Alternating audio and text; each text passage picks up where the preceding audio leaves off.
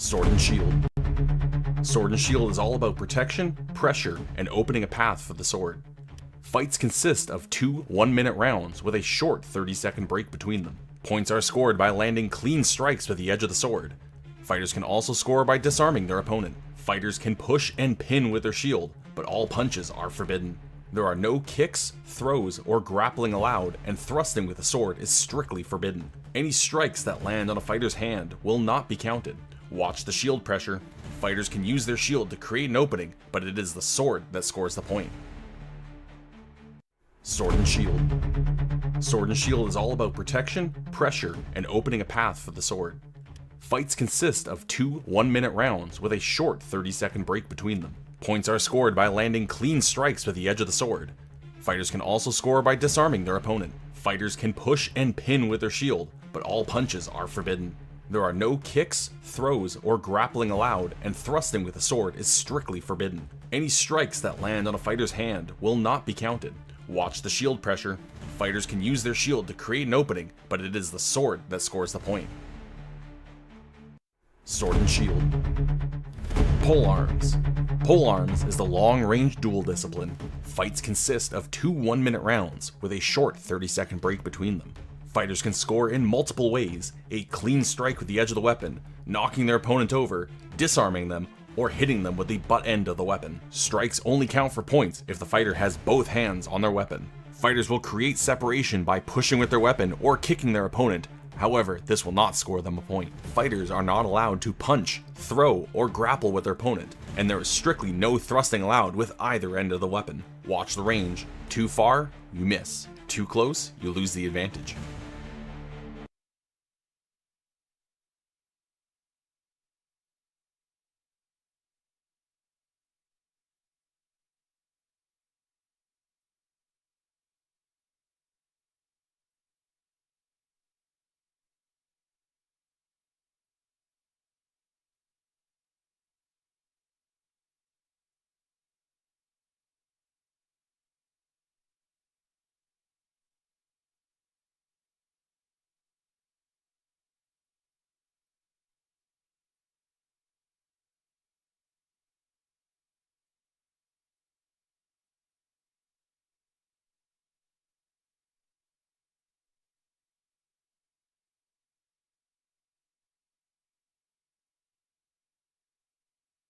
The tournament sponsor is Gohert Medieval.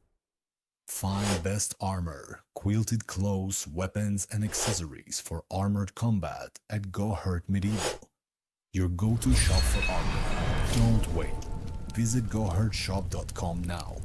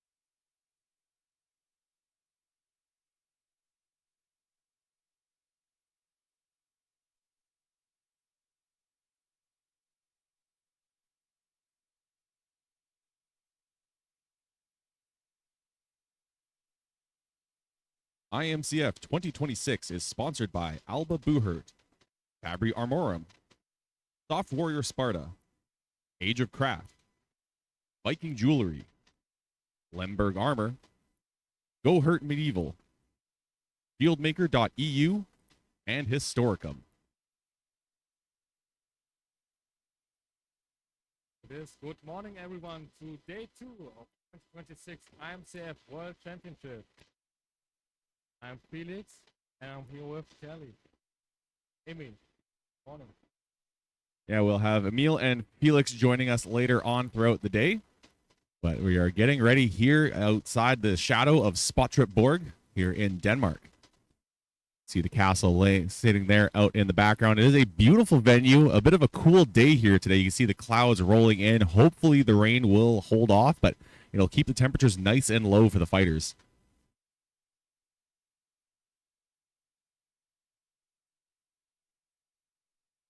On the schedule for today, I believe we are going to be starting with women's sword and shield, and then finishing up the remaining bracket fights for the men's polearm division. Later on throughout the day, we'll have the men's sword and shield. We'll finish off the women's 3 versus 3s, and then we will have the men's 5 versus 5s.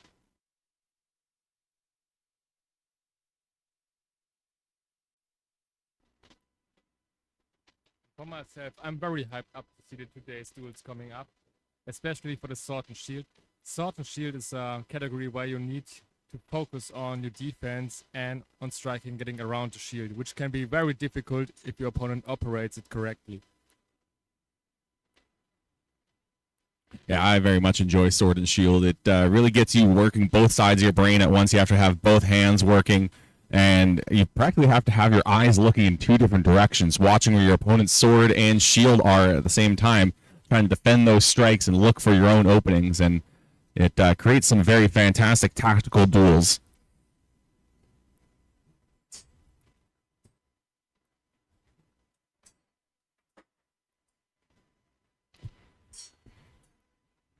So the marshal is finishing getting everything set up this morning here.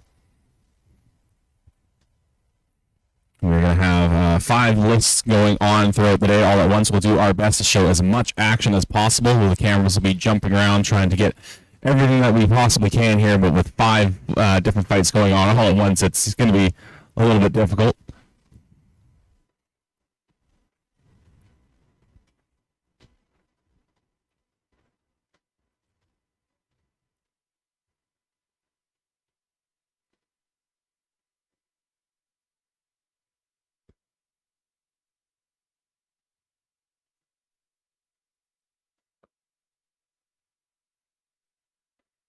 So we see the marshals discussion and just getting ready for the next duel fights.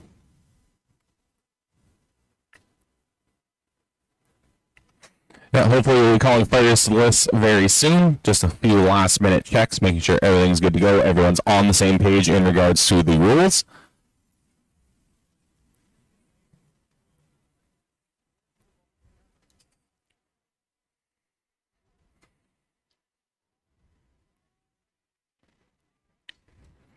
Off camera, but we can see around from our booth here, those fighters getting warmed up, stretched out, getting ready for the day's events. We had a lot of fantastic fighting yesterday, and we're looking forward to another day filled with action.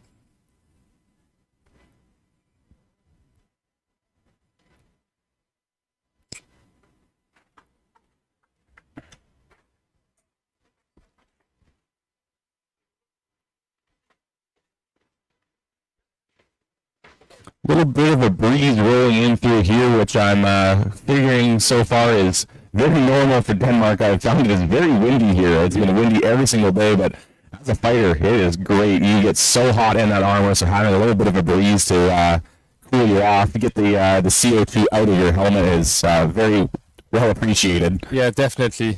Especially doing this at sea level. For your information, 2 years ago, the IMCF was held in Mexico, which was at a location 2,000 meters above sea level, where you can really feel the oxygen is missing in your lungs, which will make this combat sport even harder.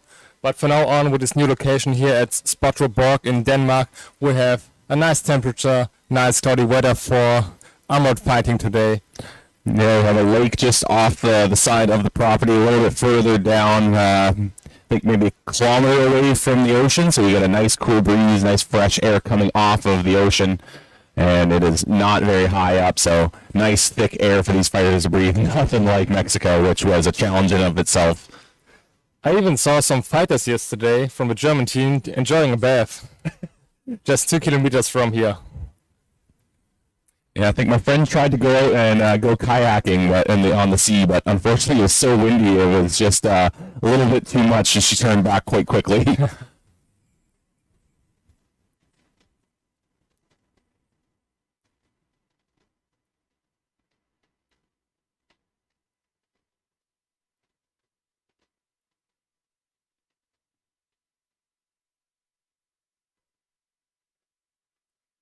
Fighters are gathering near the lists, just waiting on the final word from the marshals that everything is good to go. Starting to see a few more fighters rolling in, getting ready to go. Everyone is eager to get the day's action started.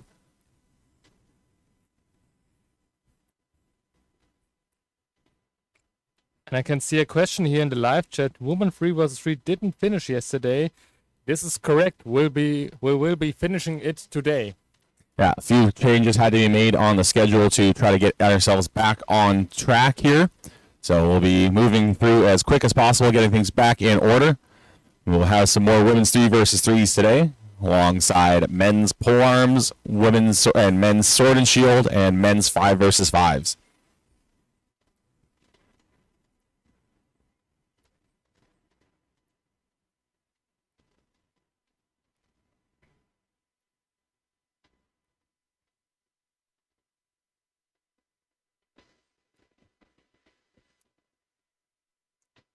Still a little more discussion going on with a few marshals. You see them all separating off into their groups by list, making sure the rules are all clear, and then everyone's on the same page so that everything is consistent between the lists.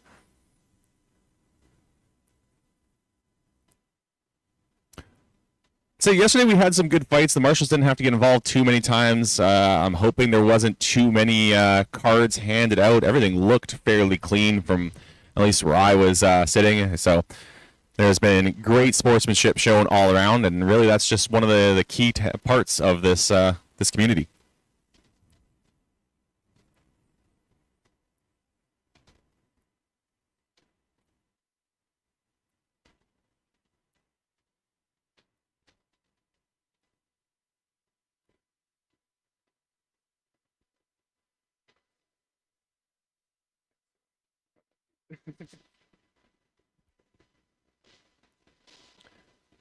Out here at Spøttrup Castle, it is a fantastic event. We don't just have the tournament going on, we have a full medieval market spread all throughout the grounds.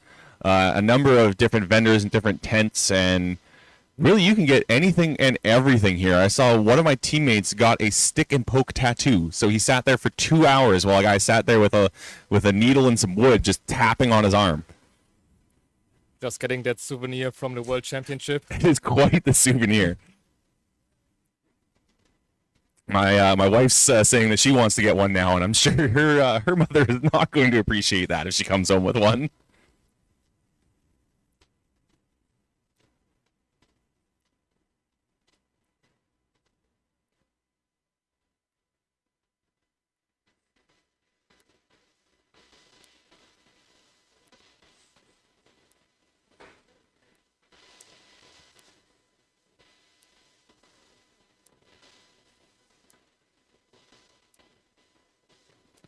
Looks like a few of the lists are ready to go. Just waiting on the last couple of groups of marshals to give the sign for that they're all ready to go, and we can get underway with today's action.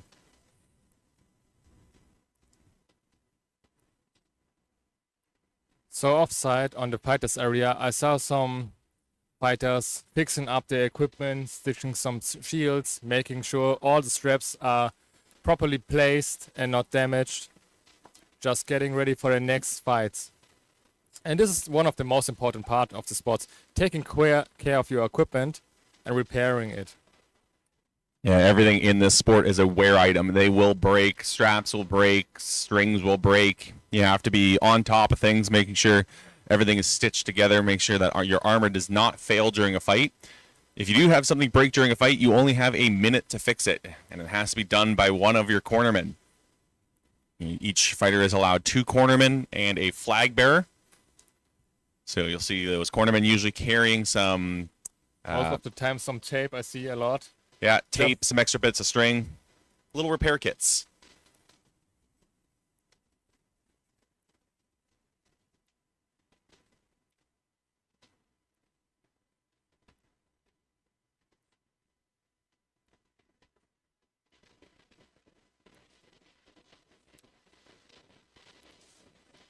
So as you can see, all our marshals are wearing yellow. This is the uniform for our referees, so that you don't mix them up with the regular fighters.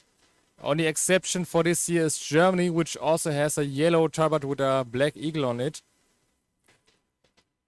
Yeah, I think you can tell the difference, though, between a German fighter and a marshal, because the Germans are usually wearing a lot more. Yeah, Germans are big, chunky guys in heavy armor. The marshals are very brave. They get in here with no armor whatsoever, and they get right into the heart of the action. So if you want an up-close seat on fights but don't want to be involved in the fight itself, find your local team, become a marshal.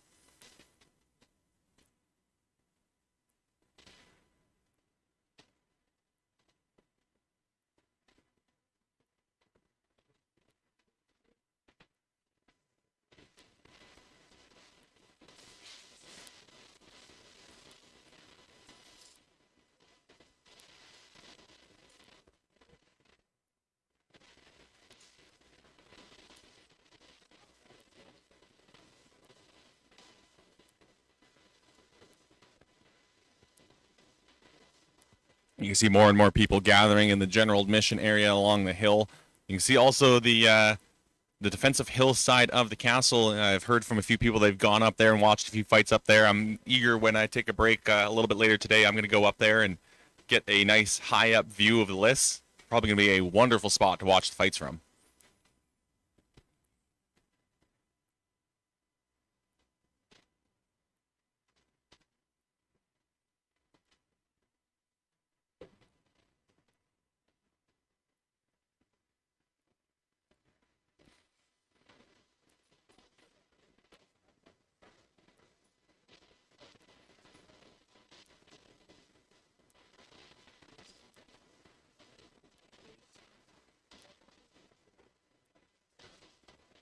So we have got fighters that have come here from all over the world. 30 countries involved this year at the IMCF Tournament World Championships.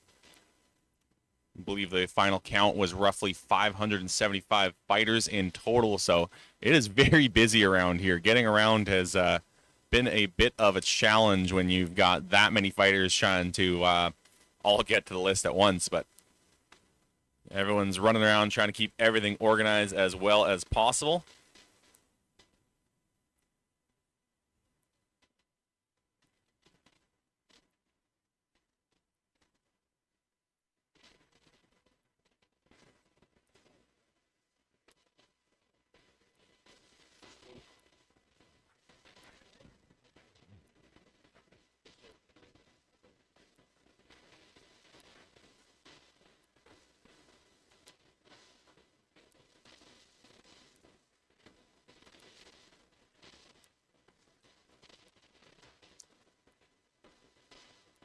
Just waiting for the fighters to come in. And I like to see the variation to the tabards. We have so many countries here, and some tabards or the coat of arms of the national teams are just as beautiful. We have for the women's sword and shield, we have especially China, Estonia, Finland, Italy, Poland, England, Ukraine, USA, Germany, Austria, Canada, Brazil, France, and Denmark. As you can tell, each of their teams have their unique special tabard to representing their country. Yeah, all the colors look amazing out here when we get shots with all the different fighters in the background, and you just see the very variant colors, and everything is just so unique to each country. Each country has just added their own little flair to it, and each tabard just it represents them so well. I don't think I would make any changes to any of them. They all just work perfectly. But I mean, it is hard to beat that Welsh tabard with the big dragon on it.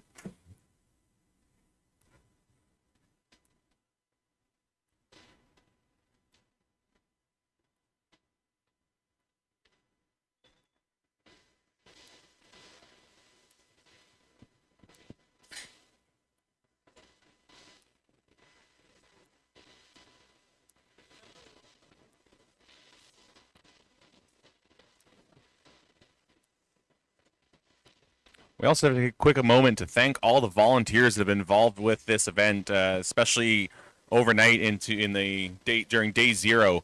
They were working late into the night. It was dark. They had floodlights set up around the list to be able to finish building the lists. I think it was past 11 o'clock by the time they finally finished all their work. So big thank you to all these volunteers that have given up their time here during their vacations and have come out to make sure this event is able to be the best event that we can possibly put on.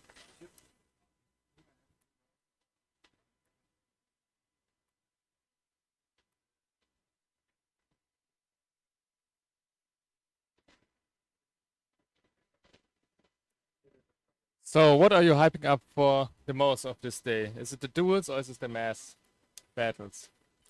I mean, I'm excited to call the melees. Yesterday was my first time commentating melees because I usually only commentate our own little regional tournaments, and we don't have enough to really do full melees other than just 2 versus 2s. So that's a lot of fun to do. But Sword and Shield is one of my favorite categories just to take part in as a fighter. So I'm really looking forward to that one as well. They put on some fantastic fights.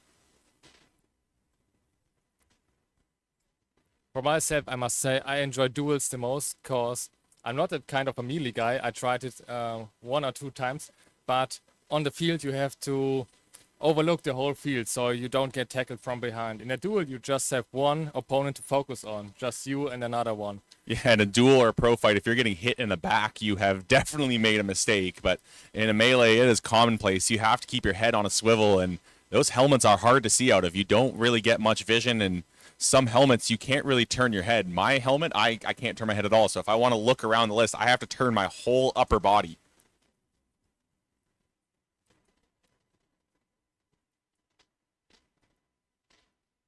Every category has its special perks, especially for the duelist ones. I pretty assume some duelists are wearing lighter armor than usual, almost like jack chains, which are metal straps tied on the arms, which are very lightweight, but offer not that great of a protection, but maybe you don't need it in the duel categories. No, especially you'll see it with the Sword and Shield fighters. A lot of them will not wear any sort of armor on their lower arm because it's covered by their shield. I know one of the female Canadian fighters, she doesn't have any armor on from her elbow to her wrist on her shield arm. And then on the upper arm, I think is just a jack chain, just trying to make that arm as light as possible. However, her other arm is fully armored, her sword arm, because that is definitely a target that gets sniped quite often.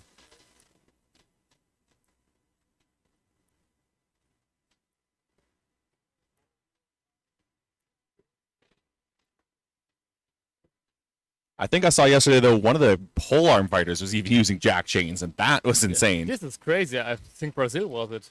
I think it might have been. And the polearms are the heaviest hitting of our duel categories. They're the heaviest weapons that we have in this sport. Each strike lands with a ton of force. We are sitting a little bit off from the first list, I think maybe about 10, 20 meters. And then the farthest list, I'd say, is almost maybe 75 meters away. Yeah, but we are hearing impacts from that list. You'll hear it like gunshot, especially from that USA fighter yesterday. He was swinging and hitting really, really hard on his opponents, nearly knocking them down just by brute force of his swings. In a duel category, you don't need to take down your opponent. Your opponent is allowed to stand up if he falls. It's only about making points, but even if you hit so hard that your opponent gets scared to get close, it can be a huge advantage, even at this category. Yeah, I can definitely create a bit of a mental game, make them kind of hesitant to step in close with you and kind of engage with you, and you may also just kind of make their arm a little sore, make them a little slower, and I think that's what that big fighter is going for. It was also a huge axe that he had as well, so he had a ton of leverage on that thing.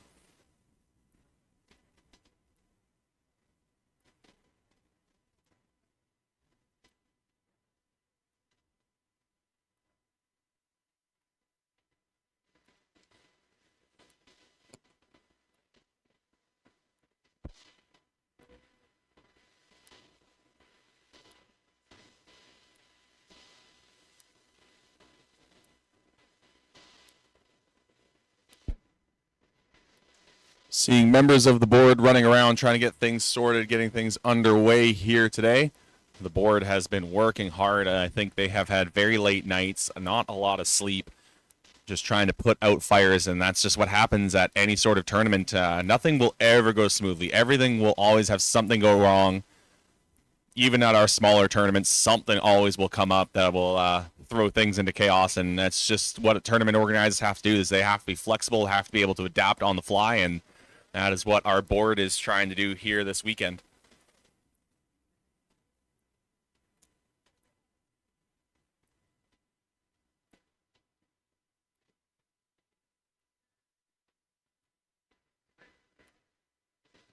Beautiful facility we have here this year. It's a ring that they normally use for, I think, jousting, and they do host some other tournaments here throughout the year. Spøttrup looks to be quite the museum and facility. There's quite a reenactor scene here. I've seen a lot of people wearing very authentic clothes and beautiful historically accurate armor.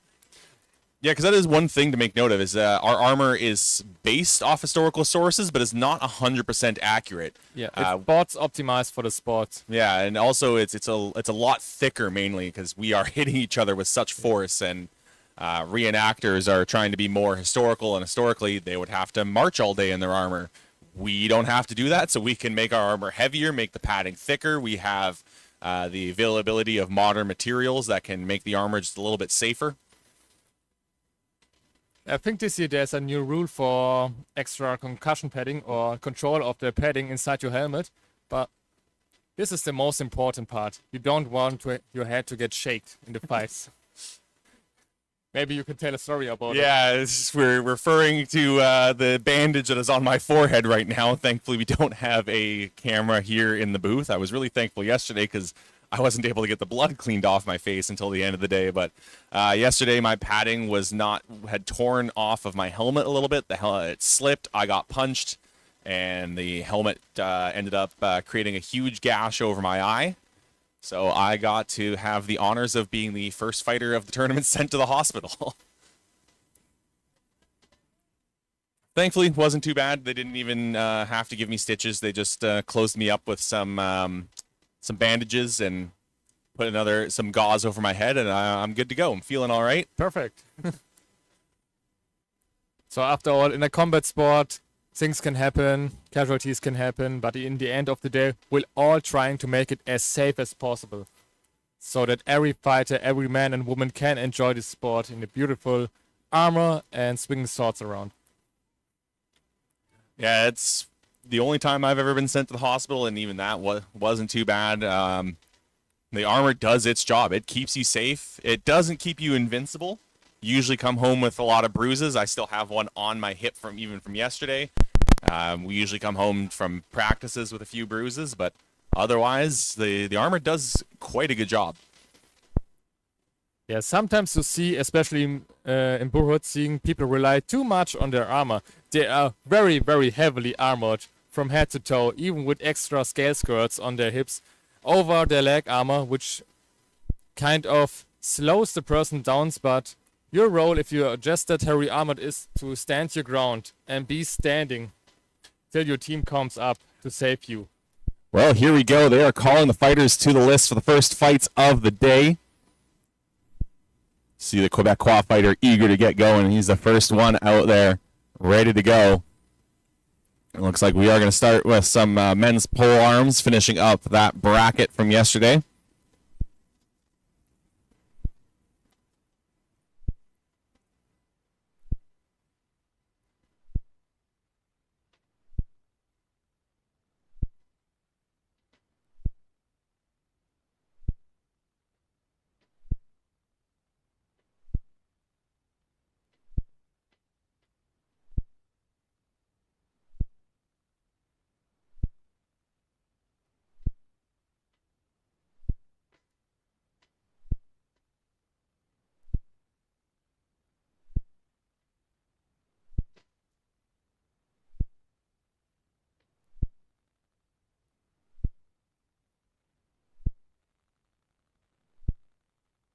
And it seems we have Canada preparing in the list and France.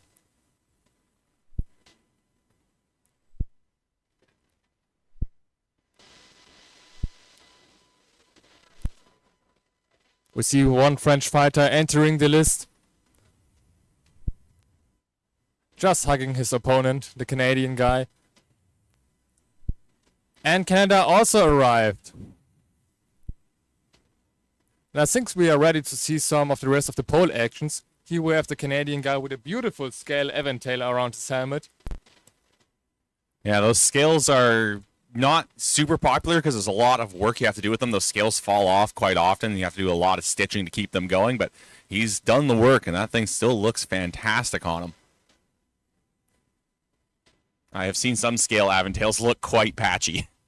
Yeah, some fighters really try to make up with their armor and try to express themselves through the armor. I even saw yesterday a man in full blackened armor, which was kind of blued in the way with golden accents, very fancy. And here you are allowed to mix medieval armors up. It must roughly fit the year and where it was historically. So you see the marshals now doing their last checks to the fighters, making sure the helmets are secure, all the pieces of the armor are secure and in place. And once they have given the okay for both fighters, we'll get underway with our first fights of the day, getting into the male pole arm action.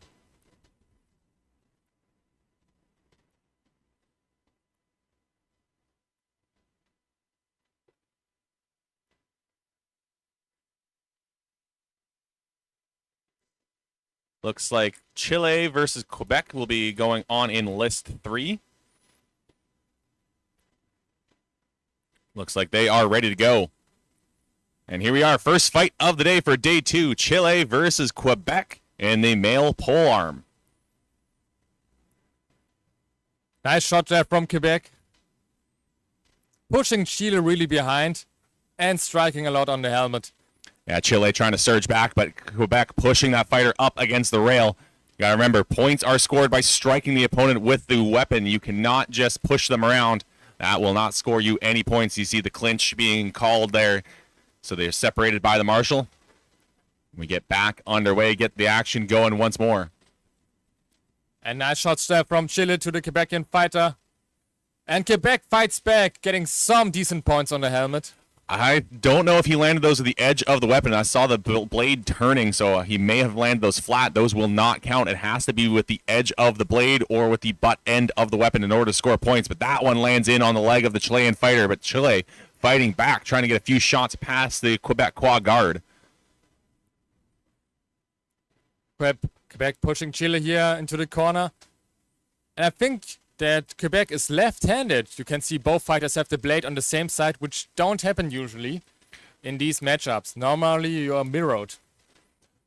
Yeah, but I see fighters, they'll swap grips quite often with the pole arms here, as that will be the end of the first round. They're going to go to their corners, get a little bit of advice from their cornerman here. You see the Chilean cornerman trying to fan off his fighters a little bit. I mean, like I keep saying, it's a little cool today, a little breezy, but even in that armor, you build up a lot of heat. So you try to just get that little bit of air moving, try to get the old air out, get some fresh air in, let them breathe.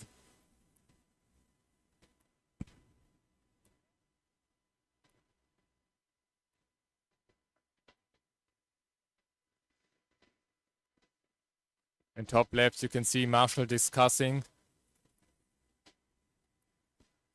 counting the points of each fighter, and in the second round, one of those two fighters have to make up. You can see the marshals discussing that, and I think they may be discussing the edge alignment on the Quebecois fighter. As I saw a few of those that came in and landed, he did not have the edge lined up and did not hit the edge of the weapon. So the marshals, I believe, spotted that as well and are going over that, trying to make sure they're counting clean, legal blows here as we go take a quick look at Ireland versus Germany over in list 5. There we have Germany interfering with some issues with his gauntlet.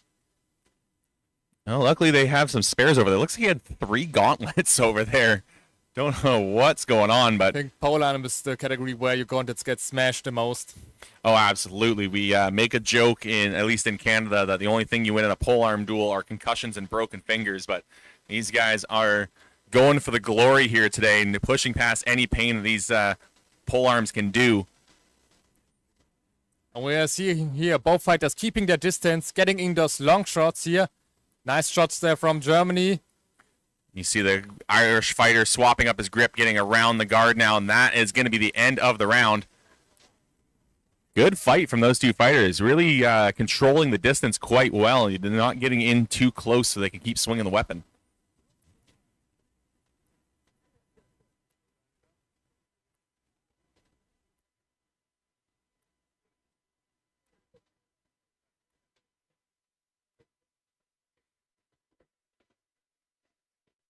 Yeah, nice beefy gauntlets that the polearm fighters will have to use in order to keep their hands safe.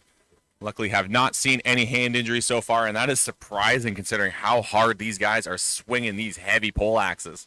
I can read in the chat we have some supporters for Ireland, and greetings to Kyle from Ireland, which must be the fighter in the list right now.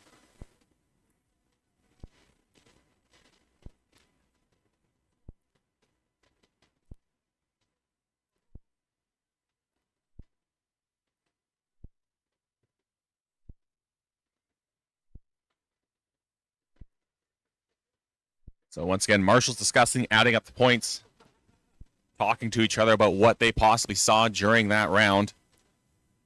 And we have both fighters here resting. I think you are allowed to bring a chair for your fighter, but most of the fighters just decide to stand with their arms on the rail and resting in between those rounds. Yeah, I see in the rules that it does allow the option for a stool, but I have never been given a stool at least. But for an event like this, it just feels like a little bit of extra things to pack, especially when you have such a short break in between rounds, and sometimes it just feels not worth it when it's only a 30-second break, or it's supposed to be a minimum of 30 seconds. Doesn't feel worth it to drop yourself down and then have to pick all that weight back up to stand back up. So instead, the fighters will just lean back against the rail, put their arms on the rail, take the weight off of them. And here we can see Quebec versus Chile in the top.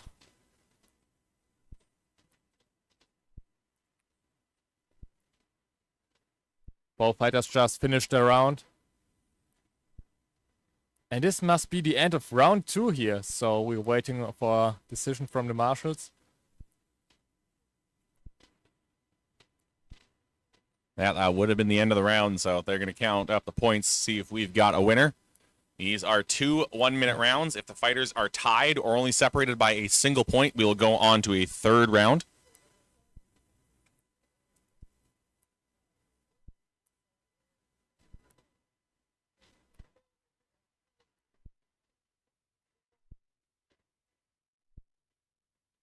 And we have a decision here. The marshals giving the sign to take off the helmets of the fighter.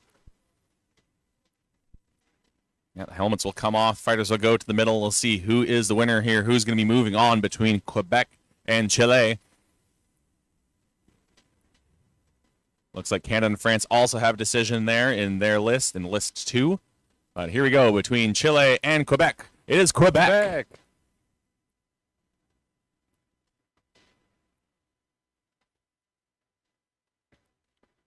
And we will switch back to Germany versus Ireland. Germany controlling the center of the list. Ireland backpedaling, circling around, and that is going to be the end of the round, though.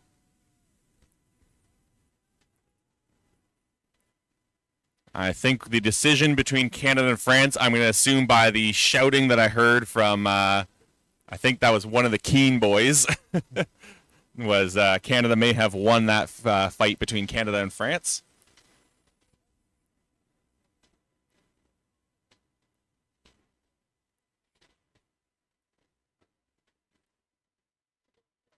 You can see here on the resting German fighter that he painted the left knee of his leg armor.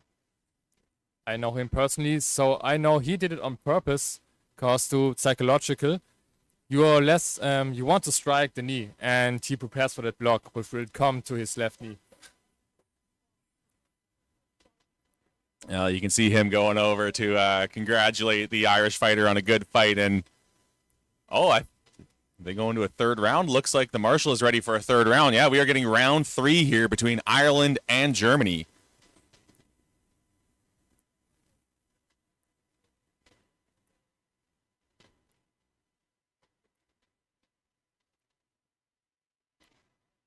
So a close-fought match between these two fighters coming in after 2 rounds, still tied. So this is going to be a third and hopefully deciding match, or round in this match.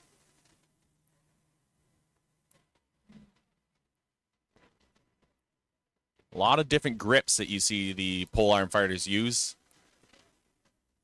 You can see Germany here. Couple good strikes landing in on the helmet for the Irish fighter. See Germany swapping up his grip as well here, trying to try a new angle. Germany now under pressure, with Ireland a few points ahead. Now he needs to get into those points. Oh, there's a couple nice shots. shot there. There's another snipe. I think the German may be up now. Good combination to the helmet for the German fighter.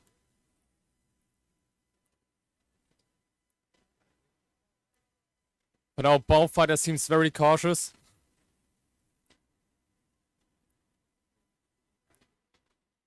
And this was the end of the third round. Think we may have a winner here. That was still very close, very hard fought, and very good fighting spirit shown by both competitors.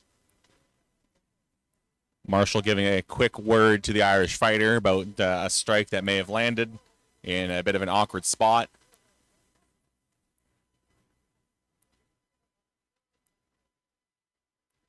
Yeah, the German fighter landing a number of strikes there. The Irish fighter came out strong in the beginning of that round. Here we go. We're going to take a look over at Italy versus Ukraine over here in the other list. Looks like they're getting ready to go and begin their match. Now there we have the fighter's salute. And Italy changing their grip. Kind of looks like a reverse grip here. Yeah, holding the weapon completely upside down and creates a good defensive stance and a good opportunity. Never seen that before. And nice shots there from the Ukrainian. Oh, here we go. Germany and Ireland. The winner is Ireland. So the Irish fighter was able to build up enough of the lead that the German just could not quite overcome at the end of that round. But back over to Italy and Ukraine. Italy getting a good shot in on the helmet.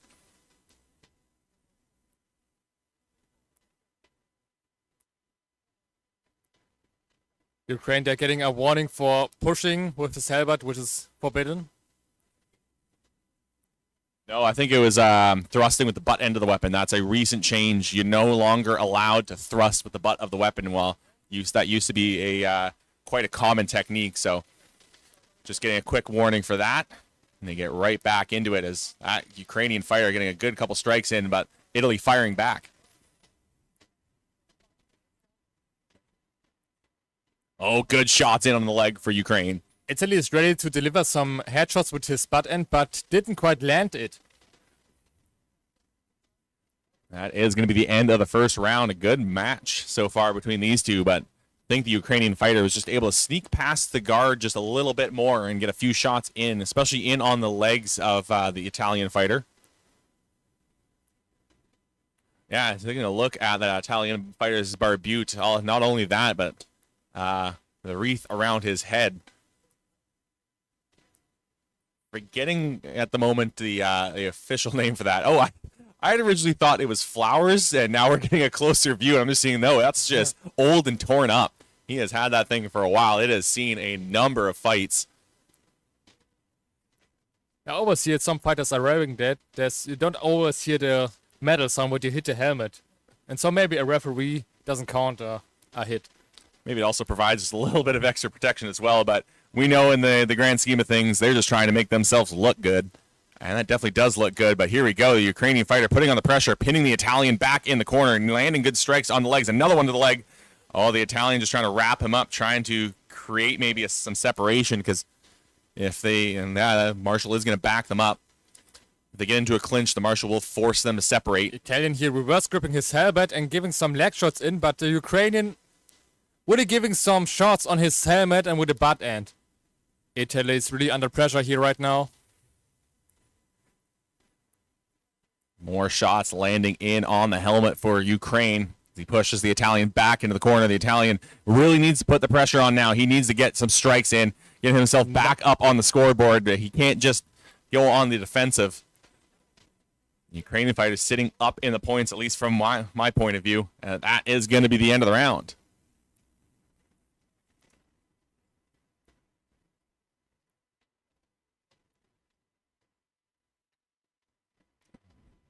So, Ukrainian fighter looking quite good in that round. We'll see if that is going to be enough to take the victory here.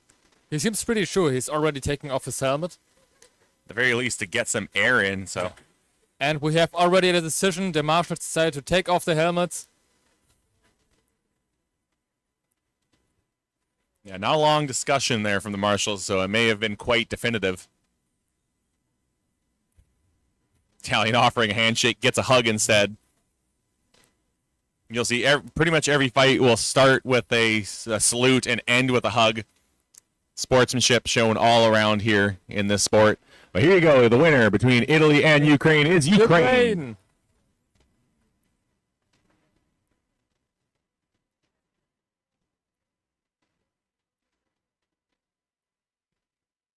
Now you're going to even offer some advice For that reverse grip technique.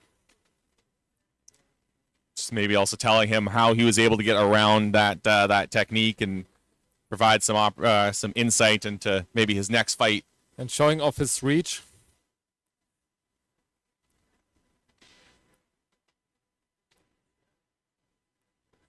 Maybe do not do that reverse grip so often.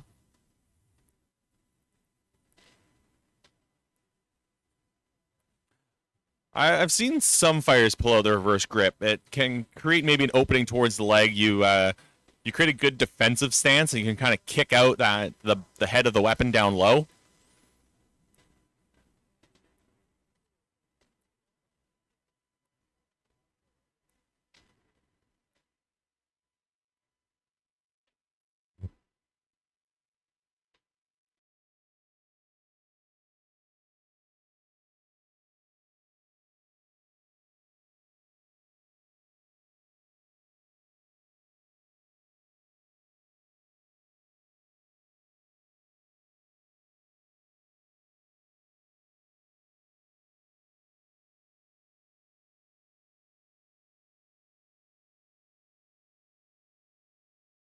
The tournament sponsor is Go Hurt Medieval.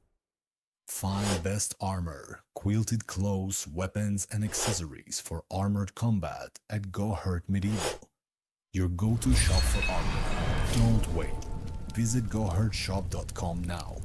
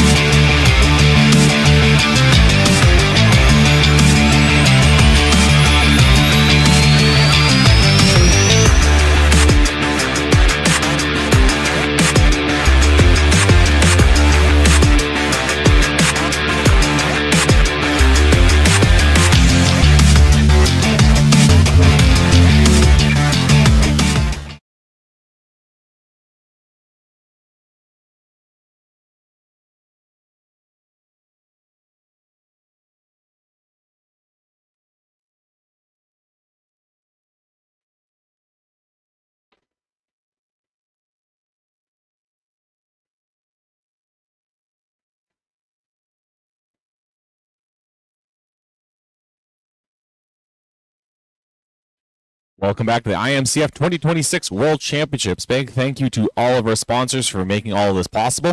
A lot of them are on site as well, so a few fighters are having to figure out how they're getting some stuff, extra stuff home in their luggage.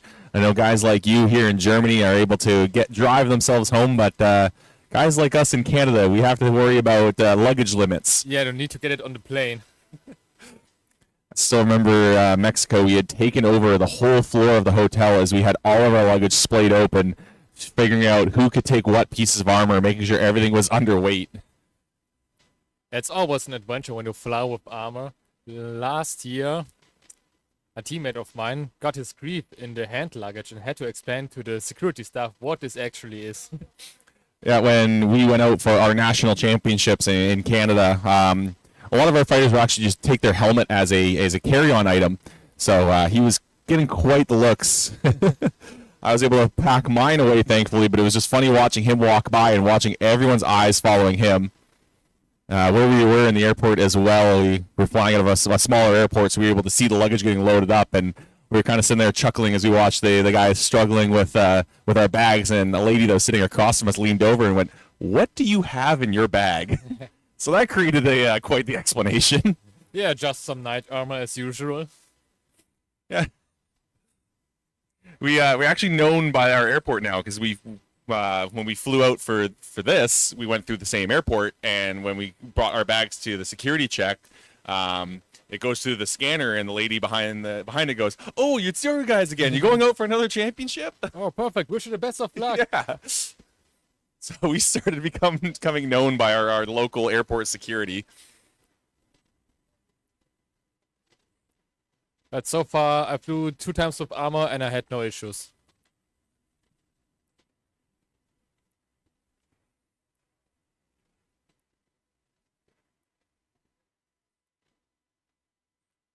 Yeah, some places don't allow metal items as their carry-ons. I know that was an issue that was faced in Mexico, so the fighters could not use their helmets as carry-on. They had to figure out how they could fit them in their luggage, take that extra weight.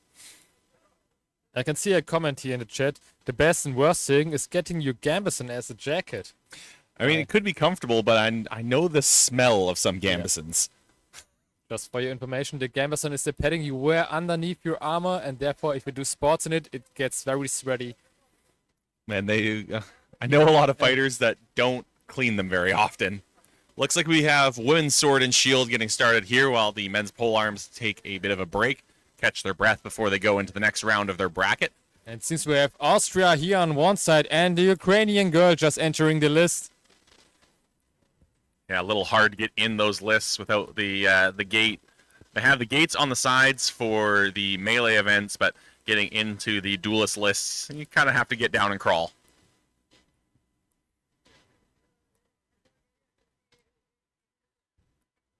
The Ukrainian fighter just getting some last fixes on her shield.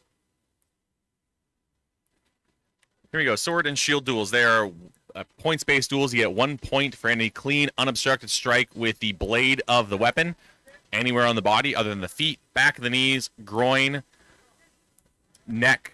No thrusting is allowed. Hand shots are not illegal, but they are not counted for points.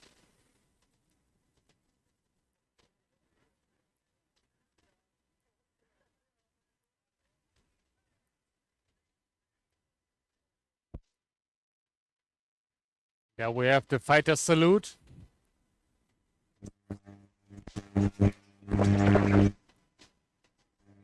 And here we have the first sword and shield duel, Austria versus Ukraine, and both fighters really giving it in. Fully recharged. Ukraine very aggressively, but Austria also here trying to get some leg shots beneath her shield, but Ukraine blocking it very goodly. Ukraine getting some helmet strikes there. Yeah, I got to work the levels. Got to go low, go high, anywhere where the shield isn't. Try to find an opening. Dodging with her legs there, don't giving the Ukrainian those leg shots. And you can see the body is leaning back and the shield stays in front. Nice shot there from the Austrian fighter. Yeah, you can push with the shield, but you can't punch with it, so they can push it, try to create separation, try to pin the opponent's arm. You see the Austrian doing that, trying to keep the Ukrainian fighter at bay, keeping them at range. I think one of those shots was able to get through on the helmet, though. And the rule number 1 of Sword and Shield, the shield always stays up and stays in front. And this was the end of the first round. What a first round we see here. The women's Sword and Shield. Here you can see the pure beauty and the pure speed of these dual categories. On display with those two fighters. It is a mix of technique and strength that you need to stop the Austrian having to push the Ukrainian fighter back. The Ukrainian fighter trying to push through, get past the Austrian shield. Very well fought match. Great opening match here for the women's sword and shield category.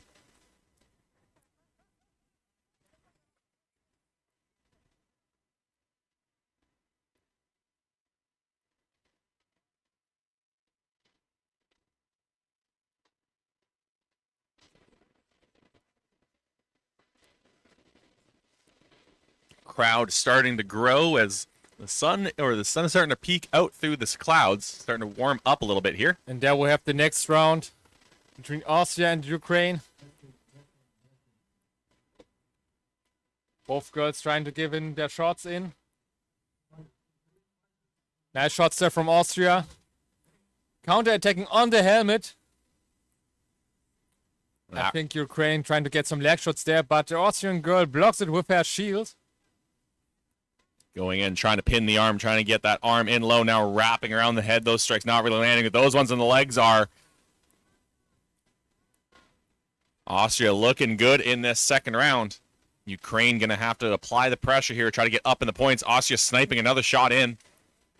Another one landing on the helmet for Austria. Some shots there from Ukraine, but Austria really far ahead. And now won't let that happen.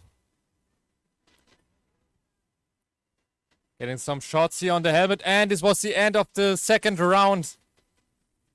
All right, we'll go and see if we have got a decision between these two fighters. It's a well-fought match, but Austria looked really good in that second round. We'll have to see what the marshals say. Waiting to see if we have the signal to take the helmets off.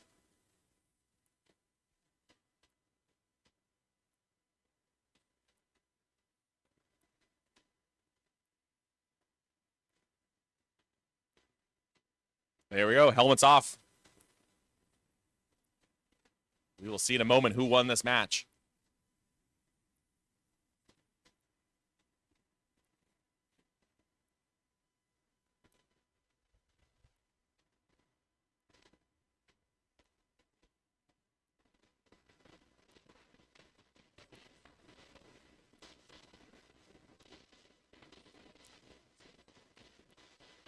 All right, your winner between Austria and Ukraine is Austria. I think she looked good that match. She was really working past the guard, and I think the Ukrainian fighters kind of started to tire out in that second round. So, fantastic match from Austria. Yeah, definitely peak performance here from Austria. And also from the Ukrainian, giving some hard resistance, especially in the first round. Yeah, Ukraine looked really strong in that first round. I think they may have had the lead going into the round break. And then that second round, though, the Austrian fighter maybe got a bit of advice from their corner. She really changed up her strategy a little and pushed in, was able to, instead of pushing the Ukrainian back, stepped in to fight with her and started getting those shots in on the leg.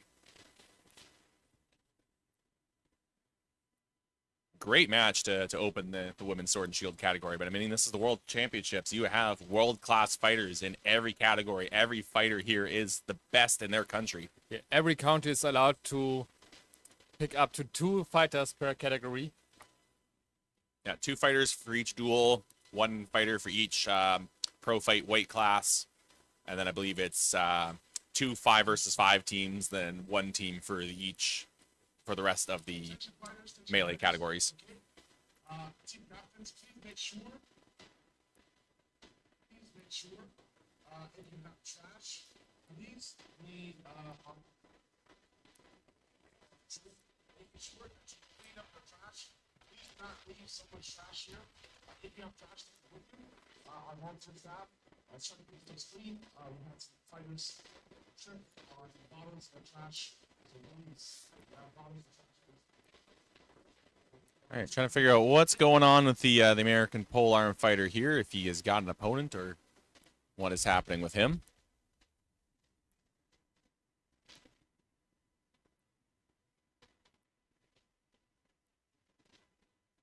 Looks like he is exiting the list.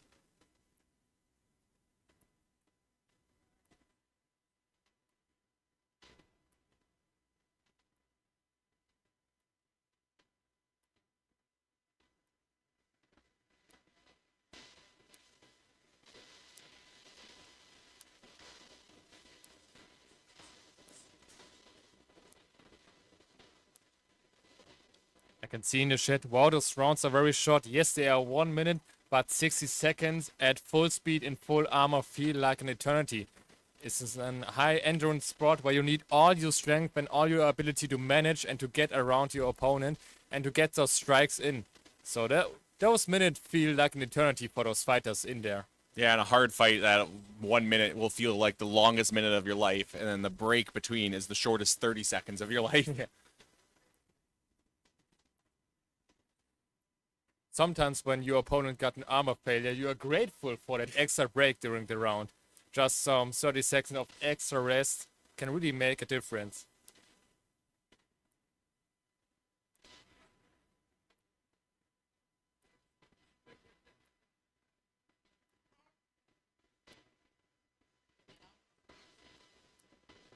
All right, trying to sort out who's up next here for these next fights.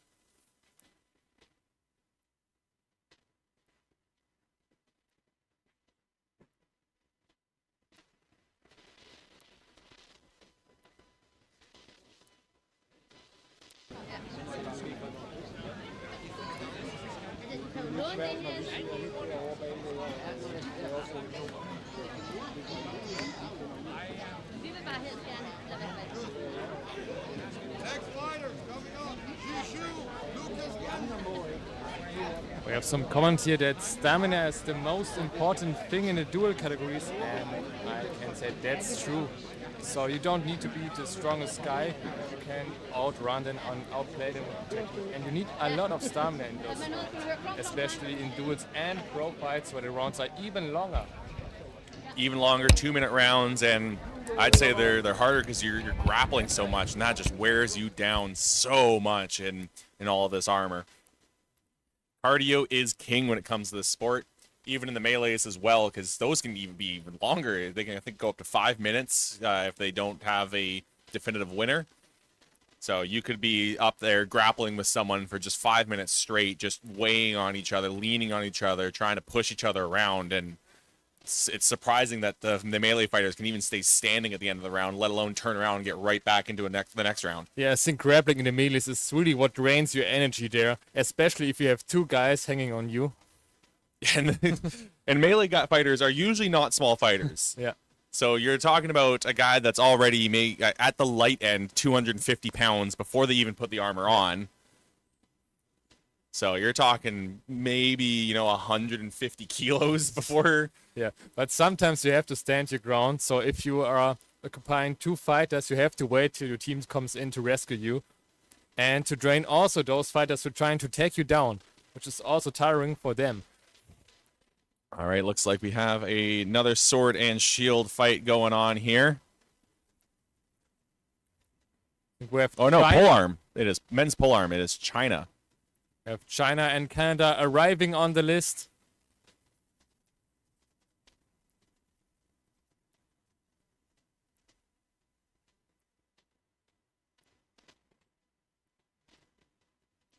Or is this now the men's sword and shield? I thought I had seen a shield. Yeah, it is men's sword and shield. That is my team captain there. Should be able to recognize him even from a distance.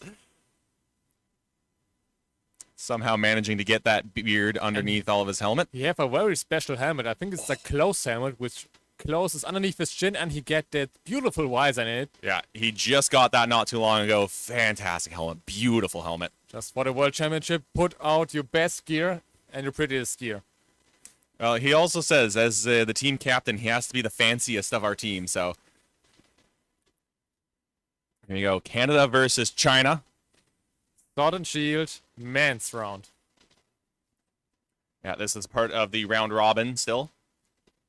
This is, I think, the first fight in the men's category here for Sword and Shield. Marshall's just doing last-minute checks, making sure he's wearing legal shoes as well, as fighters are not allowed to have any sort of modern tread on their shoes. Here we go. Looks like we are just about ready to go.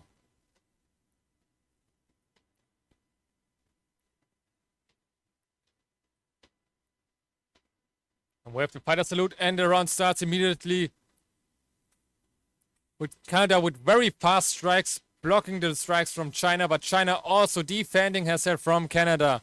Couple of those strikes, though, I think of a Canadian landing in on the sword elbow of the Chinese fighter. But Nice defense there from both fighters. China's very lightweight on their feet, trying to get some leg shots in there. Yeah, I think at least one of those got through. The Chinese fighter really being the one to be a bit more aggressive. The Canadian adopting a bit more of a defensive, countering fighting style. Has to keep circling. You cannot back straight up, get yourself stuck in that corner. You can see him circling around the list, trying to get around the Chinese fighter to make sure he does not get pinned up.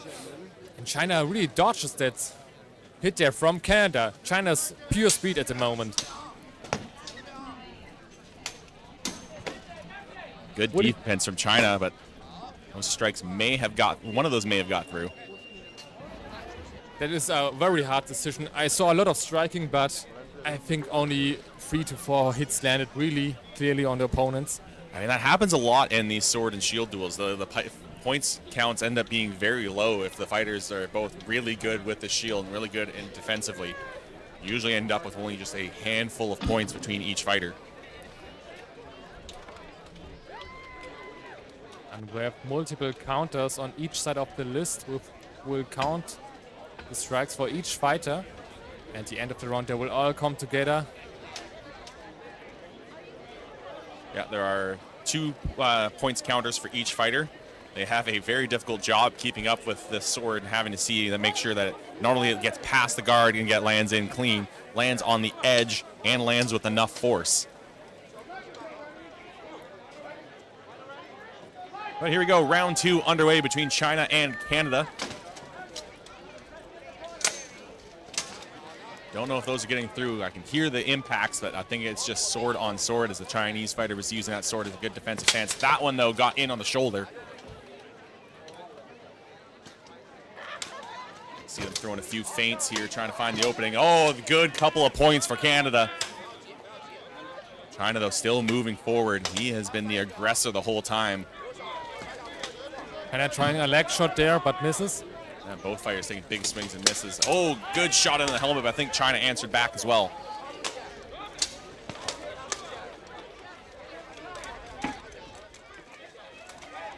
China now pressing on Canada here.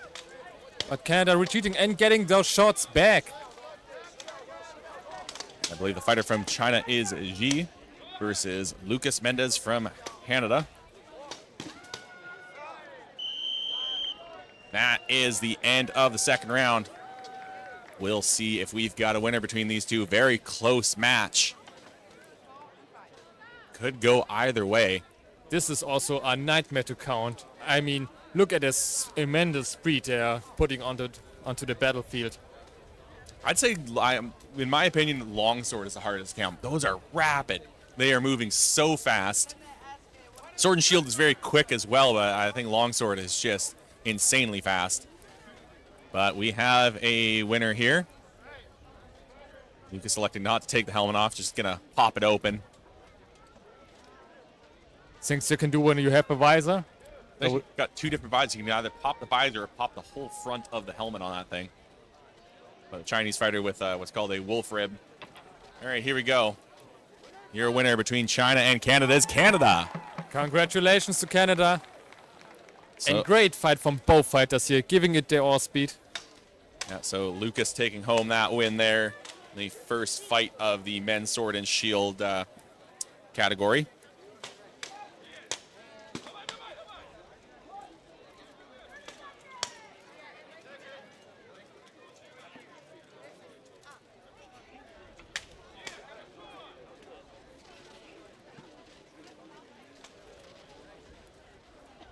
Good fight from both of them, though. Very hard fought here as we go over to the men's pole arm category. Once again, Canada versus Ukraine. Ukraine pushing forward, swinging away. The Canadian defending well here. So they now move behind the Ukrainian flag. Oh, that was good butt end strike from the Canadian. That is going to be the end of that round.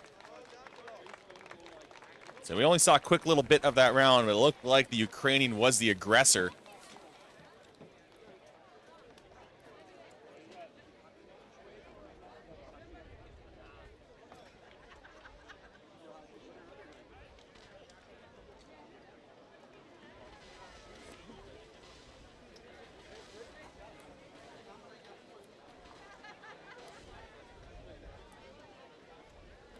Wind picking up here once again. The sun is coming out, going to maybe warm things up a little, but the wind is still going to help, as we've got a helmet off call here for Canada versus Ukraine.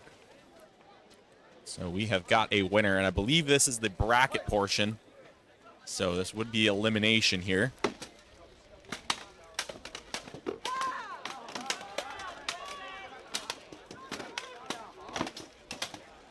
Now we will see who will succeed. Canada or Ukraine, and the winner is Ukraine! Cheering up here for the crowd from Ukraine.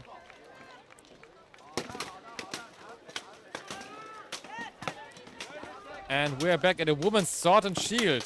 We have China versus USA.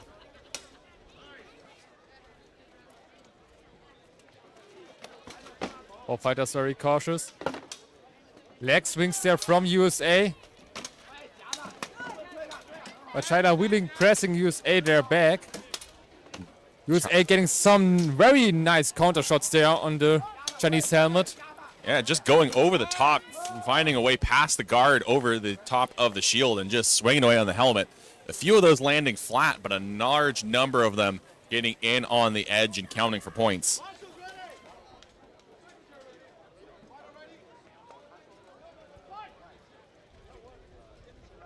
You can see both fighters getting tips from their coaches.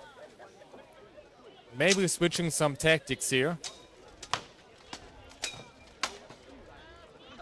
Yeah, the fighter, you see things and adapt, but the coach is able to see things with a bit more of a clear mind, with a little bit less adrenaline, so they can tell them what they've spotted, let them know what adjustments they need to make, what's working, what isn't.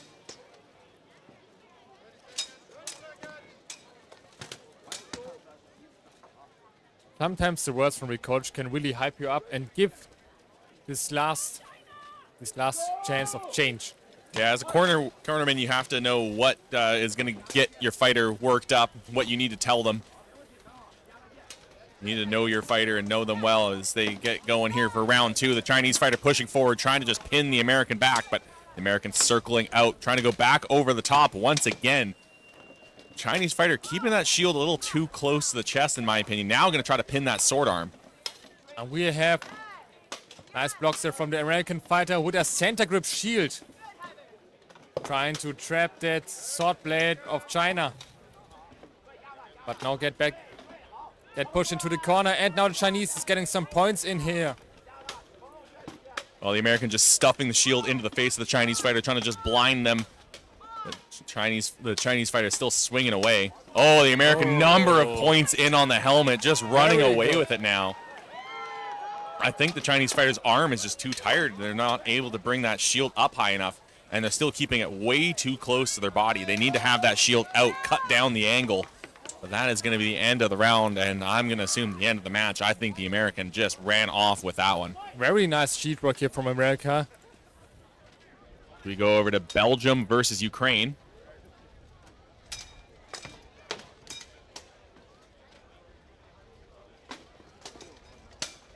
Oh, very nice shot from Ukraine there. Yeah, good couple of strikes in the legs. Both fighters getting one there.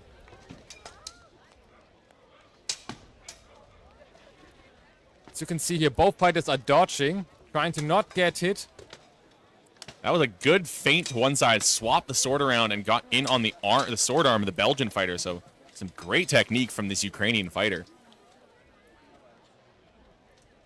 You either need to stop the blade with your own blade or with your shield, otherwise it will count as a hit if it lands with the edge side of the sword.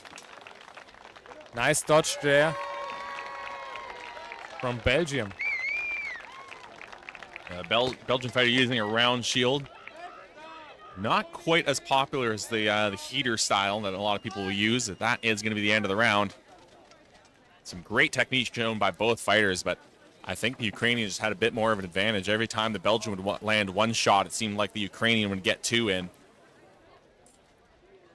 And yes, the Belgian flag, I think, is 2 sticks that they found in the woods tied together. It saves weight when you're traveling. You don't. I see the Ukrainian fighter wearing a cap and the Belgian fighter just picking all of his hair up in his helmet.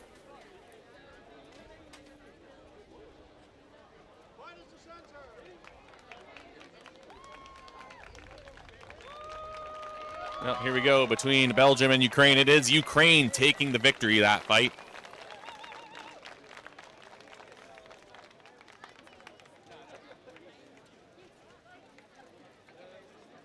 Yeah, I've also heard of countries traveling with only the heads of their pole arms, and then when they get to the venue, going off into the woods, finding a big stick, whittling it down, and making that into the pole arm haft just to save weight. Definitely saves a lot of money during the traveling costs, and also a lot of space in your luggage. So we got a couple of countries from overseas like Canada, USA, Chile, Brazil.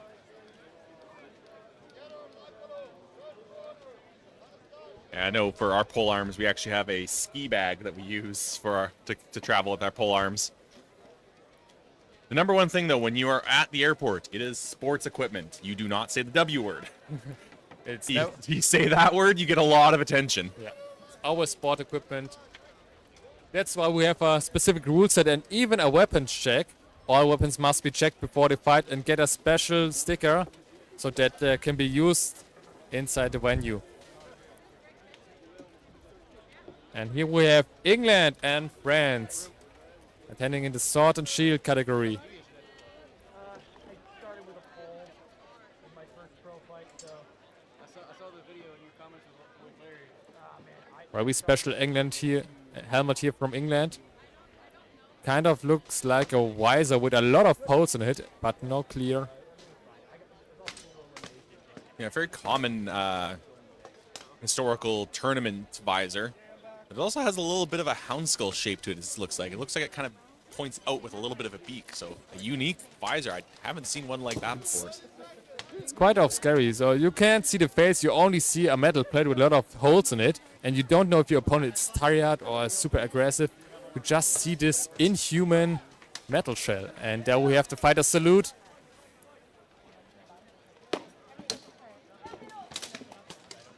Nice shots there, but no points scored. I think the French fighter getting a few in now, hitting the leg of the English, now going over the top. Oh. A very historical rivalry going on here between England and France. As they now size each other up. Good strikes landing in for the English fighter, getting one on each shoulder, but France answering back. We got some handshots there, which are worth 0 points. Nice headshot there from England. Countered by a headshot from France.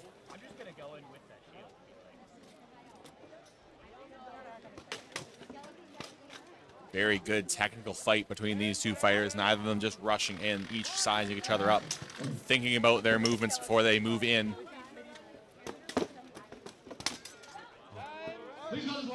England pushing with her shield. That is going to be the end of the round. And you were saying, though, a little scary looking at a fighter not being able to see their face. Sometimes it's almost scarier to see their face. And there was one guy from my team that I spar with who wears a wolf rib. And I don't know, it's a little unnerving when I see him smiling at me during the middle of a fight.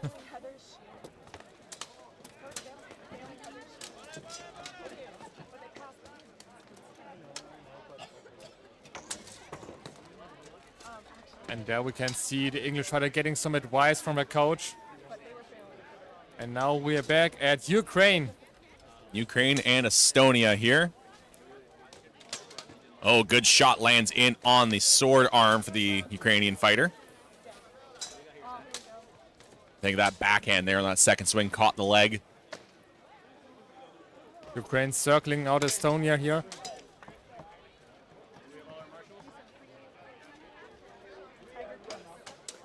Keeping his distance there. Meanwhile, France and England begins round 2 over there on the right side of your screen. See if we can keep an eye on. I think the other round just ended, so we're going to swap over here to France and England. Watch the second round between these two fighters. English fighter was trying to go up for the head. Good defense, though, from the French. Keeps that strike away from them. Oh, that one, though, got through and got in under the body there, but France answering back. France putting on the pressure, pinning the arm well, and getting a number of strikes in. Now is a good exchange for the French fighter.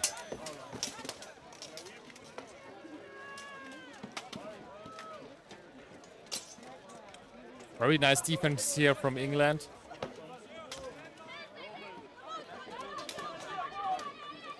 And now England is getting in, getting some headshots here, but France is countering. And this was the end of the second round. We will see if we have a decision here. It's tough to call. That one I will not confidently say one way or the other. Both were having some good exchanges. It's very close. Both Really also close. having similar movement on the side. Just getting those headshots and lectures simultaneously in on each other. So it is tough to call. We'll have to see what the marshals say about this one. I've done points counting before, done quite a bit of it, and it's a tough job. You have to watch so closely, but things move so fast. You have to make the decision at the moment. You have no time to think. Yeah, sometimes never blink. Yeah. Especially during longsword. This is one of the fast exchanges you Yeah. can see. There's so many times, though, as a points counter, you're just wishing that you could watch slow-mo replay afterwards going, okay, did that actually land? Did that not?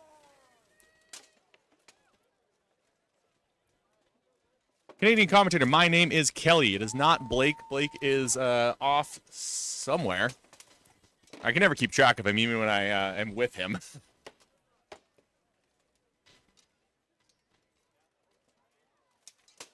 Most of the time during the event, the fighters are either running around in armor or resting, preparing for the next fight. And we have a decision here.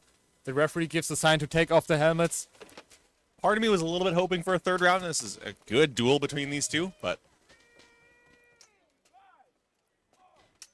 See over on the right side of the screen, the volunteers taking a look at the list, preparing some damage. Once again, big thank you to the volunteers. They have done such excellent work making sure that we have these fantastic lists. They are beautiful.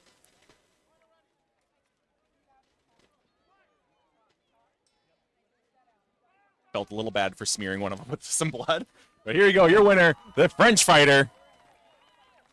Huge cheering from the crowd. Close fight between those two. And this woman is taking home another victory for France.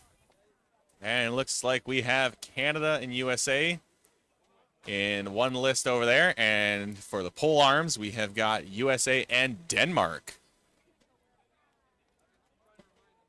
Oh, I remember our American guy here. He's the one with the very long axe and the very hard swings. So this will be a very hard match. Yeah, the Danes have the advantage of the crowd behind them. The Danes have been supporting their own, coming out and cheering loud, and that just fuels these fighters. We see it every time. There's definitely a home field advantage when you have those loud cheers that you can hear through your helmet. It just fuels you, spurs you on, lets you just dig deep and get a little bit more energy out. So let's go. Denmark versus USA in the men's polearm category. Both with a similar range. The weapon seems pretty long on both sides. Very heavily armored fighters here.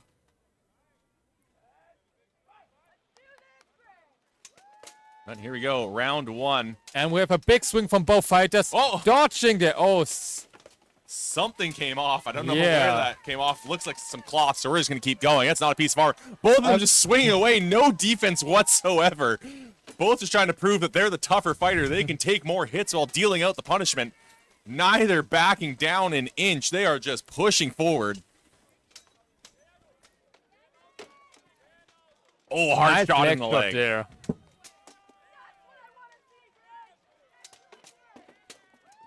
I think that's maybe a bit of Talbot the Danish fighter just cut from the American side there.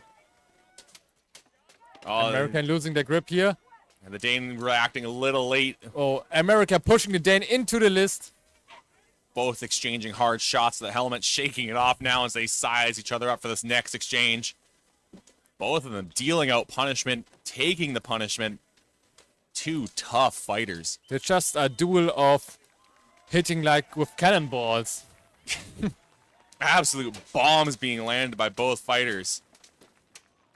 And you can hear the Danish crowd cheering loud for their fighters. So we go to Canada versus USA. USA landing a couple shots there right in at the end, right before the whistle.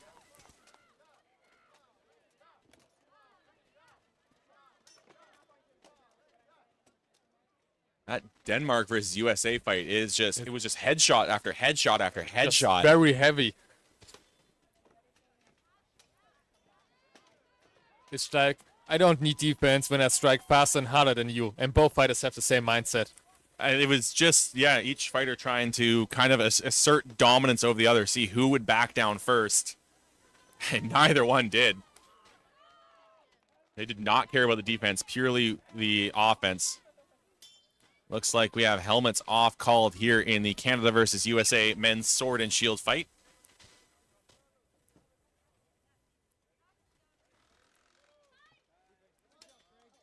It is Lars Keen against Greg Fisher, I believe. And your winner is going to be Greg from USA. And we're gonna be switching to round 2 against Denmark versus USA in the pole arms division. Nice shot there from USA. Oh, big butt strike from USA to the charging and advancing Dane. Denmark getting in some points there. But USA just dangerous with his heavy hitting axe, and another strike there from USA. I think USA just blocked a few strikes from Denmark there. That one got in, though. Denmark landed that one nice to the side of the helmet. Maybe he wants revenge for his cutted tabard. Nice shot there from USA. Denmark getting a shot here on his helmet. We're hearing the crowd getting loud for their Dane. Stomping on the bleachers as they get towards the rails, sending the marshals scattering. And this Danish fighter really now gets to need his Viking rage right now for defeating the American fighter. You can see both fighters getting tired, but really hitting very strong and very hard. One last hard shot in from the American right before the whistle. Good match between those two. A fantastic match, and a good match showing exactly why I will never get near the pole arms. Those guys were swinging hard at each other. I would not be able to have taken that punishment. I think I would have taken one, maybe two of those. I think I could have taken two. I mean, the first one would have dazed me. The second one would have laid me out. Yeah. And this is why most of the polearm fighters wear heavy armor, nearly similar as Burhood armor. You nearly never see light armor here or jack chains. It's always big pauldrons and very heavy riveted and articulated arms. Because you definitely need it, and you need a big and strong helmet, especially for those shots. We have the referee. We go back to, looks like Canada versus Ukraine over there for the men's sword and shield category. That will be Vasil Nazarov versus Lucas Mendez. Lucas getting one in on the helmet. Ukraine pushing forward, though. Ukraine holding the center of the list. Canadian doing the same thing as the last round, circling around the outside, letting the other fighter control the middle. Ukrainian got a good couple of shots in on the leg there right before the end.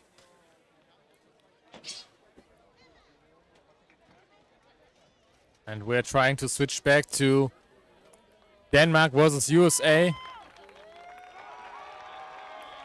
And we have a winner here. It's USA. Yeah, the American fighter just taking that one. I don't know how much of a gap that was, but really credit to both of those fighters showing their toughness, showing their spirit. Absolute brawl between the two of them. Yeah, after this match, you really need a break of half an hour to get your brain back into position. Go lay down somewhere quiet and shady. As I think Canada versus Ukraine is getting ready for the next round.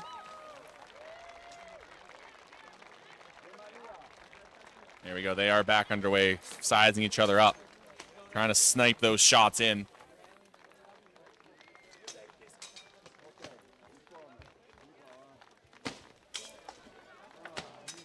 Hard strikes landing in on the shield, but the Ukrainian been defending well, getting in down on the legs, I think, of the Canadian fighter. Nice strikes there from Canada, but Ukraine is very fast in dodging those strikes. Vasil and Lucas exchanging shots there. And not many shots landing there. There's mostly of a blocking game and a dodging game here. Both fighters defending well, not just with the shield, but with their swords as well. Now we get some shots in here from both sides. Yeah, I think Vasil was able to get one in on the leg of the Canadian, and that will be the end of the second round. Well-fought match between those two. Hard to tell who took it. That is thankfully the job of these marshals, as they are going to get together, count things up. Fantastic technique. Really, both fighters showcasing some great speed, great technique, and it was a great fight between those two. Now both fighters resting. The worst thing that can happen is we go for a third round here. But I think we have a decision here. Yeah, good handshake between those two. Your winner is Ukraine. Very well deserved. Also, I think very close here. It's the kind of sword and shield match I like to see. A lot of fighters, so you see some fighters that they do a bit more of a pushing match. They try to just push each other into a corner, pin the arm, and swing away. That one was very technical, almost a chess match between those two. Yeah, very beautiful fighting. A lot of dodging, a lot of defending here. Sometimes you always see both fighters just smashing the shit out of each other, just smashing the legs in. But here you can see they're really trying to deflect those shots and don't getting the shots even landed on each other. Like we have another sword and shield duel going on back there. Looks to be Austria and I think Ireland that I'm seeing there. As we have a Ukrainian in the foreground waiting for his opponent, I think in the polearm category. Still reading here in the chat, Canada still had the cooler helmet. Yes. It's a beautiful helmet. If you can win the fight, then make sure you look fantastic. Some fighters go for just pure sport optimization. Some fighters just try to look good. And that helmet is a bit of a mix of both. He has some good ventilation in it. We have another good-looking kit here. Looks like a Kievan Rus kit by, I think that... Very fast leg work here from the Italian fighter. Giving some leg strikes in here. Yeah, it is Italy. Thought at first that was Ireland back when we were watching at a distance, but it is Italy in this match.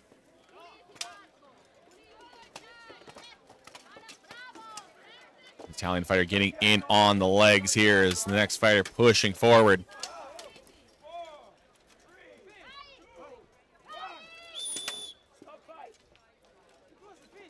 There we have the end of the first round. Good. Marshall telling the Italian fighter. Yeah, something the marshal saw. Giving some advice onto the both fighters here, maybe warning them of maybe a few things they saw during the match. I think what is new in Sword and Shield, you are not longer allowed to trap the weapon or to chicken wing the sword, like to grab it out underneath your arm. We have, yeah, I don't believe you're allowed to pin it at all now, but other than with the shield, but we have China and Belgium here. Yeah. Both swinging away at the legs.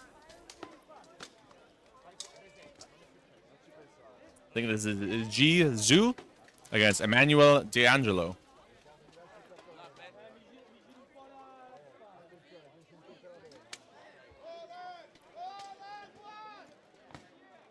Good defense from the Belgian fighter there, fending off the Chinese. The Chinese fighter using his sword to defend there. Oh, shot lands in on the Chinese arms. Good shot there from Emmanuel. Nice shot there from Belgium. China tried to get some leg shots in here. I found no home for that strike. Just swung at air.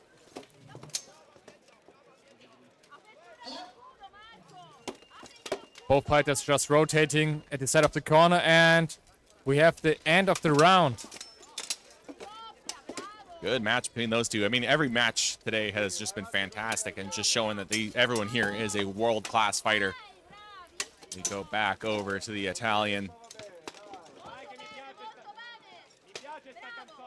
Unfortunately, I do not recognize that tabard. They do not have a flag in the background.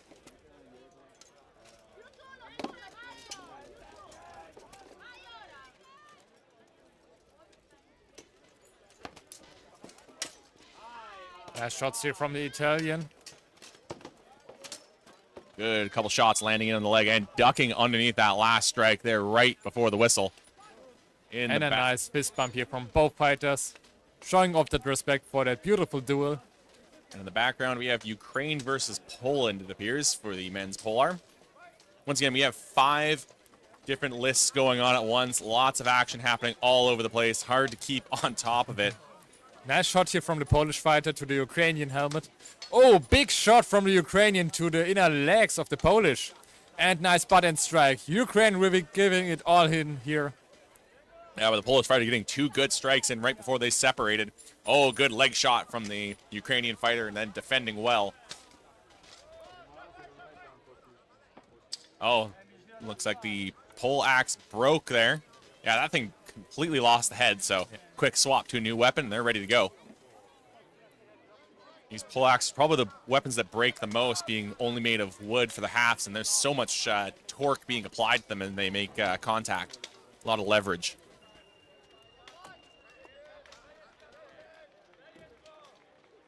And with Poland here delivering a nice strike with the butt end and with the hex.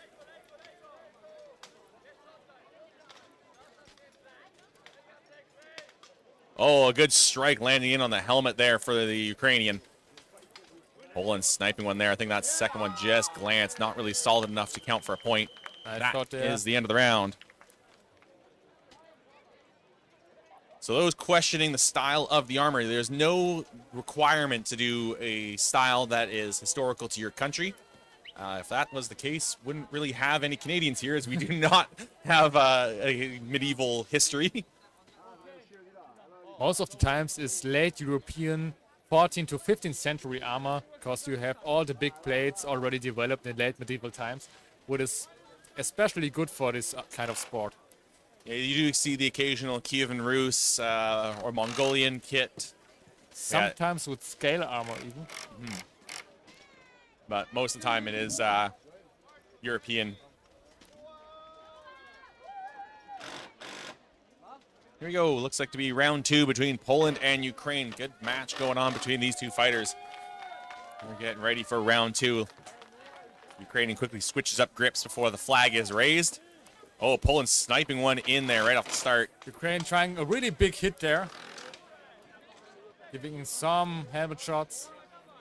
Good 3 or 4 strikes from the Pole there after dodging a strike. And now Ukraine trying to push forward. Poland defending really well this round. Poland really going in for quick and sniping shots. Ukrainian taking an arm there around the neck of the Polish.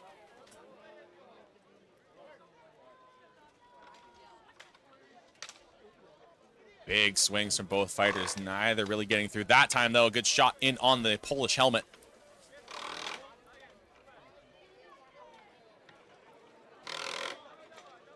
Ukraine also trying to snipe with some lighter shots.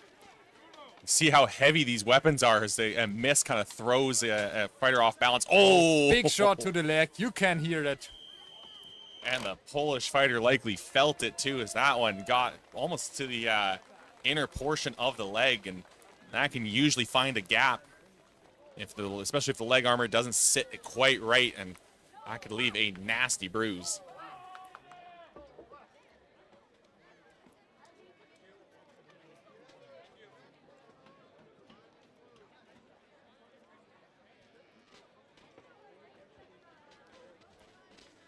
Taking a look over here, looks to be Chile versus Denmark.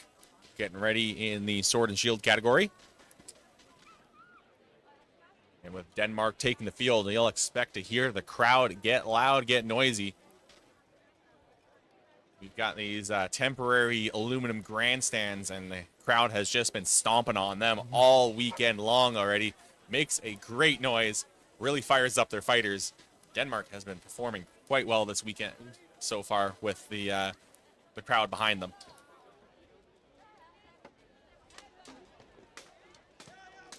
Yes, marshalling the polearms duels is a tough job. These guys are very brave for jumping in here. No armor whatsoever. Even the marshals on the outside are not without risk. I was points counting a polearm duel many years ago, and the fighters came back. One of them was towards my corner, reared his poleaxe back, and I had to suddenly duck to avoid it. So as a marshal, you have to always keep your eye on the fight and be ready to run away at a moment's notice.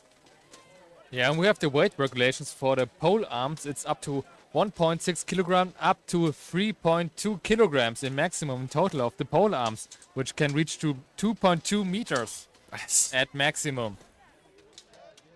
And that is why we say it is the hardest hitting category. You have 3.2 kilos getting swung at your head. It is not a great feeling. And that is why it takes the toughest fighters to do the pole arms. As we see Estonia versus Finland finishing up their round here.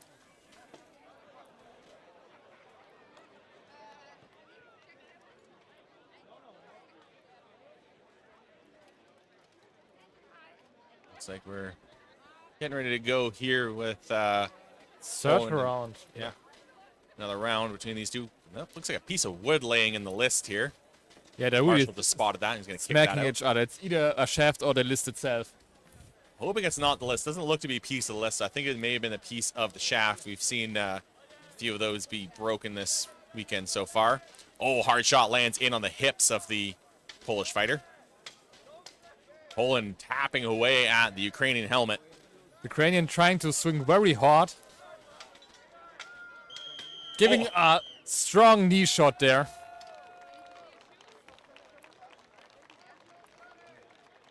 I think Poland looked good at the end there. Ukraine was looking for a hard hit, but Poland just getting a good number of hits. Once again, these are points-based duels. You get a point for every strike that you land on your opponent, and it's most points after 2 one-minute rounds.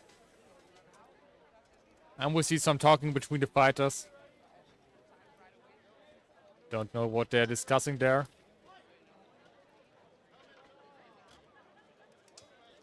Chatting about the fight, getting a good hug, good sportsmanship between these two.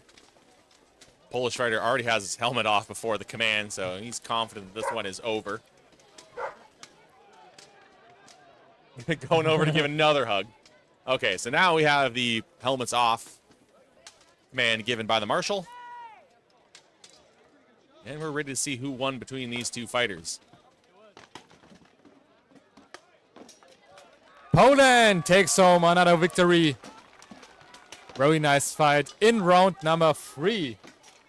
Yeah, I saw earlier on the Ukrainian fighter was looking strong, looking good, but Poland started answering back. Ukraine kind of started to lack on the defense. Poland was finding those gaps and just getting shot after shot in on the helmet as we go back to Finland versus Estonia.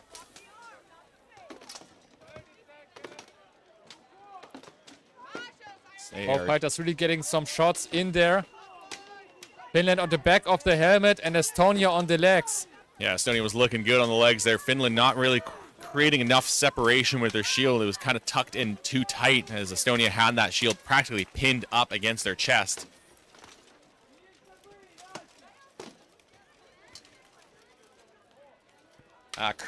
Crayon muncher is a bit of a term for polearm fighters, saying that they eat crayons because they have been so brain damaged by the polearms. A bit more of a North American term. I don't know if it's come over here as much. Yeah, we also use it in some parts of Europe now. It gets over from the seas. And here we have Chile against Denmark. And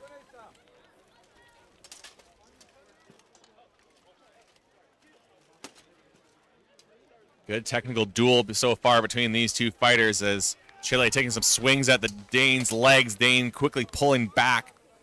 The nice sandy ground here allowing these fighters to move around quite nicely without losing traction as the Dane has now backed themselves into a corner. They have to fight their way out of it, and they have managed to wheel out. And I think we have on the Danish side here Noah Emil Meyer, and on the other side Chile, Joel Quest.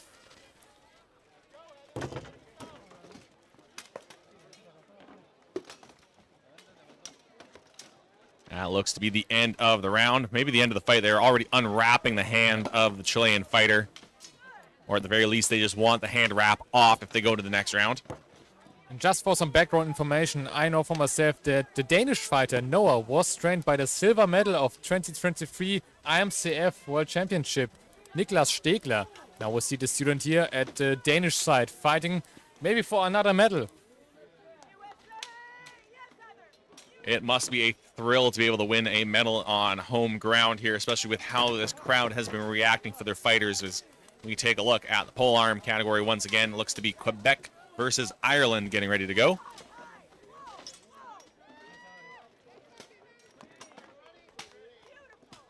I know on the Canadian side, we've talked, the polearm fighters have talked about making cookies shaped like crayons to share with each other at tournaments. Here we go, round one between Quebec and Ireland in the polearm category. Fighters sizing each other up, looking for the gap, looking for an opportunity. Not wanting to walk into a strike. That Marshall having to move quickly. Not wanting to get into the corner there with those two polearms and having to run once more. Ireland dodging there, but getting some shots in from Quebec.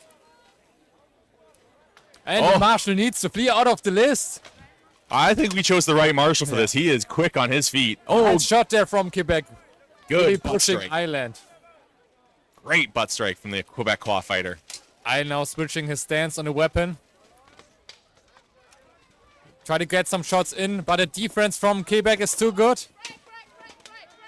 Quebec just standing his ground. As they were tied up there, the Irish fighter was getting shots in with the butt end of the weapon up to the ribs of the Quebecois fighter. Defensive state here from Ireland. Nice shot from Quebec. And we have the end of the round. Good shot right at the whistle in on the body, or on the legs there, upper legs. And we are back on Denmark versus Chile. So I think this would be third round between these two fighters, if I'm counting correctly.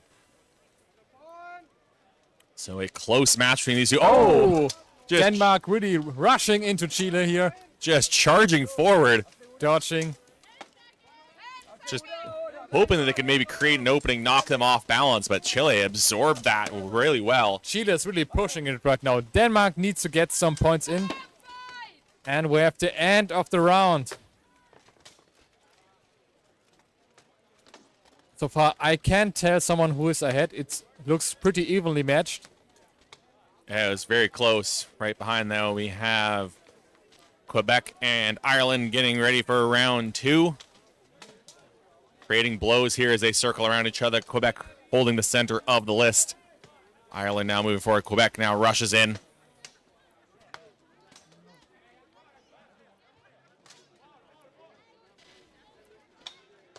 Oh, good exchange there, but the Irish fighter loses his grip. Now Quebec trying to press the advantage.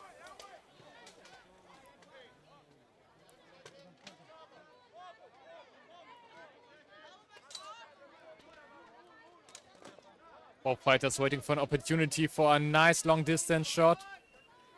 Also saving their energy. Oh, Nice shot there from Quebec. Countered by Ireland. Whistle in the mouth, round almost over. Oh, each fighter exchanging blows there. Strong shot there from Quebec. Yeah, that one finding a home on the side of the Irish helmet. I think Denmark may have won that one, at least according to the reaction that we got from the crowd, as Quebec and Ireland just finished up their round. Noah taking here a victory for Denmark.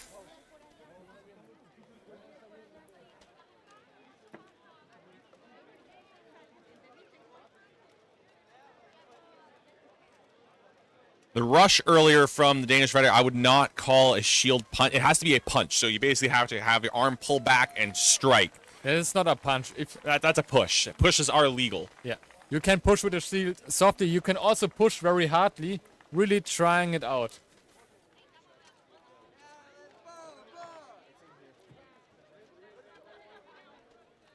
Yeah, that Marshall here in this polearm list gonna need a good drink of water after that. He has been running around all trying to keep himself safe. I'm sure his heart is pounding just as much as these fighters. Brave man being out there, no armor whatsoever. And there we have the Canadian Sword and Shield, American Sword and Shield fighter entering the list. That is a dangerous mix-up. I know when I was considering getting into marshalling, my thoughts were to have a kettle helm and gauntlets, because I thought it was crazy to be out here with nothing on, and these guys are giving it their all. There are some pro fights event where the marshals are wearing a helmet with no visor on and gauntlets. Just for that safety. There's a promotion out in the US where they actually have their marshals wearing riot helmets. And here we have Germany and France in the female Sword and Shield division.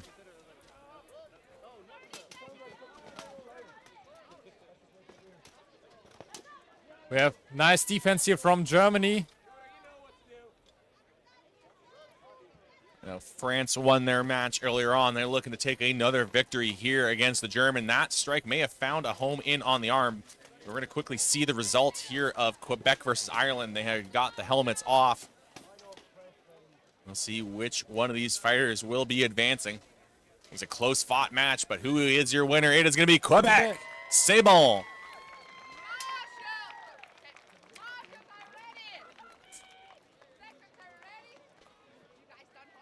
We'll try to have a look at another Sword and Shield fight. Germany and France just ended their round here. You've got USA versus Ireland going on in list number 4, that appears. Really giving it all at pure speed.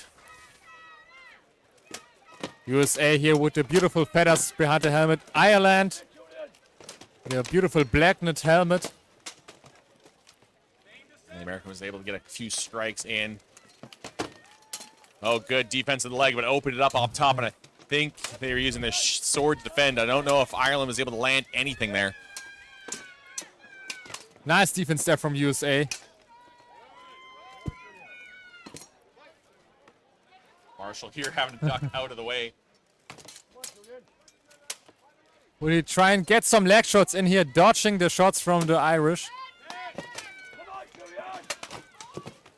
Oh, USA able to get into the legs there of the Irish fighter. Ireland now getting one to the legs, and I think the American landed one in on the arm, but that is the end of the round. Great match between these two. A lot of strength and speed shown by the two of them. And beautiful shots from both sides. We are back at the match for Germany versus France. We have on the German side Corinna Schaal, and on the French side Tony King.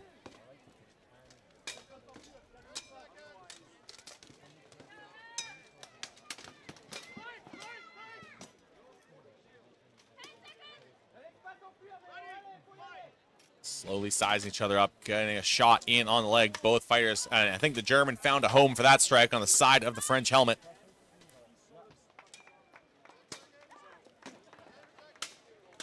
Good match between those two as they end the second round. We'll have to see if that is going to be the end of the fight or if we're going to go to a third round.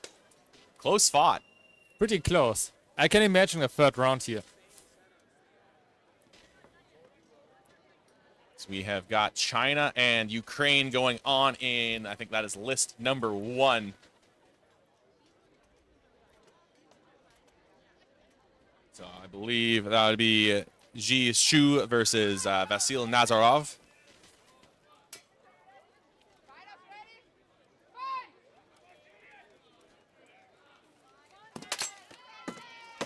We apologize in advance if we get any of these names wrong. We don't have any sort of pronunciation guide, so kind of doing our best with what we got. Trying to just at least get the names of the fighters out there, so we know they have friends and family back home wanting to watch them fight. Looks like we have a decision though between France and Germany. German has got her helmet off, just waiting on the French helmet. She's finally free. And the winner is Germany! Great fight there. Another victory for Corinna. And now we are back at USA versus Ireland. Yeah, both fighters showing some good defense here, but the American finding some openings to exploit, getting a couple strikes in, and now defending well against a few taps there from the Irish fighter, trying to wrap around the top. I don't know if those had enough strength to count for points here as we end the second round. Yeah, Ireland really tried to get his height advantage here on striking on the back of the helmet, which is allowed, but it must be strong enough to count as a point. You And cannot tap opponent. Yeah, and also has to land with the flat of the blade, which is hard to do when you're wrapping around the head. You have to make sure you've got your wrist pointed at the right angle, and that could really, it's really difficult to sometimes get your wrist at that angle with, depending on the gauntlets that you're using. We are back at China and Ukraine. China in red with the red shield with 3 golden lines on it. And the Ukrainian already taking off his helmet. As I see, you can see on the left side of his arm, he's wearing no armor whatsoever because this is his shield arm. And most of the duelist fighters straight armor for speed here in this category. And the winner is Ukraine! So Vasil taking another win. I believe that means he has swept his pool. The American wins the fight against the Irishman. That was a good, hard-fought match from the American, showing some great technique, good defense. You can see on his arms those little jack chains that he's got. Means he doesn't have much protection on his arm, but it also means he does not have weight, very much weight on his arms. Yeah, very light and speedy armor, but you won't fight Poland with it. I think there was one Brazilian fighter crazy enough to do it as we come and look at Canada versus Ukraine here in the polearm category. I believe that'll be Ryan Nielsen from the Canadian side. Apologize, I am not familiar with the Ukrainian team. I cannot recognize him. We do not have the list of those fighters.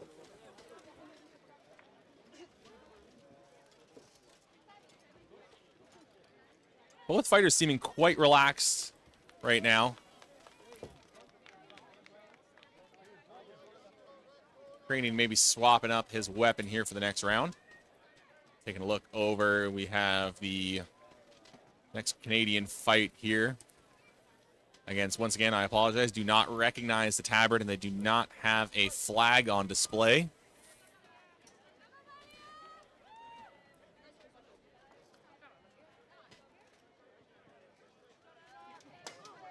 And we are back at Canada versus Ukraine in the pole arms division. Ukraine getting some shots in here on the Canadian fighter. A couple of shots on the helmet and on the Aventail, blocking those shots from Canada. But the Canadian answered back with a few shots to the helmet of his own. Able to sneak a few past the guard. That one, though, landing for the Ukrainian. Oh, good shot to the legs for the Canadian. Nearly losing his weapon as he whiffs on the next one.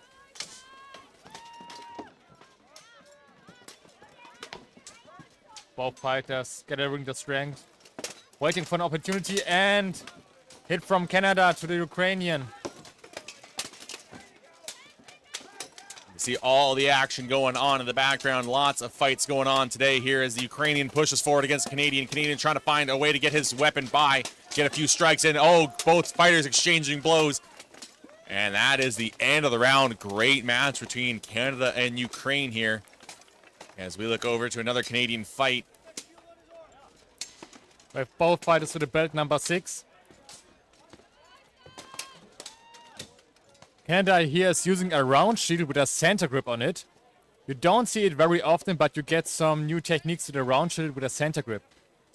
You can rotate the shield, especially over the sword arm of your opponent, and block their striking zone.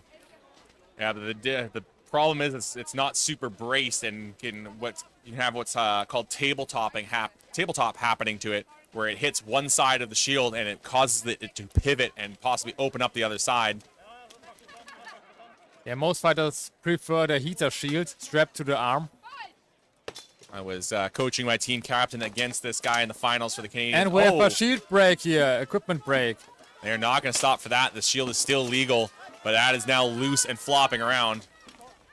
And they're going to quickly run over to get that fixed as soon as that fight ended.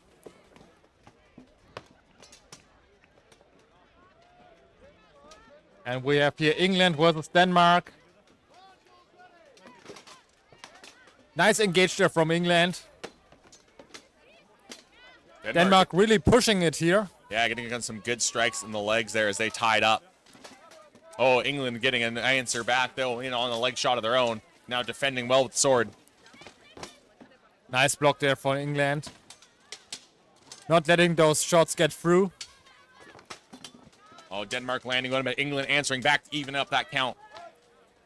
That is going to be the end of that round. Here we go, your winner between Canada and Ukraine. Canada! So Ryan Nielsen taking home the win there for Canada.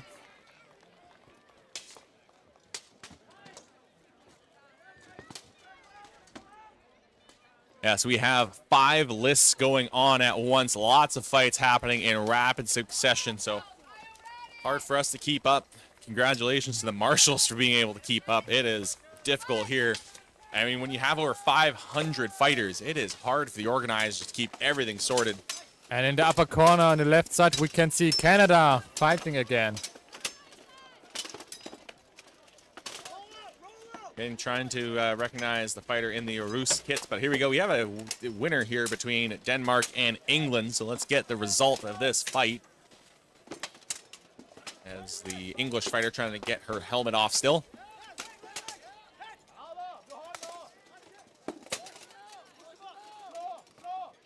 All right, here you go. Here is your winner, Denmark. And you can hear the Danish crowd cheering up for a new winner. Danes cheering on their own here. You can always tell when a Dane takes a victory because you hear the crowd erupt.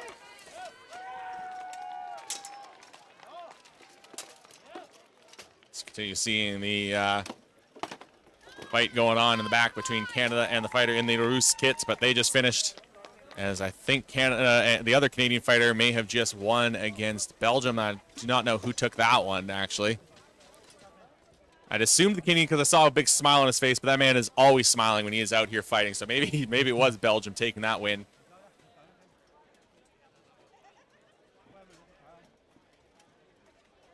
And we have a lot of Canada fans in the live chat here today. Good on them, because it is early in the morning there, at least where I'm from on the west coast of Canada. It is 3 in the morning. So if it's some of the Albertans that are cheering on their own, it'll be 4 a.m. there. So very early morning for these guys. Here we can see a beautiful tablet of Canada. Always good to see the modern flags made into medievalish tablets and fashion. Yeah, we had a big discussion about that. There was one fighter that was kind of wanting to maybe change things up, and everyone quickly shot them down. It is a very well-loved tabard among our community. It's a fairly popular one when we trade tabards at the end of a tournament. So hopefully going to give away one, maybe two of mine on Sunday after we're all said and done. Because after the tournament, we have what's called the cultural exchange. Everyone basically gets together, has a big party, celebrates each other, celebrates our different countries, and comes together as one big community. We have a winner here of Fighter in a Rus kit with the black belt number 6. Yeah, once again, we apologize. Do not recognize that tabard, not familiar with it. Don't want to definitively say one country or the other. That is not the Austrian kit, I know that much. As looks like we have Canada versus China in the women's sword and shield category. And on the left side, we have Finland versus Germany. That is Colby Verkerk versus Wenki Dong.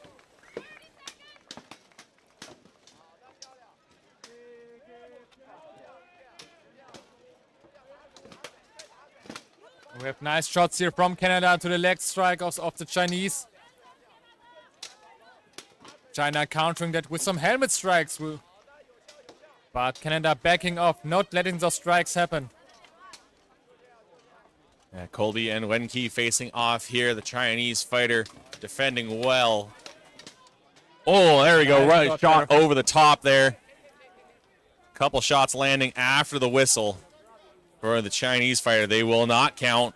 Getting a bit of a warning as we go off here to take a look at Finland versus Germany. Germany getting a good couple strikes to the legs and goes up to the top, working the multiple levels right at the end of the round.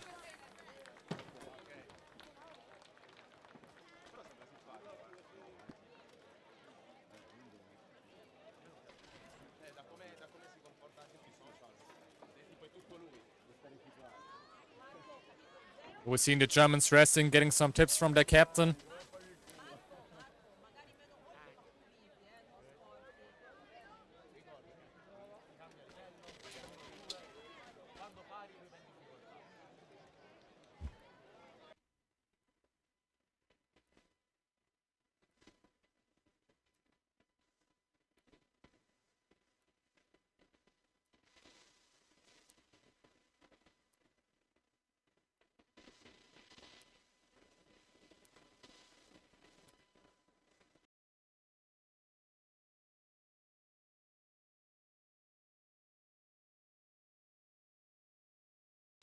And we are back with Germany versus Finland.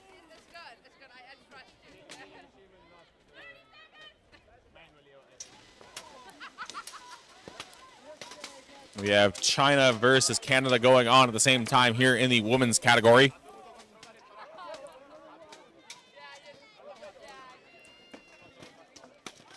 Oh, Wen He landing a few shots in on the legs of Colby there. Oh, both fighters exchanging blows. I think a Canadian coming away with that one 2-1. And the rest all landing in on the shield.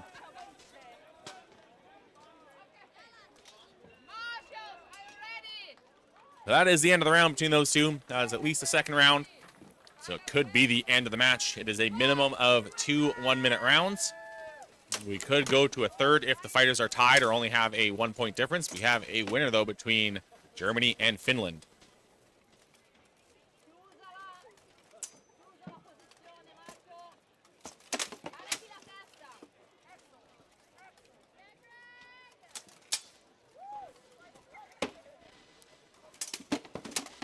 And we will see the winner is Germany. Barbara is taking home a win here on this side.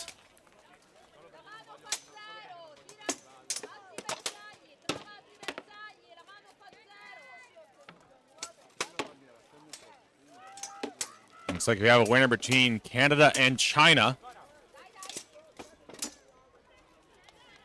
We'll see in a moment which one is taking home the victory. Your winner of this match, Canada. So Colby for Kirk takes home the win. Canada's duelist really doing it today. Doing quite well so far.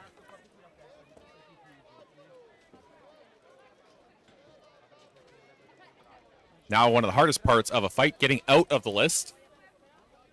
Especially with those extra weight on the armor. The extra weight of the armor and how long those tabletops are.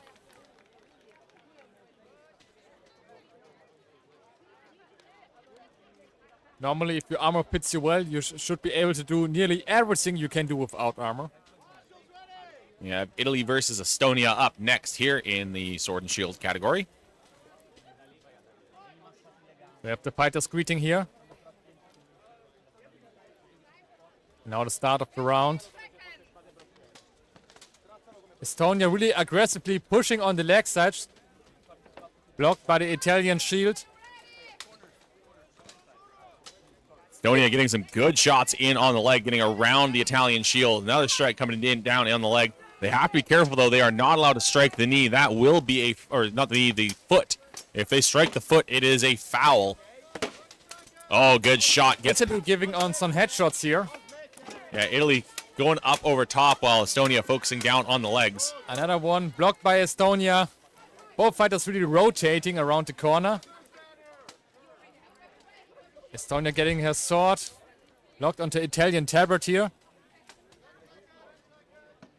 Italian getting one shot in on the legs for backing up now. Estonia moving forward, hacking at the legs once again. Not putting the shield out, though. They've got that shield tucked in against their body.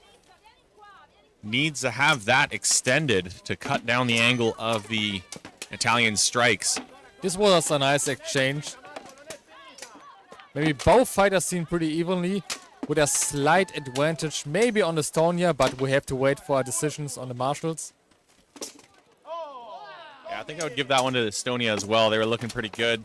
They did leave themselves open, but they were striking well, as we've got Italy versus USA going on over here in, I think that is list number 4.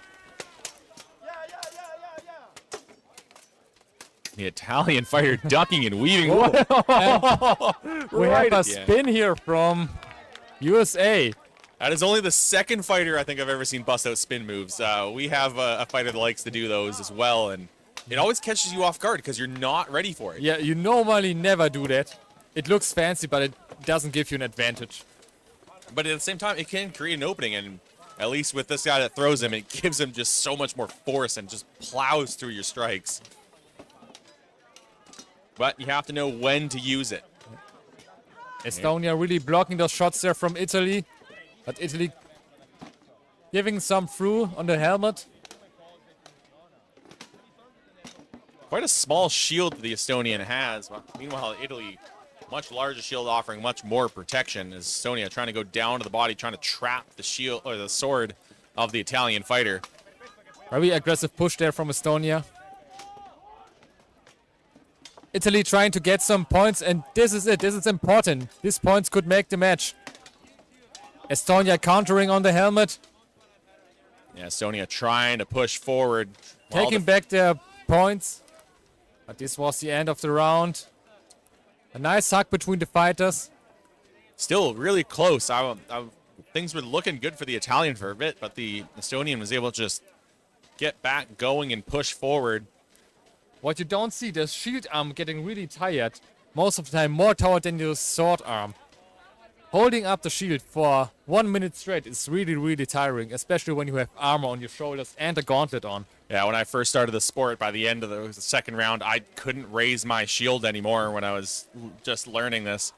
But we have a decision here between USA and Italy. And it looks to be the American fighter taking home the win on that match.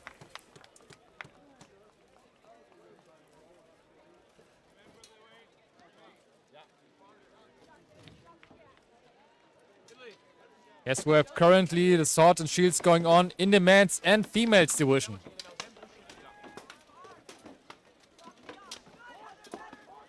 Here at the IMCF 2026 World Championship in Denmark at Castle Spøttrup. And we switch to the fight between Austria and America. The fighter from the USA get pushed by the Austrian fighter. Just trying to lock the sword arm there from the Austrian with her center grip shield. The Austrian fighter trying to work his way around. They're just swimming over each other. Oh, the American trying to trap the arm, but they're really exposing themselves. They're trying to open the shield up using their shield. However, it completely opens their shield side of the body. A nice exchange there from the American fighter. Yeah, I can see what the American fighter is trying to do, but it's just opening up their body and giving a huge gap for the Austrian to really just rack up the points. The American shield was at one point 180 degrees fully rotated. Center grip shields are a special kind of type. You don't see it very often, and they're very special to use.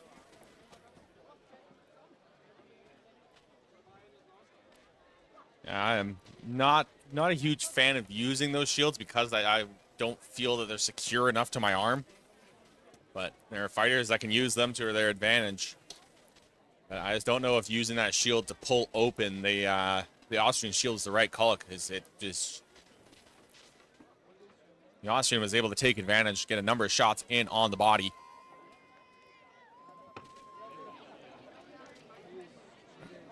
And we can see the master discussing with the Austrian fighter. Maybe about some actions.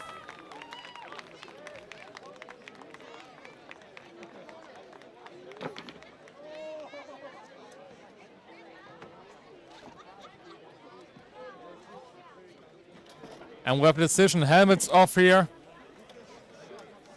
Meanwhile, we got Canada and Denmark in the women's category getting ready to go. The Bailey Neal and Louise Anderson.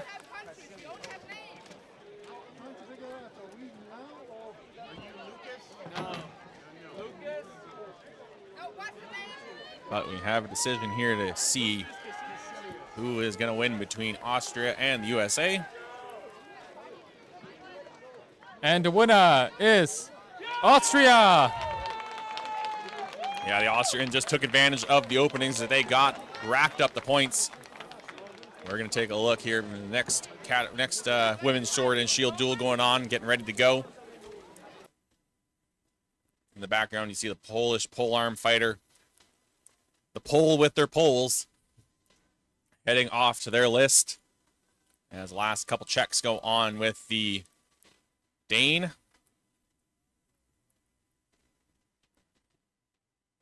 Now we have the women's sword and shield, Canada versus Denmark. Just about to start.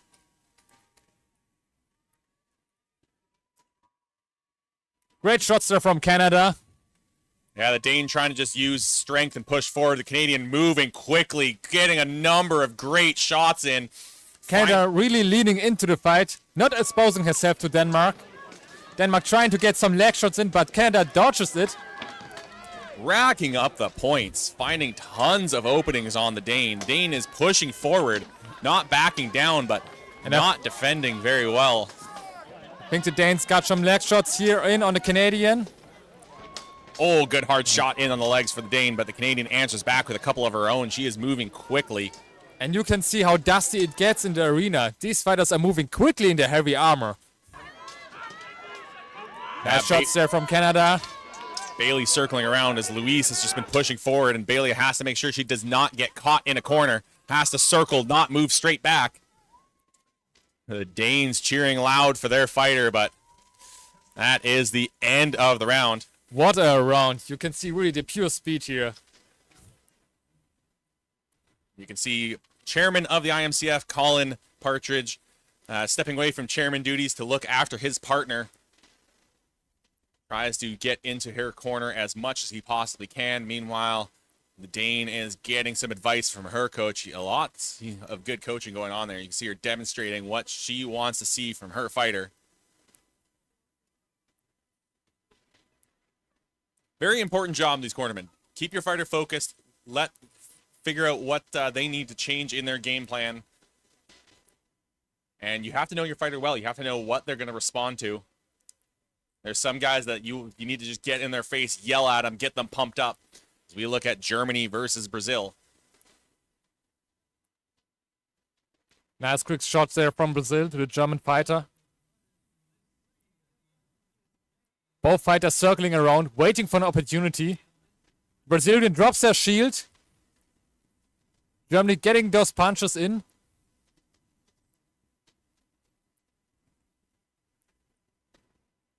Germany is trying to snipe those shots in as the two fighters size each other up. Giving themselves a quick break of their arms as well. You can see them drop the shield as that will be the end of the round here. Both fighters really fast. Brazil slightly a bit faster on their feet.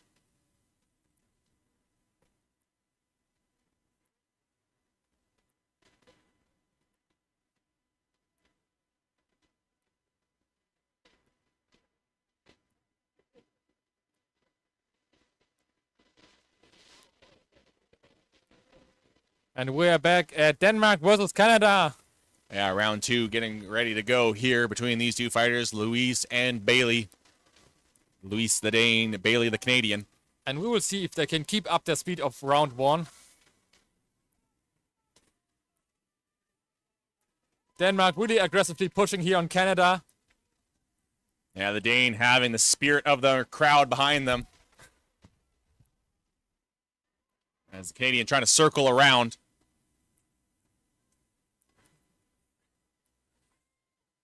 Canada giving some shots in here.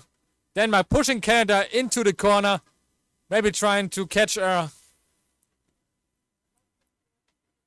Yeah, the Dane able to get some strikes in, but Canada has been racking up the points. Moving fast, keeping light on her feet, getting around and doing a great job of not getting tied up by the Dane, who has just been trying to force the Canadian into a corner. Denmark getting a few strikes in on the legs. Now Bailey switching up the levels, going up high, low. Trying to get around that Dane shield of Louise.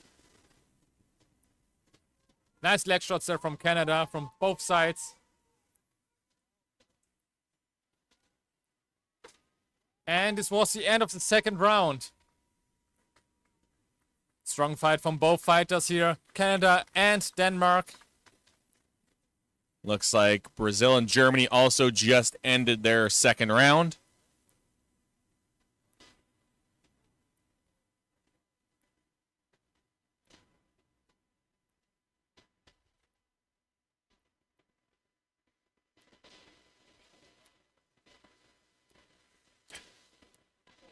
I was really liking that Denmark and Canada fight. Some great spirit being shown by the Dane, not backing down, kept pushing forward. But the Canadians circling well, staying out of the Danes' reach. And it looks like we have pole arms here. Poland versus USA. I believe this could possibly be the final. Yeah, this must be one of the last matches here. We have I saw in the background the result of Canada versus Denmark. It looks to be the Canadian taking home the win there. So Bailey will take the first win over Louise, and then we'll have Katarina versus Laura. And now we will have a matchup between Poland and USA in the men's pole arm division. We have our USA fighter here who is known for striking very, very hard, and our Polish fighter who is known for striking very, very fast with quick sniping shots. We will see how this match will end up. See that deep breath from the pole, getting himself centered, getting himself ready. He knows this is going to be a war. This will be quite a match now. I'm very much looking forward to this one. This is going to be a good match. Both fighters ready to go. Here we are. Both fighters salute. See the American trying to just blast through the pole's guard as the pole looking for an opening on the American. Both of them tapping away. I think one of that maybe have Hard caught. shot to the helmet from the American fighter. Yeah, I think that did get through. Poland trying to block. I'm wondering how long that chef from the Polish will stand up against those American strikes. Oh, you see the shot whole thing from- flex. Very dusty arena. Poland trying to play it safe here for now on. Remaining defense and striking when he sees an opportunity. Not risking it. Not a lot of strikes getting through on either one. Quick stop here. Something. Do we have an armor issue? Maybe the weapon. You were talking about wondering how long that was going to last. I saw him block one and the whole thing flexed. So Marshall is just going to quickly check. I think, no, he broke it. There is something cracked there, so. Yeah, he'll get a new pole arm. Trying to see what exactly is wrong with it. And the first round didn't even finish, so. No. The pole arm lasts up 1/2 a round against the American fighter. Now the Polish is back with a new one. And we will continue with round 1, Poland versus USA. Hard shots here from the American.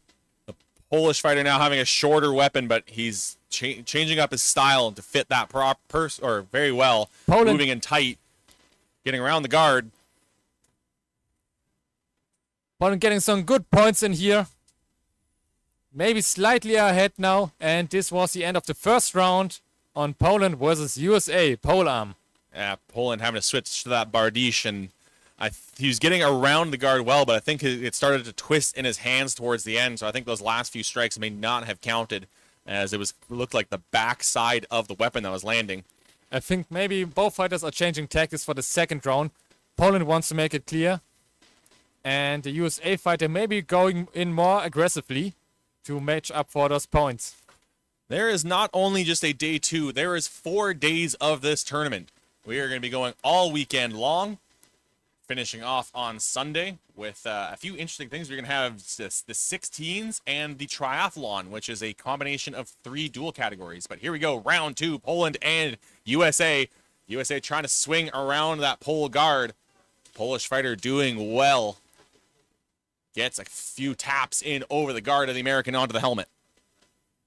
So far, pretty evenly matched. USA very aggressively here on the Polish fighter. Poland getting some shots in, but answered by the USA fighter with a counter shot on the leg and another one. The Polish fighter swapping up nicely. It wasn't really his decision to change weapons. His weapon had broken, but I think it's working out well for him, as this tactic of getting in tight and brawling with the American is working out for him. He's getting a lot more strikes in compared to earlier with that other weapon. Now both fighters very close. USA trying to push Poland away just with brute force. Swinging but misses. That is the end. I think the American did get a few good strikes in towards the end of that match. We'll see who's going to take the win here. A very close match. You can see Poland is resting there. Must be very tiring from defending such a strong opponent here. I don't want to say definitively if this is the final, but I believe it might be. So. We also can maybe have here a third round, but we have to wait for a decision. Must be a close call. And the Polish is repairing his gauntlet. This fight is going to start at 12:30. We're back at Chile versus Matthews versus Ireland. G. Then Matthias versus Peter.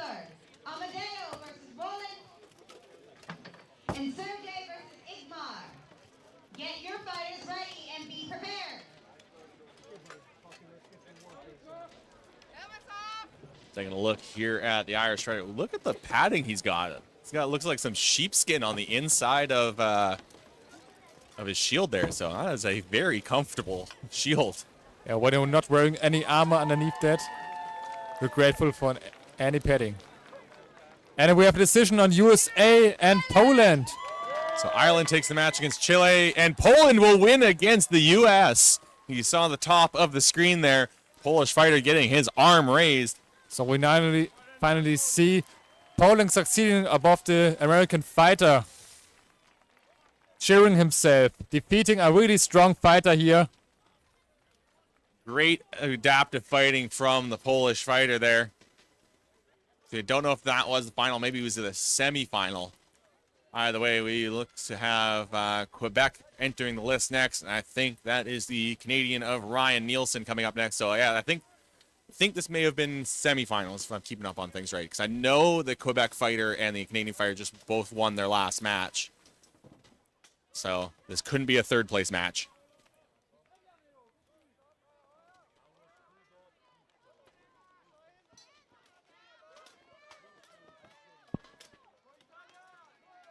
And here we have Denmark versus France in the Sword and Shield Women's Division.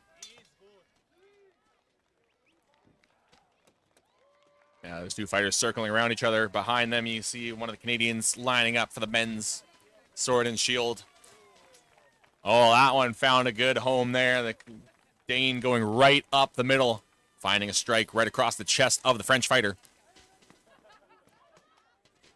French fighter trying to go over the top while the Dane went low.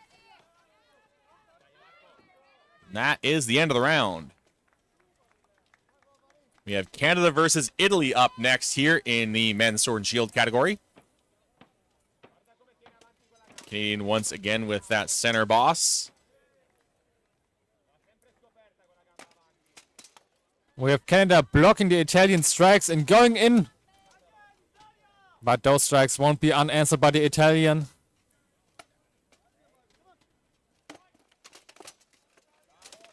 Both fighters pretty evenly matched, playing it safe for now, really keeping the striking as at a high intensity. Nice shots there from the Canadian to the helmet of the Italian. But the Italian answers to some arm snipes and a helmet snipe there from the Italian. Oh, lots of strikes landing in on the legs for the Italian, just swinging back and forth while moving forward. Nice defense and counter there from the Canadian fighter. The Italian nearly losing his sword. But Hey, nearly. yeah. If you lose your sword, your opponent will award it points for a disarm. Doesn't matter if you lose it on your own fault or your opponent really disarms you. Mm.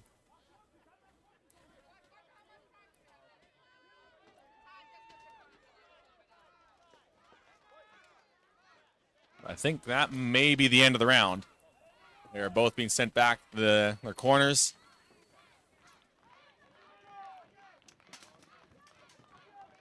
Here the crowd start cheering for one of the Danes that's fighting right now against the French fighters. We take a look at them now.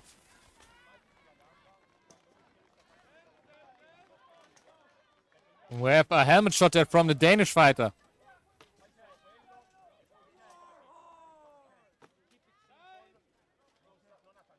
And we have the end of the round. A hug from both fighters to showing the respect.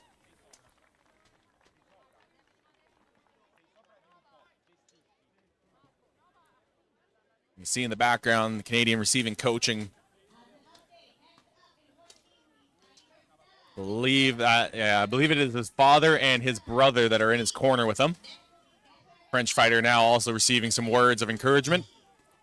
Could be the end of the match with them. I believe that was the end of the second round. So, And we are back at Italy versus Canada. in the background, you have Canada versus Quebec, and what I believe is a semifinal match there.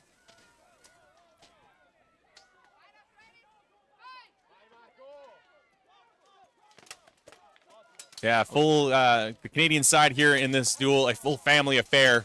We get some really hard shots from the Canadian here. Answered by the Italian with some brute force. The Italian smashing against the rail of the list there, nearly losing his balance. Oh, good combo. Third strike was able to open up an opportunity and get that gap that he was able to exploit. Oh, the Italian racking up the points.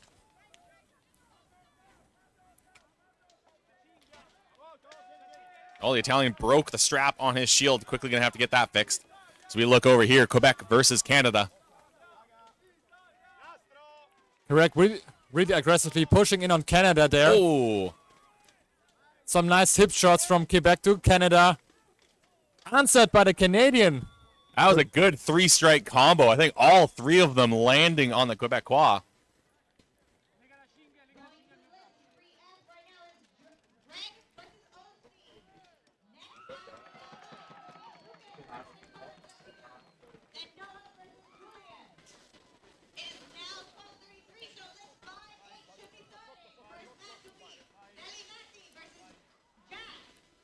So quick break here. They got about 30 seconds to catch their breath.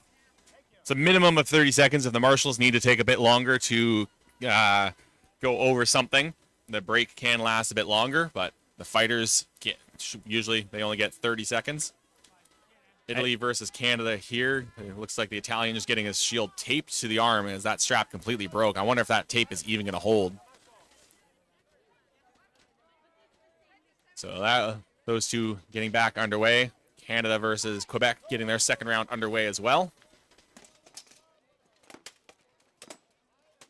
Canada really closing in. Good couple strikes there, but the Italian did get a few in on the legs. He's doing a great job of going up high and then ducking in low, getting underneath the shield. And now both just smashing each other. Really getting those points on both sides. Nice leg shots there from Italy. Answered by the Canadian. And this was the end of the round. With a couple of seconds left from the last round. Canadian fighter already taking off his helmet. Looks like Canada and Quebec are in their corners as well. Don't know if that was the end of the round or if there's maybe a weapon or armor failure. So I believe this round with Canada and Italy here in the Sword and Shield had stopped midway through. Yeah, here we go. Back underway. Canada versus Quebec.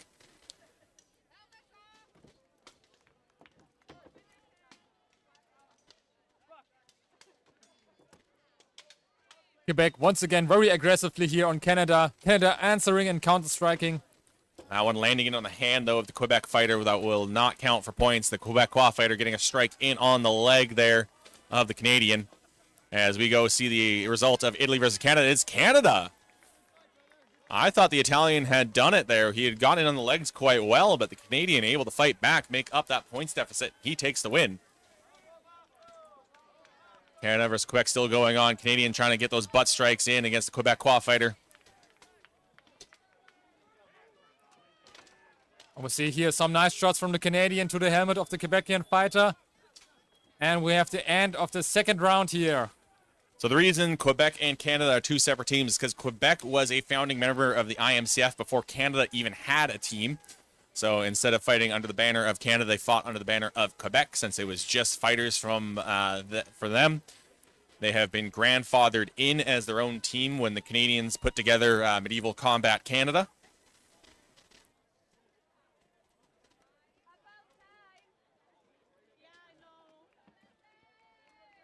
So that is why there is a Team Canada and a Team Quebec. All right, we have what appears to be Norway versus USA here. While we await the decision of Canada versus Quebec in List 5. Oh, Giving a nightly kneel to the marshal. The marshals need love too. And we have a fighter here in his scale armor against the fighter from the US.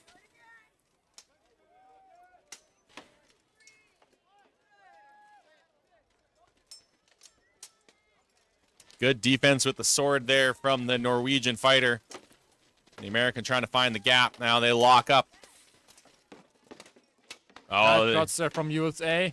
Yeah, he's found those legs and just racked up a ton of points. Now going back up high.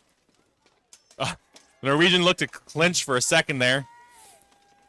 USA really making his guard up high. Working with his shield and his sword to block those low legs. And we have a disarm here. I'll give a point to the American. And it's actually very hard to pick up a weapon with the gauntlet.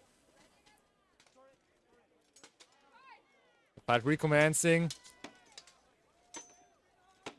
USA playing it very defensively now. Giving those secure strikes in on the helmet. Trying to maybe get a couple of snipes in on the sword arm there when the Norwegian fighter was in a defensive stance. Now pinning the Norwegian arm. Nice shots there. And we have a rotation here. Right at the end of the round. Do we have a decision against Canada and Quebec? I think we do. The helmet is off. So Canada and Quebec, we have a winner. Who is it going to be?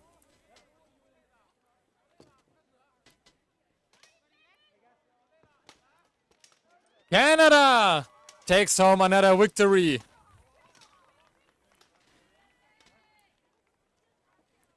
Nice fight there from both sides. Drops to the Canadian, holding off this aggressive Quebecian fighter. A good, strong match.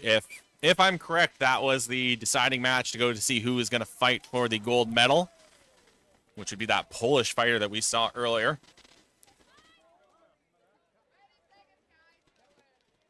A spin move is a legal technique. It does count as long as that sword lands with force, lands in a legal area. You can use it. There are some fighters that can use it. There are opportunities when you have just the right body position. Who is counting these? We have counters on each list, counting each strike from the opponents. So at the end of the round, all the counters will get together and discuss the point status. Well, you see the Norwegian fighter just pushing forward, trying to pin the American back, but the American doing well to keep away from the Norwegian, defending well as they hack away at the legs of the Norwegian. The U.S. fighter looking very strong here. Norwegian trying to get some shots in there on the helmet. Oh, number of strikes in on the helmet of the Norwegian fighter, but really is trying to block. Yeah, the American has taken control of this fight, up a lot in the points here. Most of the counterattacks from the Norwegian gets blocked by the American here. Twirling around his sword. Taking in some helmet shots and some leg shots. Oh. And a nice backhand strike there to the helmet. But I think that landed flat. Some great technique from the American fighter. These two going to shake hands, have a big hug, and believe that will be the end of the fight. We'll likely have helmets off here. Quick decision.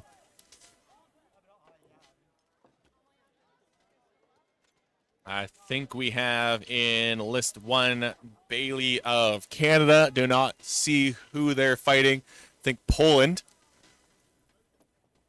You can just see it over here from the table. Looks like they just finished their round.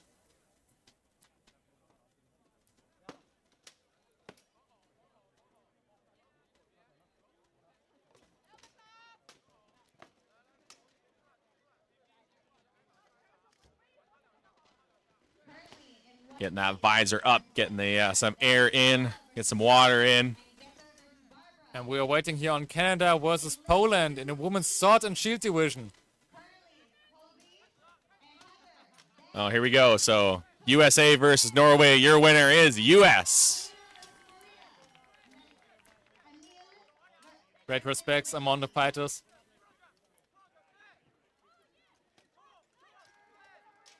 All right, looks like Canada versus Poland ready to go for the next round.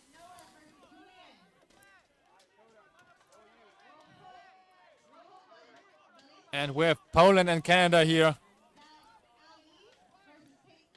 Both going in a very aggressive defensive state here. I believe this is Bailey Neal versus Laura Willis. Canada giving some shots in.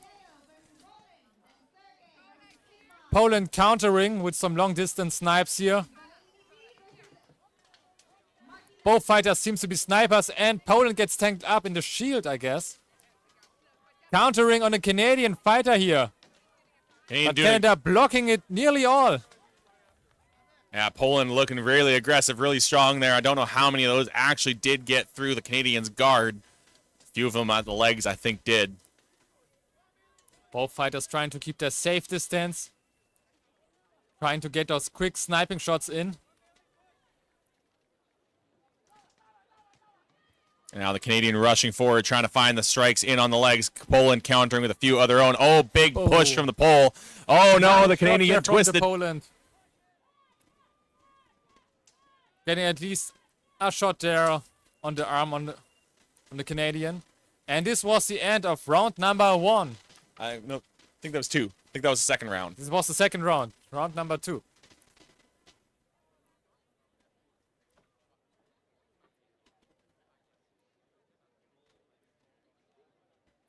See Bailey taking some deep breaths.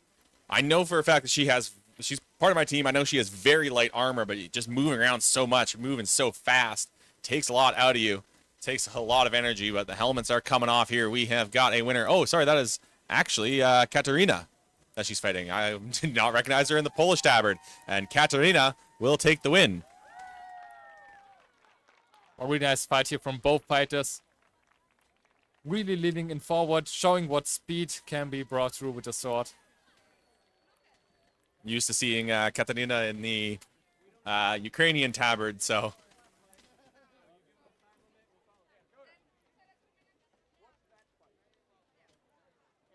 But she will take home the win for Poland. So we are moving around here. The guy with the cell phone camera, I'm assuming you mean Lapis. I believe he retired from fighting earlier this year, but still involved with the Finnish team, still taking a lot of videos for Finland and the IMCF.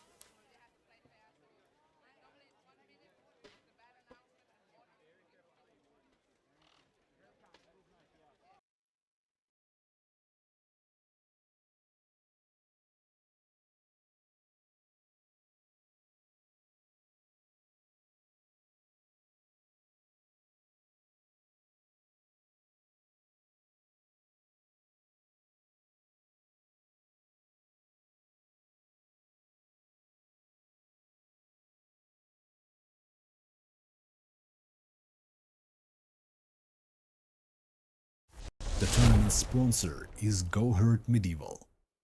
Find best armor, quilted clothes, weapons, and accessories for armored combat at Go Hurt Medieval. Your go-to shop for armor. Don't wait. Visit gohurtshop.com now.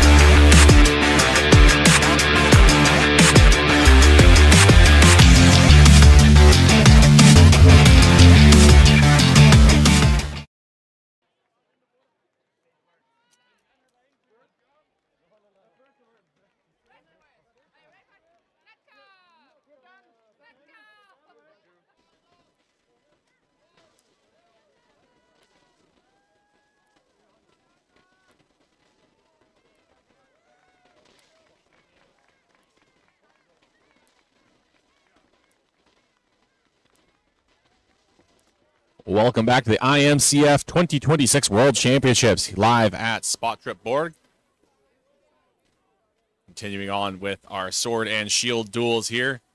Let's be in one list. We've got Canada and US. I think that is for the women's division. We got Ireland setting up to go against Denmark over here in another list. And way off in the corner, I think they've set up a 6th list. And that is England versus Italy going on.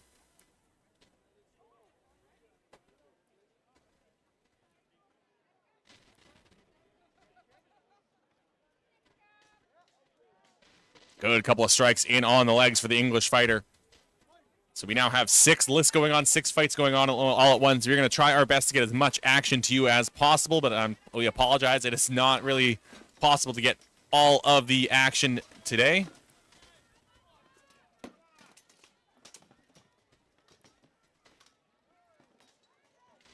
Nice rings there from the Italian fighter to the English.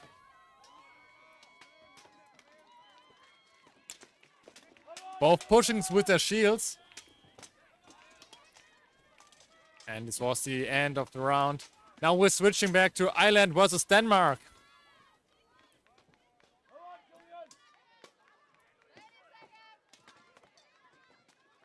You can hear the crowd cheering up for his fighter, for the Danish fighter here. Ireland getting some leg shots in here on the Danish fighter and some more. Pushing the Danish back into the corner. The Danish trying to defend himself. Pushing back on Ireland, but Ireland just pushes back on Denmark and getting some leg shots in there. Most of them getting blocked by the Danish fighter with his sword. The Danish fighter has. The Irish has the Danish tangled up in the corner, and this was the end of the round. Now both fighters get a quick rest here. We are just waiting for decisions for the marshal here on the fight.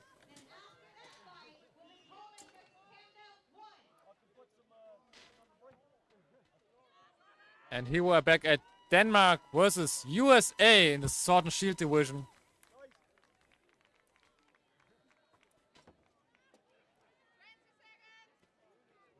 While the marshals are doing the marshal dance and we're waiting for the fight to commence, I am Emil. I have just changed out Kelly, so he will have an opportunity to have a small break. Hi there, Felix. Hi there, Emil. How are we going so far? We're going good. We see some pretty nice duels here. Very fast exchanges here, especially in the Sword and Shield division, but also in the pole arm division. Oh, nice. Now, we see that the Danish and Irish team, the Danish and Irish fight has commenced again. And we see that the Danish fighter is left-handed. Normally, it won't make any difference, but sometimes you get the counter-attacks won't work when the fighter switches his sword hand with his shield hand.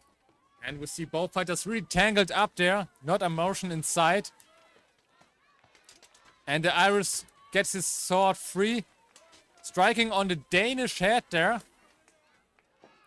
And we're just waiting for the martial interference here. We have a separation of both fighters here. The Irish really using his size advantage here on the Danish fighter. And the fight is recommencing with both fighters.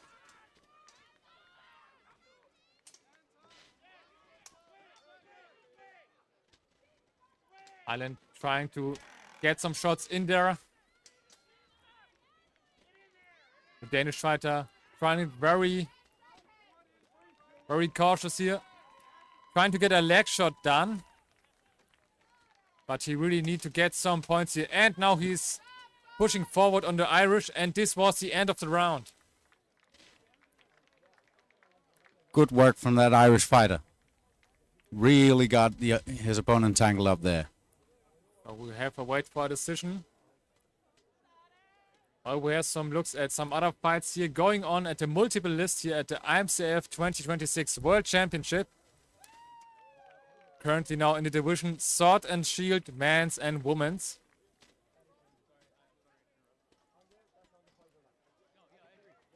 And it seems we have at the right corner, we have Germany versus Brazil.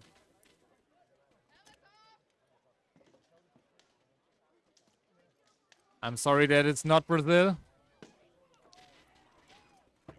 That seems to be Estonia.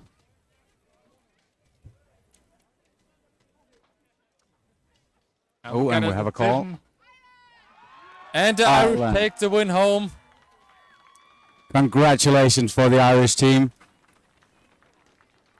Sounds like there is some Irish fans on the lists on the breaches trying to tear them down in pure joy. We're back with the German-Estonia fight.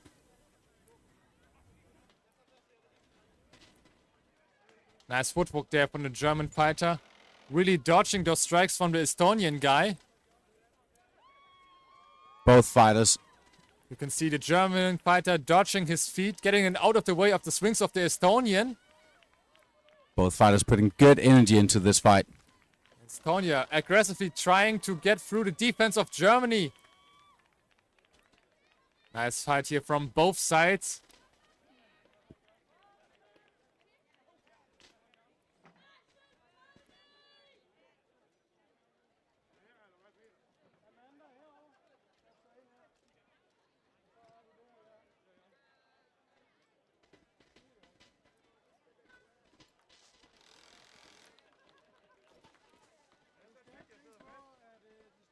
So we are waiting here for the decision of the marshals. And it seems that Denmark has entered the list with a round shield and a saber. It's the first saber I see at this tournament here. And a round shield with a center grip.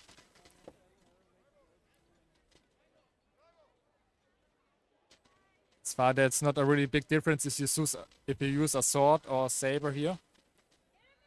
But of course, you may get some advantage from using a center grip round shield. We've got Germany and Estonia ready again.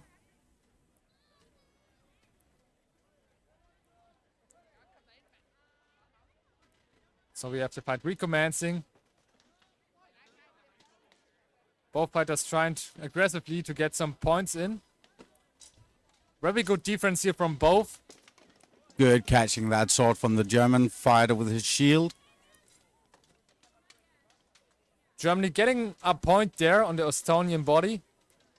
And really blocking most of the strikes from the Estonian fighter there. Nice counter-attack from the German here.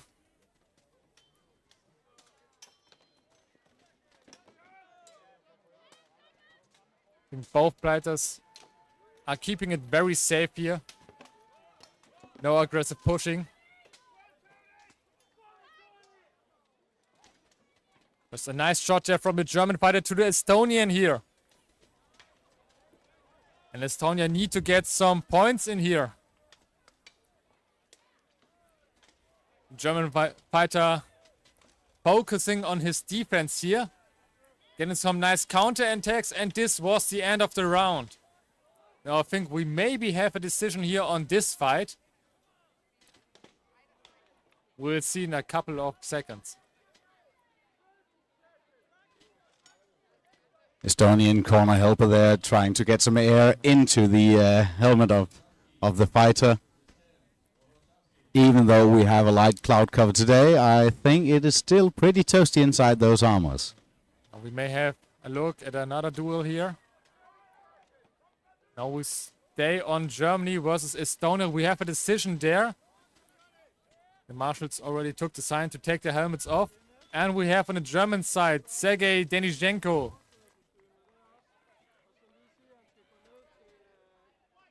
And we'll see in a couple of seconds who won the fight.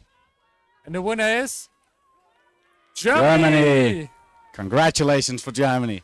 Congratulations on both fighters. Very good defense.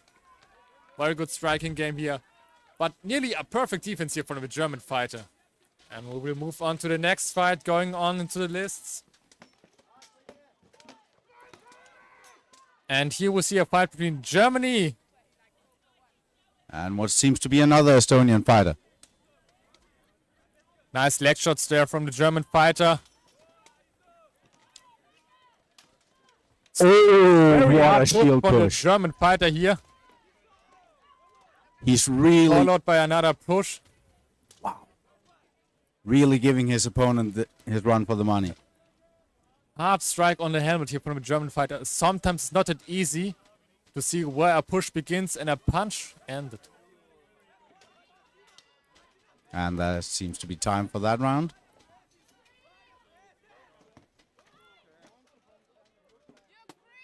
Both fighters resting here. Getting some advice from their coaches.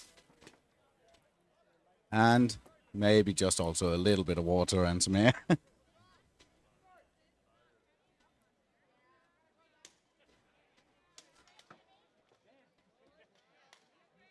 Seems to be helmet off at the Germany-Estonia battle. And Germany takes that one home as well. Congratulations, Germany. Nice win for Babs there. Now we're on to what seems to be finishing rounds of the Polax tournament.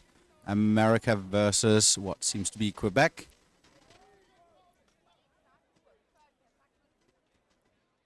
The American fighter arguing there. And the fight is recommencing. America using his long distance range here, giving a huge shot to the Quebecian fighter on his helmet.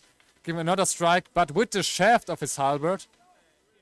Strikes with the shaft are worth 0 points, only with the edge of your weapon. And with the butt end. Nice strike there with the butt end from the American fighter.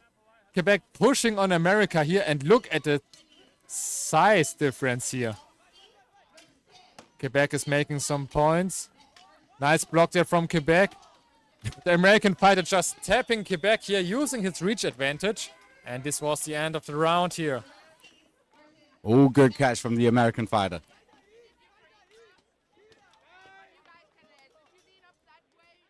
On the top left, we can see the fight between England and Brazil. Thus both fighters now taking a rest. I have to say, today the weather is very forgiving for our fighters. Yesterday it was very sunny and very hot, although we are in Denmark at sea level. But it can get quite hot in here. It can, especially when you're directly in the sun and shielded from the wind. And we are back here at Denmark, what seems to be, well, it's Ukraine. Denmark with a round shield and center grip and with a saber here. And Ukraine with a normal heater shield and a sword. The heater shields are strapped to your lower arm. And while they get ready, it seems to be helmet off in the Quebec-USA fight. Let's see how that's called. And the winner from that fight is...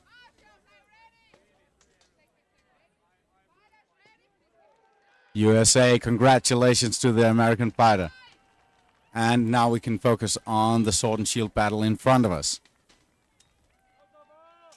Ukrainian fighter trying to get some nifty shots in, covering himself.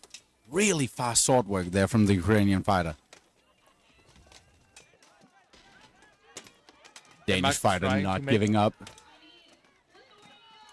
Trying to use his size. Impressive speed from the Ukrainian here. Really making out for that height advantage from the Danish fighter. Nice leg shots there from the Ukrainian, but Denmark answers with some helmet snipes. Very nice defensive state from the Ukrainian fighter here.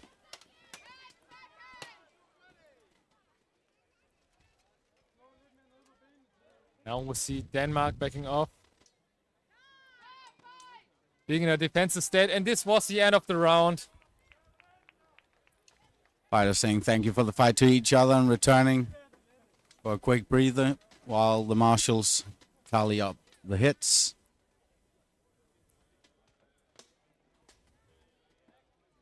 Oh, and there to the left of the Denmark-Ukraine fight. Seems to be Ukraine versus Finland going at it, sword and board.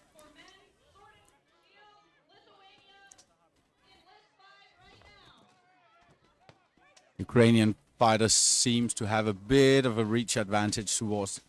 Sorry, the Finnish fighter seemed to have a bit of a reach advantage towards the Ukrainian fighter.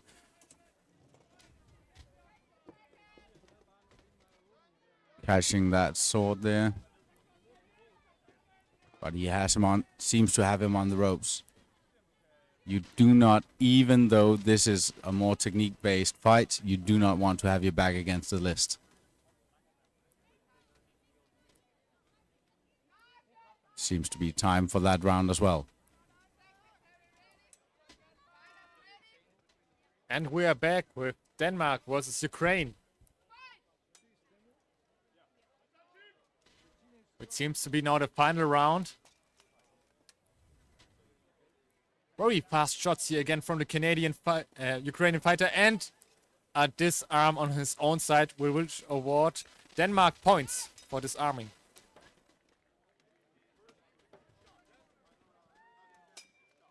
Nice headshot there from the Ukrainian.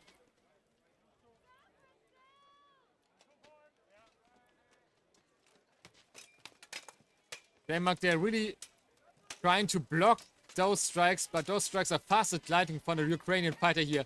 Great defense here from the Ukrainian. Denmark tries to catch up.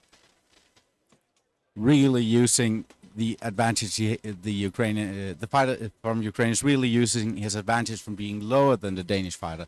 And also the Danish fighter maybe having too small a shield to catch all the way down. Nice headshot there from the Ukrainian fighter. And acknowledged by the Danish fighter.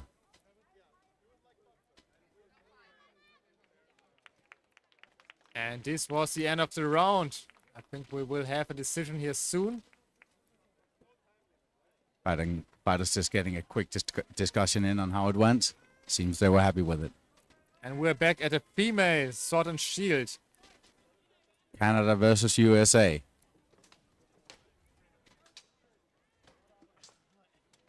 Very nice, hard, fast shots there from the Canadian fighter.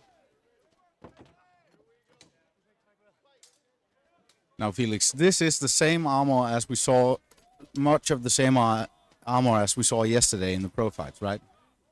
Yes, right. Most of the armor is here, is very light, but also can be very heavily armored. Now we see here on the American fighter, she's wearing some diesel protection here on their arms. And the Canadian fighter also. And we have a winner here on Denmark versus Ukraine. Ukraine is the winner of this sword and shield duel here. Making this win with this incredible speed.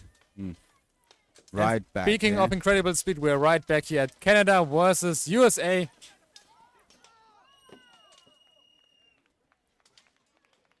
Canada really giving in here those counter attacks. And called for time. Really impressive speed. Considering you have about, what, 20, 25, sometimes 30 kilograms of armor on you, that's impressive speed. Yeah, that's really impressive here. And need to be at your top speed here to perform it. And there we have the break between Poland and Canada in the pole arms men's division. Poland switching out for what seems to be a pole axe instead of the spear. And Canada and USA going at it again. Good old neighbor fight there. Shots from the American fighter to the Canadian. I think all of them are blocked by the Canadian fighter.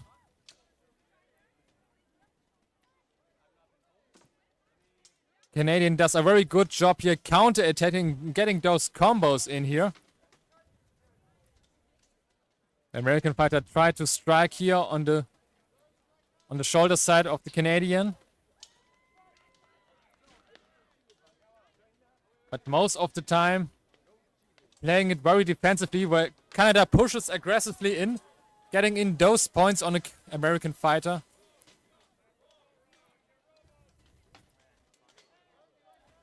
Also impressive contending with a closed style helmet from the Canadian fighter instead of a wolf rib like the American.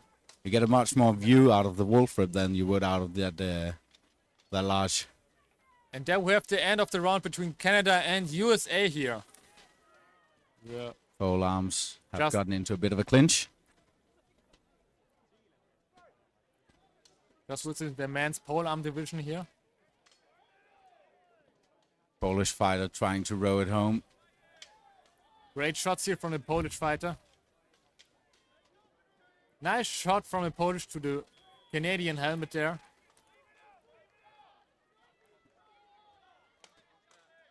Canada managed to get a strike there, Some decent strikes to that helmet. but it won't And- be unanswered by the Polish. And of course, after every good fight, hug it out.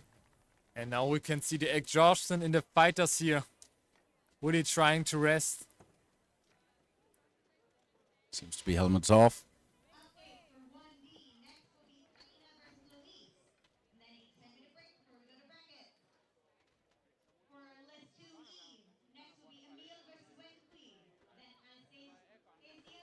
Yeah, we have both fighters waiting for the marshal, waiting for the final results of this round here between Canada and USA in the Sword and Shield. And Canada takes the win for Sword and Shield here.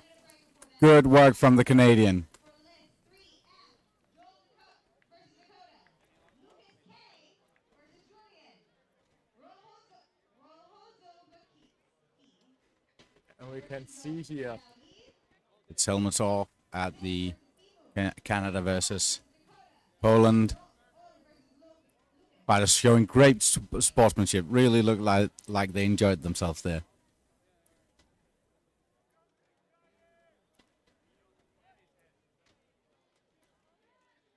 And the winner is Poland. Poland here. Congratulations to the Polish fighter. Poland has really brought their A game this year. Yeah. Really, most of the Polish duelists are well known in the scene for bringing one of the best athletes here to every championship. We'll have a look, see what's going on. But also Canada is really making a lot of wins here. Hmm. And we have in the upper right, we have Germany versus Denmark. The Sword and Shield division, which seems to be the women's Sword and Shield division here. Both fighters very defensively here. Not trying to risk it. Nice shots there by the German fighter. Giving in some leg shots here. And playing it very safe. Danish fighter need to get in. Need to get some points here. Both waiting for an opportunity. And the German fighter just closes in and counterattacks. You can see both in a very defensive state here. The shield always in front. Germany. And that seems to be time for that round.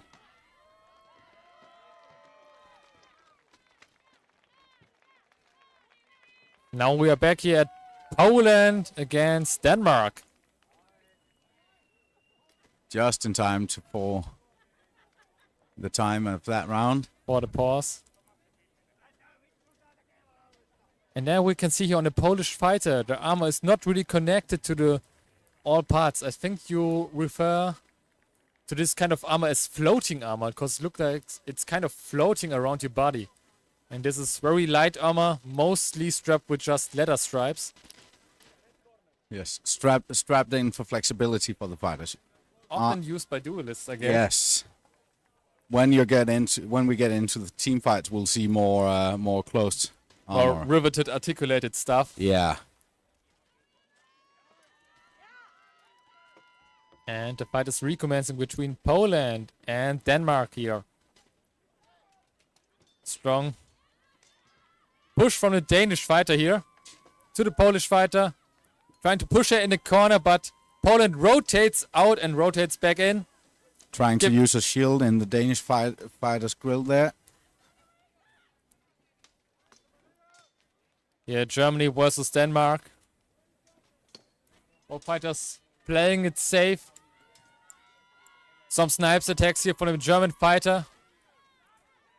Blocking the Danish incoming strikes. Nice leg shots there from Germany. The Danish fighter very carefully engaging the German, but waiting for an opportunity. And most of the time seems to be blocking the strikes from the German fighter here. Nice leg shot there from Denmark and Germany. Counter attack by Denmark here. And a very careful approach from both fighters. Don't risk it all. You need your stamina for later rounds. And this was the end of the round here. We will see if that's enough for a final result.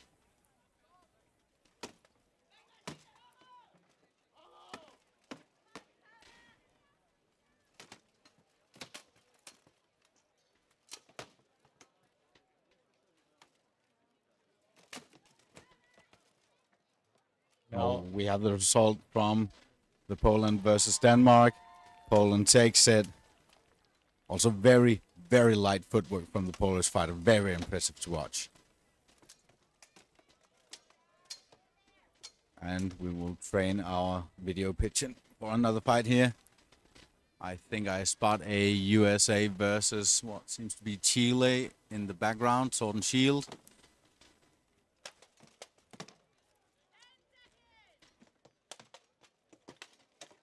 There we have the American fighter, the Chilean fighter.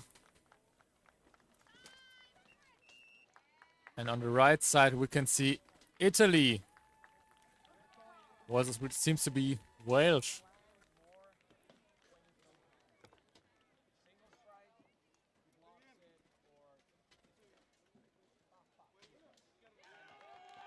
We're trying to get a closer look on the fight.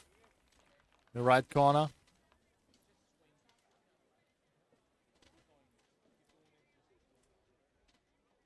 There we have both female athletes exiting the list. Just giving some respect to the German and Danish fighters here.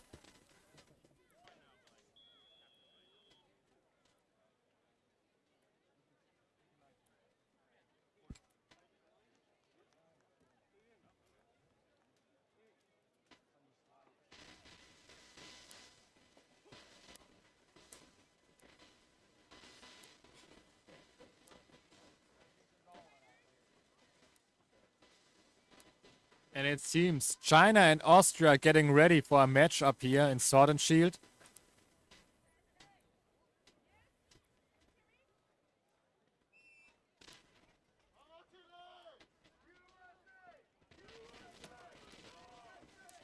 After we have a lot of fighting going on these days. I think we have like multiple counters attempting here the Sword and Shield division in men's and women's on this beautiful day in Denmark at Spøttrup Borg. Now we can see here Austria versus China.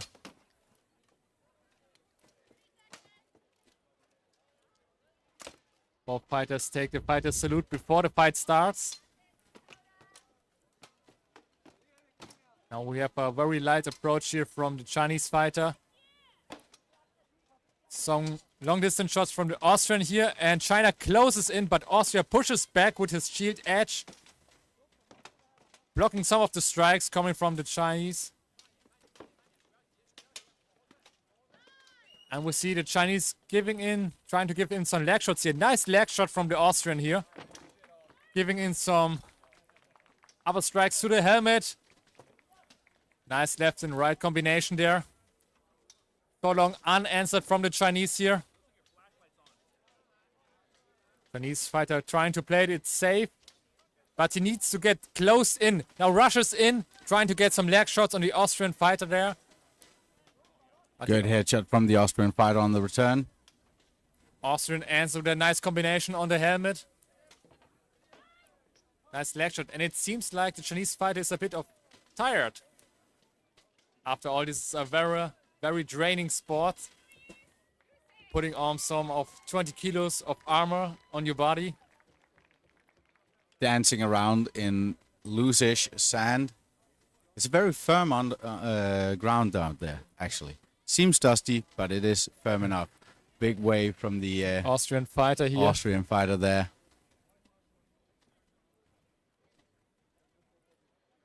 I still want to know why the Chinese shield looks English. I'm reading in the chat here. We don't know actually. It is three golden lions on yellow backing. But You are allowed to have medieval heraldry on your shield, and you're allowed to use whatever heraldry you want if it's historically based. could be originally a an English shield won by the Chinese fighter. Yeah. You never know. Or you just can buy equipment for other countries. So we're back here. Austrian starting out strong with a few good helmet snipes there. Chinese fighter really got their work cut out for them. Trying to get some pushes in to put the Austrian fighter off balance, but the Austrian fighter doesn't seem to care at all. Austria's working on their dominance here. And China's trying to rush in. Maybe if China managed to get Austria into the corner pinned there, he might have a chance of giving a huge amount of points. But still both fighters now very cautious here. Very precious action here from the Austrian fighter. That's making his point safe. And we have the end of the round here.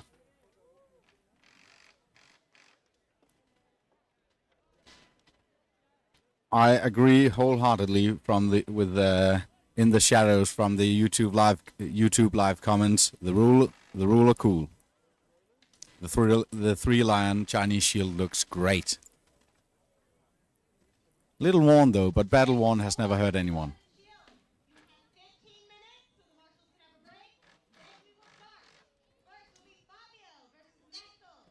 Marshals just tallying up the points.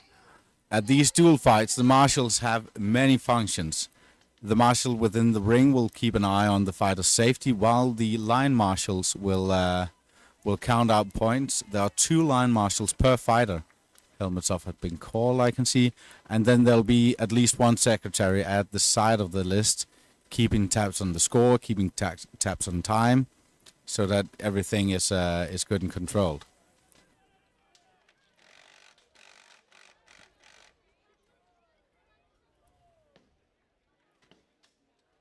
So we have a decision here. And the winner is Austria on the females sword and shield division here. Great fight from both fighters here.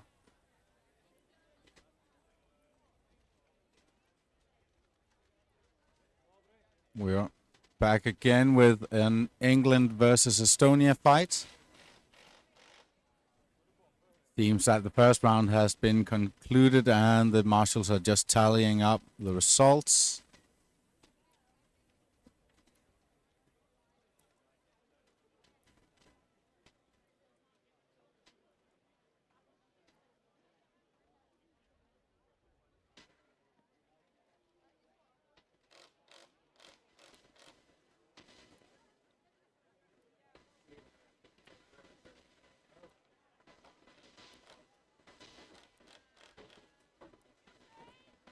Getting ready for the next round, hopefully.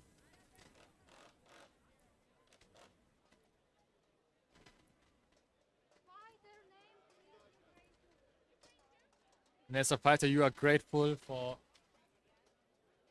every break in between the rounds. Just resting. Now the marshals are being directed back to their spots. Fighters have come in to give the fighters hello. We're ready for the next round. Strong start here from both. Ealing getting some shots in. But they won't be unanswered by the Estonian fighter here. Estonian fighter hitting really hard here. Trying to get some leg shots and a helmet shot here. Seems like the Estonian fighter is using a bit more brute force to try to throw off the English fighter from the balance and just keep them pushed so that they won't regroup. Nice defense here from the English fighter. Not letting the strikes through from the Estonian. And really circling around here in the arena. Estonian fighter backing up. And now closing back in on England. Landing a leg shot there. And this was the end of the round. So about this fighter salute. This is a common ritual, right? Yeah. Not, there are also some people who ignore this or who do not do this. I have heard about those people, but I think I have yet to see and register a fight where they don't at least salute once. I've seen a single fighter being too tired and with a closed helmet, you know, not spotting the salute coming up. But I haven't seen anyone who just negated the salute and started fighting. So the fighter salute is just tradition in the arena. Nearly everyone does it. Yeah. Big part of this sport is the sportsmanship. The fighters will fight all they can in their matches, but afterwards they'll come out of the fight. They'll come out of the fight and be as good to each other and as caring towards each other as they can. It is truly inspiring to see these athletes at work. And we have a decision here on England versus Estonia. And the winner is England here on this match. Taking home the victory from Estonia.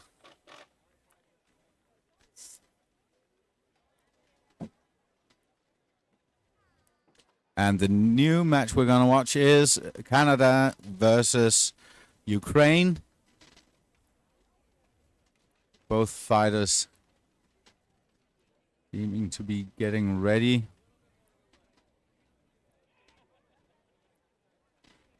We have Ukrainian left side with their sports optimized Wolfrip helmet. Most of the fighters I know tell me that it's the best helmet for the sport. You get a lot of fresh air in it and you are able to see the whole field. And some fighters prefer more closer helmets for safety reasons also. And there we had the fighter salute. And we have Canada closing in. Oh, good return headshot from the Ukrainian fighter there. Nice defensive stand there. Ukrainian getting some points there. Taking him some helmet shots. I'm fairly sure those shots are the ones we can hear in the background here, Felix.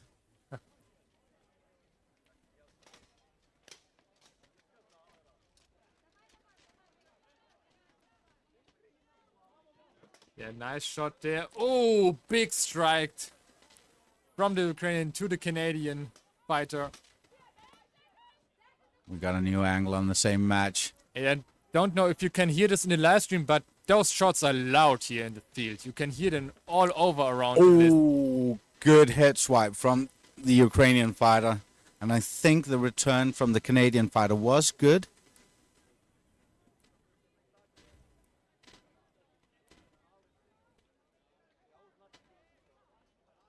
Both fighters returning to their corner for quick hangout and just a slight armor check from the Canadian team. That is also one of the reasons you have helpers in your team corner, just to be sure that if you have an armor malfunction or if you need water, air, anything, there's someone to get it to you, because you're not that nimble in that armor. I know we see them jumping and running around on the field in the list, but you're not nimble enough to tie your own armor always. The best repair kit is duct tape and leather straps. Always have it with you. You can easily fix an armor issue with that.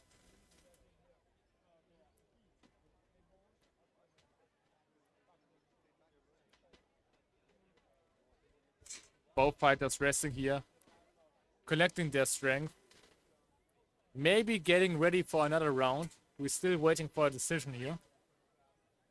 But in between rounds, it's important that you catch your breath and rest your arms.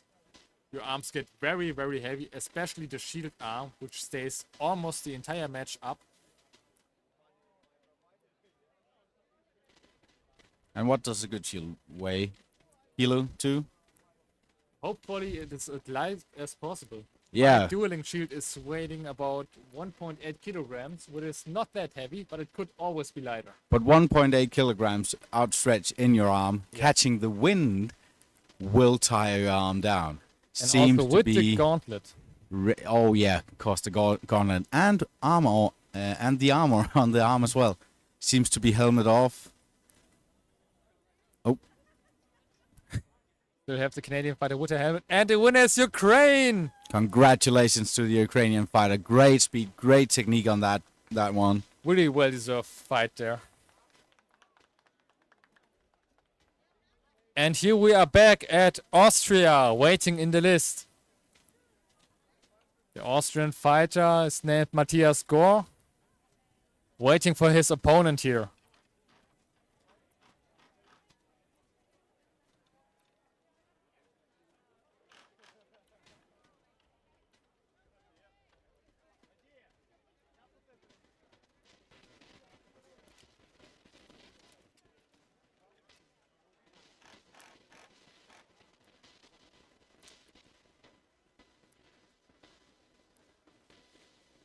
I can read in the chat, if the armor fails, you can blame the squire.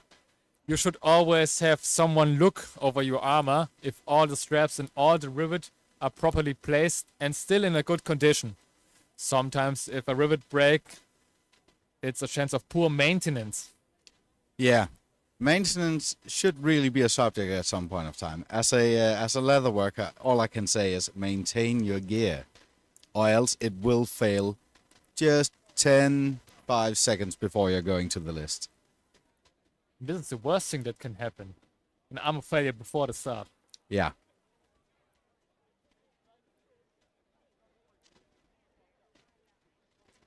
And it seems Austria is waiting for their opponent to show up. We'll still have a couple of seconds left. His opponent must show up on time, otherwise the win will go to Austria without even a fight.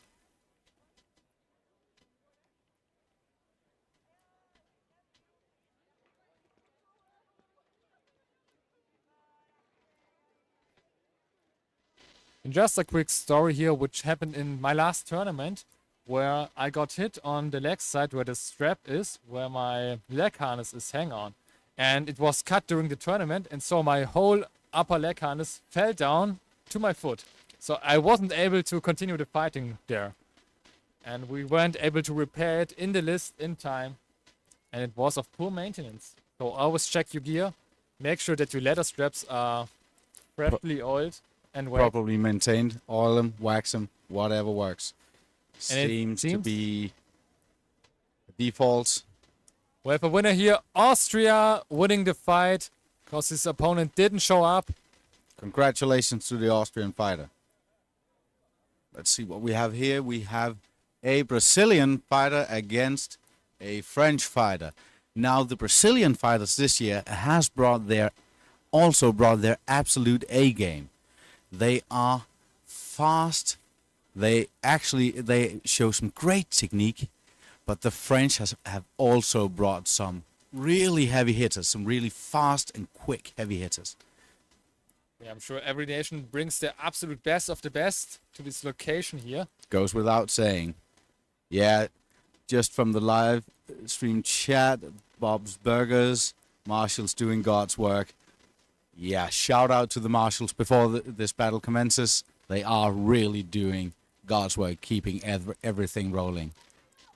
And Now, we're let's having see. here Brazil with a beautiful dueling armor with the jack chains against a French.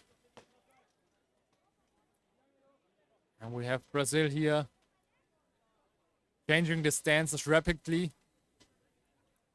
Just waiting for an opportunity. And France attacking. Trying to get some shots in there, but Brazil blocks it. And get some leg shots as well, it seemed.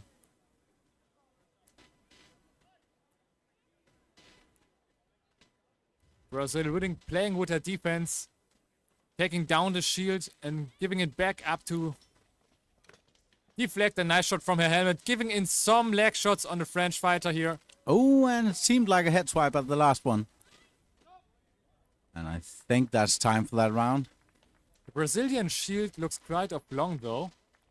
Normally, the shields have all a maximum and a minimum size here. But every weapon needs to be checked before you can bring it into the list. And we are referring here, as you can guess, the list is the arena. While the fighters are having a quick chat with their corner mates, I'll just do some, have a look through our live chat as well. See where I got to. Yeah, marshals, again, marshals are really doing God's work here at Spøttrup. Shout out to the commentators. Oh, you guys. Thank you very much. We're here for your sake. And just for your information, we have the maximum weight of a dueling shield is lower than 5 kilograms. So doesn't matter how light it can be. But not above. Not above 5 kilograms. Yeah. And we have French here closing in on the Brazilian fighter. Trying to give him some leg shot, but Brazil counters that. A little blocking. Dancing around in the arena, avoiding the shots from the French fighter here. Brazil countering with some leg shots there, but getting in some helmet shots from the French fighter there.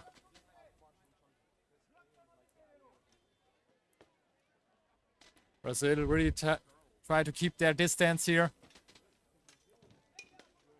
Having a nice defense. And France is really under pressure here. And I think that's time for this round.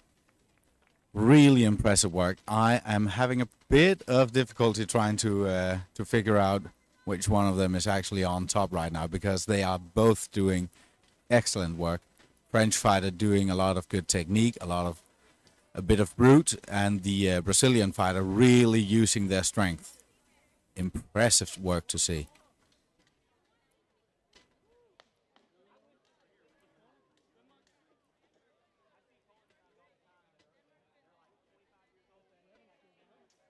Just for your information, dueling shields are allowed a maximum length of up to 75 centimeter and a maximum width of up to maximum 60 centimeters here. It's helmets off.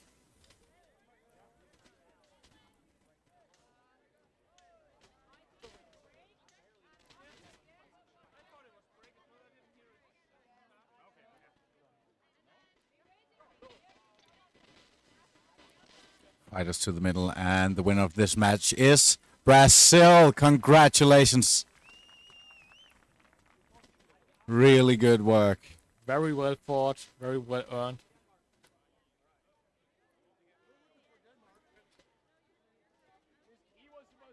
And we are back here, what seems to be Finland and Poland. The sword and shield division. Both fighters just taking off their helmets.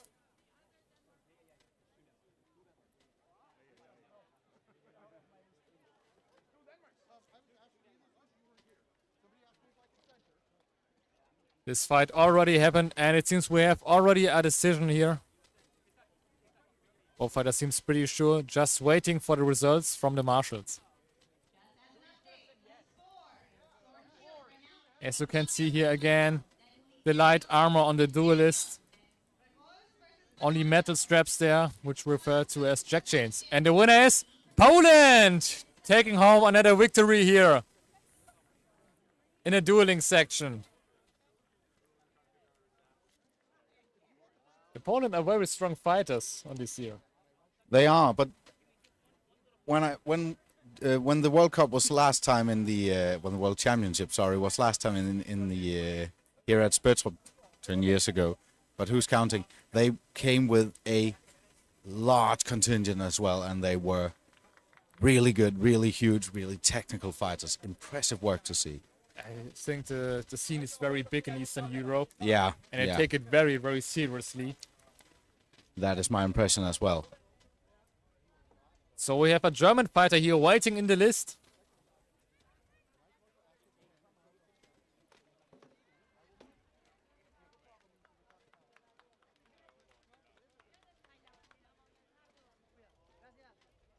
A punch shield is allowed in Sword and Shield as long as it meets the requirements. So lighter than 5 kilos and under the maximum width and length. But most fighters prefer heater shields cause you can cover a much bigger gap with those heater shields and round shields. So it's technically allowed to use a punch shield, but in my opinion, it's a disadvantage. I wholeheartedly agree. So And- you see nobody using a punch shield in the dueling sections, but you could. But you could. But you are not allowed to punch with it. Might still be 9 years ago, right? Yeah, 9 years ago. I'm not that good at counting. And here we have the fight between Denmark and Finland. Just started. Nice shots from both sides there. Getting blocked on both sides. Nice dodge there from a Danish fighter. Danish tried to get a very quick leg shot there. The Danish fighter has very good reflexes. Stabbing there with his saber and his round shield. Nice block there from the Finnish fighter. Both fighters so far pretty evenly matched, and now the Danish closing in. But very good defense here from the Finnish fighter. Trying to get in some strikes, but the Finnish blocks most of it. Still pushing the Finnish fighter there. And now the Finnish fighter is in the corner from the Danish fighter, but rotates out. And he won't let himself be cornered there. And this was the end of the round between Denmark and Finland. We'll try to have a look against Germany.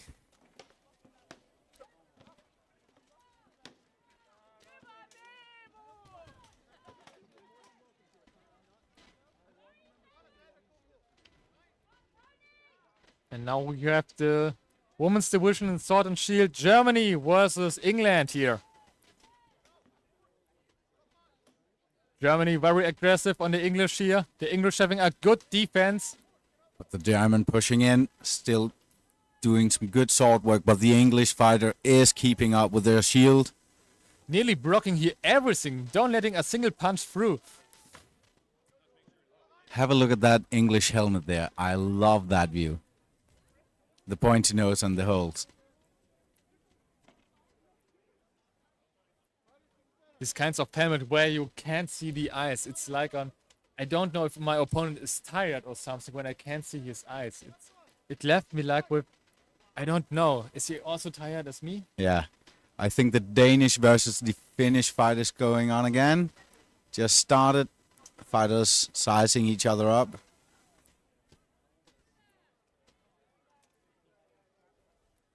Both fighters keeping their distance. Nice encounter there from the Danish fighter. Marshall running as fast as he can to keep out of that fight. Good choice from the Marshall. Very strong hits here from the Danish.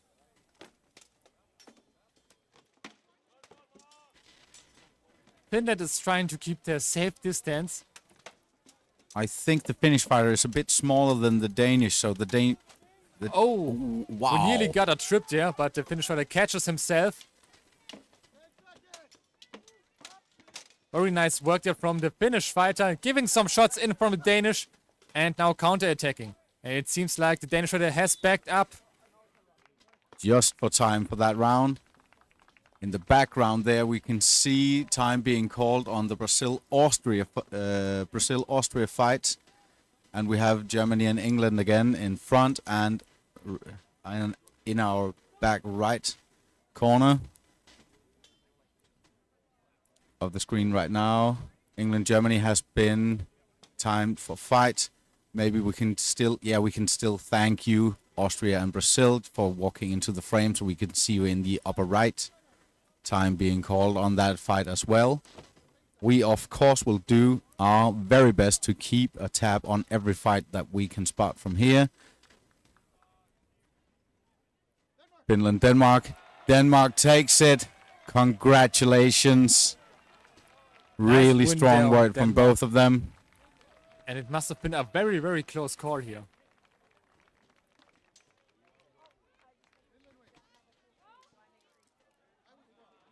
Oh. And the fighter's appreciation in the sport is just enormous here. German fighter trying to point out something. Fighters taking care of each other, always nice to see. And we are back at Germany versus England.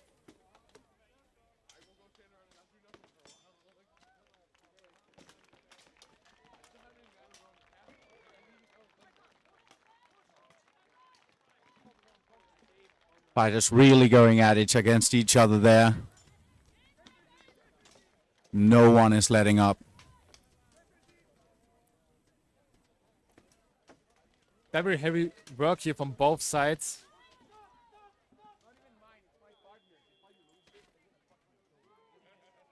Both fighters getting clinched up.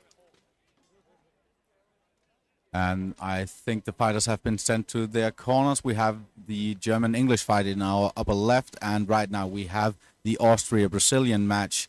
Brazil really using their speed and their leg work. Wow. Did you see the parry with the sword from the Brazilian fighter there? Yeah, very fast, very precisely. Hellish fast. You can see the Brazilians are really putting in the work to growing up as strong duelists. Yeah. And kudos to the Brazilian corner helper there for trying to get someone in the general direction of the fighter there. I think you can see the shield there flapping and bending. It must be very, very light then. For some duelists, shields are one-way products, so they use it one season and then it's broken and then they go to buy another one or build another one. Because they're built so light, they get destroyed in one season. And we have a decision here on Brazil. I think we have a decision there. Versus Austria. Austrian fighter getting his helmet off. Winner is Brazil. Nice fight. Very earned here from the Brazilian. And we're on again to a Danish-American matchup in the Sword and Shield category. I have to appreciate here the nice decoration on the American fighter.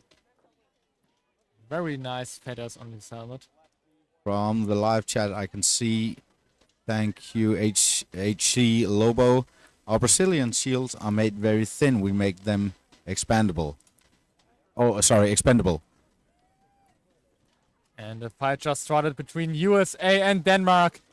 Denmark closing in with a jump attack. Never seen that before.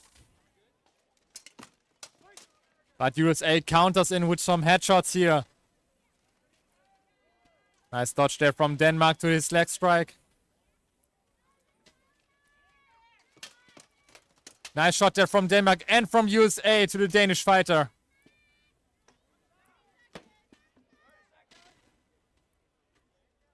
The Danish fighter just waiting in the corner, blocking most of the strikes from the American fighter here.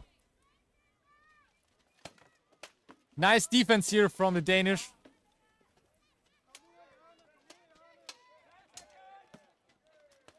Danish fighter is very defensively and needs to get some points in. USA fighter is trying to sweep his legs. And this was the end of the round. Very close match. Maybe a slight advantage on the USA fighter here. But we will have to wait for a decision.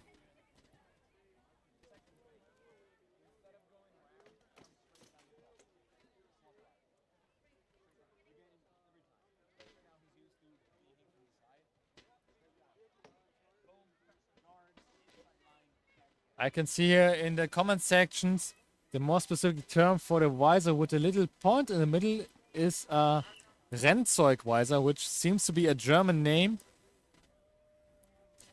Don't know what exactly Dot prefers to. Maybe for jousting visors, so you don't get anything stuck there. While we are waiting for the American and Danish fighters to recommence, quick shout out to you guys in our live chat, really helping us out here. Yeah, thank you for commenting and cheering up for your favorite fighter here. And we are about to witness the second round between USA and Denmark here in the sword and shield male category. Nice leg shot there from the USA fighter.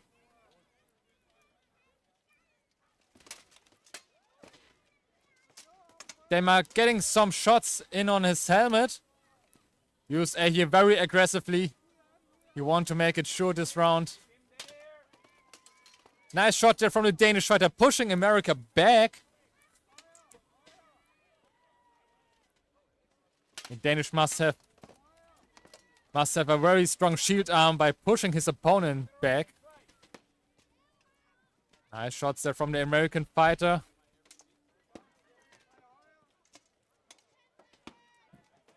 Getting some shots there on the helmet. Trying to keep his shield down there. He's very quick with that shield, but the American fighter is heavy and he is fast. And this was the end of the second round. Both fighters showed respect at the end of each fight. And we are just waiting here for a result.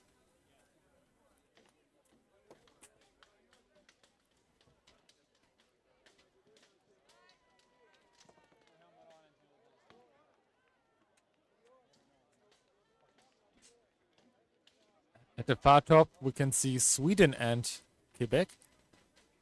And down here, we have a decision between USA and Denmark.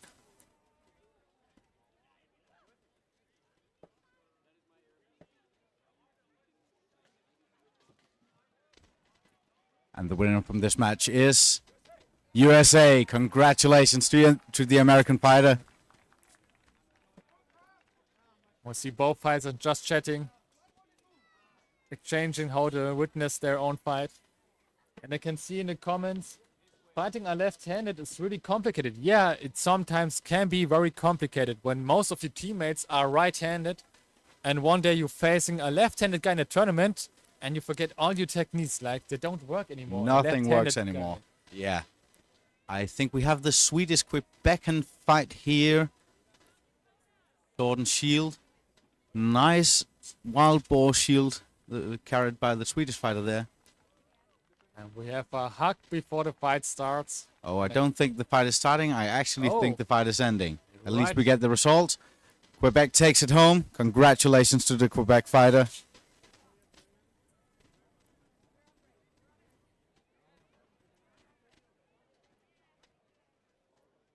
But great respect among those fighters.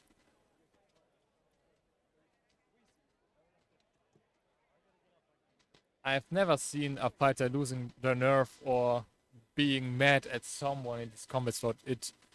Never seen it live before. Most of the time, fighters show the greatest respect to each other. They Even really more do. after they finish their own fight. Outside the list, the fighters will do everything they can to help each other. If you have the home turf, you will try to help the others if they have an armor malfunction or wherever that goes. They'll know which blacksmith to go for, or they'll see if they have some rabbits they can spare. It is a really sportsmanship sport here, a gentleman sport, one would say, or a gentlewoman sport. And if we have some new people here watching this live stream for the first time, we are at the IMCF World Championship 2026 today at the sword and shield category here. Now witnessing a fight between Italy and what seems to be Estonia. Oh, and we have a disarm. Disarm here on the Estonian fighter, which will award the Italian fighters points.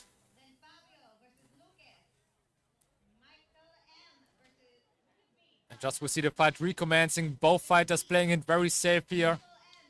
Just waiting for the first actions, and both fighters decided to strike the legs and going on counter attacks on their helmets. As far every successful strike is worth 1 point here. And the fighters with the most points at the end of the round wins this round. You need at least to be 2 points ahead of your opponent to win the match for you. Estonia going in, trying to use their size. But the Italian fighter remaining nimble and getting some leg swipes in there. Time for this round. And if you are new to the sport, the most important thing in armored combat is tell everyone about armored combat and help the sport grow. And right now, and the next couple of days, you can also grab your friends, sit them down in the living room, pour them their beverage of choice, and put on the IMCF World Championships here from Spøttrup, Borg, where we commentators will do everything we can to entertain you, as you can adore the fighters who are working their very hardest in the arena. Yeah, we are live till Sunday. And we have a decision here, a nice handshake from both fighters. And the winner is... Italy. Congratulations to the Italian fighter there. Congratulations to Italy and also to the Estonian fighter. It was a very nice match between those two.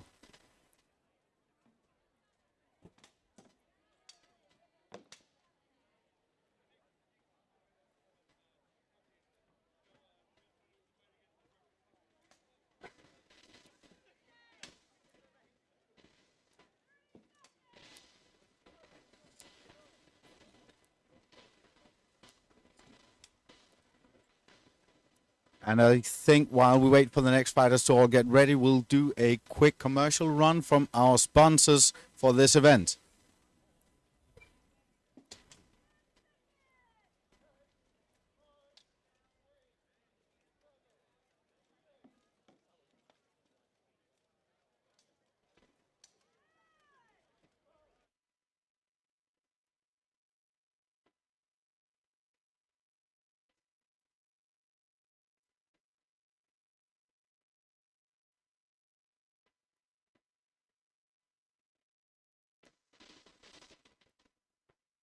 The tournament sponsor is Go Hurt Medieval.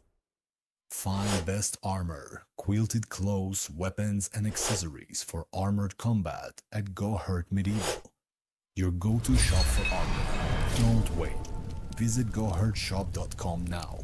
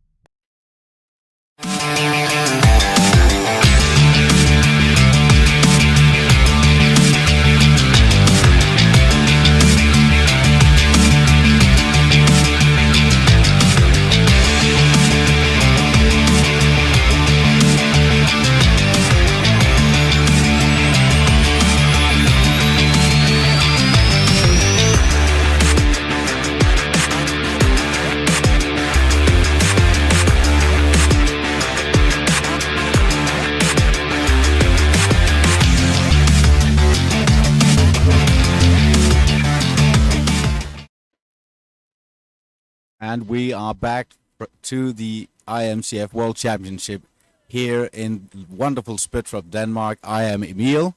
Beside me I got... Hi, I'm Felix. And right now we are watching Wales against Austria in the Sword and Shield tournament. We are so glad that you are here with us. And just from the start, when now the fighters have commenced, shout out to Skjeg sword and shield fights look quaint compared to pole arms. I couldn't agree with you more. We had pole arms yesterday and a bit this morning, and pole arms is always very violent. This is a technique sport.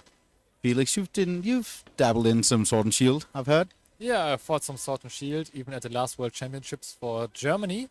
And I have to say, we see some beautiful work here on the athletes we've seen today on the list here and on the field. Even now on the current fight who is going on, which the Austrian fighter really tried to get in some points here. And giving in some nice leg shots, countering most of the strikes. This is the end maybe of the second round, I guess. Both fighters agree. Sword and Shield is a very technical discipline where you need to work around the big shield of your opponent while managing to do not get hit by your opponent.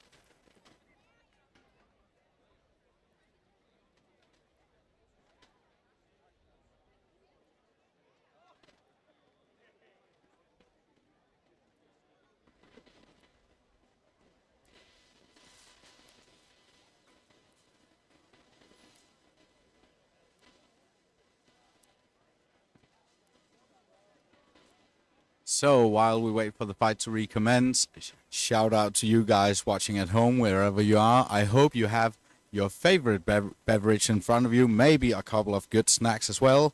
Give us a chat in the live chat on YouTube just to tell us where you are.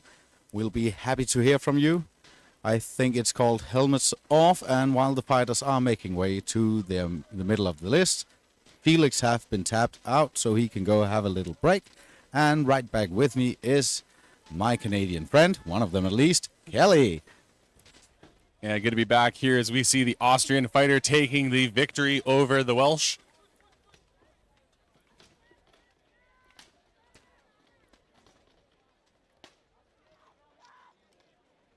And from the live chat, love from Louisiana, USA. Good to have you with us.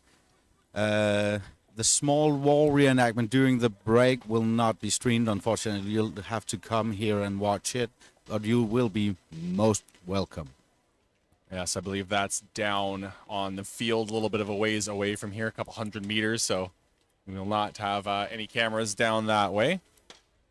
But if you do make your way out here to Spøttrup Castle, there is a lot going on. We also have a large medieval market and some fantastic things on sale. I just bought a few souvenirs to bring home to my friends.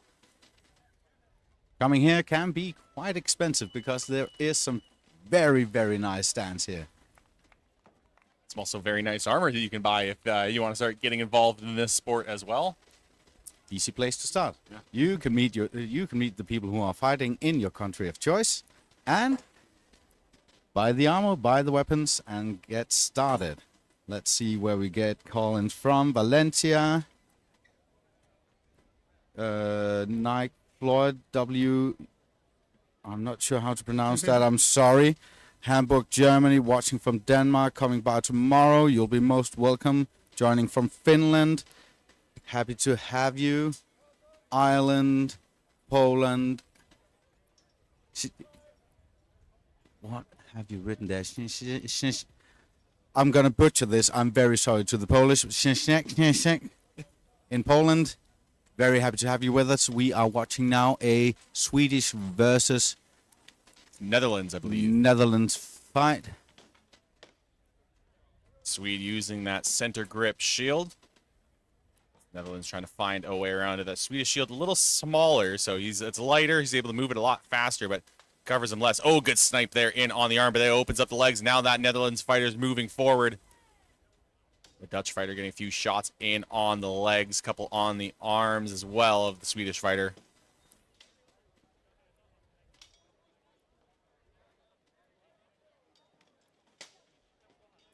The Dutch fighter really just trying to tie up there with the Swede. Looking for his opening as he tries to get the hands up high and then down low. There you see it right there. Trying to use the shield to pin the arms, pin the opponent, and that will be the end of the round. As they are going back to the corners, I will try to come to the bottom of the list I have just subjected myself to. Beer King from Denmark, welcome. Nürnberg in Germany. Kielce in Poland, Germany, Frankfurt, Kiev, Ukraine. More love from Nuremberg, Ireland, Morsø, Denmark. You're just beside where we are. Come down here and say hello. Polish watchers, very glad to have all of you. Wow, what a reach. We are so happy to have you here with us. Yeah, people watching from all over the world, and it is great to see as we have had fighters come here from all over the world. 30 countries represented this year at the 2026 World Championships. I believe it was a rough total of about around 575 fighters. So it is very busy here, not just with all the fighters going around, but a lot of people here enjoying the festival, enjoying the market, and enjoying all of the fights. So if you come by, you can try to get some of the general admission areas. You could be sitting out in the grass there or trying to go along the rail. But you can also pay for grandstand tickets, which gets you some great seats with a good view of all of the fights. Just to round off the last fight. Sorry, just lost it there. Just to round out the last fight, the Netherlands fighter from the Netherlands took it home. Good job on both fighters. Now we are waiting in the list here with an English fighter and Not see yet who their opponent is going to be. We are just waiting now.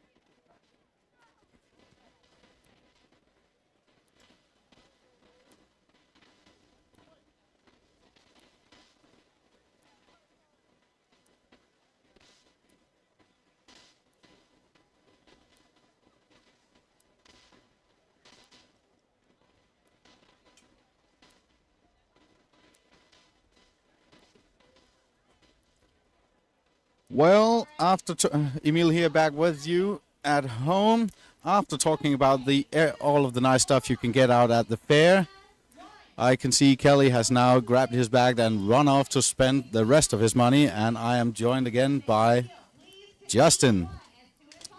Hello, everybody on the live stream. I was here commentating yesterday, and I'm back for today, and we're back at it with some Sword and Shield already.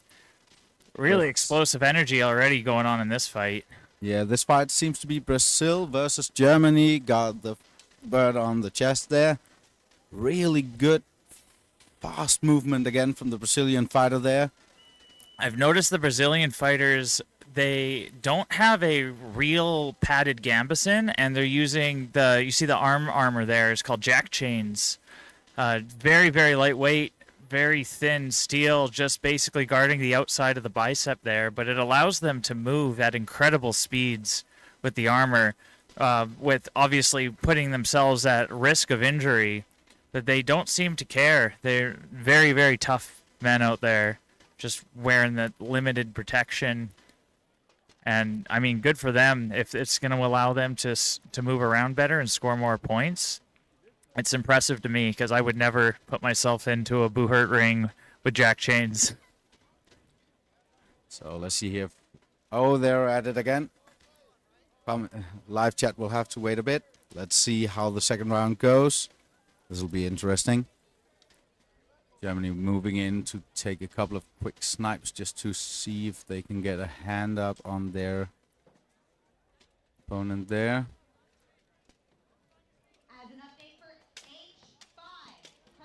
Really fast work from the Brazilian fighter going into the German fighter, using their shield.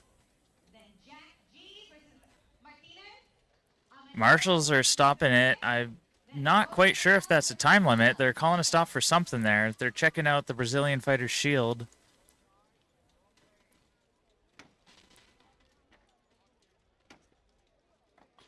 Seems to be a major split in the wood on the shield there. They may have to get him a new one. And the new one is being blown in. We had a little conversation with the live chat earlier about the Brazilians choosing to make their shields disposable rather than durable. The Canadian team did the same thing. They made some very last minute 1/4-inch plywood shields. They intended them to break during this tournament here because they wanted them to be as lightweight and large as possible, as they maxed out the allowed size for the IMCF standards, and they made them extremely lightweight to be able to just keep mobile and just be able to fight to the best of their ability. Fighters are back at it. Brazilian fighters still very much light on their feet. Really nice wrist movement there from the Brazilian fighter, doing a quick little flourish with the sword before the head strike, and the marshals are calling it there.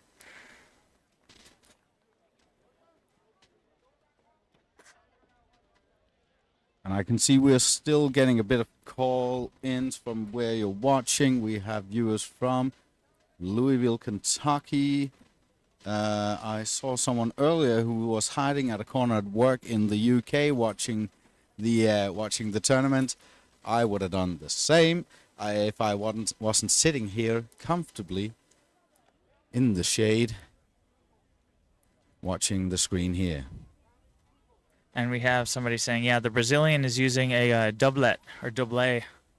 And yeah, it's not, I got a close-up look at it earlier when I was over beside the lists, and it does not look like there's much padding in there. It's not like a thick inner layer of extra padding like the gambesons are.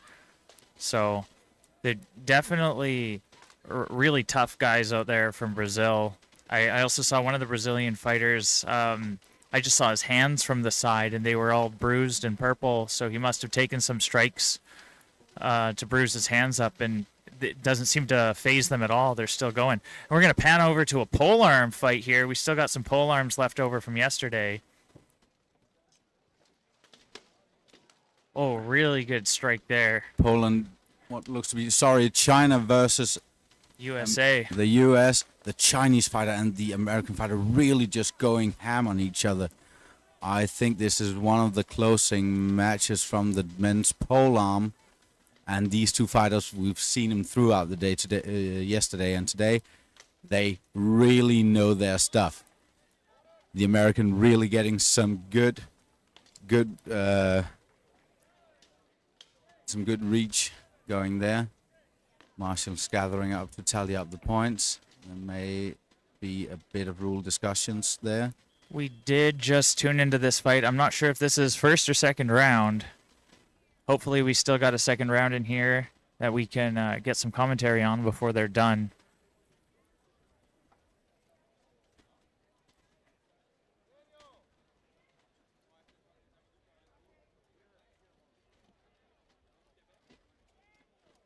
Looks like it was the first round. We managed to catch the end of there because the Americans have just changed out their axe to what seems to be a bit shorter model. This new axe from the American looks like it's got a much smaller head on it, but don't let that fool you. It's still going to hurt a lot depending on where you get hit. The smaller axes on the longer pole arms, in my opinion, do even more damage because you're focusing more energy into a smaller point rather than spreading it out over a larger axe head. And the lighter weight also allows them to swing it faster.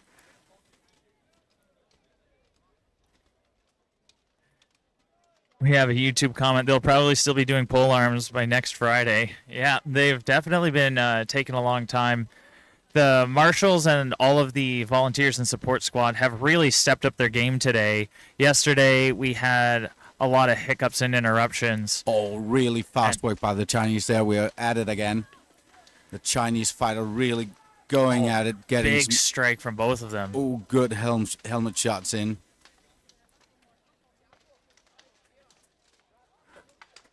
American pulling on the Chinese head there. I'm surprised the marshals didn't call something like that. You're not technically allowed to grapple in a polearm fight, but it was short enough that I think they'll allow it. Really good trades now. The American's getting some good strikes in.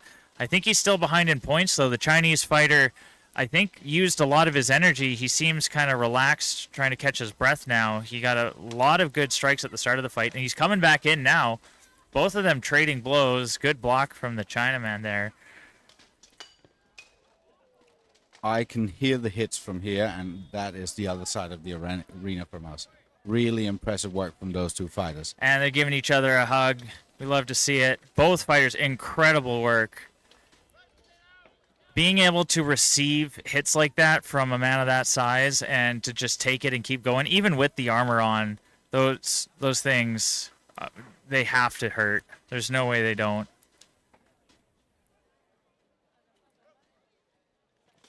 It's going to be interesting to... Yeah, wow, what a clang. Going to be interesting to see who takes this one home. Really looking forward to it.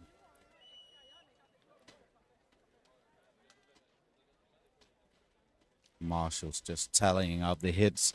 There'll be 2 marshals counting the hits for each fighter, and then they'll pop into the secretary at the list at the end of the round and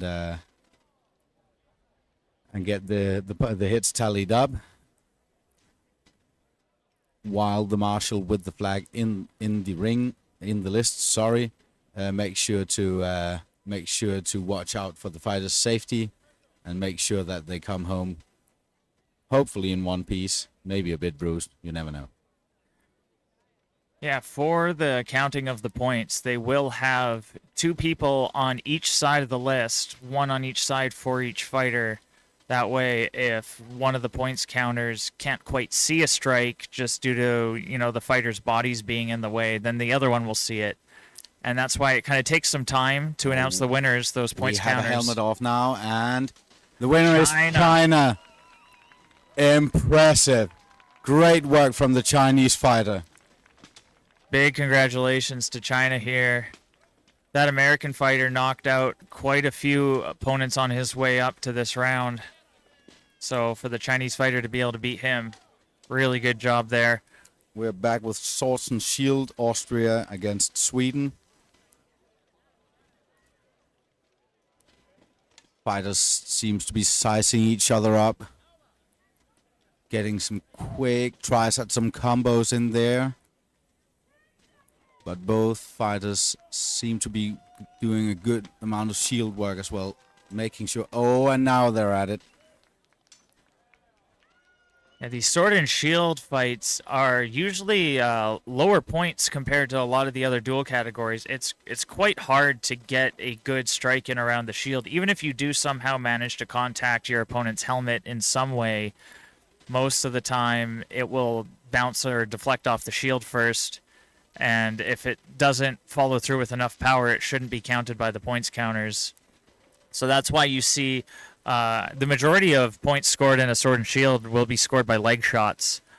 And that's where you want to basically tire your opponent out by alternating from a leg shot to a head shot, back and forth, leg head, leg head. Your sword weighs less than the shield most times. So if you can go low-high with your sword and force them to essentially be doing rapid bicep curls with their shield by going low, high, your sword arm will last longer than their shield arm. And I think helmets off has been called. And a quick shout out to Molas. Why getting tan at the beach when you can get bruised at the list? Can't agree more. Austrian fighter has entered to the center. Swedish fighter just fiddling with the helmet. Those straps can be fiddly. That's why you have help with you. Nice touch with the wild boar shield there. And the winner, ladies and gentlemen, is Austria. Congratulations to the Austrian fighter.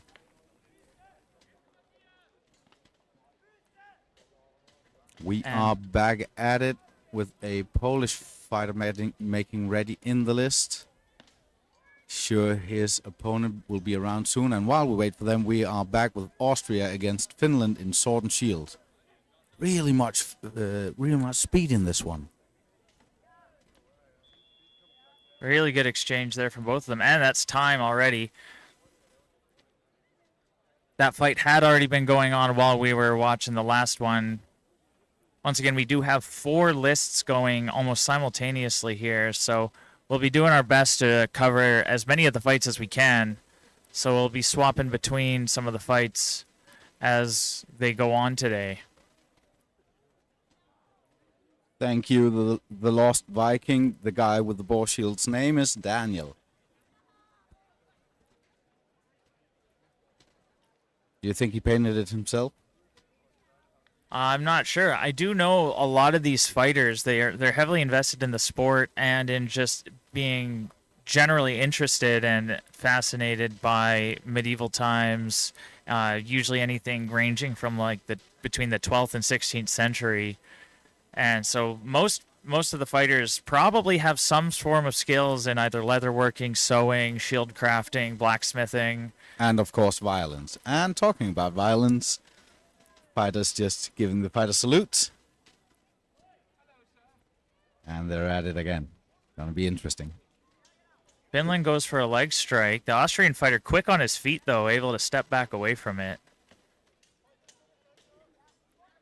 Austria going low. Finland trading with another low shot of his own. Austrian fighter really good at stepping back with his legs, though. The Finnish fighter keep going for those leg strikes, and Austria is able to quickly move his legs out of the way. And we have confirmation. Daniel painted his shield himself. Good work. Really impressive work by the Austrian fighter here. Quick on their feet.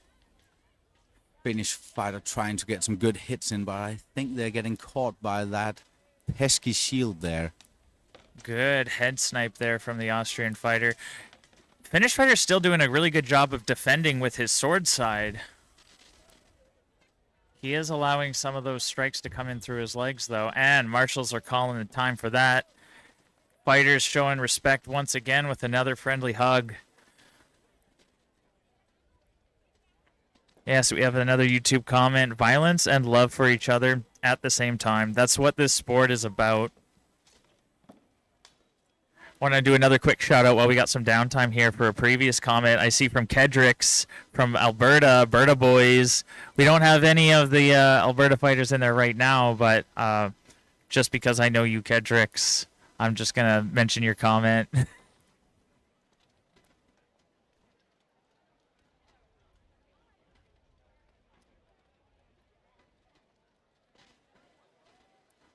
So it seems that the marshals have called helmets off. And while we're waiting here, I think we may have asked this earlier, but yeah, feel free to leave a comment if you're watching on YouTube and let us know where you're watching from.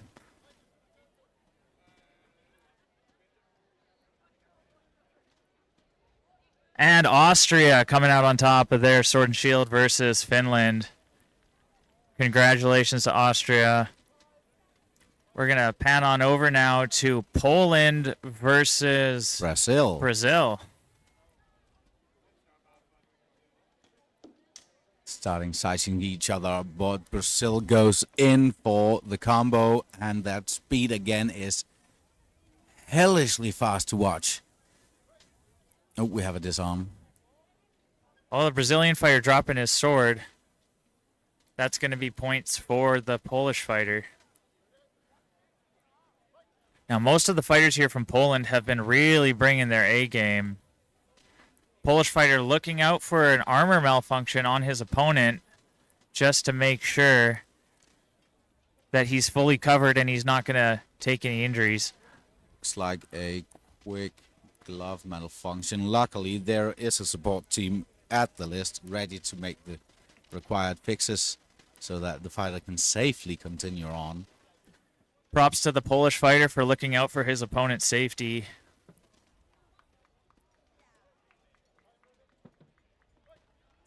And we're at it again.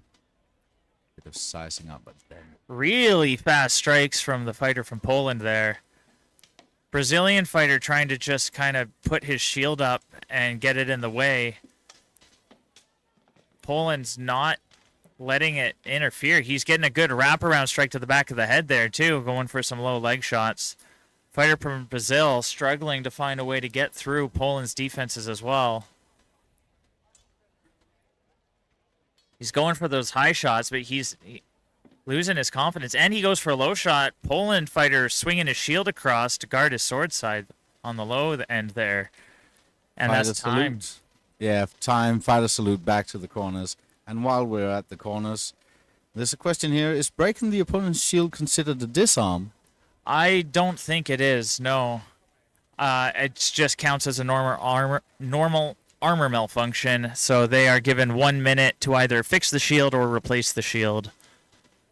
And from our previous shout-outs from check-ins from you viewers, we have Ireland, Austria, USA, Netherlands, Germany, I'm guessing Australia, Ireland, Italy, Denmark, from all over. And, Poland takes the fight. Big congratulations to Poland. They have been just blazing through the competition here. Yeah, but he didn't get that one without working for it. Really impressive watching that Brazilian fighter's speed and technique there. Yeah. Really impressive. Oh yeah, all the fighters here, even if they're losing their fights, it doesn't matter. That means they still qualified to be the best of their country. So, not getting the medal doesn't mean that they're bad fighters by any means. They still just showing up here as a fighter means that they have an incredible amount of strength, skill, and tenacity. Chilean fighter entering the list here. Just like you said there, Justin, coming here, bringing your armor, weapons, shields, and mates all the way from Chile to Denmark, arriving at Spøttrup and being armored up in the list, ready to go at the right time. That is a feat in itself. And a quick shout out too, because this is not like your international sports leagues that you see in other fronts. This isn't like the World Series of soccer/football. This is not like the NHL or the NFL or CFL or any of those big international leagues where they have tons of funding and they pay for their fighters to go around. Most of these fighters paid out of pocket. They took their own money from their own job that they got to go back to once we're done this tournament here, and they had to pay an exorbitant amount of money if they had to fly. They put over 100 pounds of armor and weapons into a bag to send it on a plane. But we're starting the fight here. Chile going for some good leg strikes, really getting his sword up inside of the Swedish fighter's way there. Swedish fighter making the most of his center grip shield. You can see the Swedish fighter is hitting with the flat end of his sword there, though. None of those hits to the back are going to count. But now he's getting some good leg strikes in as he pushes his shoulder into the Chilean fighter's face. Both of these guys using a very aggressive tactic here to try and just shove their shields in to interrupt the opponent's swings. Marshall's saying something to the Swedish fighter there. They might have just told him that he was hitting with the flat just to give him a quick heads up that he's not scoring points.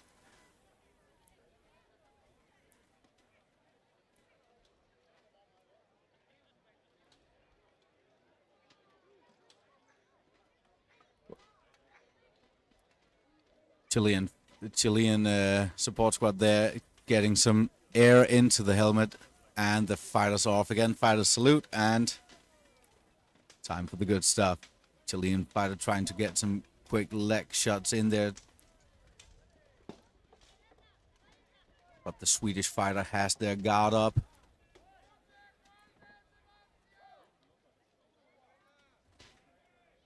Trying to get the Chilean up against, and Marshals are calling to stop. Pointing a finger in his face there. I think it was just because he kept attacking after the whistle had been blown. The yellow flag can be a bit difficult to spot when you're in that helmet, to be honest. Especially when all you're focusing on is just trying to score points. You're in the moment, and there's so much padding inside these helmets. It's basically like having full earmuffs on. It's very hard to hear anything around you. You got the clang of the armor. Your ears are mostly muffled, and you have very limited vision. So, can't fault them too much for that. But the fighters are supposed to know and understand that when they see that yellow flag in their face, to just stop all motion.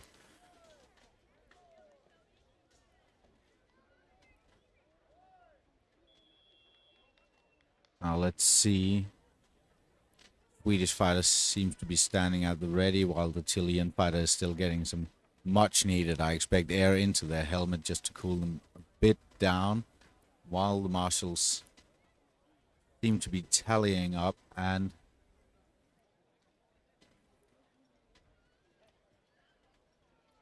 Yes, like I was saying earlier, they have 2 points counters, two for each fighter, one on either side of the list, and they have to travel around the list to meet up and discuss how many points they counted for their fighter. And sometimes one counter can't see some strikes from the angle they're looking at, so they have to discuss that with the fighter from the other side as we go back into the action of Chile versus Finland. Sweden, sorry. no problem there. Let's see. Has the Swedish fighter got a bit low grip on their sword? It seems they got it by the pommel. Maybe just to get a bit of reach and a better grasp, maybe. I do see that there. That's interesting. I've never seen such a low grip on the sword before.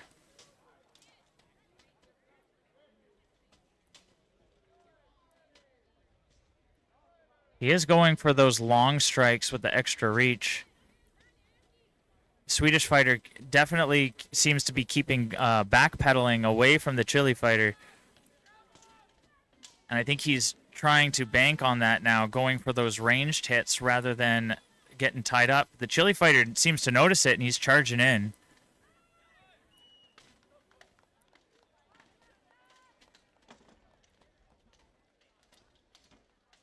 And seems like that was time for this round.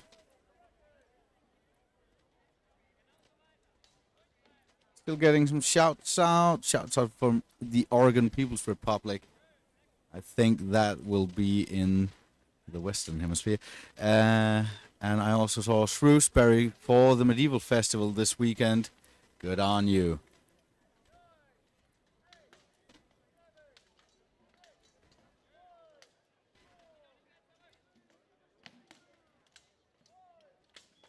And for those who don't know, we did have an online updating app going with all the fighters and the schedule, and it did have a crash yesterday. So the marshals had to rearrange everything. From what I heard, a lot of the marshals were in meetings last night. They stayed up till close to 3 in the morning here, just reorganizing everything on paper. So everything is just pen and paper.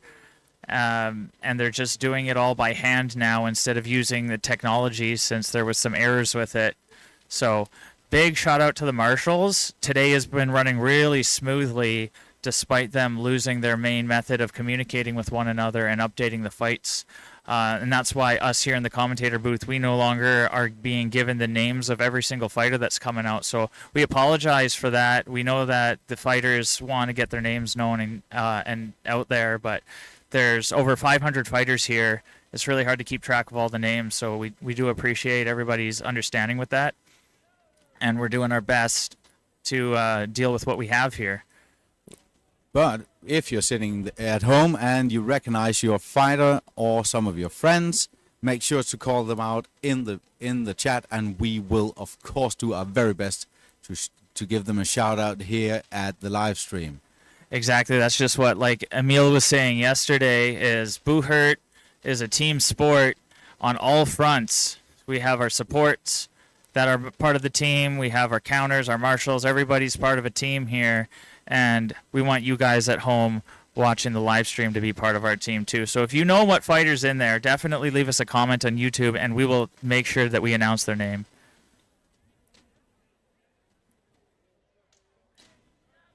Oh, and I think I actually got a name for the Swedish fighters here. His name seems to be Sebastian.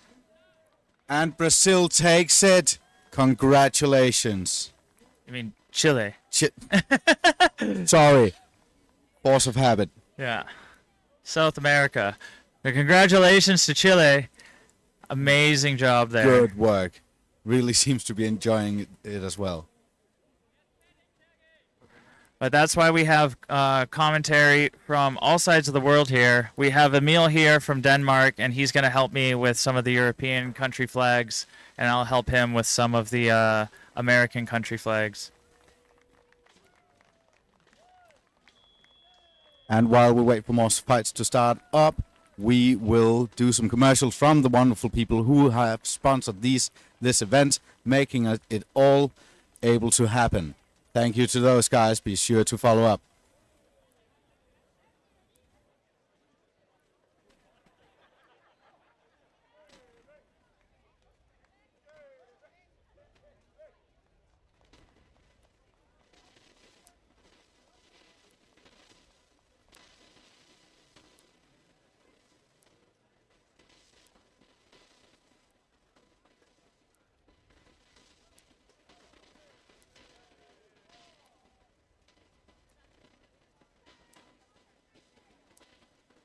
The tournament's sponsor is Go Hurt Medieval.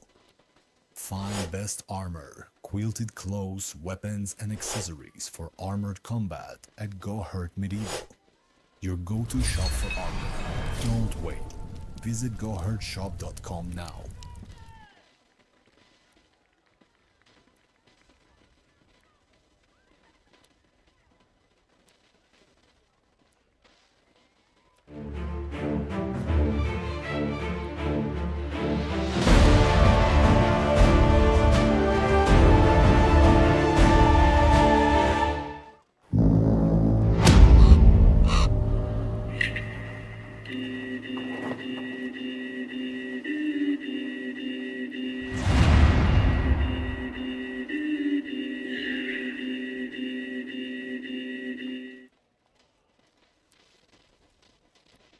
And thank you again to our sponsors. We are back live here with more Sword and Shield action. We've got, I believe that is Quebec up against Germany. Justin, you might just have your Canadian license revoked, because that is the Quebec flag in the background there. Fighters getting ready, sizing each other up. Germany coming with the first hit. I am always worried about the Quebecers getting mad at me for mistaking them for France. And the Quebec fighters have also done some amazing fighting here. The Quebec fighter making sure to get out of the way when the German sword comes swinging, trying to find an opening. Really good defense from both fighters here. Neither of them able to find some good strikes. It's hard to get through those defense. They're doing great job with the leg work too. Great leg work from the Germans, stepping back to dodge those low strikes.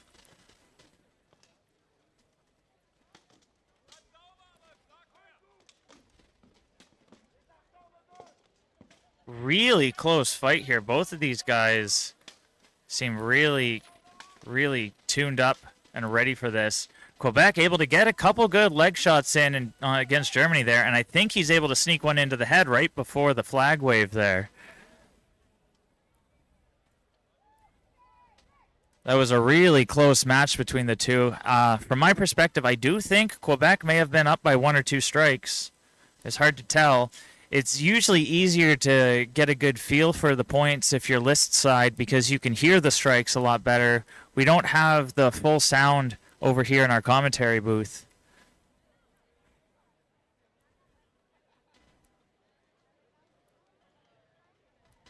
An update for list 4G. Currently in list should be Fabio versus Daniel. Next will be George versus Nicola.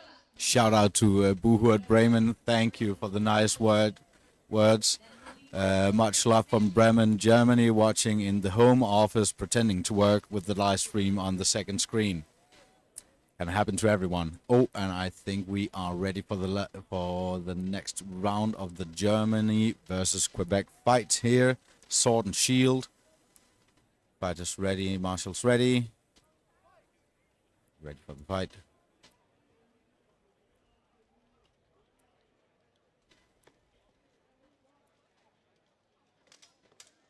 Really fast strikes. Great defense from the German fighter. Quebec fighter using his shield to maybe block some of the German fighters' view there.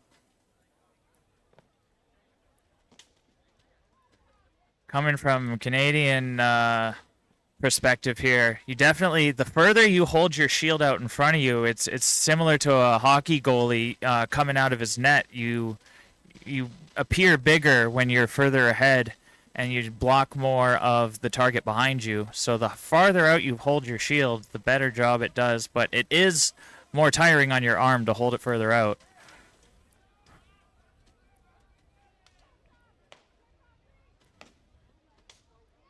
Oh, good head strike in there with the backhand from the Quebec fighter, and that's time.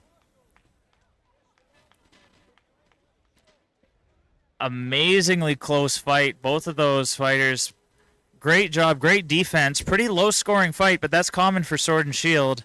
Not a lot of solid strikes get around that shield. And the swords also being used really good as defensive instruments, not just the shield.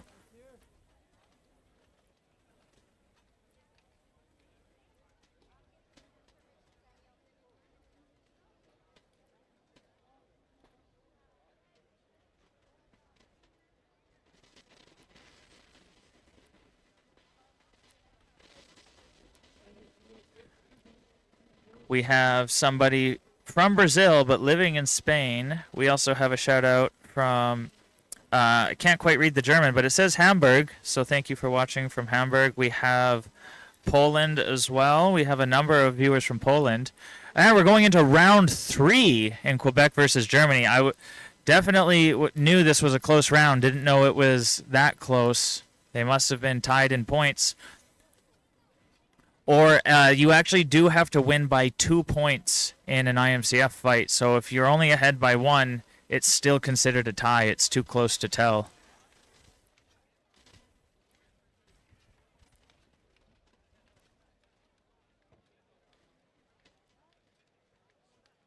Fighters sizing each other up. Now it's the third round. It's important to really play to your strength and not overreach yourself. You can see both of them being very cautious now. They know it's round 3, and neither of them wants to give up any points here. Quebec goes for a strike. Nothing gets through, and they're stopping it already. They sat there just staring at each other. They're sent back to the corners. Maybe the marshal spotted something that we don't.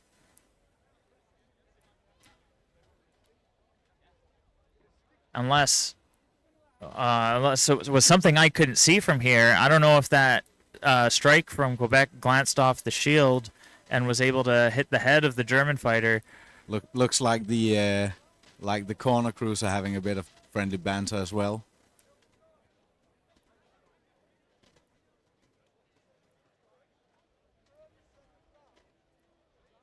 Fourth round. So, it seems like no points were scored in that last round. So now they're going from round 3 into 4 now.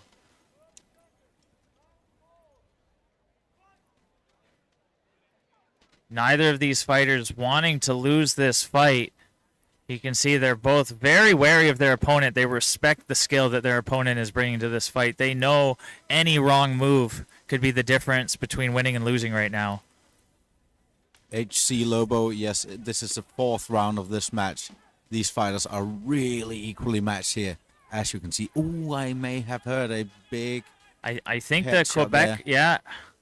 Great leg work from the German fighter, though. He keeps getting his legs out of the way from those low strikes. Time. I lost count there, but it seemed that they were more aggressive this round. Really intense fight between these two.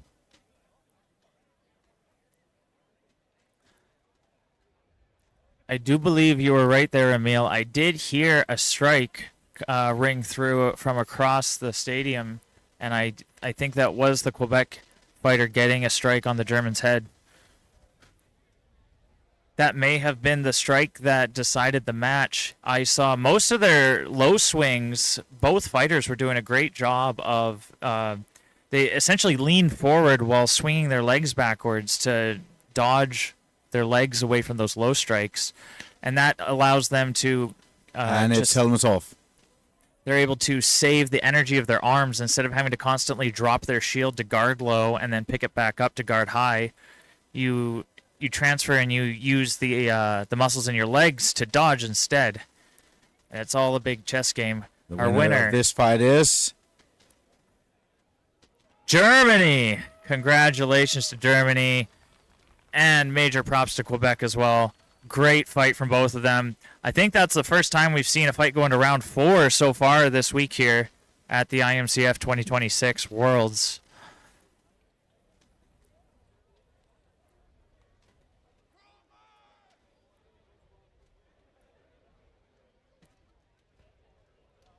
Looks like Sweden and Brazil is getting ready for their next round. That was, as you are saying in the live chat, that was a great fight. Seldomly we'll see that equally matched of a fight, but this was a pleasure to see. One for the books. Now, I am excited to see the Brazilian fighter here. I've seen them fighting throughout this weekend, and they've all been extraordinarily fast. They've got that very lightweight armor there, and they don't wear thick padding. They don't do the thick gambeson that most of the fighters use. They've also been using some pretty lightweight and thin shields, really just optimizing their ability to stay mobile while minimizing their defenses. There is always a risk that they're going to get hit somewhere on that bicep where they don't have any armor, and that could just injure them enough to take them out of the fight. But that's a risk that they are willing to take to give themselves as much speed and mobility as possible. So we'll see how it plays out for him here.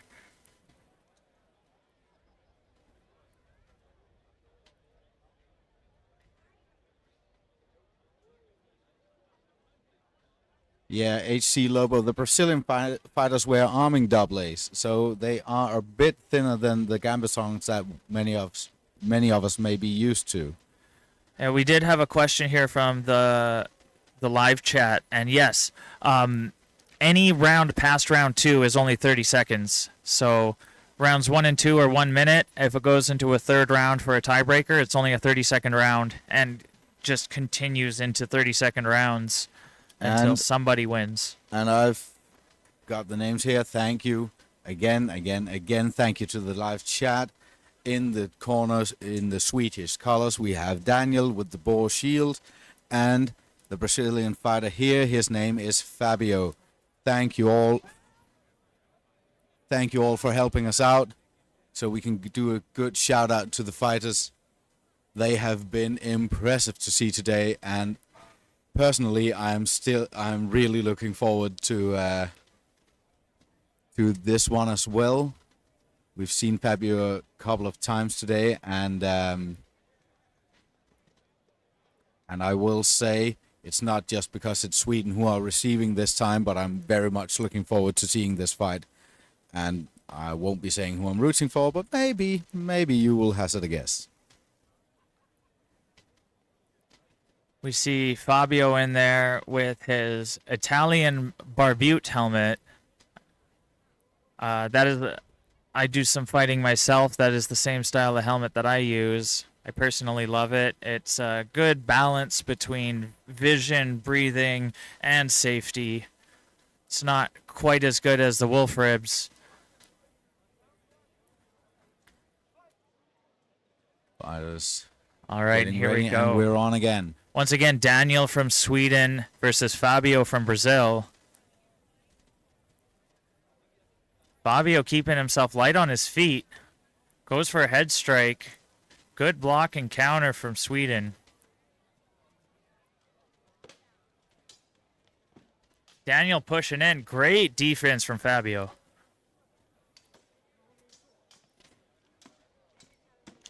Daniel really going into him, laying it on here, but it seems like Fabio has still got his speed and his agility with him, luckily for him. That lightweight armor really paying off for Fabio. He's got that technique there. I'm not sure what other fighters call it, but from where I'm from, we call it the house. And yeah, his shield majorly breaks there. But you see how he's got his shield kind of covering the whole left side of his body, and he will actually raise his right arm and rest the tip of his sword on the top of his shield. And so that will guard his sword side and his head, and then his shield will cover his whole shield side.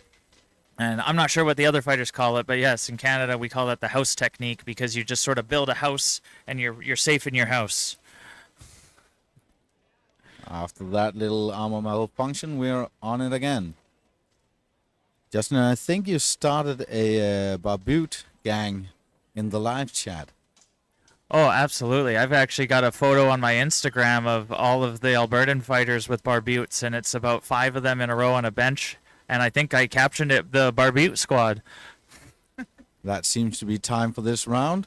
Ooh, I'm reading here in the comments that Daniel is a great guy and he has great mead as well. The mead is the Nordic honey wine. I will call it the nectar of life because it can really, really be good. I've already bought 4 bottles of mead since showing up here in Denmark. How many have you got left? 2. The others were, of course, stolen from him. He lost them, misplaced them. I shared one with the Canadians, and I actually made some Danish friends here who were very nice to me. They shared some of their food with me, so I decided to crack open one of my bottles of mead and share it with them as well. And we're ready for round 2. Fighters saluting. The marshals being divvied up so they know which one to count. Everything is good and ready, and we're on again. We have a comment here from HC Lobo saying they call it the Cavada Guard. Both Daniel and Fabio sizing each other up here. Fabio goes for a strike. He's not committing too hard to any engagement, though. Trying to keep his distance. Oh, Fabio gets one in there. Daniel's trying to find a way to answer him. Daniel pushing forward. Fabio doing a great job of keeping his guard up with that sword arm, though. Daniel seems to be getting frustrated. Oh, a little head snipe there from Fabio.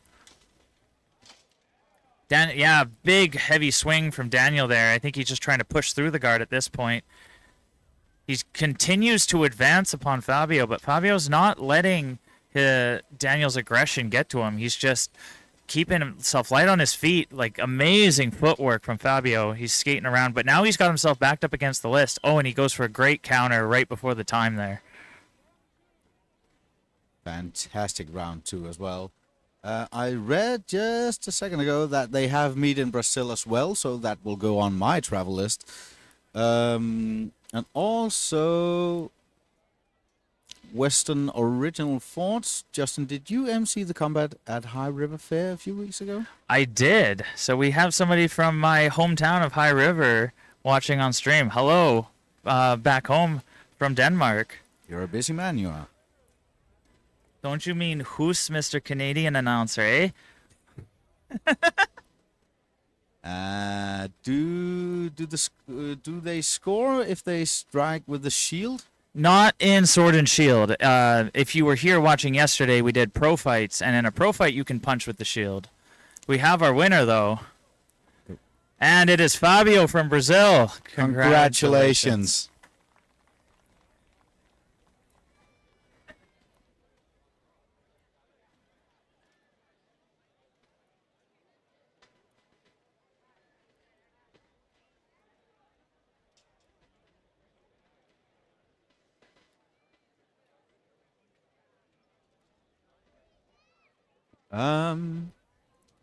Let's see what is happening. We're panning over to what looks like Brazil versus Poland. I'm not sure if this fight is just starting or just ending. I don't think they're they're in between the lists. Oh yes, I do see that now. We have they're not actually in there together. And whilst we are making ready for the next fights, in Wales they also have sparkling mead right on the travel list as well. Thank you for the good hints. We do have mead in Canada as well, but I do have to be honest, since trying some of this Danish mead, the Canadian mead just does not stand up. They don't make it sweet enough there. It just tastes like a bitter wine. And to me, the Danish mead has much more honey in it. It's much sweeter, and that definitely suits my taste buds. Yeah. So now we are seeing a fighter from the Netherlands in the ring with a Brazilian fighter. I did not catch the number on them, but I'm sure we'll find out in a bit when they have had their armor checked. Just need to get that shield on the arm. Once again, anybody on the live stream who knows who these fighters are, please give us a shout out for their names. We're And still against the Netherlands. Netherlands is the orange, yes. It may very well turn into a mead tasting live stream. But no, we'll try to stick to the Buhert here. So it's probably not pronounced that way, but George from Brazil. Is it George or Jorge from Brazil? Fighters being called in, fighters ready, saluting each other. Marshals ready, and the fight is on. Netherlands fighter, some really strong strikes already. Both of them trading some leg shots. Netherlands with an insane amount of aggression. The Marshals giving him some kind of warning. I'm not sure what he did there.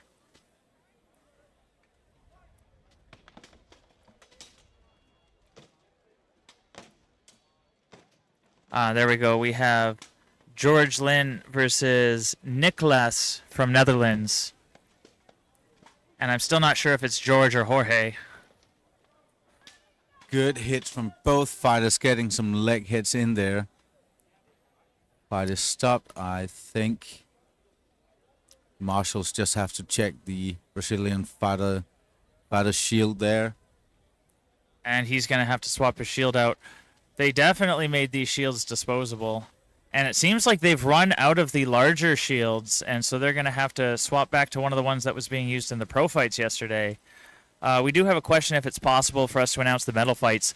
I would if we have that information, we'll do our best to share it with you. The Marshals are kind of just keeping everything running back to back to make sure everything's on time here. So we did already witness the bronze, silver, and gold for pole arms, and I didn't even know those were going on when they were. We will have the results with us and share them with you as soon as we can get to them. Right now, the fighters are back at it. George has gotten himself a punch shield. Thank you for George, like George Clooney. And of course, King George. Let's see what's happening here. Fighter from the Netherlands seemed to be tying him up with his shield, getting some good leg swings in. But the Brazilian fighter is not loosening up, still trying to get some hits in, and I think that is time. Ooh, the Brazilian fighter seems to have gotten himself good and warm there. These shields doing a great job of doubling as fans to keep our fighters nice and cool. The clouds have been a lot more overcast today, so that's really nice for the fighters. It was very hot yesterday. It's still nice and warm out today, but we've got a nice gentle breeze, and the sun has been behind some clouds for a good portion of the day.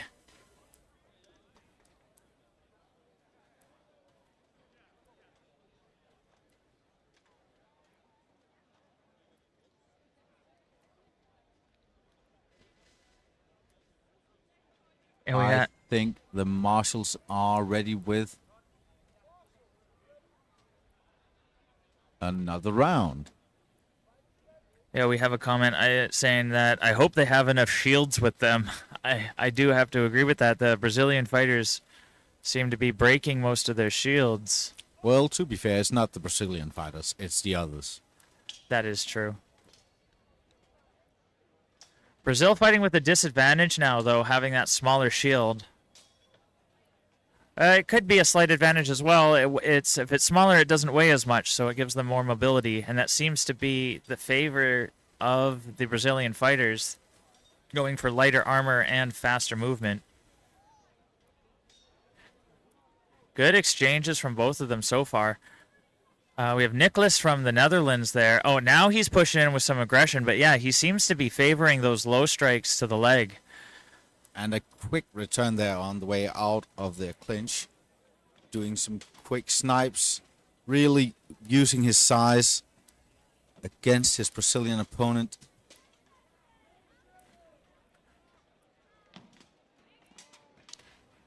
Still getting some, trying to get some hits in there.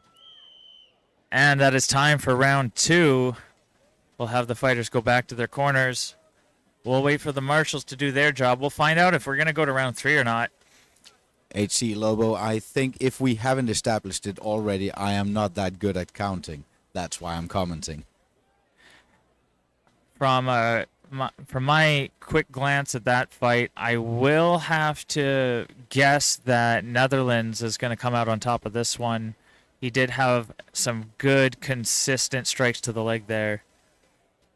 Not an expert on duels. Can he use the punch shield to strike too? Once again, no, that is reserved for pro fight category only. His other shields were broken, so he did switch to the punch shield, which he's allowed to use, but he can still... Actually, I'm not sure if he's allowed to strike with it. If he does, it doesn't count for points. I do know that. They've got them taking their helmets off. We have Nicholas versus George. And the winner is Nicholas. From the Netherlands. Congratulations to the Netherlands. That was a well-deserved victory. He did use a very good combination of his size and reach to get that one home.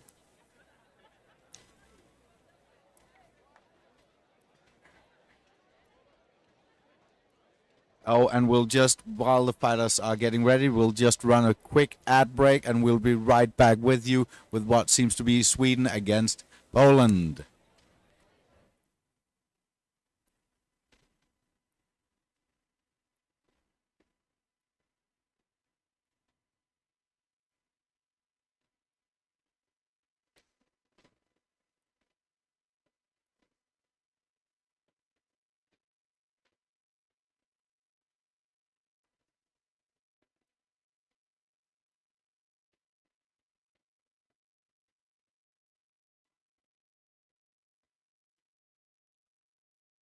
The tournament sponsor is Go Hurt Medieval.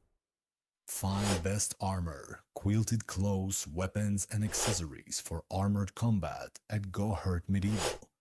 Your go-to shop for armor. Don't wait. Visit gohurtshop.com now.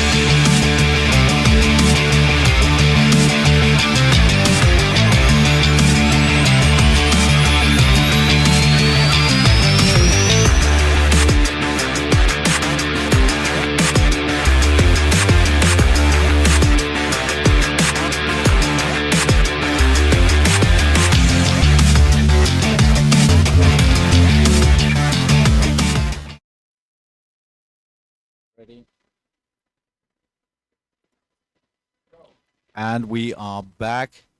Sorry for the delay. Fighters returning to the corner after the first round of the fight. We do apologize for the ads covering up some of these fights here. We do owe it to our sponsors, though. We do have our designated ad times, and a lot of this tournament wouldn't be happening without the sponsors, so it's a sacrifice we have to make.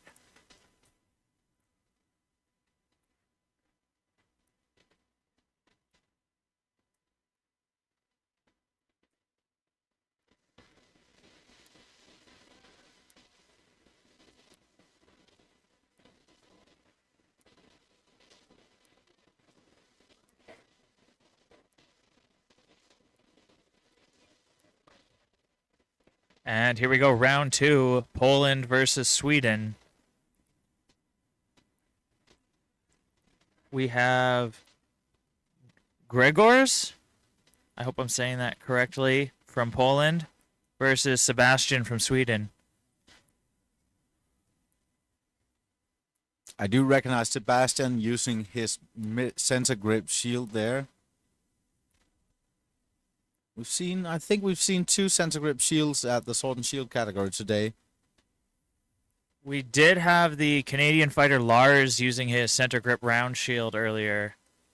Oh, then there's 3. Oh, getting some good leg swipes in there. Oh, good snipe in from Poland.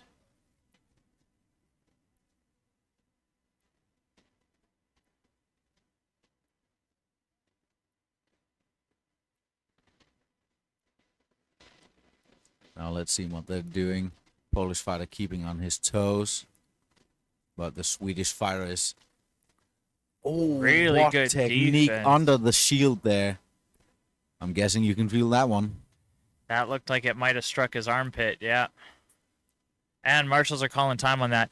Great fight from both of them. Really good defense from both. That's part of the issue with the sword and shield fights, is when your opponent is just as good at defense as they are offense, you're not going to be scoring a lot of points, and that doesn't mean that you're not a good fighter if you can't score. It just is a testament to your opponent's skill as well.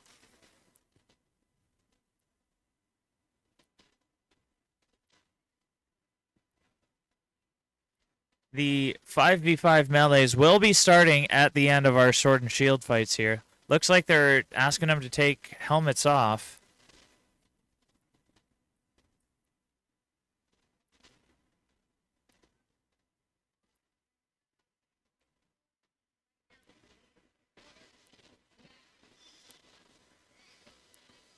And Gregor from Poland, congratulations.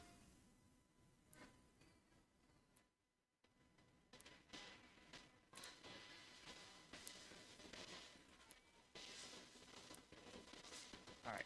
We do have some downtime between fights here as we get the next fighters ready. We'll be doing ad break.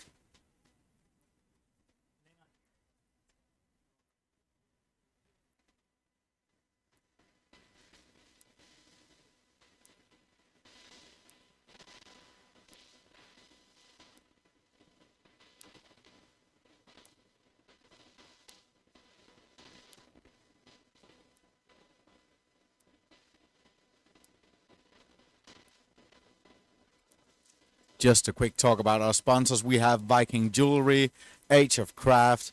We have Soft Warrior Sparta, Alba Boherd, Lemberg Armor, and Craft, Goherd Medieval, Armor Workshop, Historicum, and shieldmaker.eu. Sorry, forgot you guys. You are great. And Fabri Amorium sponsoring this event.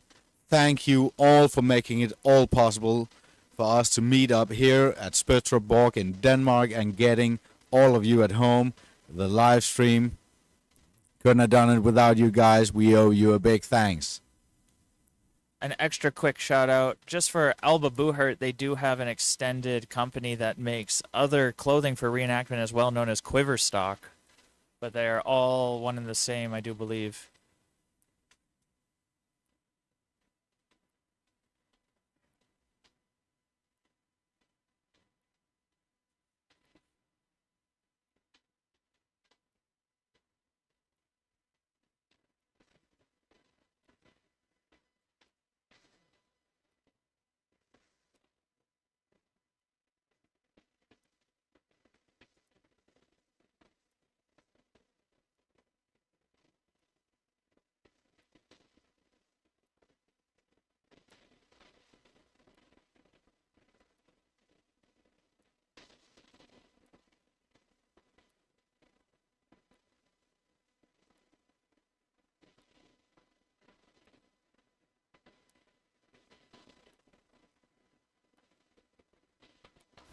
The tournament sponsor is Go Hurt Medieval. Find best armor, quilted clothes, weapons, and accessories for armored combat at Go Hurt Medieval. Your go-to shop for armor. Don't wait. Visit gohurtshop.com now.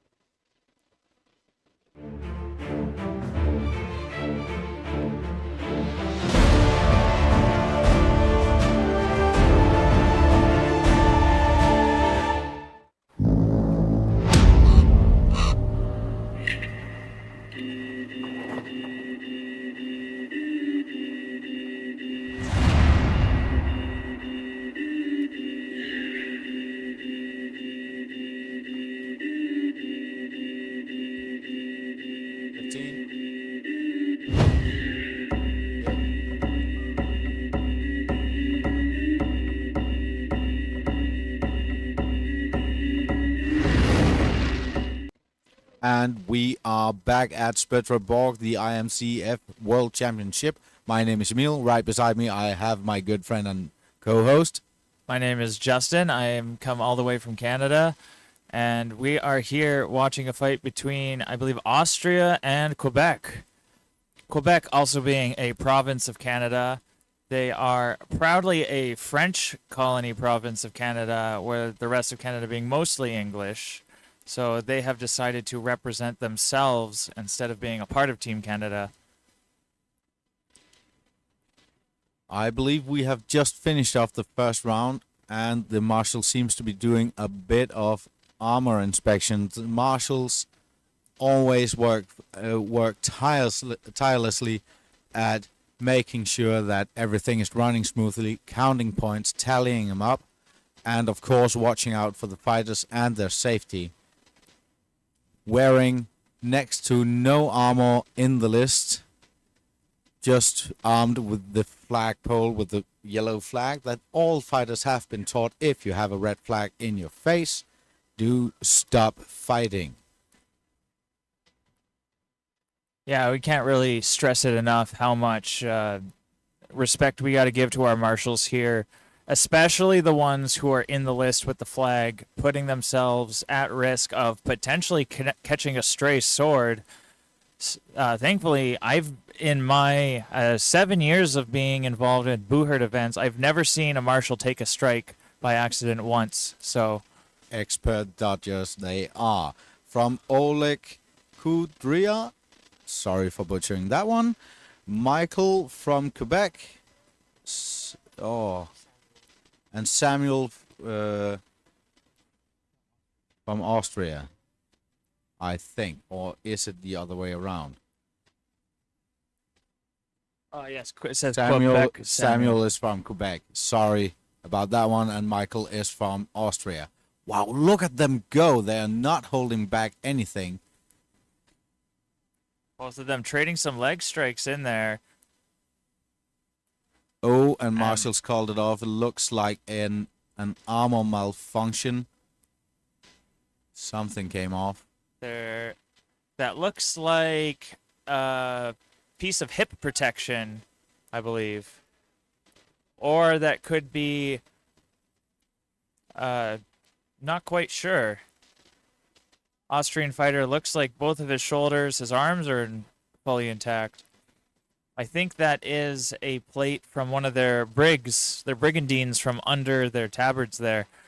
For some of our newer viewers who may not know, most of the fighters here, instead of wearing a breastplate, are actually wearing a form of armor known as a brigandine.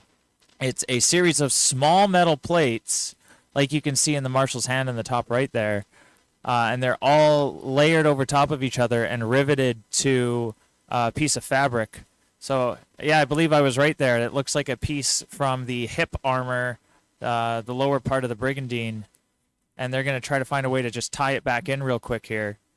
They do have 1 minute to fix any armor malfunctions. If they can't get it fixed within a minute, the fighter will sadly have to forfeit the rest of his fight.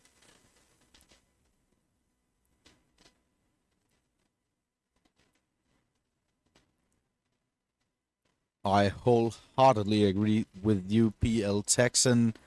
This looks to be a fun match, so I hope they'll get it fixed up and ready to keep on going. My Sil B, Polearm Marshals are crazy. Polearm Marshals might be the bravest people out there. If you have seen the polearms already, those hit hard. And catching a stray polearm is not something I'd wish for anyone ever, because when those axes come flying, it'll be felt no matter how much armor you got. We do have a lesser known rule in the sport that we call wild strike, and that is basically any swing of your weapon where you are not in full control or full awareness of where it's being swung is actually a penalty. So something like if you get pushed over and while you're regaining your balance, you spin around and swing behind you where you assumed your opponent might be. If you're not looking in the direction, if you're not in full control and awareness of where that strike is going, that's classified as what we call a wild strike. And that can get you a card and potentially get you disqualified.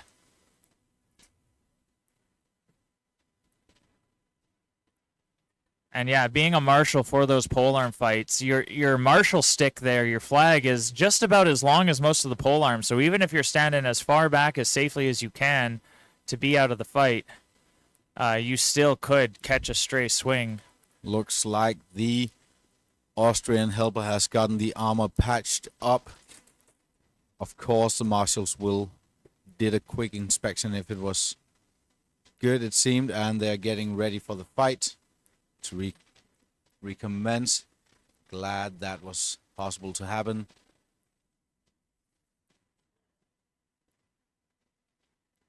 All right, here we go. They're resuming their fight. Both fighters, great trades. Not really trading points, though. They're just trading strikes and blocks, doing a good job. I think I spotted a couple of quick head strikes there. And some good leg shots, finding their way around those shields. Austria getting a good leg strike and going high. Quebec getting his shield in the way.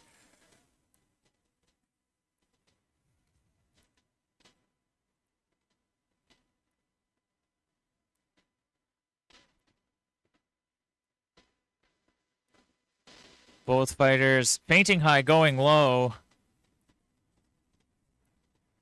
And marshals are blowing their whistles there. You can see both fighters backing off to catch their breath at the end, so they're probably glad to hear that whistle. We can't hear it from here. A lot of the times, marshal, someone on the sidelines, will yell out when there's about 15 seconds left, so they will get that 15-second warning. And having done some Buhurt fights myself, those last 15 seconds can feel like an eternity sometimes when you're in the list and you're in armor.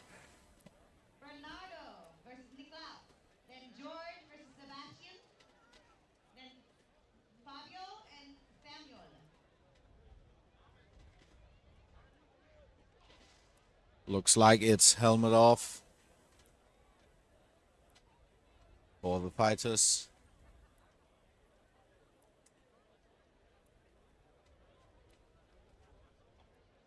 Really good fight from both Austria and Quebec fighters here. I'm not sure who won, and it is our fighter from Quebec. I already forgot his name. Samuel. Samuel from Quebec. Congratulations on that one.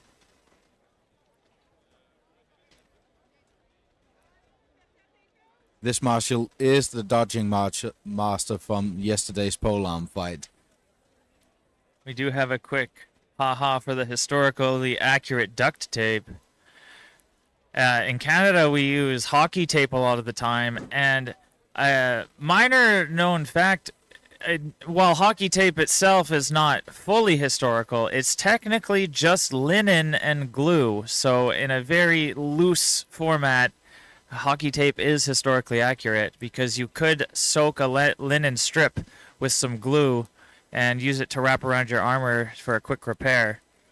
Yeah, so if you squint your eyes and look the other way, that would be historically correct. Sorry.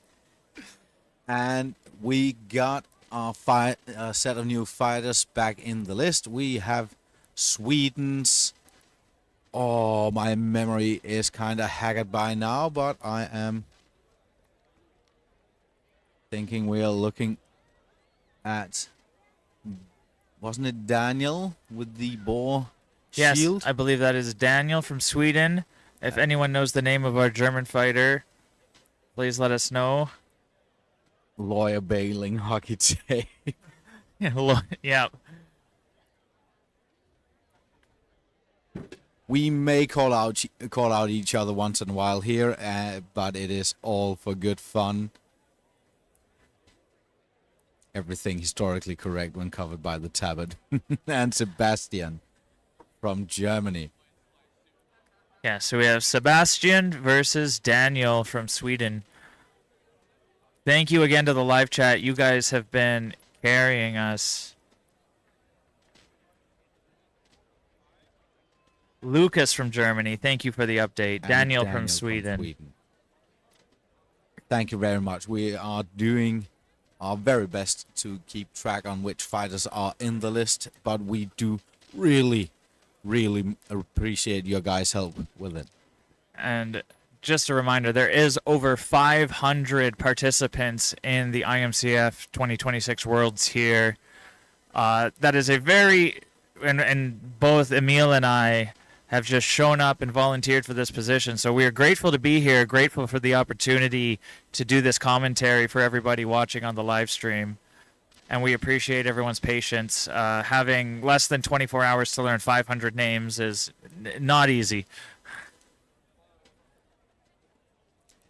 Fighters starting out slow, feeling each other out, but coming with some good fallouts against each other.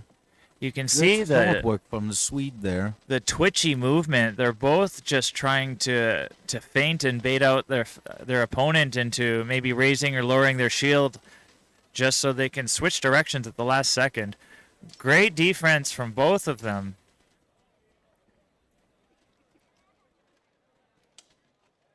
Great quick block and a quick strike there.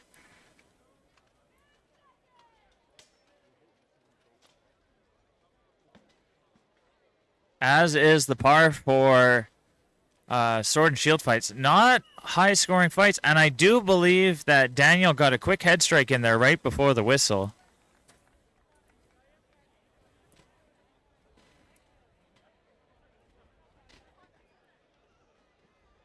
Daniel getting some water poured into his helmet there.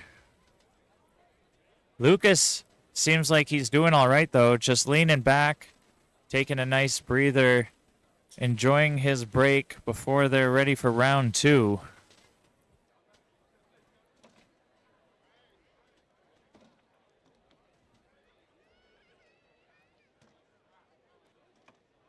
And we are ready for the next round. Fighter salute. Marshall seems to be ready, and we're on again.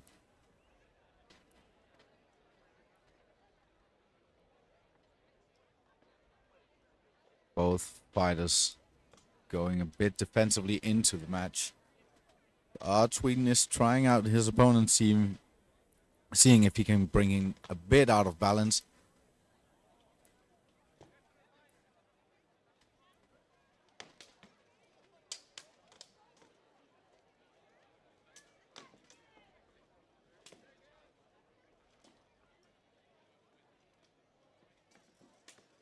Really good exchanges there. Germany able to sneak in some low strikes underneath Daniel's shield there. Daniel going low, unable to find some successful blows. Really fast exchange. I do believe Daniel was able to sneak a head strike in there. And Marshall's calling time for that. Nice friendly fist bump as they walk back to their sides.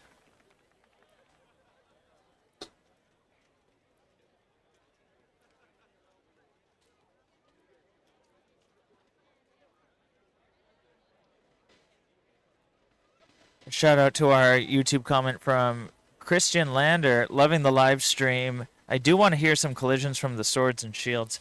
I do have to agree with you. From our perspective over here in the commentary booth, we are about maybe about 30 meters away from the action, but it's still too far away to hear any of the hits unless they're very big hits. What you mean is unless pole arm hits. Absolutely. And the winner from this one is Sweden. Congratulations to Daniel from Sweden. good technical fight work here in this fight. It's nice to see that it's not just the speed and or maybe the amount of violence you can inflict. Sometimes it is also technical and very very much watching your opponent, what are they doing, and understanding them. And we're going straight into another fight here. I believe we have Chile versus Netherlands.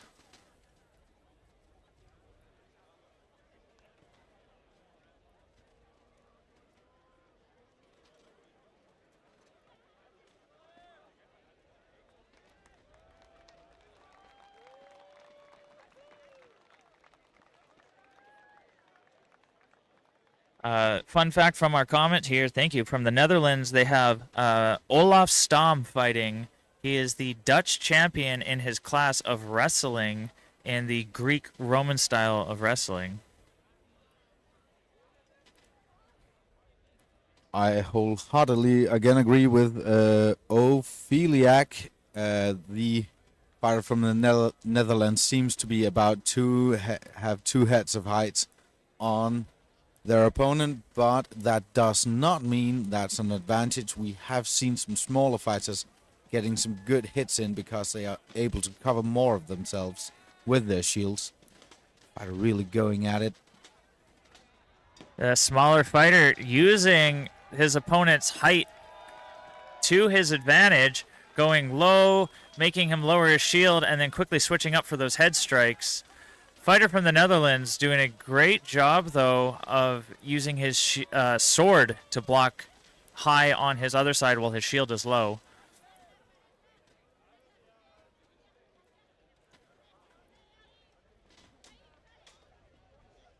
Fighter from Chile doing an amazing job of still not letting the size difference get to him. And, oh, a big push there. This is Sword and Shield. This is not a pro fight, so they shouldn't be doing that, but just getting into the heat of the moment. Sometimes you're going to maybe try to use your height to your advantage there. So he won't score for the push. In a pro fight, that would have been points for him, but in a Sword and Shield duel, we are looking for weapon strikes. We're not looking for general aggression like a pro fight would. And these two would not be fighting in a pro fight anyways. Is it just strikes, or do they need to be damaging strikes? Yes, it has to be the edge of the weapon, so our martial point counters on the side there are trying to keep a close eye to make sure it's not the flat side of the sword, and it needs to be a strike that is somewhat significant. If it's heavily interrupted by the shield, if it's glancing, if it's not a good contact with the edge of the sword, it shouldn't be counted as a point. And that's why we have 2 counters for each fighter, to make sure that we have 4 eyes on each fighter to make sure that the strikes are being counted as accurately as possible. And we're back at it. Whoa! Big takedown again from the fighter from the Netherlands, sending his opponent into the dirt. The marshal is checking up on him. You are allowed in a Sword and Shield to push with the flat front of your shield. You're not allowed to punch with the rim of the shield like a pro fight punch.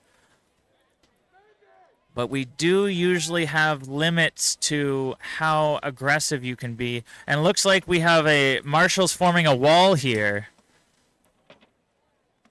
We do the wall out of respect for our fighter. We do not need to show them in a vulnerable state. Yeah, and we will just pan over, and I think we'll take a quick commercial run to to let the fighters get back up, and we will get right back to you.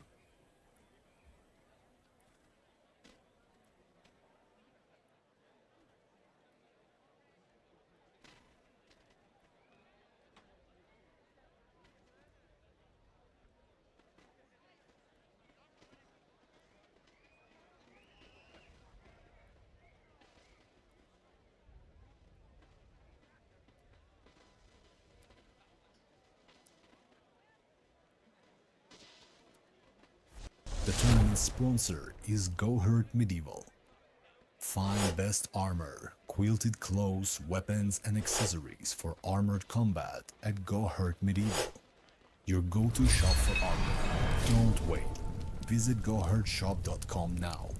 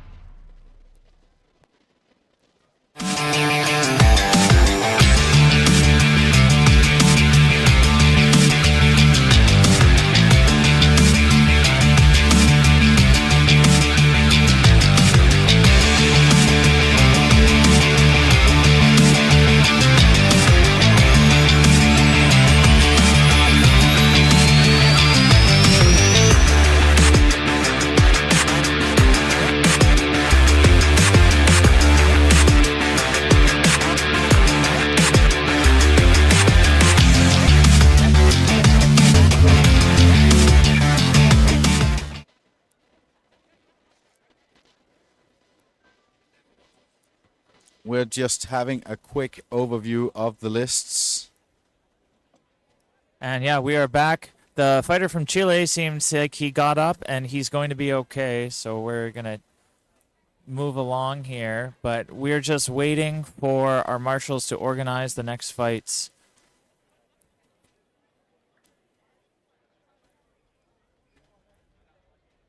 The marshals are working hard on getting everything sorted. I see there's in the center of the screen a very concentrated supporter of the fence. And we do have a comment from the live stream saying, I guess going light armor for mobility has its disadvantages. We do hope the smaller fighter is okay. And yes, that definitely something to keep in mind depending on we do have minimum requirements for the armor in this sport that protect you a certain amount, but you are allowed to minimize your armor to a certain extent to make it as lightweight as possible if you want to increase your mobility. And that's every fighter's own choice to make, whether they want to risk themselves, risk injury, or if they want to go heavier armor and deal with that heavier weight to protect themselves a little more. We do have some downtime, though, so we're going to optimize our downtime to get our ads out there. So we will be doing another quick ad break so we don't have to do it during the action. So sit tight, and we'll be back shortly.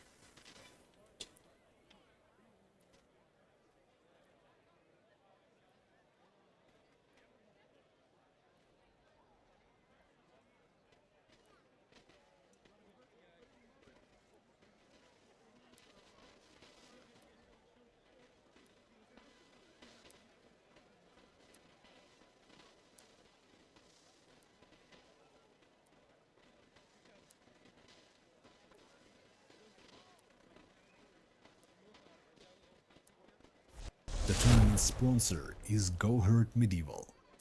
Find best armor, quilted clothes, weapons, and accessories for armored combat at Go Hurt Medieval. Your go-to shop for armor.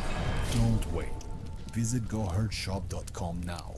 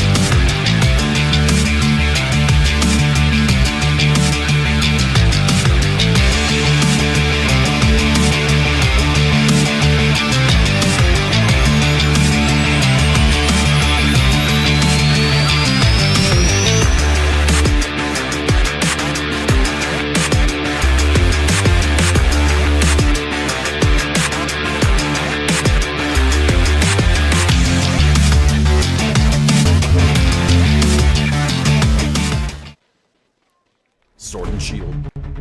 Sword and Shield is all about protection, pressure, and opening a path for the sword.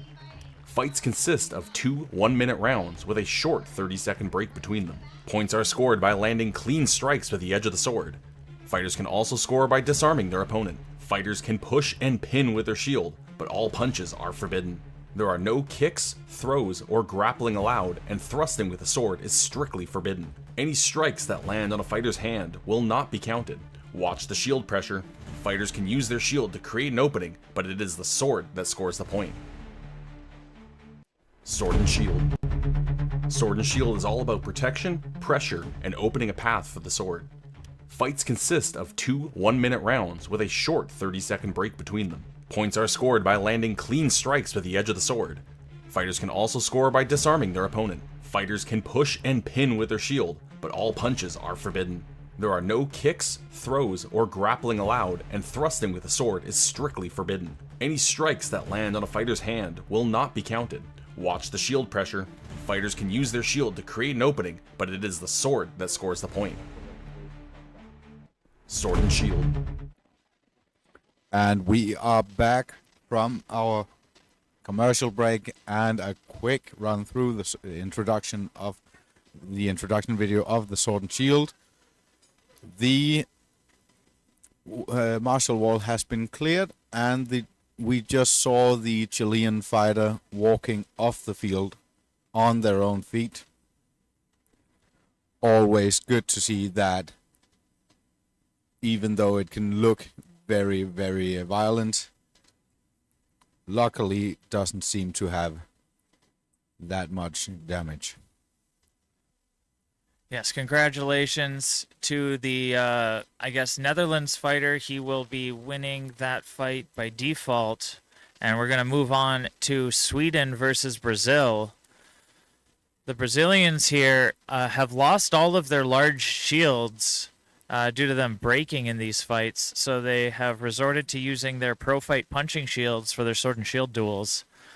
No rules against that. They just sacrifice a little bit of coverage on their body for the smaller shields. And even though it's called a punching shield, in the sword and shield category, they're not allowed to punch with it. They can push their opponent off of themselves with the flat face of the shield, but they are not allowed to strike with the edge.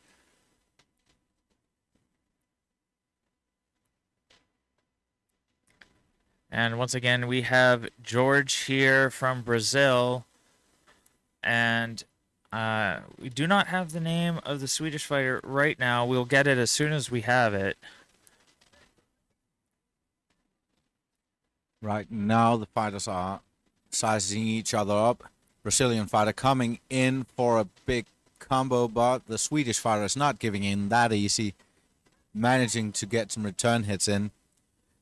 Of course, the Swedish fighter is Sebastian. Thank you for your help, live chat. Couldn't have done this without you. Fighters really going at it. Oh, did I see a quick head swipe there from the Brazilian? Yeah, another head strike in there from Brazil. Daniel from Sweden, you can see his head kind of reel from that one. As George from Brazil just pushes it in. Daniel from Sweden looks like he almost threw a punch with his sword hand there. That's not going to count for points, but... And the marshals are going to call time on that one. Really good energy from both fighters there. George pushing in with a lot of aggression, but Daniel able to keep his footwork nice and light on his feet, and he was just stepping back and circling around, not letting George push him into a corner and get him tied up. We can see both of the fighters having their support teammates off on the side there, fanning them with shields. It's a very, very not lesser known fact about these fights that when you're in those helmets, if you're not taking heavy exhales with your breath, you're going to be trapping your own carbon dioxide inside the helmet. And if you're trapping your own CO2 in the helmet, then that's what you're going to breathe in with your next breath. And your muscles and brain both need oxygen to function properly, so breathing is a huge part of the sport. And George pushing in. Daniel doing a good job of defending himself. George trying to get around there, but Daniel doing the good job of blocking. Just going to come in and correct you there, because I had the time to read a bit more live chat. It is, of course, Sebastian of Sweden. We are watching in the blue and yellow. Doing quite a job keeping George from Brazil off him there. Brazilian fighter coming in, trying to get an angle for some strikes, but it doesn't seem like the Swedish fighter is letting him do it. Sebastian, trying to push his shield into George's sword arm there to prevent him from swinging. George able to move his sword arm around and get some low strikes in before the end of the fight. So I guess that is one of the feats of having a center grip shield. You have a bit more flexibility in where you want to put it on your opponent or catch opponent strikes. I did notice that, actually, Emil. You can see the shield there being used to fan. It has two straps on it. You can't see it anymore. But the one that Sebastian is using is that center grip, and it can rotate freely and pivot within the fighter's hand, which gives greater range of mobility. But they have them taking their helmets off. We do have a winner, and it is George from Brazil. Big congratulations to George. He's going to be moving on. And sadly, we don't have direct communication with the marshals, so whether or not we're going into the final, bronze, silver, and gold fights, we don't have that being directly communicated to us here in the live stream booth. Yes, HB Lobo, you won. So it's Daniel from Sweden with the boar shield, Sebastian with the center grip. And we do have another quick round of our sponsors: Viking Jewelry, Age of Craft, Soft Warrior Sparta, Alba Buherd, Lemberg Armour, GoHurt, our friends over from Shieldmaker.eu, Historicum, and Fabri Amorum. I am really much hoping I'm pronouncing all of them correctly, but big thank you. And a quick shout out to Haska from, I believe, Canada, for helping us with the videos. Thank you, guys. We really hope that we can get the sport more out to you as an audience, make it clearer, maybe reach a couple of new guys as well. Thank you all for being here. Yeah, those short informative videos where we do a quick overview of the rules, if you've been seeing those on the live stream, those were done by our Historical Armored Combat Sports Association from Canada, otherwise known as HACSA. And those guys did that, as well as our other commentator here from British Columbia, Canada, Kelly, who's been here earlier today. And we're going to move on over to Brazil versus Quebec.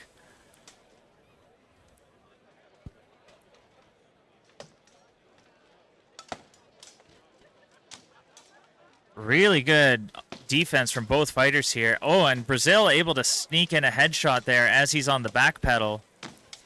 Quebec trying to get in through the Brazilian's defense, but he's unable to. Brazil able to move in low, get some leg strikes. Quebec chasing him around the list, just aggressively trying to get some points in of his own. I think he's able to sneak a couple in there, but Brazil really fast on the defense, really fast on those counter strikes. And look at that Brazilian fighter, just so light on his feet. Keeping his knees high as he moves around there.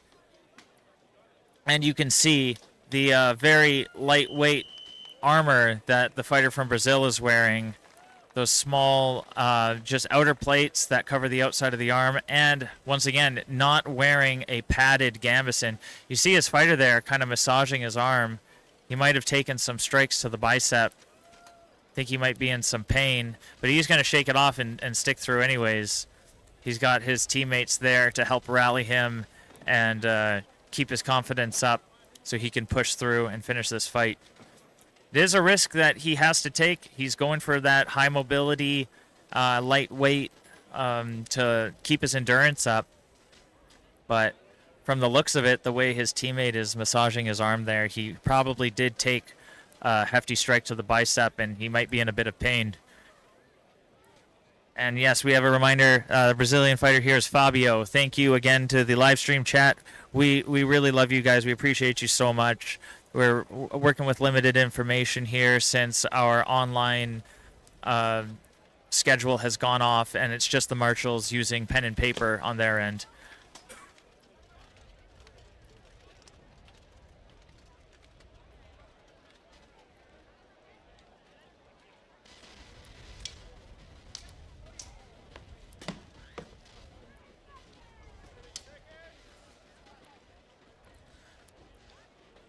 Fabio, really impressive footwork, and he's able to sneak one into the top of the helmet there. Fighter from Quebec, sticking with his aggression, though, just constantly walking towards him. These guys are similar size. The Quebec fighter looks like he might have a little bit of a weight advantage here, but he also has heavier armor, and I think he's just using that heavy armor weight advantage to just push the attack and press in. But Fabio's not letting it phase him whatsoever. He's just staying light on his feet and dancing circles around him. Both fighters able to score a good number of points there without being able to hear the strikes from over here in the commenter booth. It is a little tough to know whether a strike was a good land or not, I mean, when you can't hear that steel-on-steel contact. So that's why we'll leave it up to the professionals, the points-counting marshals out there. You see all the people in yellow surrounding the list. That is the bread and butter of the sport. Of course, it doesn't happen without the fighters, but the fighters would have no way to know who won without the marshals, so it takes everybody here to put this sport together. We do have a winner, and it is Fabio from Brazil. Congratulations, Fabio.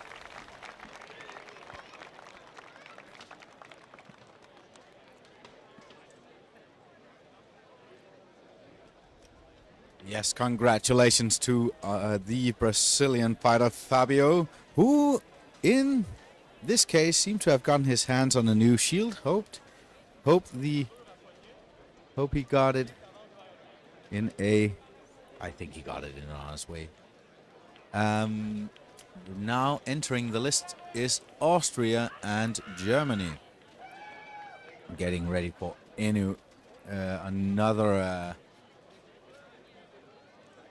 good fight.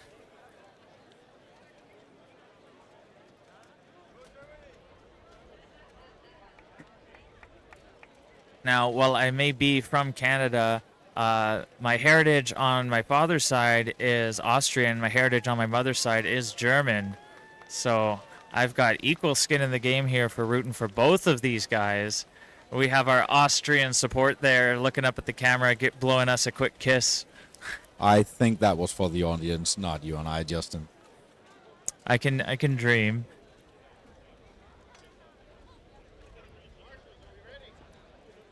We have Lucas as the German fighter. Thank you again for the live chat. If we do know the name of the Austrian, please keep us informed here. We appreciate you guys so much.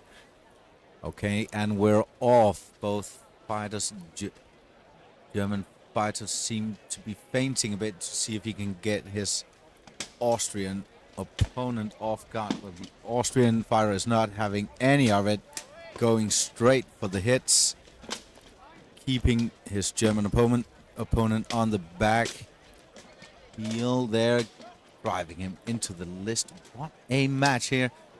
I think that was a good head or shoulder snipe as well from the Austrian, and a quick leg hit there. German fighter really got his work cut out for him, keeping on his feet and trying to keep that Austrian sword away from him. Getting a few leg snipes and a cheeky hit on the helmet as well.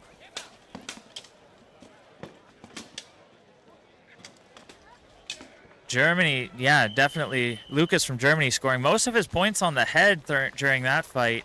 And while he has been quick on his feet throughout most of the day to avoid getting strikes in from his leg, our fighter from Austria there doing a really good job of advancing with his footwork while striking low. And he's still catching Lucas on his shins there. And he's able to not let him just scoot away from those low strikes. But while he is focused on striking low, he is taking some strikes to the head in return.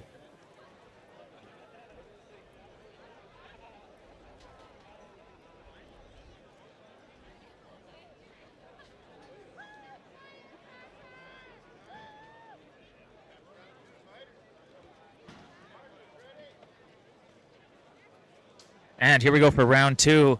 Both fighters doing their respectful sword tap to start off the fight. And now they're both measuring each other up.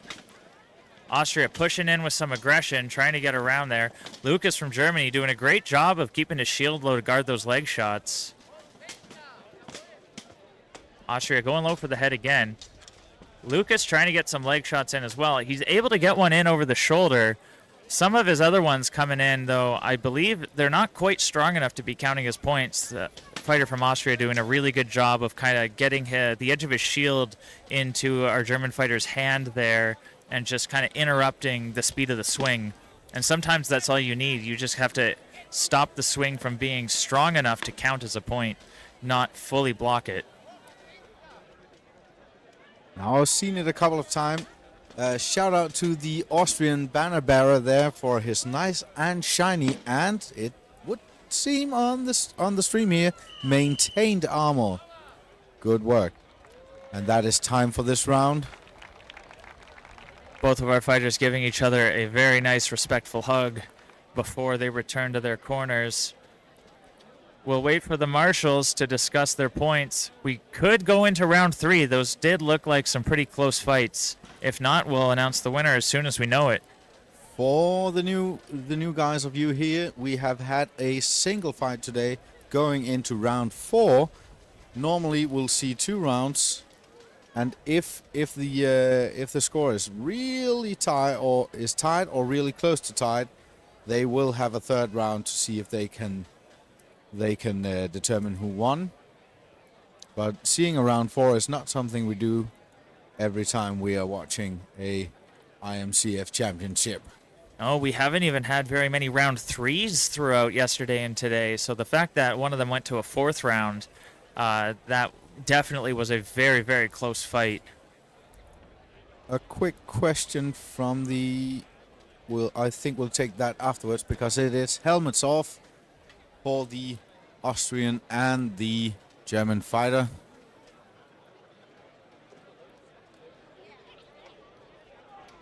Germany making sure helmets off, hats on. That's the way to go. And Germany taking home the win for that one. Big congratulations to Germany. And still props to the fighter from Austria. Really well fought from both of them. We got a question here from the live stream chat on YouTube. Is there a minimum weight for the armor?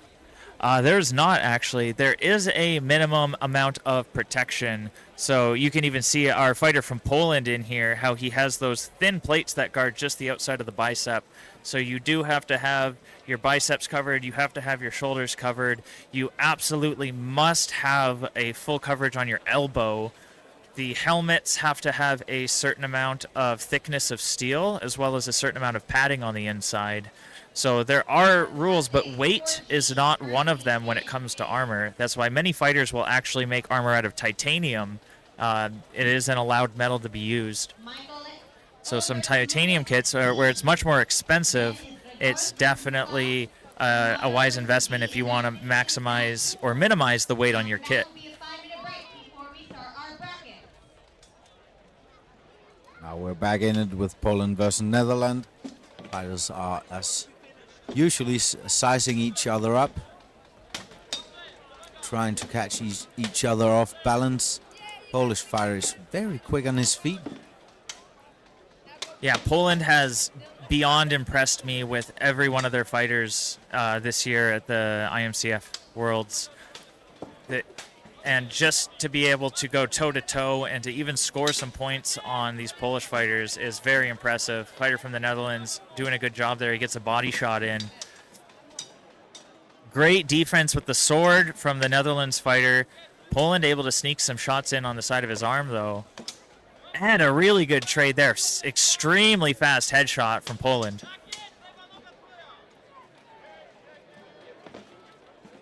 Really fast shots coming out from Netherlands as well.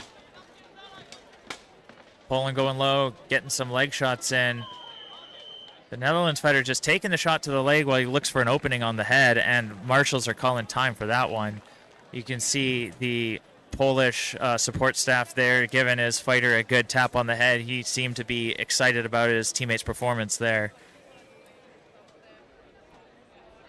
I think I spotted while watching the fight that the Polish fighter here seemed to have weight optimized his shield.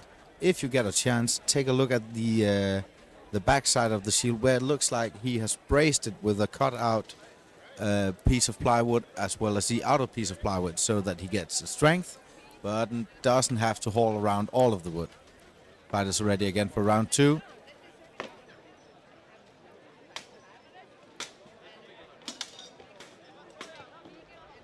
Oh, 3 or 4 solid strikes in a row from Poland there. Netherlands is going to have to make up for giving up those points. Oh, and a spinning strike as he comes out of that grasp. And it's just a little showboating for the crowd there. Crowd cheering that one on. That was actually a very quick spin. You don't see spin strikes too often in the sport because you expose your back to strikes, but if you've got the footwork for it, he did that so fast, there is no chance to even retaliate to it. Poland going low again, getting some leg strikes in. Feather from Netherlands, and he gets a good leg shot while Poland answers to the head. And that good wrist work from the Polish fighter, wrapping around to hit Netherlands on the right side of his head with his left hand there. That's something else to watch out for. The Polish fighter wielding his sword with his left hand, being a left-handed fighter, giving him a major advantage, just because the majority of our fighters being right-handed, a fighter being left-handed is going to be fighting right-handed fighters 95% of the time, whereas right-handed fighters are also fighting right-handed fighters 90% of the time. We do have a winner, and it is Poland. Big congratulations to Poland, and huge respect to our fighter there from the Netherlands, putting out a great resistance to the Polish just rain of blows. Extremely fast fighter there. We did have a comment from going back to our earlier topic about the armor weight and stuff. The titanium weighs about 30% less than steel. It doesn't rust, but it does transfer most of the force, doesn't dampen like steel. I do have to agree with that. When I do some of my fights back in Canada, my brigandine is made out of titanium, and while I try to do my best in protecting my torso from getting hits, when I do get hit in the side, in the chest, in the ribs, I definitely feel those strikes. It's almost like getting shot by a paintball or something like that. It stings a little bit, but the more you feel the hits, the more you learn to protect yourself. So I just take that as a positive.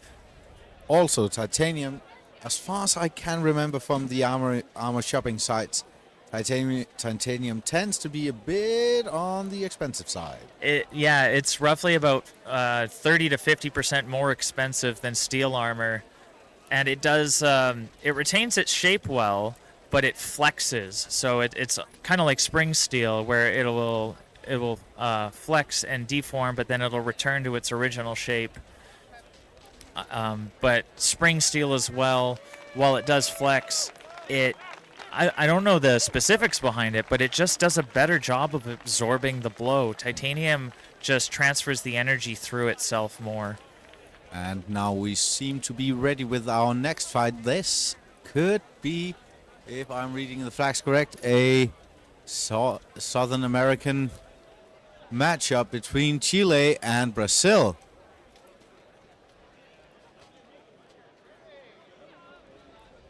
Yeah, very much like the battle between Canada and the USA, this is the battle of South America instead of North America.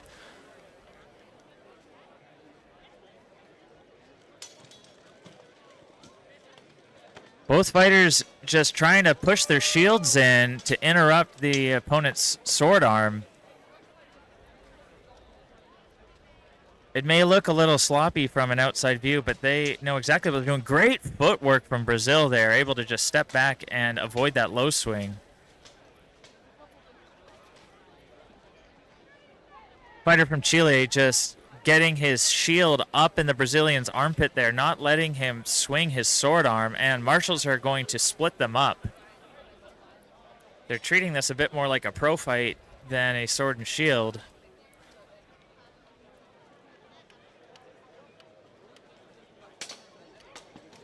And something that has normally gone without saying, but for those who don't know, oh, great strike to the head from Brazil there.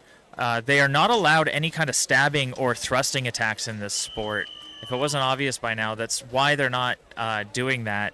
It's extremely dangerous. If you wanted to kill a knight, you would obviously just stab the tip of your sword into their eye holes or into their armpit or anywhere where the armor is gapped or weak. We're obviously not trying to kill each other here. This is a sport. This is for fun and for competition. Just from the comments, while the marshals are tallying up in the shadows, good to see the Chilean fighter back on the field. I wholeheartedly agree with that. Austin Bloodguard, great commentary today. Oh, you're so sweet, you guys. Where is USA representation? If I haven't seen them from Bjornik. We have been eliminating countries as, well, not even just countries, but any fighter who loses more of their rounds will be eliminated from their category. So Chile and Brazil here have been doing a great job, and they've been moving further into the later rounds here. So USA, I believe, may have been knocked out of the competition, just like Canada was and a number of other countries. Looks like Chile there gets disarmed. He drops his sword, so that's going to be a point for his opponent.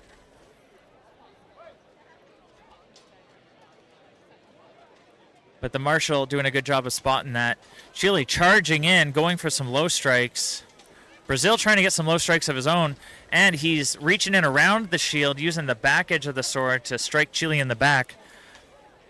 And he gets a cheeky shot to the side of the head as Chile steps away.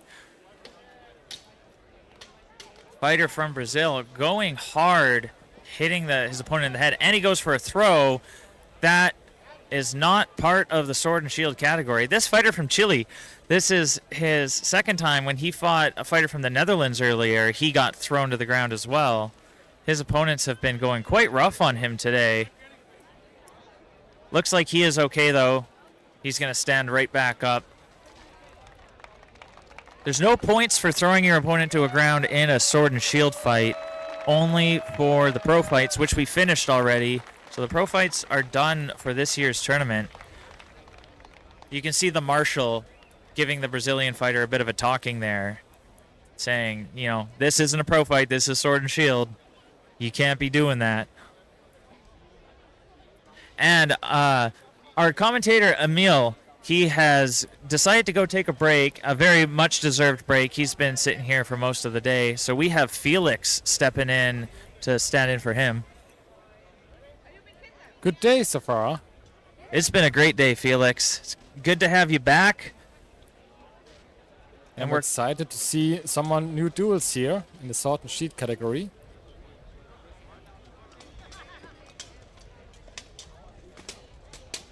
Strong approach there from both fighters. Chile getting a bit pushed there by Brazil, but pushing strongly back. And Brazil tries to rush Chile there. And Marshall's calling the end of that fight. I think the fighter from Brazil just realizing they've broken all their large shields throughout most of their fights today. So because he has that disadvantage of having the smaller shield, I think he's just trying to push in and go for that aggressive close range fight. Just a long range striking fight is going to be disadvantageous to him, just not having as much coverage from his shield. So he's just kind of using it more as a way to interrupt his opponent's sword arm rather than using it to block strikes from afar. He's going full speed in like a battering ram. And just early in the morning we had a comment asking why there are no punching shields used in the duel category. So as far as we can see now, there is a punching shield used in the duel category, but you are not allowed to punch with it. So, and punching shields are much smaller than dueling shields, so our Brazilian fighter here is at a disadvantage when it comes to his defense. Especially because when you're trying to score points in Sword and Shield, a common tactic is to alternate from low strikes to high strikes. And when you don't have a shield that extends low, like you can see the fighter from Chile there, when he holds his shield, it extends about, you know, 1.5 feet, maybe 2 feet below his bicep. Whereas the fighter from Brazil here, it's only about 6 inches or so, only about like not very far down from his guard. So he's not getting a lot of thigh protection or leg protection, and it makes him have to move his arm more in order to get in the path of his opponent's sword. And the more you're moving your arm, the more you're tiring yourself out. They're coming back in it now. Both fighters really getting a lot of points, though. They're just trading leg shots. Brazil trying to loop his sword around and go to the back of the head. Some of those strikes not strong enough to really come through, and they step back and get a decent blocking trade. And the marshals are calling that. That is time for round 2. We'll have to wait to hear their decision. You can see the way that the fighters just lean up in the corner of the list there. They're really tired trying to catch their breath. We're thankful for the weather here today, though. It looks like it might rain, but mostly it's been overcast, which for most people, they'd say that it's not a nice sunny day, but for the fighters, they're probably really enjoying the fact that we have some nice cool breezes and the sun is not bearing down on them, roasting them in their armor. Yeah, it's really a nice cloudy day. And with a lot of fresh air coming from the sea. I enjoyed it very much here at Spøttrup Borg in Denmark. Yes, there are size limits on the shield. There's a question in the live check. There's an official rule set on your maximum width and your maximum height on the heater shields, and also a maximum diameter on the round shields. You can look it up at the IMCF rule set. And it looks like the marshals ruled those first 2 rounds to be a tie, so we are going into round 3 here. I think they're both getting a consistent amount of trading going on here, because they both seem to be trying to just push in with the shields and go for a series of leg strikes. big overhand swing from Chile. The Brazilian's able to get his shield up and block it, though. Nice block there from Brazil. And both fighters just smashing it out on each other. And once again, that is a round 3, so it's only 30 seconds as opposed to the 1 minute long rounds. And back to our earlier question about the size limit on the shield, as Felix already answered, there are size limits, as well as all the weapons have length and weight minimums and maximums. So for all of the swords, all the pole arms, maces, each weapon has its own distinct allowance for how long it can be, how short it can be, how much or how little it can weigh.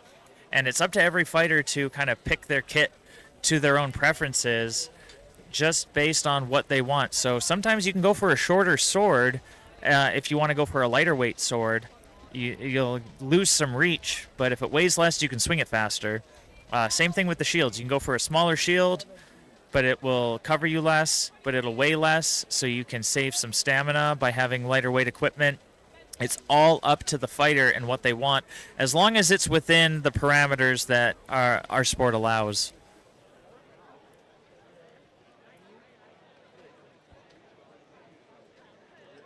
And you are allowed to use a punch shield in IMCF Sword and Shield duels. It's just not a common choice for the fighters due to some of the reasons we talked about earlier. It's smaller, it doesn't cover you as much.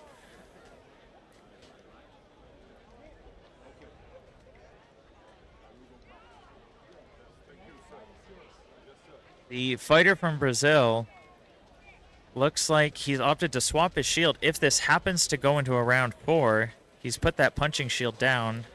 One of his teammates has brought him something else.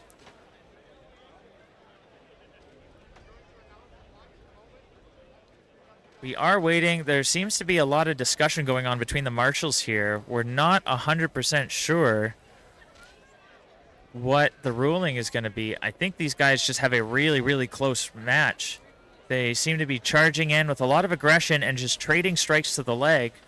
But because they're trading, they're still scoring about the same points. And once again, you have to lead by 2 points. You can't lead by a single point. If it's within 1 point of each other, it's still considered a tie, and that'll push it on to another round.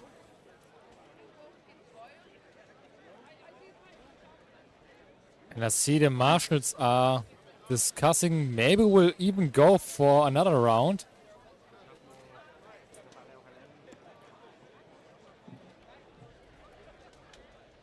Oh no, they are taking their helmets off, so it seems like we do have a winner decided.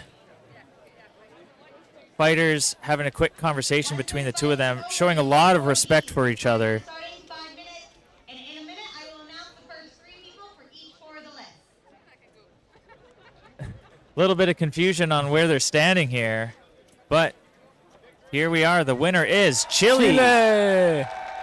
Congratulations to the fighter from Chile. Chile. As we heard some Chilean fans pronouncing it. Marshals, make sure you're ready. 5-minute timer. Fighters, make sure you're ready. For list 1D, the first 3 fights will be... As we get the fighters to step out of the list, we'll be taking a short break from another word from our sponsors and our advertisers here. So sit tight and we'll be back.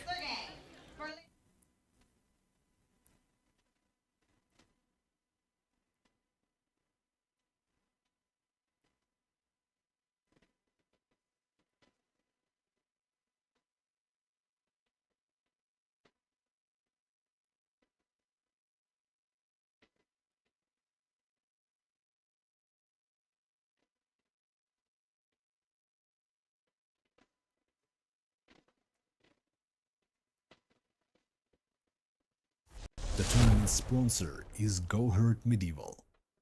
Find best armor, quilted clothes, weapons, and accessories for armored combat at Go Hurt Medieval. Your go-to shop for armor. Don't wait. Visit gohurtshop.com now.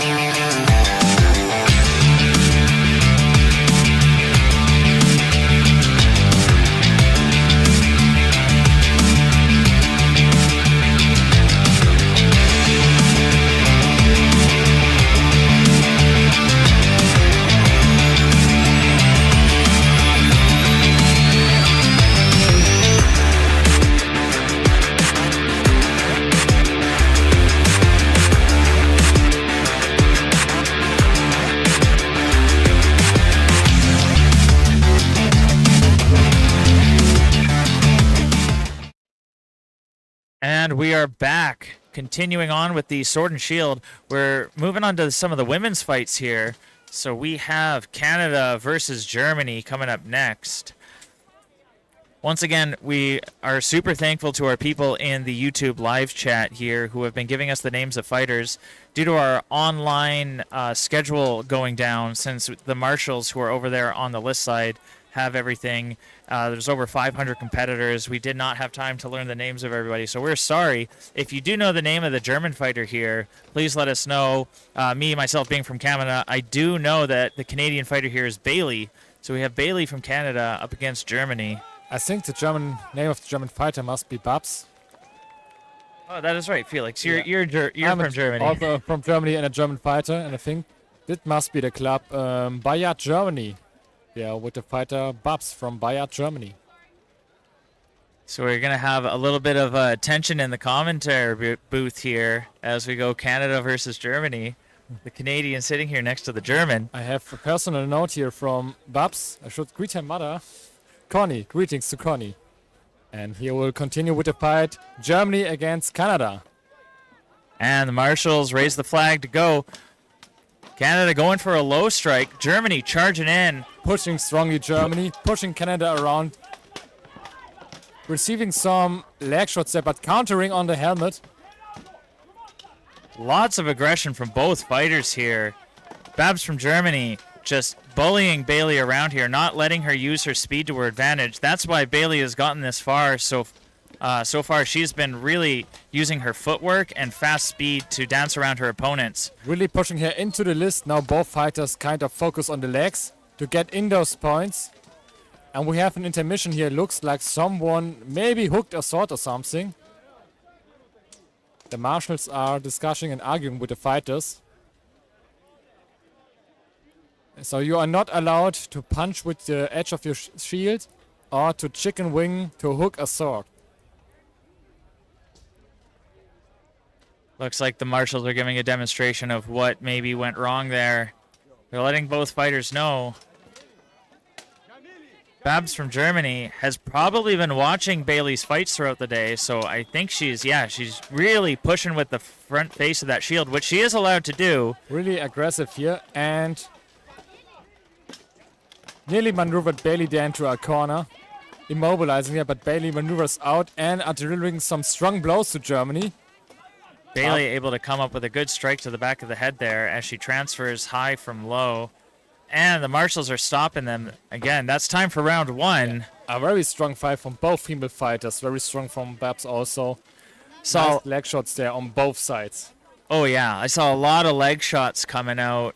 They're both doing, it's a pretty standard technique for Sword and Shield, is to just kind of get your shield, just to shove it in their opponent's face and sort of bully them with the shield, while you use it to guard high as you just lower your head, duck low, and farm up the leg shots.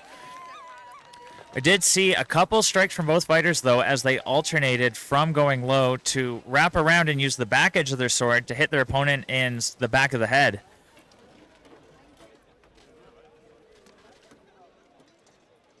Just seeing here, both fighters are resting with their visor wide open. Getting in some fresh air and some new stamina for the second round.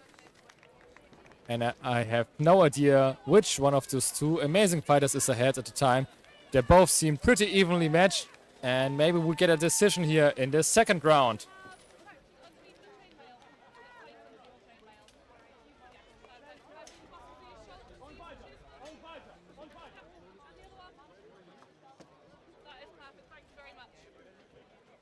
Marshall checking to make sure both fighters and all the points counters are ready. And here we go, start of round two. Bailey moving in with some aggression as she steps back. Great footwork. Aggressive counter-strike here from Babs from Germany. Bailey goes low. She's able to sneak past the shield and gets a good 1-2 combo to the head and gets two more on the leg. Babs answering with some leg strikes of her own. Babs is really pushing Bailey there, but Bailey is making quite some hits there while being pushed. Oh, big heavy swing from Babs. Bailey blocks it though. Oh, but Bailey gets turned around and hit in the back. Marshall's giving Babs a warning there though. A little bit too much aggression with the shield there, I think. Yeah, so the Marshal is saying. That's counting as a shield punch, I think they're saying there, is she's being a little too aggressive with the edge of the shield. As you can see, the marshal giving the quick demonstration there. You can push with the front of the shield, but you cannot push with the edge. Babs apologizing to Bailey, giving a quick bow. She's letting her know. She's like, hey, I'm just here to win. I'm just trying my best. It's not about trying to hurt you or break the rules, and I think we understand that. Yeah, totally. So both fighters are giving a quick rest during this demonstration and a clarification of the rules. We had a question on the live chat if all points are equal or if it's like jousting where you get more points for the head. And no, in this sport, in the IMCF league, all points are equal. So it doesn't matter where you hit the helmet or the leg, it's all worth 1 point. The only caveat to that is hits to the hands and the feet do not count for points. Babs learning from her mistake, really making sure she's using the front face of the shield, not the edge there, but still being very aggressive to push Bailey around. And Bailey maneuvers out of the corner. I'm not sure if that is time or if there was another call from the marshals. I think that's time for round 2. So we're sending them back. The marshals are going to have to tally up the points. That would have been a hard one to points count for. Both fighters very aggressive.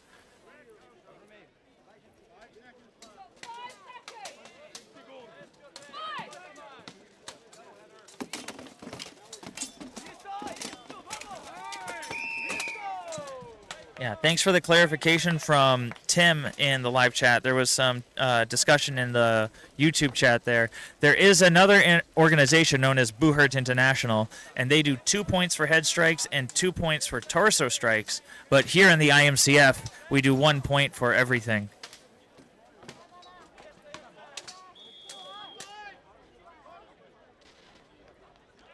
And once again, the sport being named Buhert. Buhert is a French word which just means to wallop, the action of walloping somebody. So Buhert is just a bunch of wallopers walloping away.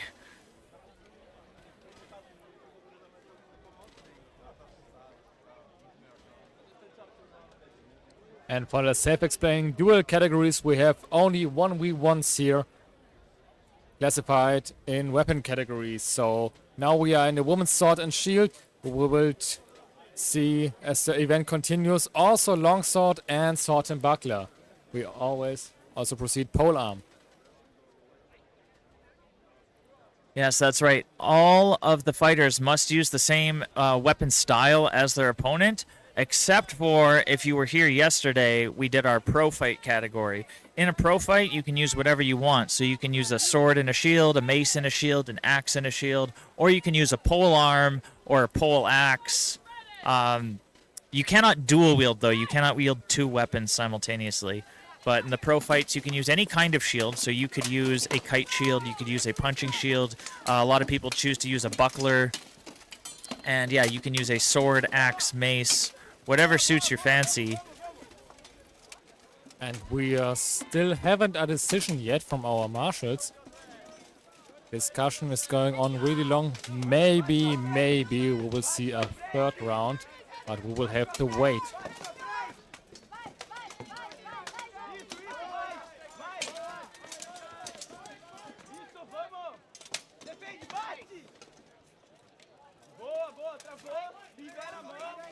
While we wait for the decision from that, we switch on over to Italy versus Poland.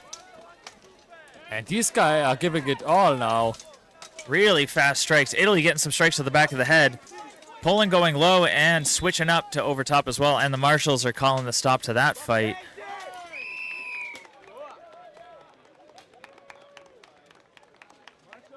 And I think we have a decision here from our previous fight. Germany versus Canada.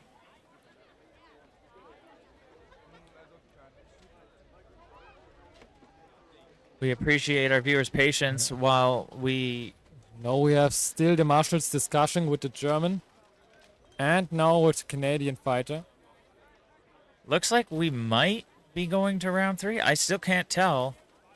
There's a lot of talking going on over there, and we can't hear what they're saying.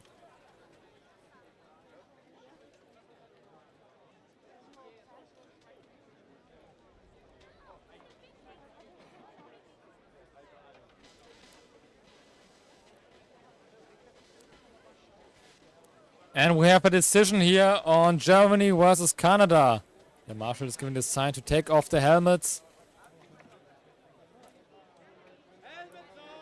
Once again, that is Babs from Germany versus Bailey from Canada. They're just trying to get Babs her shield off and her helmet.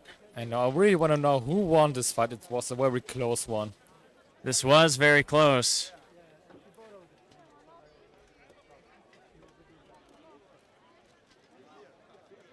And the winner is Germany! Congratulations, Germany. I think the Germans are now very proud of her fighter Babs and also of the Canadian fighter Bailey. She's done a very good job. I think Babs there, yeah, she is. You see, she's putting her hands together. She is deeply apologizing for. She had a little bit of misconduct in that fight, but I don't think it was intentional. She's just.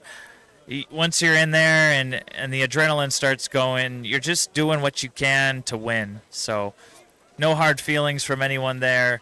Babs put up a great fight. Bailey had great resistance. You could tell the marshals did a lot of consulting to try and see if it was too close to go to a third round or not. So, a lot of respect from both fighters there, and congratulations again to Germany for moving on. And now we are here on Germany versus Austria. Two neighbors.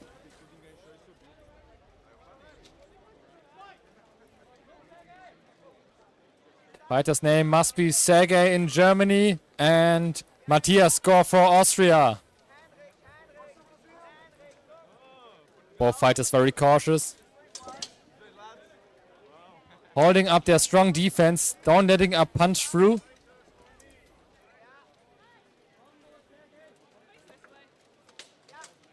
And I think they just want to make sure they don't get hit that easily.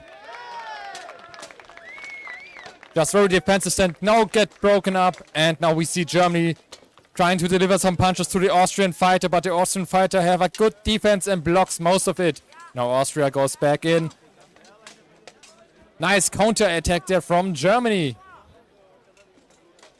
And nice dodge there from Germany. But it's really hard to go through the defense from Austria.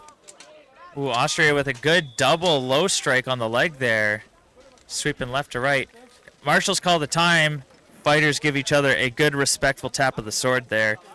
While we're in the wait here, I saw a comment of somebody asking in the chat, where is Brazil? Brazil is South America, so south of Mexico. Brazil and Chile are almost neighbors as countries.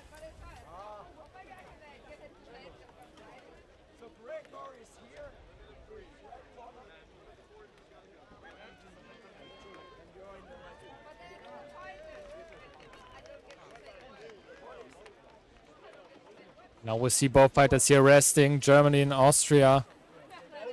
Will they switch the tactics or will they remain defensive? The fighters are too defensive and aren't at least 2 points different by the end of the round. There will be an additional third round. And for the progression of the tournament and for your own stamina, it's always good to make your victory clear and not pushing it to a third or a fourth round. All rounds are 1 minute long. Unless we do go to a third round to do a tiebreaker, third rounds are only 30 seconds, as well as fourth, fifth, sixth. I hope we don't have to go to round 6. We have had... The fifth round is actually to sudden death. It's limited to, I think, 2 hits. Oh, thank you for that info, Felix. I didn't know that. And very aggressive stuff from Germany here. The Austrian flag getting a little bit in the way. That's okay. They're going to move back out. Really fast hits here. They're dancing all around the arena here. Strong push from Austria here. Really good technique from the German fighter. You can see he reaches across to do a backhand swing low and follows through to swing around a strike to the back of the head all in one motion. Very, very good technique.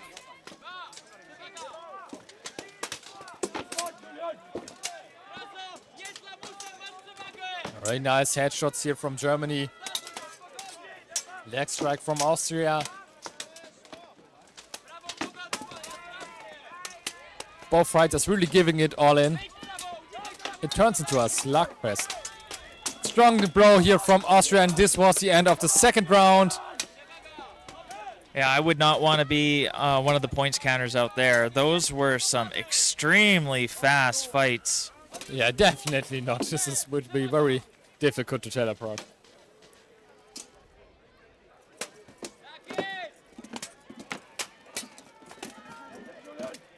And a short word from our sponsors here. Once again, we have Viking Jewelry, Age of Craft, Fabri Amorum, Soft Warrior Sporta, Age of Craft, the Lemberg Armor Shop, Go Hurt Medieval, and Shieldmaker.eu, and Historicum. Thanks again to all of those sponsors. A lot of them having booths and tents here, actually selling some of their stuff. I did stop by the Alba Buchert and the Lemberg Armor Shop earlier. And Yes, Germany! Congratulations to the Germans. They've been doing really well here. And we're going to switch back over to, I was about to say Canada versus USA. It's Quebec. They're Canadian too, but they've decided to form their own team.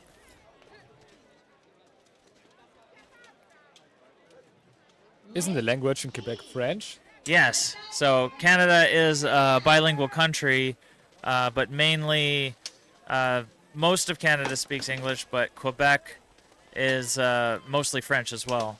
So they do have a bit of their own culture there, and so they've decided to form their own team. Very quick exchanges here from both fighters. Very hard strikes there from Quebec to the American fighter.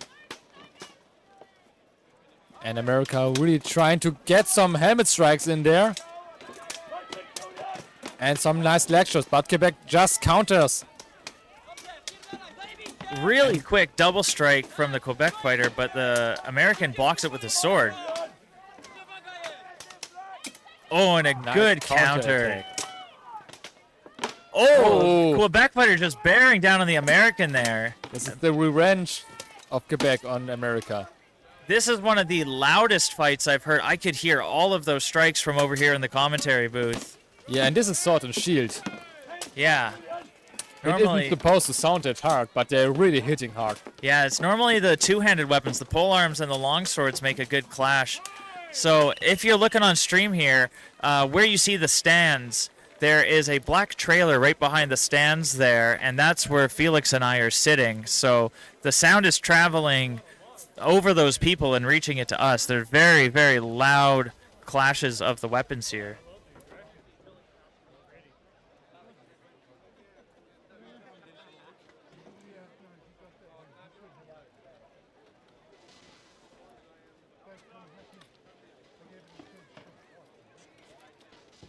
And we have a decision here.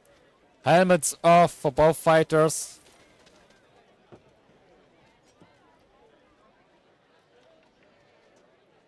We're waiting of the final result for Quebec versus USA. And the winner is USA! Once again, big props to both fighters. That was an explosive fight. Those guys are definitely top of their class. Oh, again, this is a world-class tournament. These are some of the best fighters from every country in the world. We're switching back over to women's sword and shield. We have Poland versus Ukraine.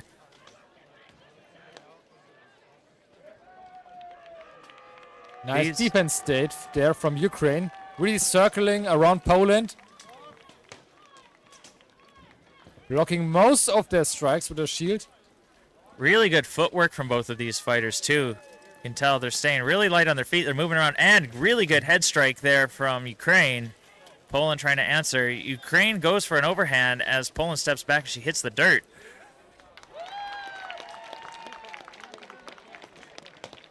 Poland going low. Good leg shot into a head combo there. Both fighters just have huge dueling shield. This must be the maximum legal size for dueling shields. Yeah, definitely the Ukrainian fighter shield looks like it's pushing the limits of how big they can be. Probably to the limit, but That's to me, that's a good decision. You want as much coverage as you can. The more you're covered by your shield, the less you got to move your arm. But you do have to put up with a bit of a heavier shield.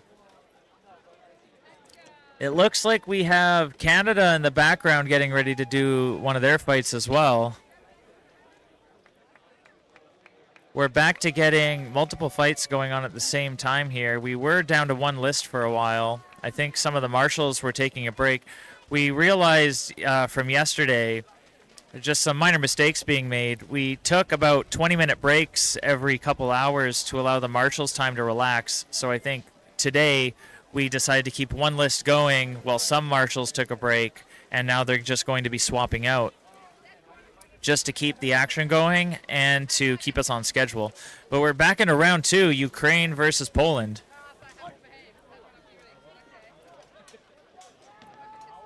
Now we have Poland really circling Ukraine here.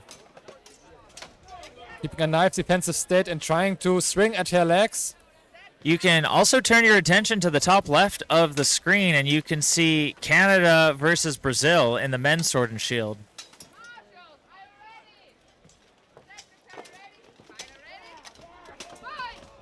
And there we have an absolute fest of slashes. A storm of swords. Canada versus Brazil. This is Lars here from Canada. He is actually from a Buhert family. His father, Chris, fought in polearm, and his brother, Gunnar, is going to be fighting in sword and buckler tomorrow. So all three of them and we have Canada there. Having his gauntlet caught up on the helmet of the Brazilian. And there's a short intermission from the marshal. And on the top left, we can see USA against the Netherlands. And thank you again from our comment here. That is Fabio from Brazil going up against Lars. And now we have, USA versus Netherlands. Fighter from the Netherlands just pushing in with that shield. Fighter from the Netherlands is a really big guy. I think his name must be Niklas Wehrmann. That is Nicholas, you're correct. And that's time for their round. Let's see if we can switch back over to one of the other fights while we wait for them. Looks like all of our fights are intermission right now. They all started at the same time, all ended at the same time.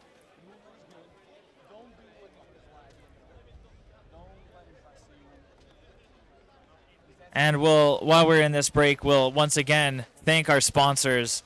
Alba Buhert Viking Jewelry, Fabri Amorum, Soft Warrior Sparta, Age of Craft, Lemberg Armor, Gohert Medieval, Shieldmaker.eu, and Historicum. Thank you again to all of those sponsors.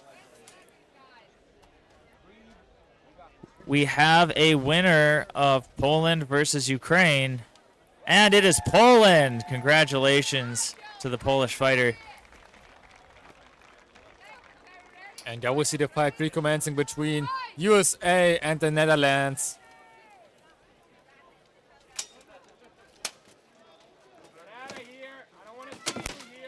Oh, very strong blow here from the Netherlands. I heard that from over here, striking the USA fighter's shield.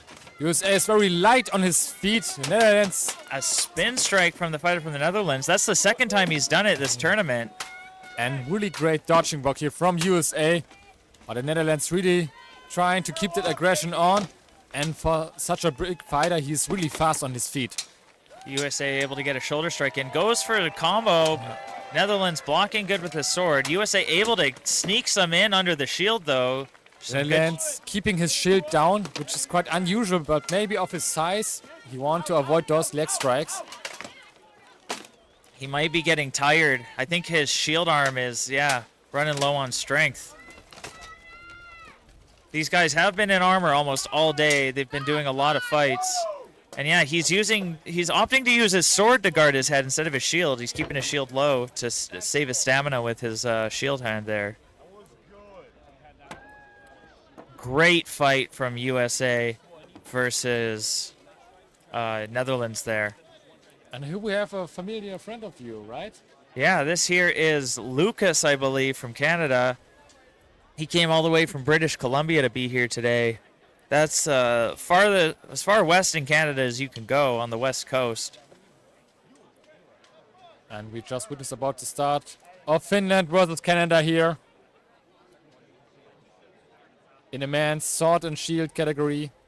Both fighters, you can see they really understand the skill of their opponent. Nobody wants to be the first one to swing, because as soon as you swing, you open yourself up to a counter. Great defense from both fighters. I don't think I've seen a point scored yet. Oh, and Lucas gets one to the head. Yeah, 1 point for Canada, though. Now, both fighters still very wary. Neither of them wanting to make a mistake here. Good block from Canada. Those strikes are coming out lightning fast. They're only going for one swing at a time, though. Someone needs to throw a combo here. There's not going to be much points being scored. Canada twirling and moving around with the sword. And now unleashing some combos there on their opponents. Nice leg swing there. And that's time for round one. They'll give each other a quick nod of respect as they go back to their corners. We can see the other Canadian fighter versus Fabio from Brazil going on in the background. Of Lars Keen versus Fabio. Canada versus Brazil. Here we are getting another angle at that. Oh, Lars giving up some points to the leg there. Fabio getting a series leg strikes in as Lars tries to go high, but he ends up striking Fabio's shield. Oh, big mid-range swing from Lars there as Fabio steps back to dodge it.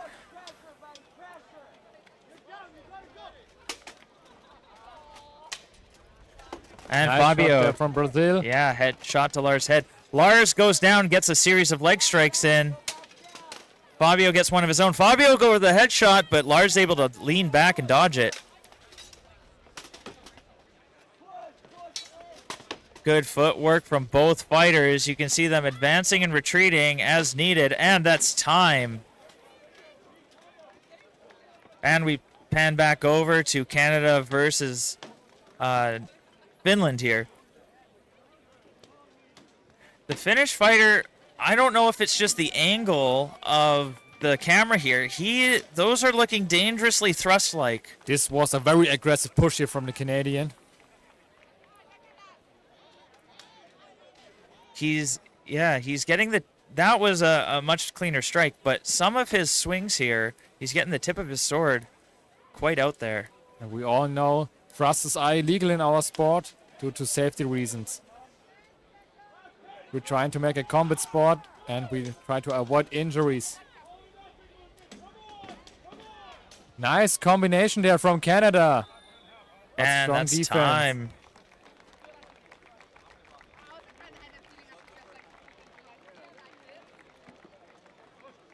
Looks like we have helmets off in the Canada-Brazil fight.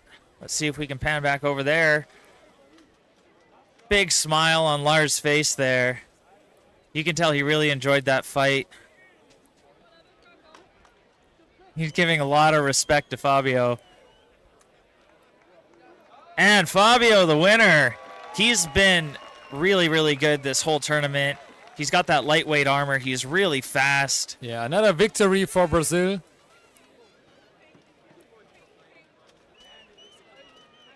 And we're over here. We just finished round 2 of Canada versus Finland. If we have anyone in the live chat who knows the name of our Finland fighter here, please let us know. We do have Lucas from Canada. Lucas is also, as far as I know, he is the captain of the Canadian team. He's been responsible for doing a lot of the organization and logistics to manage getting all our Canadian fighters here today. So a big thanks to Lucas for that as well.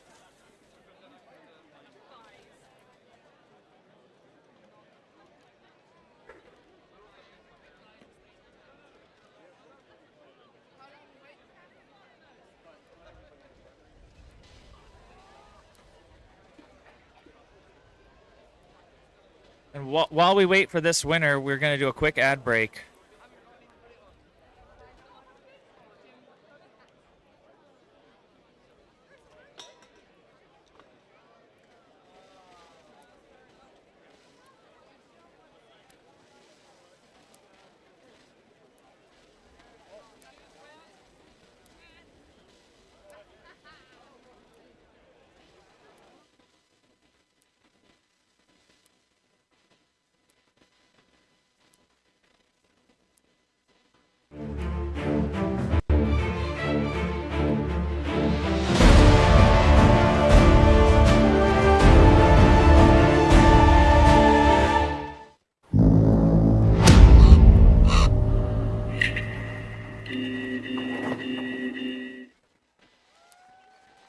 And they just announced the winner. We cut back last second there. Looks like Finland won. He's raising his fist in the air. Good job to both fighters. Very strong fight from both sides and very speedy.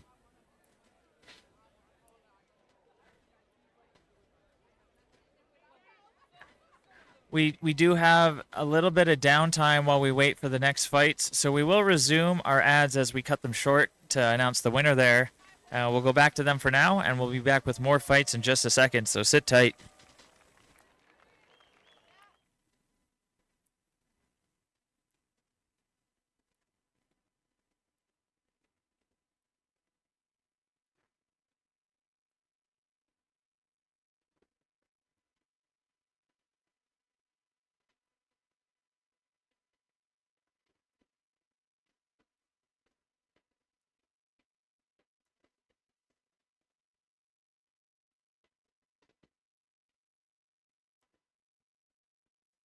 The tournament sponsor is Go Hurt Medieval. Find best armor, quilted clothes, weapons, and accessories for armored combat at Go Hurt Medieval. Your go-to shop for armor. Don't wait. Visit gohurtshop.com now.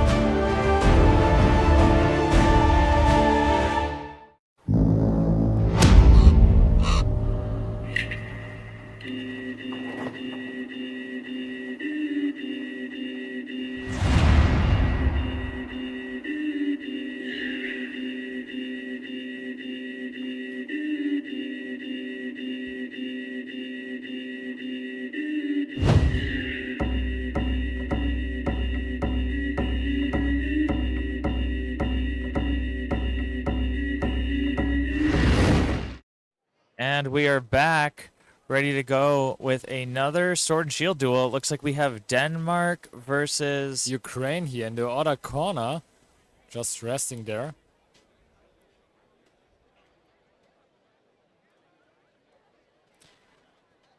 Now, we normally hear a lot more noise from the crowd when we have the Danish fighters in the list.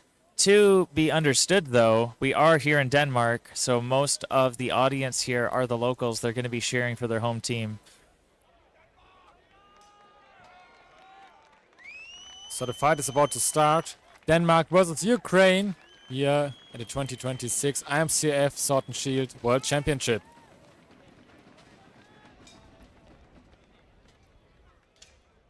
Strong strike from Ukraine there.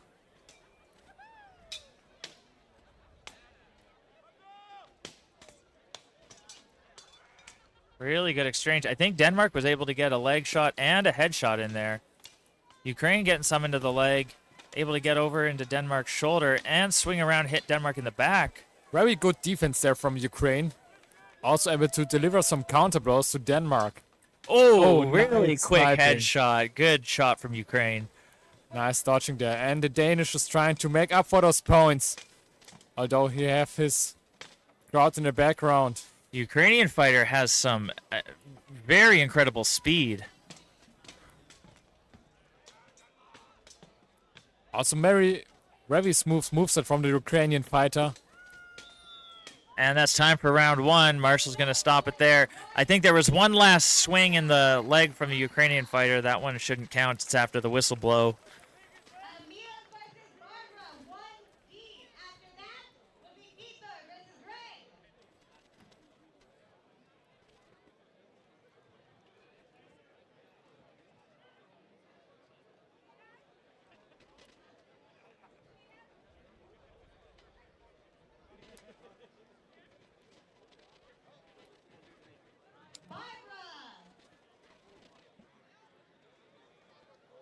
Yeah, we do have HC Lobo in the chat commenting on how crazy that fight was, how fast it is.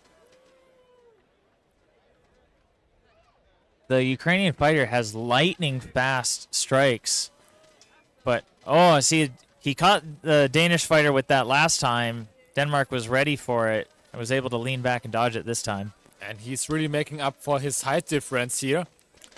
Denmark going for those back of the head strikes, and as soon as the Ukrainian fighter raises his shield, he switches and goes low, just like that. Denmark really pushing it here in the second round. Getting some points there. Looks like he's hitting with the flat edge of his sword on those strikes to the back, though. Oh, that will then out count. And now we see both fighters a little bit tired up. But Yeah. Ukraine approaches here, giving those shots in, very clear strikes to the head and to the legs. Denmark countering.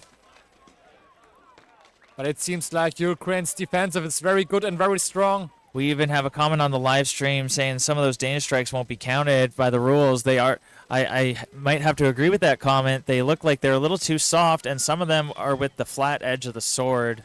And this was the end of round 2 here. You can even see the Danish fighter just giving himself a little head shake there. I think he knew he was making some mistakes in that fight. Still, really good fight. Being able to respond to the speed of that Ukrainian is no small feat, but you can see the way his body language there, he's shaking his head. I think he knows he may have lost this one. And yeah, just a reminder, once we're done with all our sword and shield here, we will be going into the 5v5s. If you look on the back edge of your screen, we still have another sword and shield duel going on. It looks like Germany versus Austria again, two neighboring countries. But definitely get ready. If you're watching on the live stream and you've got some friends who wanted to catch it, tell them to tune in as soon as they can. We're going to be having the men's 5v5s coming up shortly here as soon as we're done with the sword and shield category. It's the perfect sport event for team tactics and massive group fights. We will start with a 5v5, and as the event continues, we'll even progress to 10v10s. Yeah, I'm actually excited. I don't get to see 10v10 fights all that often. We do have a good number of fighters in Canada to put on our own tournaments, but well, Canada being such a large country, it's hard for everybody to travel far and wide across the country to all meet up for a tournament. So when we do, we rarely get enough fighters there to do a 10v10. If we do have enough fighters, they're usually just ones who prefer duels and don't want to partake in the group fights, which I understand because that is me, myself. I do longsword duels and I don't touch anything else because I value my life and my safety and my bones that I break too frequently already. As far as I can tell, it's nearly the opposite in Germany. The Germans love Behut, they love smacking each other in pure heavy armor. And as far as I know, the Behut scene in Germany is quite as strong, and the duelist scene have to catch up to this. Well, the German duelists have been doing really good so far, so even with the lack of representation, they seem to have been doing a great job. Looks like the marshals have decided on a winner here. And it is Ukraine. Congratulations to Ukraine. Ukraine really putting in the work here. All of his fast lightning strikes there for his victory.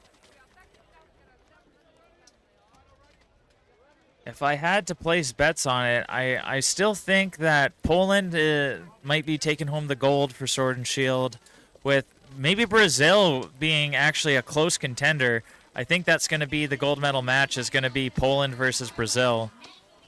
Yeah, in the last years we always saw that the Polish fighters are very, very good and always take down a medal. Followed by Brazilian. We do still have Austria versus Germany going on in the background. We'll see if we can get our camera switched over there so we can get a closer view.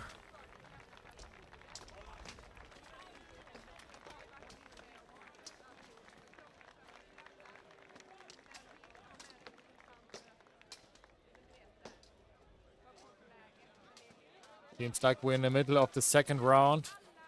Austria versus Germany there. Here we go. Now we're getting a close-up.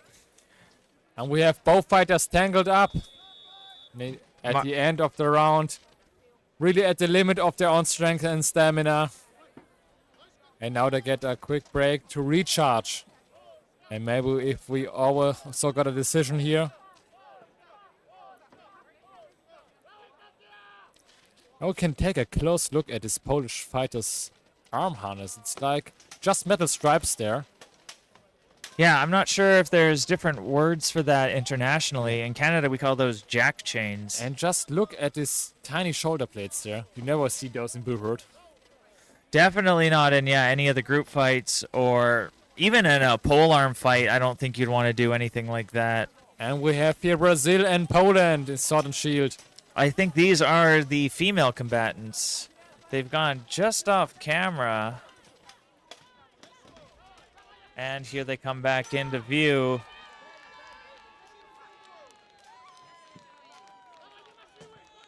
Both fighters very light and very fast on their feet. Trying to get some back shots there. The marshals are going to stop them. That's time for that. The shields from Brazil seems very, very light. I think I saw a shield broke in some previous They duels. broke 2 shields already, the Brazilians. I think they did the same strategy as our Canadian sword and shield fighters. They used a 1/4-inch plywood and just put some hockey tape around the edge and just 1 layer of canvas on the outside just to make them as lightweight as possible. And they actually intended for them to break in this tournament. At least that's what I heard from the Canadian fighter Lucas. He said, I made these as cheap and as fast and as lightweight as possible. I'm hoping they break because then I don't have to take them home on the plane. So they like this equipment possible for this event. Yeah, I'm wondering if Brazil has the same tactic here. Definitely all of our fighters here that traveled from the America continents had some of the longest trips, and I think Brazil and Chile, both of them having longer trips than anyone else, coming all the way from South America. Now we have the second round here. Both fighters very cautious, waiting for the first action of their opponent. Really fast strike and blocked right away by Brazil. And a quick low strike, but quick footwork from Brazil as well. Normally fighters waiting for a specific action to unleash all of their force and their combinations. And their opponent gets caught up between the shield and the helmet. Trying to deliver some headshots here. Getting rotated into the corner of the list by the Brazilian. The marshals might need to break this one up. And no, they separate on their own.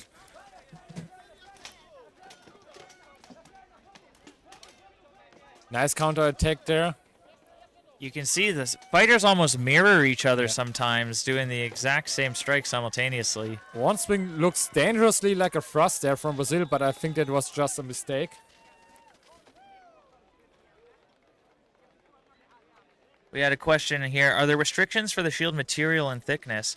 I do not believe so. I think they have a maximum weight allowance and a maximum size allowance. Yes, they have maximum weight and maximum size, and you have to use wood as a base material.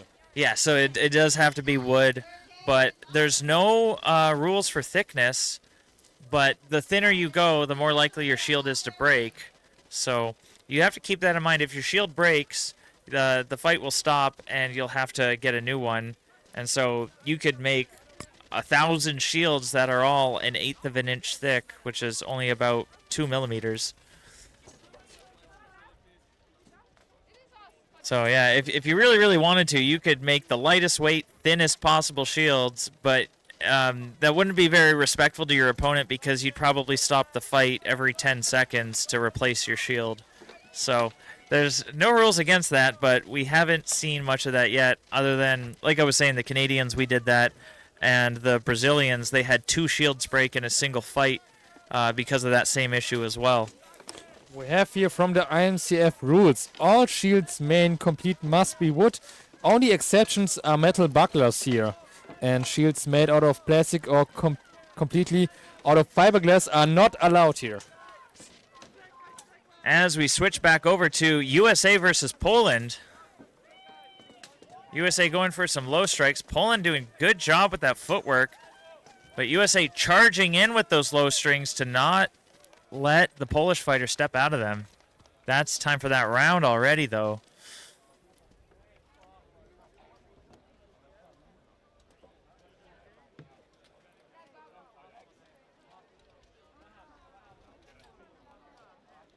And just now the fighters can catch their breath. Later in the minutes we will see something similar. Another fun comment from YouTube here. They made a Brazilian shields. But yeah, I definitely have seen them go through a couple, and I think they saved that one. They didn't let the men use it because they didn't want to break it. Poland coming out on top. Poland, both men and women alike, are just dominating the tournament so far. It was a very high skill duel from both sides here. And Poland takes the victory home.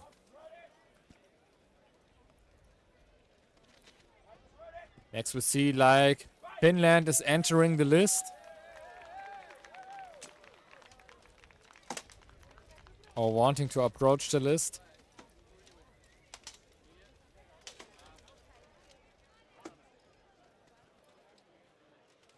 As we cut back over to more of the women's fights, we have Poland versus USA.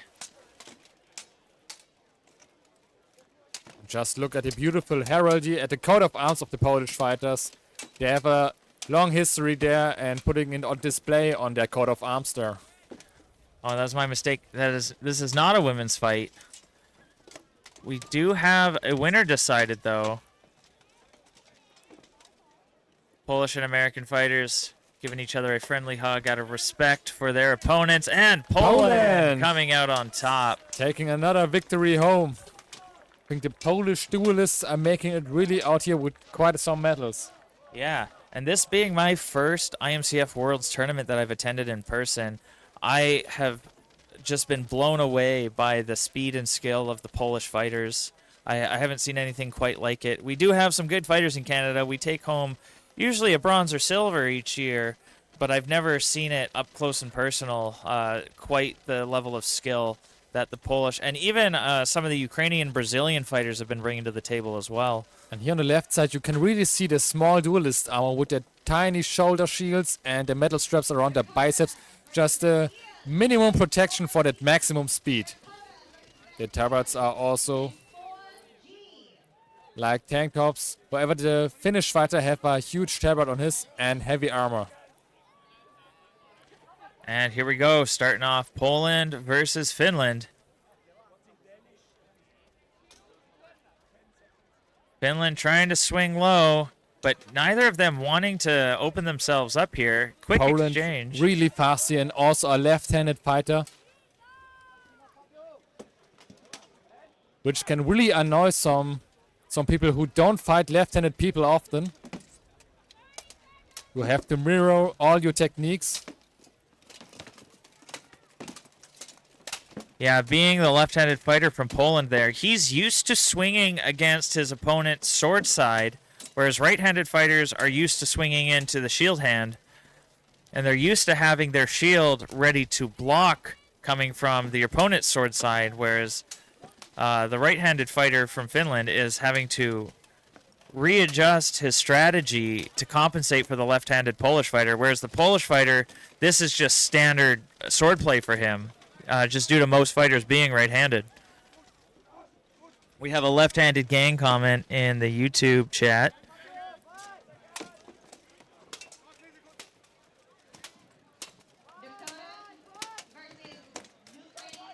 And for the comment, I wish I knew this started sooner. We are still here till Sunday with a lot of group fighting and duel fighting till Sunday. We'll still have the longsword ongoing to the next days, the 5v5, the 10v10s, and also the triathlon discipline.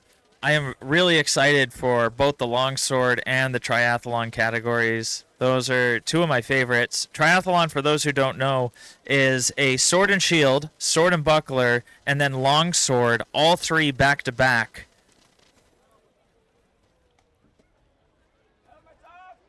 And I know you too, Felix. You're a longsword fighter yourself, correct? Yes, I'm a longsword fighter myself. And the speed you get with these long weapons is just immense. It's just pure strength and speed. I'm a big fan of longsword myself, as that's the main category I fight in. And just, yeah, without the shields in the way, you really have to... Your weapon is both your shield and your weapon for attacking. It's sometimes pure aggression. And there we see both fighters very cautious with their shields. Really attacking quick trade. simultaneously. Nearly mirroring themselves there. Oh, quick headshot from Finland.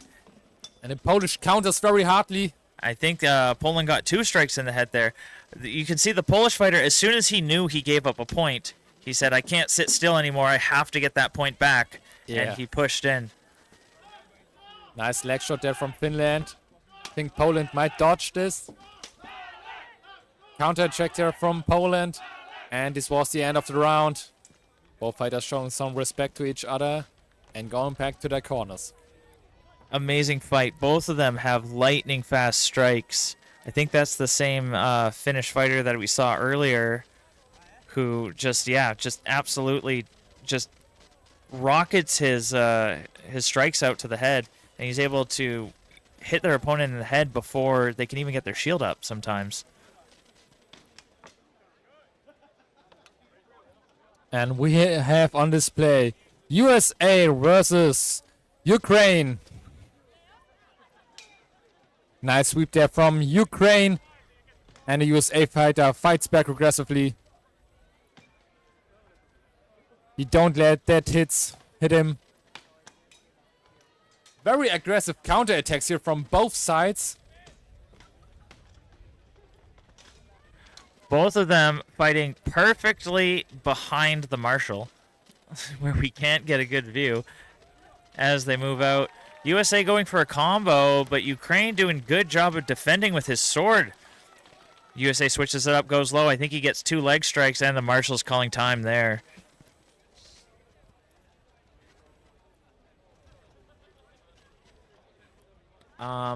Could a good idea to be allowed thrust only and longsword for more love? I hate to be not. hate to be the bearer of bad news, but yeah, absolutely not. It's just far too dangerous. We are still here to be alive at the next morning. Yeah. And we don't do harness fencing. This is another level and another sport here. We're doing here a combat sport of armored combat, and for safety reasons, thrusts are forbidden for a good point. Yeah. There is the harness combat. What is the German word for that? Harnischfechten. Harnischfechten. Yeah, that's right. And they have chainmail in all of their gaps for the most part in that sport. Yeah, most of the parts. And also protection in the eyes. Oh yes, they do have like a mesh metal in all of the eye slots of the helmets and that. But we can do that here. You even see the fighter here has a wolf rib. He's totally open to the face. Yeah, So- if you were to thrust a longsword at him, he would lose an eye almost instantly. So He's just smashing here, getting the points in on the American fighter here. Smashing the legs. And oh, that's a we have disarm. That's a disarm. oh, America going a little aggressive at the end there. Yeah. So we have a disarm here. Doesn't matter if it's your own fault or this one of your opponent. A disarm will award you opponent points.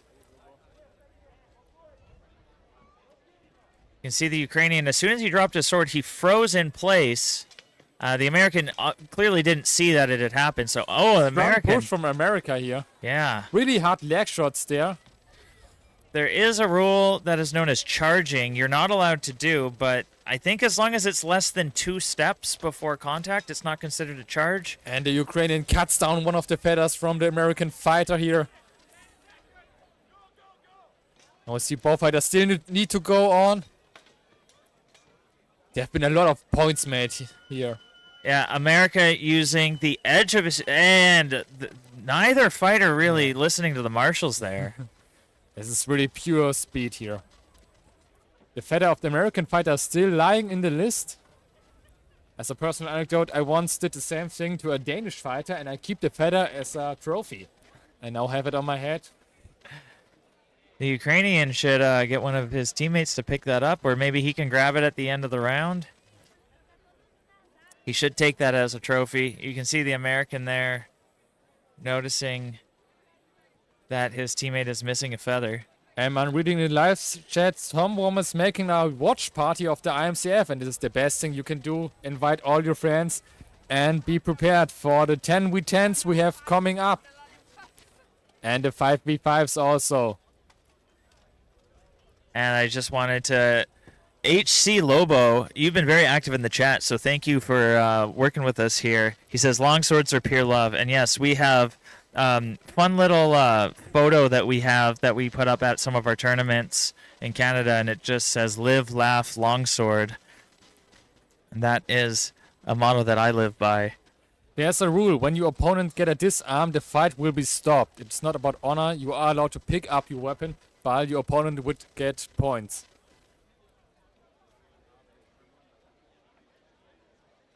And while we wait for the winner to be announced here, just a quick reminder of all of our sponsors. We have Age of Craft, Alba Buhert, Fabri Armorum, Soft Warrior Sparta, Viking Jewelry, Lemberg Armor, Go Hurt Medieval, Shieldmaker.eu, and Historicum. We've got our winner here, and it is Ukraine coming out on top against USA.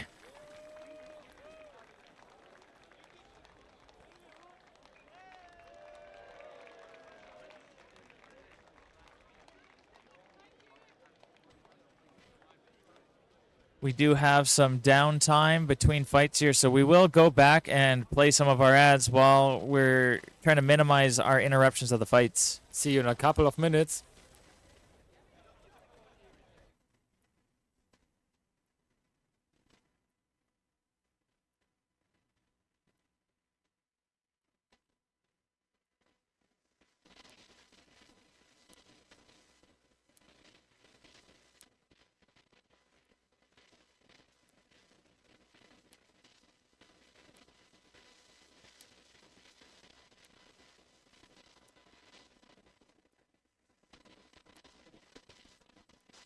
The tournament sponsor is Go Hurt Medieval.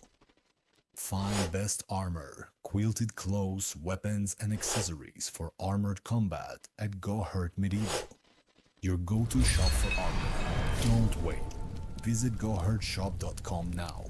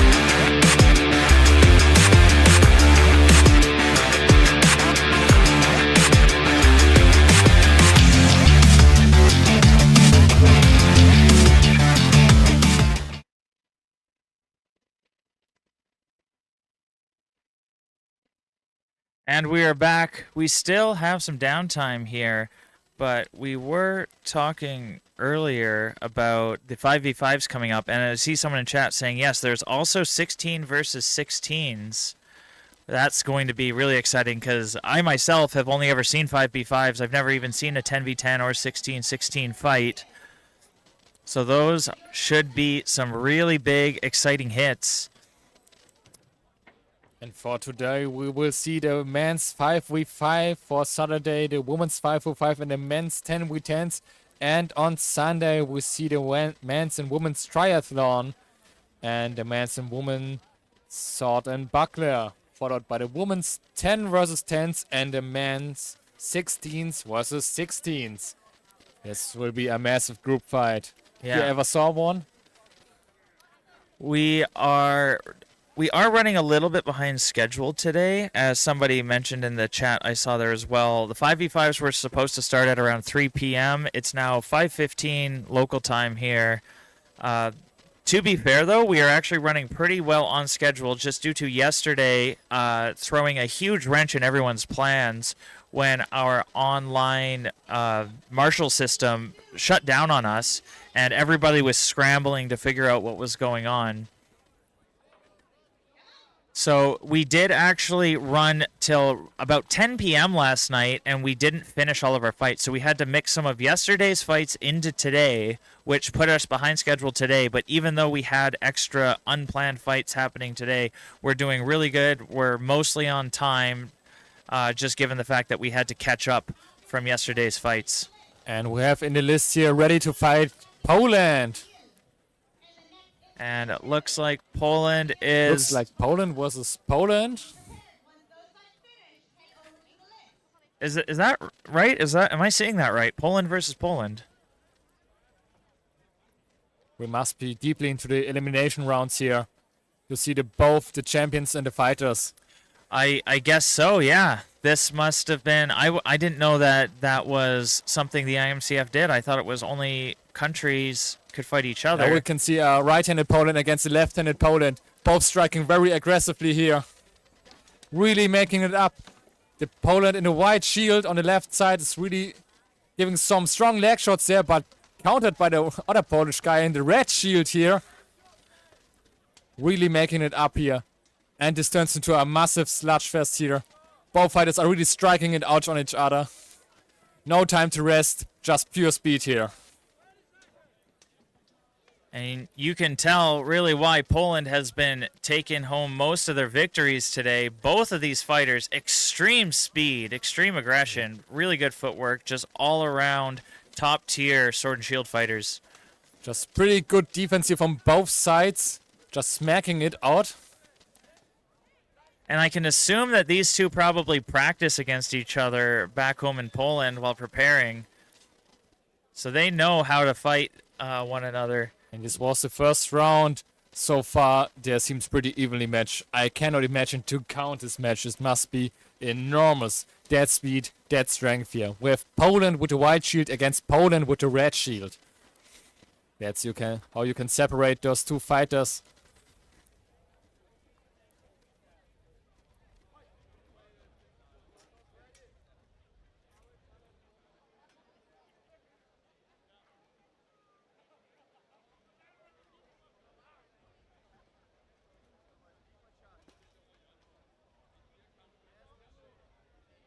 And we will have an armor check there on the Polish wolf rip fighter.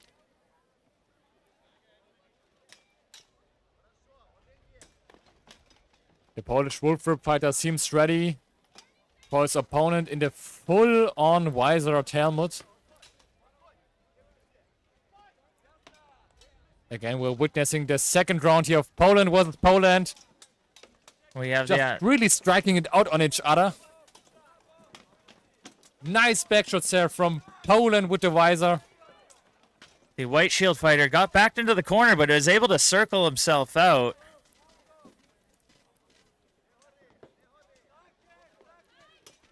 And the red shield fighter is the left-handed one that we were discussing earlier. Yeah, really hard blows here from the red shield fighter.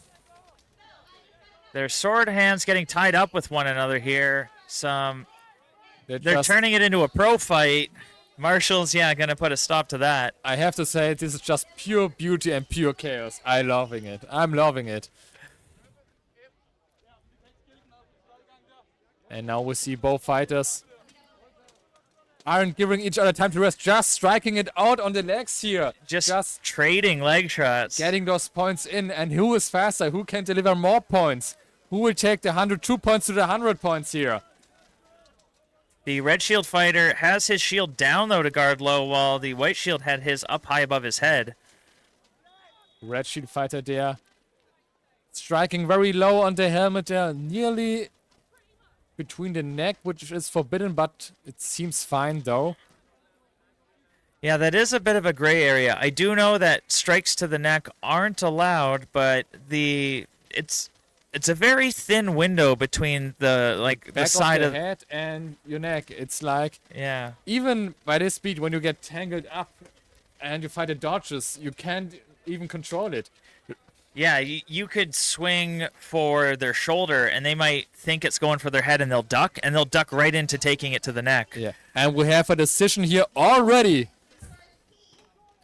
And we have Poland beating Poland. Poland. The Wolfrid Poland is taking home another victory here, showing that one of the best sword and shield fighters in the world here at the IMCF 2026 World Championship is and will be Poland. I think that may have been the final fight. Both of the Polish fighters pushing on to the gold medal round, so I think Poland may be taking home both gold and silver due to that. For everyone, you can still watch the closing ceremony on the last day where every winner will get their medal.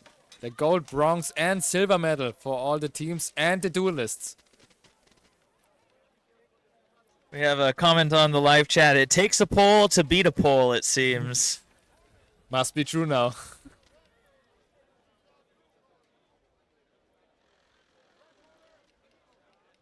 But yeah, even some more comments here. Just a damn crazy fight. And some comments from our Polish viewers. And here we have Austria entering the list while Poland is waiting. This seems to be the women's division here. And we have the Austrian flag carrier waving to the camera. What a nice team the Austrians are. And giving us a quick little heart there. You can see just on the top side in the background, they do have a view of the live feed broadcast up there. So the folks down in the list can see when they're on camera. So far, we've only had the Austrians really paying some love to the cameras, though.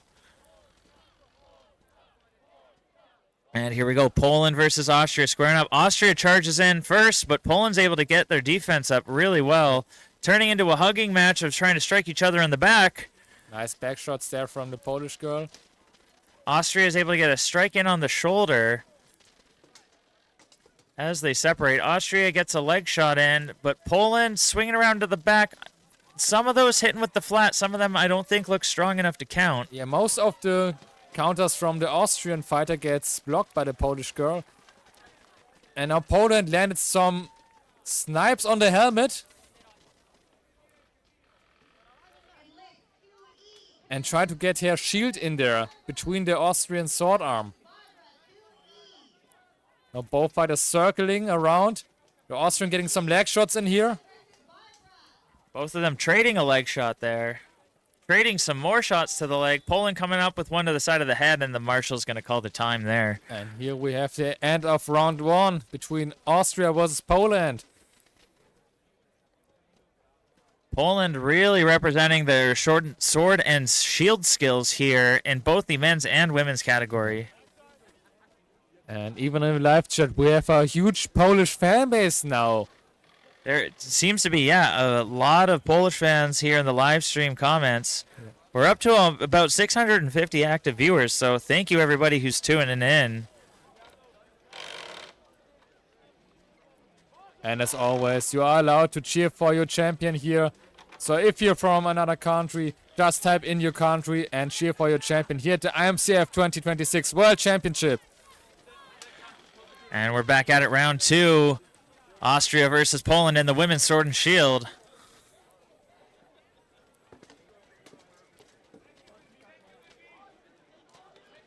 You can see these strikes coming out a little slow from the Austrian fighter. I think they're just running low on energy. They have been wearing their armor almost all day.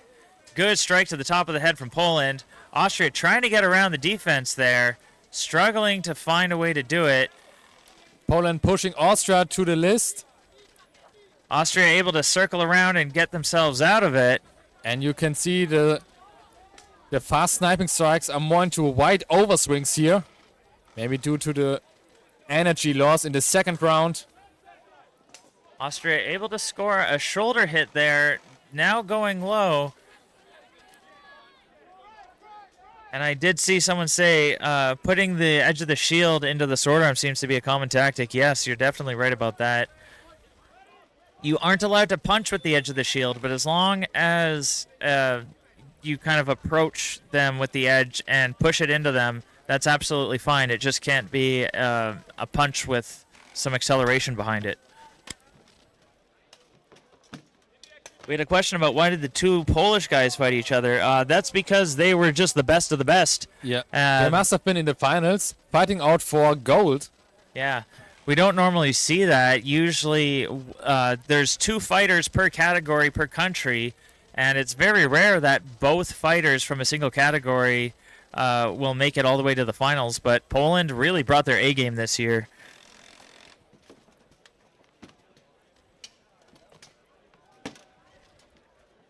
Thank you very much from Caesar in the chat saying great job on the commentary. We appreciate the praise from you. And hello to everyone in Brazil. Just look at that beautiful armor the Austrian flag carrier is wearing. And we see a specialty there. If you wear a full plate harness, you are allowed to just wear a belt as a tabard. As we can see, the full harness wearer is wearing an Austrian belt as his tabard. And we have a winner here on Austria! Congratulations. Really well done. Really well fought from the Austrian fighter. You can see she's just overwhelmed with joy. Her teammate coming in, just giving her a big hug. Big cheer there. Defeating one of the Polish must be very, very hard, as we saw in the last matches here. Yeah, emotions are high right now. You can see they are overjoyed. This is really a reason for Austria to celebrate. And yeah, thank you for pointing that out earlier, Felix. I did not know that actually about the tabard. Tabard there. Yeah, I didn't know that only applied to plate armor.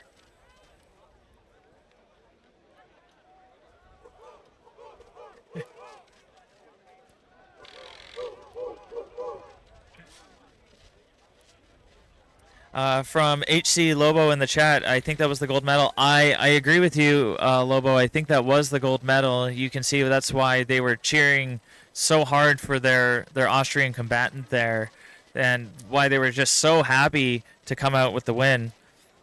And as a reminder, as we get closer to melee, our organizer only wants 16 max in the landing zone. And we have here a quick break between the fights. So that means 2 per team, right? 2 per list. And so I do believe that that's the end of the sword and shield fights, unless we have any more. We'll definitely broadcast it if there's any more fights, but I think that's the last of the sword and shield. We had Poland versus Poland for men's gold medal, and then Poland versus Austria for women's gold medal.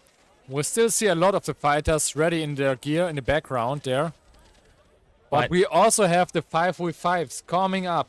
And some of the melee guys said that the 5v5s are the chaotic group fights, where team tactic matters the most. Absolutely, Felix. And I think that's what the marshals are getting prepared for now. You can see the parts of the list there that are painted with the red and white. Those are going to have to be taken down so they can open up the list to the full size to allow the 5v5 fights to take place. So we are going to have some downtime in the stream right now while they disassemble the list and prepare for 5v5s.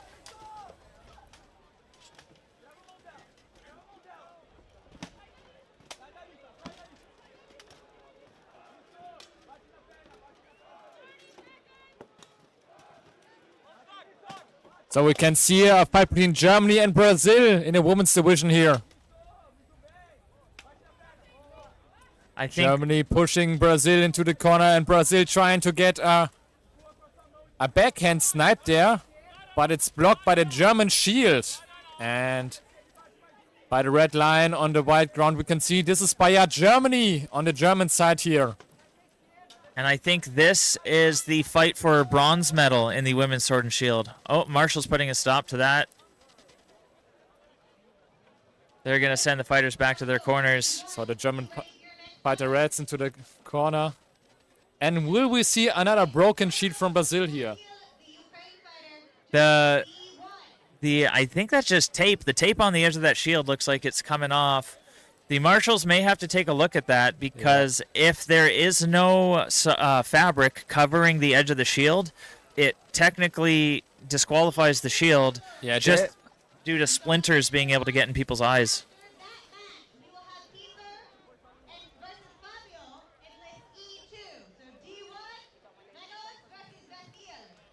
Now we have a beautiful look here at the helmet from the Brazilian female fighter here, which must be called armored. I think it's an Italian stylist based helmet here, which you don't see very often. Most of the time you see wolf ribs or visored. I definitely have a soft spot because I fight in a barbute myself. And yes, we have from the live stream chat the German fighter being Babs here. And if anybody knows the name of our Brazilian female fighter here, please let us know. Brazilian is Jamil. Thank you, Lobo, in the group chat.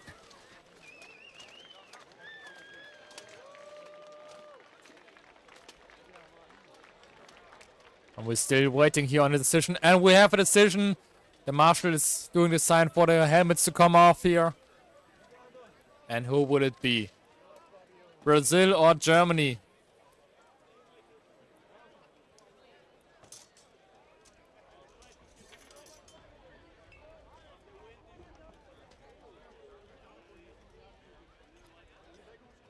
We have a cheering in the group chat for Barbara Kors. And we have Lobo letting us know Jamil is actually Fabio's wife. So Fabio made it very far in the tournament. I think he actually may have won bronze medal in men's sword and shield, if I'm correct. Don't quote me on that, though. We'll have to find out during the medal ceremony at the end of the World's Tournament here. I'm reading here, we have a personal question for you, Justin. Do you recommend the helmet, the Baboot? Do I recommend it? Having fought in... I've used 3 different helmets in my Buhurt career. So I have fought in a Japanese samurai helmet. I do not recommend it. I used a English bassinet with a clap visor. It was okay, but I couldn't breathe too well in it, so the barbute has been my favorite so far. I refuse to use a wolf rib just for my own eyes' sake. I don't want to take a sword in the eye. And we have Germany is the winner here! Congratulations to Babs from Germany. Well fought from both fighters. Very well fought. The German flag carriers really waving it here, showing the pride here.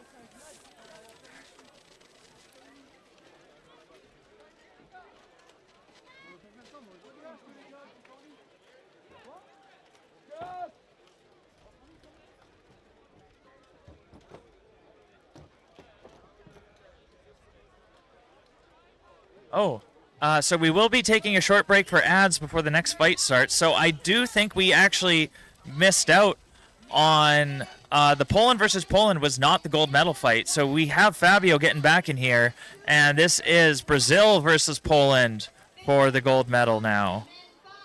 But we will take a really short break for some ads, and we'll get back before they get too far into the fight.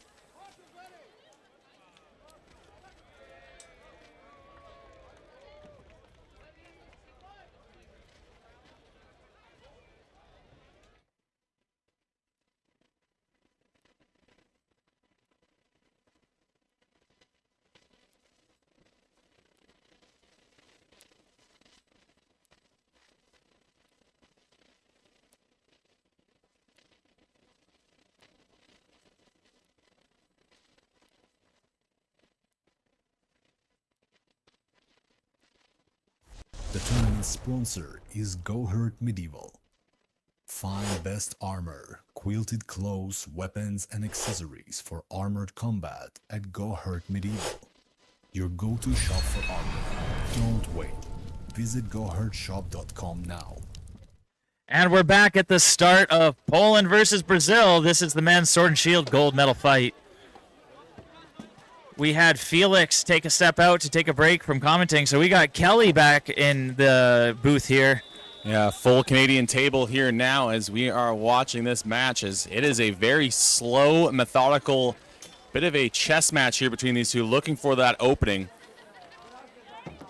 Kind of fun, technical sword and shield match that I enjoy watching. Really fast double hit combo there from Poland. Yeah, we saw as the Brazilian stepped in to take a strike. The Polish fighter was able to get down and get a strike in on the leg. Rapid fire shots there, though.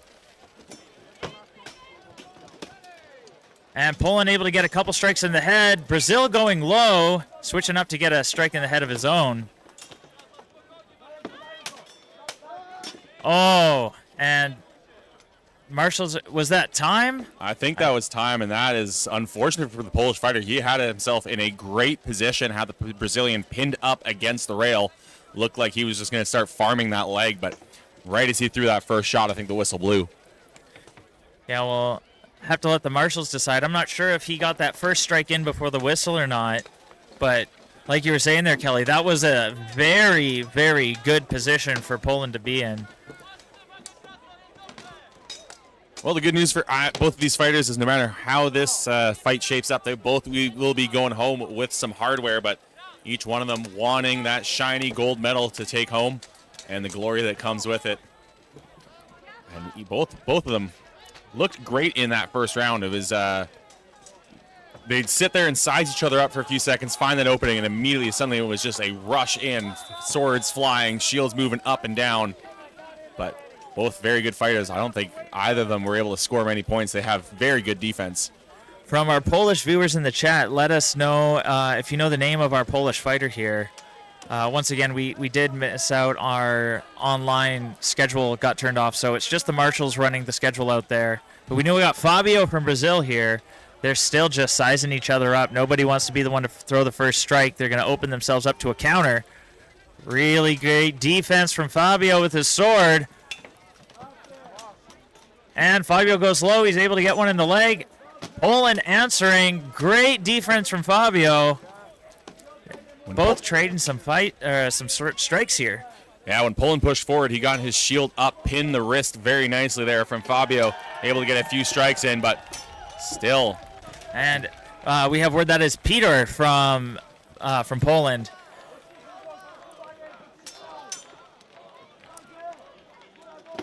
This is just a treat to watch. These guys are incredibly fast. Peter going for an overhead strike, but Fabio was able to step back out of it. Oh, I think he was able to get a couple shots in on the shoulder of Fabio.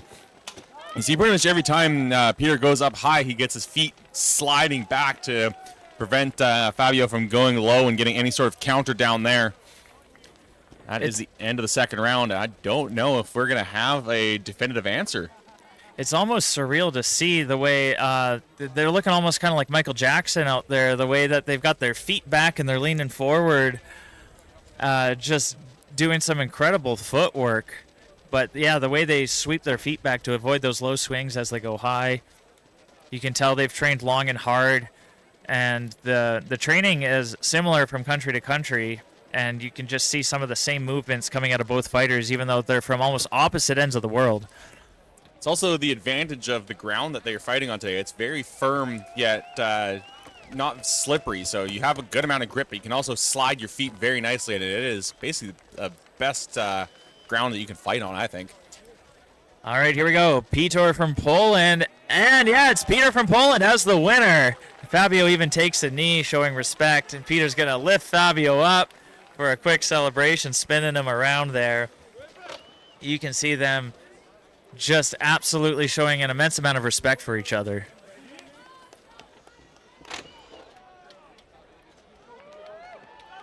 And Peter showing off a bit for the camera while we have our Polish flag waver celebrating their gold medal victory. So that means silver is going to Brazil, and the other Polish fighter that Peter fought in his last match, I believe, will be taking home the bronze. They're going to stand there for some photos and just extend their celebration. What a great photo that they got there with the flag waving perfectly in the wind behind them. We've got a good breeze trying to keep the fighters cool today, and I think that's why we've seen some explosive energy today versus yesterday. We had the sun just bearing down on us, very hot yesterday, and today we've had some overcast and some nice wind. I think now they're going to start disassembling the dueling lists and get ready for the main 5 versus 5s and the men's 5 versus 5s and the women's 3 versus 3s melees. Yeah, we did the women's 3 versus 3 yesterday, but we weren't able to get through all of them. Yesterday was not ideal, to say the least. We had a lot of stuff wrong with the schedule, and everything fell behind. Everybody's still doing their best, though, so despite all of that, we got through as much as we could yesterday, and we're going to resume those women's 3v3s today, as well as the men's 5v5s. We're going to have them going on simultaneously, so we'll do our best to showcase everything here with our cameras. We are going to put more focus on the men's 5v5s, I believe, but we'll try not to leave the women out. Well, we'll have 3 lists going on at once, so it'll be a lot of action to try to cover. Thankfully, it's going to be a lot easier. It's going to be down from the 5 that we've had throughout the day. But if you have no idea what we're talking about when we say that we're moving to melees and these 5 versus 5 or 3 versus 3 team fights, well, we are going to have a short explainer video let you know all about how these fights are going to work. Boohurt is team versus team battles. The goal is to stay standing, take opponents down, and keep more fighters active than the other team. Matches are best 2 out of 3 rounds. If there are draws, it can go up to 5 rounds. Each round can last up to 5 minutes. A fighter is out of the round when they have 3 points of contact with the ground, or when they submit. Rounds are scored by the amount of legally standing fighters remaining for each team at the end of the round. 1 fighter equals 1 point. Kicks, punches, weapon strikes, shield strikes, grappling, throws, trips, and body pressure are all allowed to legal target areas. There are no strikes to downed or kneeling fighters, no attacks to the knee, feet, ankles, groin, back of the knee, armpits, throat, or neck, and no thrusting allowed. Watch the numbers. Every takedown changes the dynamic of the fight.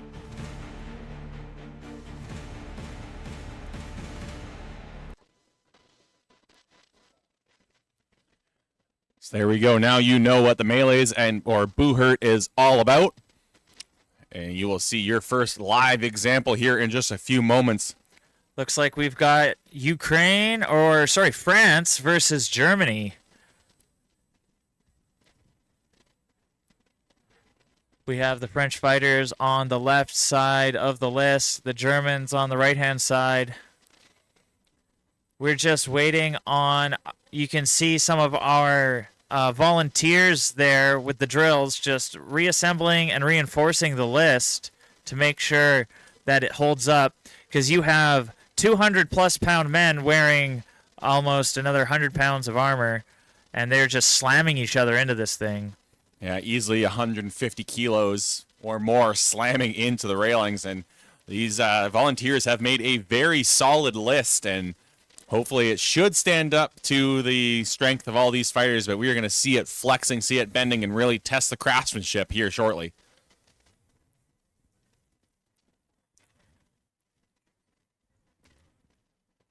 All right, looks like this one was already in progress, so that's why they're all mixed up here. It looks like they're ready to resume. I don't know what the pause had been for, but it appears we've got, I think, maybe 5 versus 4 going on here. Maybe even...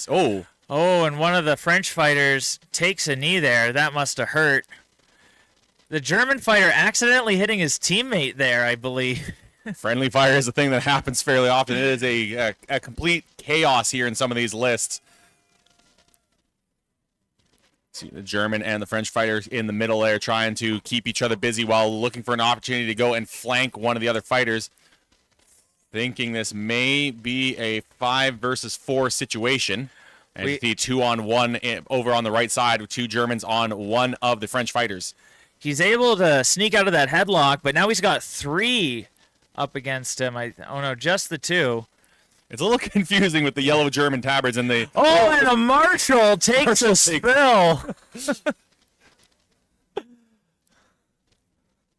Looks like he's okay. He's going to keep up. Looks like a German lost a weapon, so he has to go back to his side, grab a weapon. He could not be involved in the fight without a weapon in his hand. He's now back in here going to see if he can flank one of these French fighters, trying to get around his head around the French fighter, do what's called the head rip, as you see another one there at the top of the screen. Oh, another French fighter goes down. I think it is a 5 versus 3 now. We have, one French fighter in the corner with 2 Germans on him. The other 2 French fighters pinned up against the list here, just getting absolutely beaten. I think Germany, it was some more friendly fire there by accident. And there we go. We got the German fighter turning, the French fighter around, so he takes a shot to the back. He's going to take a knee there. That probably hurt. And now I think once you have a 3-fighter advantage, the Marshal's trying to stop that one. If it gets down to a 3 versus 1 or a 5 versus 2, it's just an instant win for the team with more fighters.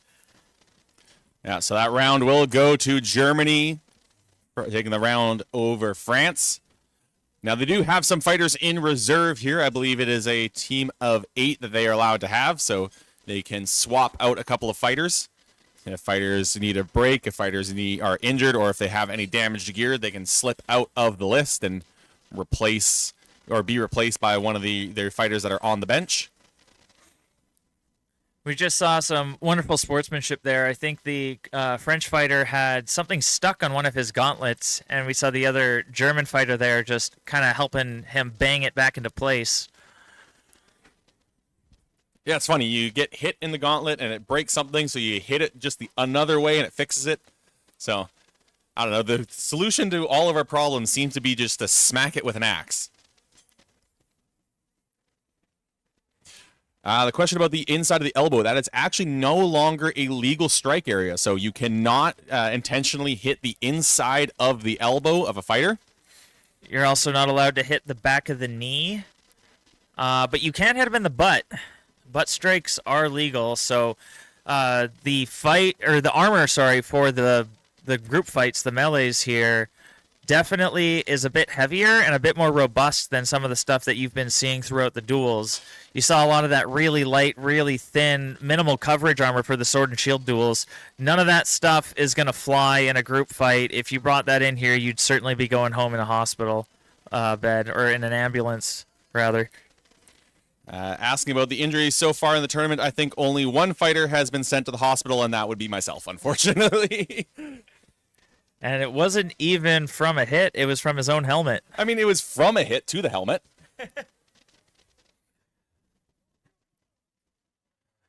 That is a good example of why maintaining your gear can definitely come in handy.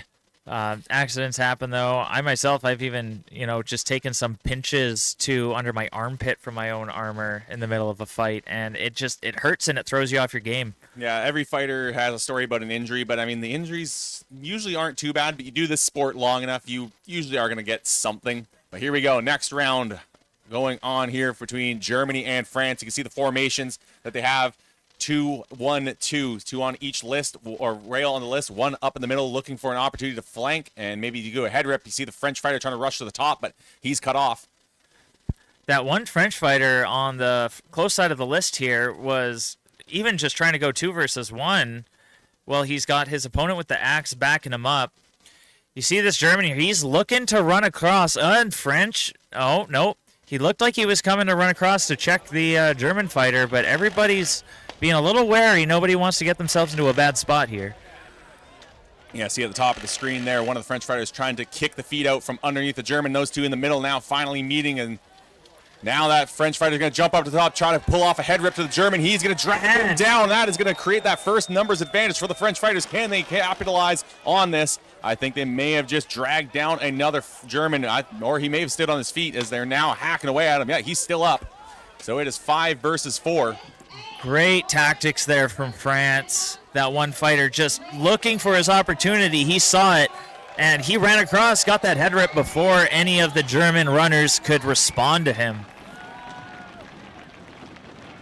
They just announced that Denmark will be coming up to fight shortly. That is why there's such a loud noise to the crowd, as you see Germany trying to get one of those French fighters down with a trip as the French tried to throw the German. So it's all about throws and counter throws. Here comes another French fighter. Look who he was about to flank. Just as he came in, camera cut away, and we're cutting back here. So yeah, the French still have that one-man advantage. We've got a 4 versus 3 over here in the corner, while we've got a 1v1 going on. Oh yeah, that had to have hurt. That German fighter goes down. So that creates, I believe it is now 5 versus 3. And the total numbers here as we have the 3-on-2 going on in this corner. It looks like the other French fighter walked off to go join the other fight, create a 2-on-1. Yeah, there he is, hacking away at that other German who is just holding on to the list. Now trying to pull him down by his head. Called a head rip, and it is a very fitting name for this. You're essentially just trying to rip the head of the opponent down and drag him down to the ground as they're eventually just putting all their weight on him. Down goes the German. Oh, looks like France lost a fighter over here. But it just wasn't quite enough. I think it may have been a... That's down to 3 versus 1, yeah. I believe. So, yeah, that is victory for France. I think it may have even been 4 to 1. So, yeah, the one French fighter had gone down. We still had the 2 up on the other side. So, yeah, that'll be a 4 to 1 to France. So they will win this round here. And unless we missed another round, that would be round... Yeah, they are not leaving the list. So that was round 2. We are tied 1 apiece. And it is first to 2 wins with a maximum of 5 rounds, as there can be draws. Yeah, absolutely. Sometimes you'll have 2 fighters just go down simultaneously. And even though if one fighter falls down on top of another, it doesn't matter if you fall on top. You're just considered both out at the same time. Yeah, it's 3 points of contact. You are out. Doesn't matter if you fall on top of someone. They are considered a part of the ground. You can kind of brush against the ground while completing a throw. They do allow that as long as you do not support your weight. So if you throw a fighter down, your hand maybe kind of brushes against the ground as you, as you're putting him down on the ground, your hand is on his chest. That's okay as long as you're not supporting yourself. And that's something to watch out for with the 2-handed axe fighters as well. If they put the butt end of their axe down on the ground and use it to support themselves and stop from falling over, that counts as their 3rd point of contact on the ground. And that actually means that they have to take a knee and be out. Yeah, I think we saw that yesterday in the women's 3 versus 3s. A fighter was just, I don't think they were even involved in a grapple. They just kind of were leaning against it. And the marshals said, well, that's 3 points of contact by the book. You're out. Yeah, fighters can change out with some reserves. Each team has 3 fighters in reserve. So in between rounds, they can swap out if a fighter needs a break. It's a good idea to swap out as many as you can, keep as many fresh fighters on the field as possible. Comes down to each field captain, which fighters they want to swap out. Sometimes you are forced to switch a fighter out because they have maybe an armor failure or even an injury.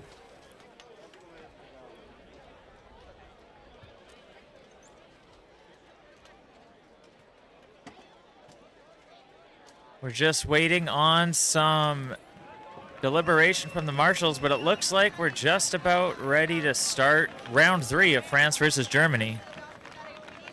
Yeah, someone mentioned earlier they believe that a Chilean fighter had received a back injury. I believe that was the case, but I did see him, at least I believe I saw that fighter walking around a little bit later on, so I believe they are okay.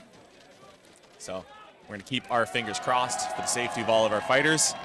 We do what we can in this sport. It is inherently a bit of a dangerous sport, but we use rules to keep things safe, keep fighters in the fight. We sometimes joke that we're here to hurt each other, not kill each other. Yeah, we're okay to send our opponents home with some heavy bruises, but we try not to send anybody to the hospital. Fighters are even proud of the bruises they receive. I've seen guys walk up to a guy after a fight and go, "Look at this huge bruise you gave me." Here we go. Immediate scramble here on the side rail between France and Germany as then one of the French fighters comes rushing in to try to break that up, but he is immediately cut off by the French flanker, or the German flanker. Now, another French fighter coming across, and he's intercepted by a German. Got to be careful with that axe. He has to keep it off the neck. Anything on the neck is illegal. There you go. You see him try to move it to keep it on the shoulder. It has to be on the shoulder or on the helmet. Yeah, there they see the marshals telling him, keep it off the neck, and he moves up to the helmet. Yeah, that's a very good point to make there, Kelly, because you can't be, potentially injuring someone's neck or choking them. I have been the recipient of a takedown with an axe to the back of the neck. It does not feel good and can really cause some pain as there we go. One French fighter breaks free, but now they've just formed a chain. Yeah, I had a bit of a head rip train going on there. The French fighter letting go of the German and slipping free now of that other German fighter. We have just a mess in the corner now, hacking away with the axe. We have a German fighter holding on to the head of the axe there. The marshals should be paying attention to that. He's not allowed to do that. Yeah, you're allowed to grab the haft, but you can't grab the striking edge of a weapon. And it's a little bit hard to see with all of the, there you go. You see marshals getting their sticks in, whacking them with the flag, letting them know, hey, you can't do that, let go. Oh, some kicks coming out from the French fighter here, just hammering the German in the back with his axe too. We have one French fighter who's free from the chaos. He's looking for somebody to pick off here, and he gets his axe around the head of that German, and now he's got his head down. He's trying to push him down. He needs to pull, just try to grab onto that head and just start pulling him away, drag him down. Yeah, you got to drag him out of that corner. I think he had too much of a grip on his, or the German had a grip on the French team. And oh, you see that French fighter getting free now, hacking away one German down. It is 5 versus 4 now. Immediately that French fighter gets in, gets his weapon around the head, trying to pull off the other German as another French fighter gets free. One of the Germans breaks free, and he's immediately caught by one of the French fighters. They've all separated a little bit now.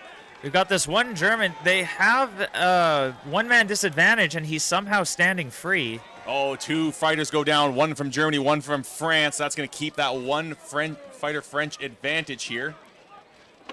We are down to, 4 versus 3 here. I think it may actually be 3 versus 2. I believe I saw a couple fighters down on the far rail from maybe earlier on in the fight. Yeah, it is 3 versus 2 appears here as one of the French fighters looking like he was going for an Asoto Gari along the rail there. Don't know if he was, no, he did not get that completed. And you can see him now tied up with the German fighter, trying again as the German fighter. Oh, we have another German down. That means it's a 3 versus 1. It is over. France is going to take the victory in this round, and they're going to take the victory in this match. So Germany wins round 1, but the French come back and answer with 2 rounds of their own, and they take the victory. Excellent fight from the French fighters there. They fell in round 1, but they really brought it back for rounds 2 and 3. That one fighter who sprinted across in the middle of round 2 there to take out the German really turned the tides of the fight. So good move on his part. That's why those runners are one of the most important roles.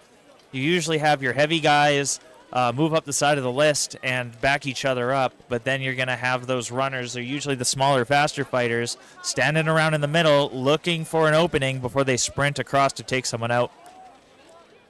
Looks like the Canadian team is getting ready to enter the list on this side.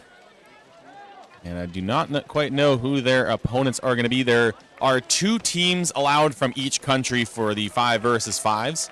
So a number of countries have sent 2 5 teams here. It looks like, I believe this is going to be Canada 2. I actually don't know if they were listed as Canada 1 or Canada 2. I do believe in our... we'll have to check our schedule here.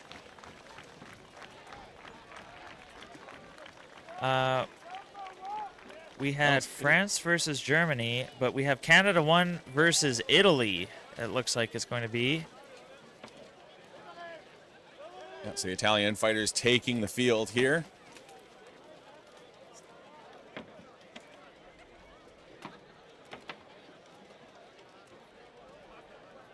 And we do have multiple lists going on simultaneously here. If you don't see the fight that you were hoping to see, please just keep in mind that everything is being recorded and it all will be uploaded online to watch later on.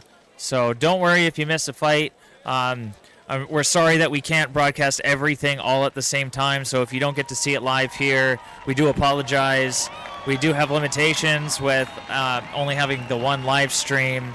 And we do have a limited amount of time in this week to get all of these fights in. All these fighters want to get their fights in. We're trying to get everybody their chance to get in and fight and go for their medals. So we're going to have 2 fights going on at the same time just to adhere to those time constraints. But we have got Denmark and Poland taking the field now, and it is going to create a lot of noise out there. We are already hearing it. The crowd cheering for the Danes taking the field, and we've also heard a lot of chants for the Poles throughout the day. They've done very well in the duels, but we heard a lot of Polska, Polska. So a lot of people have made the trip up here to Denmark from Poland just to cheer on the Polish fighters. So we are going to have a lot of cheering and chanting. And we are going to be focusing on the Denmark versus Poland fight here. You can see on the far side we got Canada versus Italy. You'll have to catch that fight on the replays later on. Out of respect for Denmark going through all the effort to host our event here today, I think it's the least we could do by showcasing their fight. Yeah, this is likely to be a very exciting match as well. See these fighters all raring to go, but the marshals have to check over each fighter. Make sure that all of their gear is legal. Make sure it's all safe and everything's attached. The main thing is the fighters also have to wear historical shoes. So everything has to be leather shoes with no modern tread on the bottom, which isn't too bad on this surface. You actually do have a good amount of grip that I found at least. If we do have one of these fights that ends up to be a quick and decisive victory, while we're waiting in the reset, we'll see if we can get the cameras over to view the other fights. We'll get as much action as we can on screen here. But it looks like Poland and Denmark is almost ready to go. You see our marshal there in the blue and yellow. He's checking the soles, like Kelly was saying. They're checking those back straps because you have to have your helmet strapped on to the back of your armor to stop it from getting ripped off your head. Yeah, it doesn't really look like List 3 is going yet either. They're still checking those fighters as well for Canada and Italy. So we are just waiting to get the word from the marshals that everything is all okay with all of these fighters, making sure everyone is good to go. We had a question. So sabatons are not necessary. Yes, they are. You must have full sabatons to be in a group fight. You have to have sabatons for all categories now. So yeah, you're right about that, Kelly. In some of our local smaller tournaments, I think we skim the rules a bit and allow people to wear steel toe shoes. But in an actual tournament of this caliber, yes, sabatons are an absolute must. Yeah, feet are not a legal striking zone, but the sword or an axe can come down and clip them, and even if they're not legal to hit, we want to keep them protected. We don't want to send anyone home with a broken foot.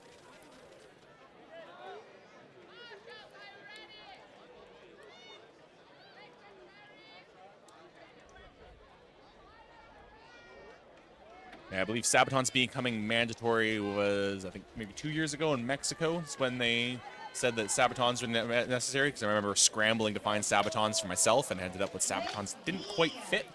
And a feinted kick ended up becoming a bit of a missile as I sent the sabaton out of the list. And that's can draw us into another rule. If anybody loses a piece of armor or a strap comes cut off or anything comes loose and it becomes unsafe, even if you're standing, even if you didn't fall, you are just out of the fight. You have to take a knee and lie down.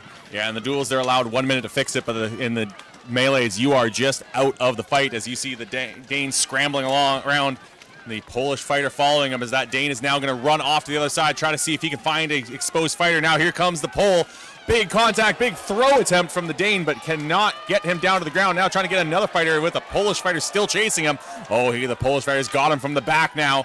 Oh, they're watching to make sure he's got on the neck. No. And he touched his sword down there. That's 3 points of contact. I think they may have been called for the neck. It's either that or the neck, because I think they brought the Danish fighter back up. I think you might be right about that, Kelly. And you can even see the Polish fighter. He doesn't look happy with that call, but that doesn't matter. The fight's still going on. That was a good throw from his teammate, though, to even out the numbers. Honestly, with all the chaos and not being able to see a whole lot in these helmets, I'm surprised I haven't seen more friendly fire in this fight because it's just red and red. Oh, we have a stop fight called. Don't know what it's for, and now the marshal is going to explain to the fighter exactly what had happened. I think we may have got a 3 versus 1 situation there, or a 5. I don't think it was 5 versus 2, so it may have been down to a 3 versus 1. I believe Poland will take that first round.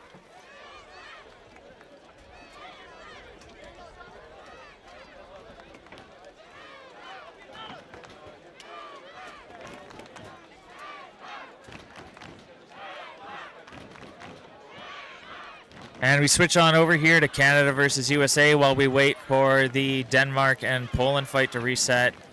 Looks like they actually just finished their round as well, because some of these fighters are looking fairly dusty, and it seems like fighters are swapping out. It seems like both those rounds went about the same length. Not ideal for our viewers, but it is what it is. We'll see here. It looks like we have a third list getting ready to go. We've got some fighters in black and yellow. Is that Estonia? No, I think that may have been Wales. Yeah. They almost look Swedish on first glance. I always mix it up, but I do see the Welsh flag there now that you mention it. yeah, I think the Estonian one is just the black with the red emblem. Yeah. Oh, there we go. Yeah, there they are. Exactly.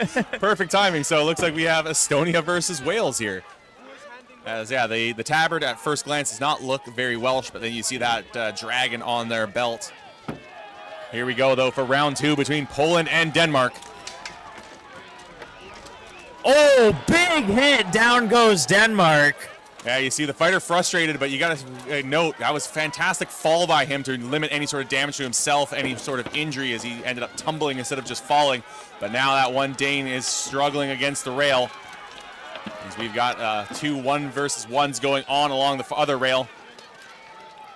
There we go. Another fighter is down. I think that may be another Dane, which means this is currently a 5 versus 3. Big trouble for the Danes. This is match point for the Polish fighters. I think that Polish fighter, yeah, he ran off to drop his one-handed axe off to exchange it for a two-hander. Yeah, you don't have to keep the weapon and only swap when you drop it. You can swap out if you think it'll be an advantage. As Denmark trying to fight back, trying to even out these numbers in some way. It is 5 versus 3 in favor of the Poles, as now that Danish fighter taking a lot of shots right down into that hip gap almost. You could see he tried to get a shield around there to guard himself, and then the Polish fighter there just grabbed his arm and said, nope, you're not going to protect yourself there. This one Denmark fighter doing a great job of staying up, though, but I'm not sure what he's going to do if he gets out of this. He's still at a disadvantage, but I have seen fights turn around from a 3 versus 5 down to a 3v3, and then the team that started off with the disadvantage comes back for the win. So anything can happen here. He gets out, but down goes the Denmark fighter. I don't know the numbers here. I think we may be done. We're down to, 5 versus 2, so I think... Oh, no. Poland must have lost a fighter. I think it's down to a 4 versus 2, so that means the fight's going to keep going. Oh, that one Dane in a lot of trouble. Got 2 fighters holding him in the corner. Another one. I think this may be a 5 versus 2. I don't know if the marshals realize. I think this is a 5 versus 2, but that Dane going to come down. That is going to end it for sure.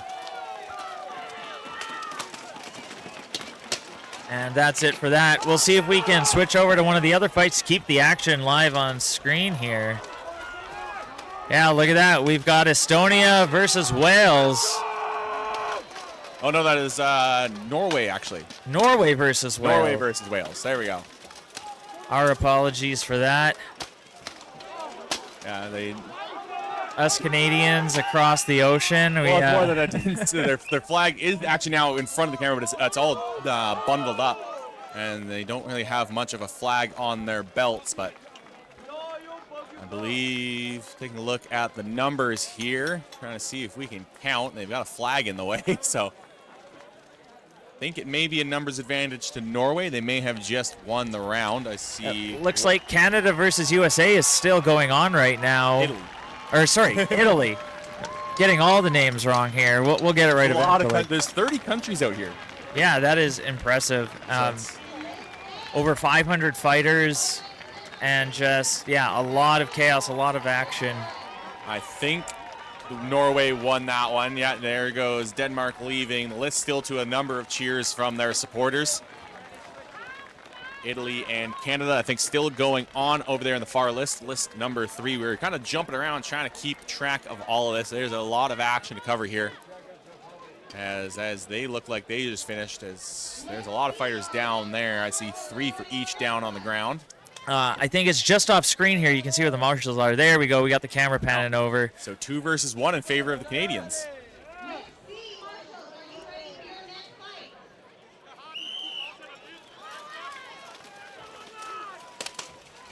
And we can see Wales versus Norway going at it for their round 2. Yeah, 2 versus 1, though, here in this close list in front of us in favor of the Canadians. There we've got a nice view now. We can see the remaining fight of Spain versus Canada. as well as the Welsh versus Norway fight going on in the background. Oh, the Italian fighter grabbing onto the haft of the Canadian axe, trying to stop him from just beating on the Italian fighter. Oh, drags the Canadian down. Don't know what happened there, or if he just got sat, but he is down. So it is now a 1 versus 1. That is a large Italian fighter. I'm trying to recognize who that Canadian is. But he is not backing down, and he's going to get pushed down. Down goes Canada. Damn, they had a 2-1 advantage, and they threw it there. You hate to see it, but... He's trying to congratulate the Italian, but they're being yelled at to stay down. They have to stay down for a moment so that the marshals can get a count, because points may be a tiebreaker in the end if there's an equal number of wins in these pools. So each team gets a point for a fighter that is still standing. As we just, I believe, Norway just won against the Welsh team, so they take the victory there.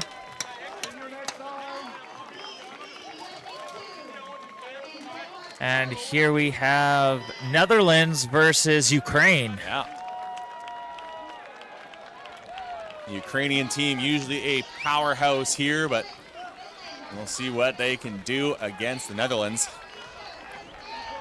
Well, we know the Dutch build them tall over there. Yeah, these the Netherlands fighters, especially in the polearm category, I think I saw one of their guys was just massive. And rumbling, actually shaking the camera a little bit. That is to announce the fact that the other Dane team is making their way to the list. So we have, again, 2 teams from each country that can field 2 teams. But we have got going on over here in list 1, and Ukraine 1 versus Netherlands 1. Denmark 1 is going to be facing USA 2 in list 2, and then coming up after that, Finland, Austria in list 3 over on the far side.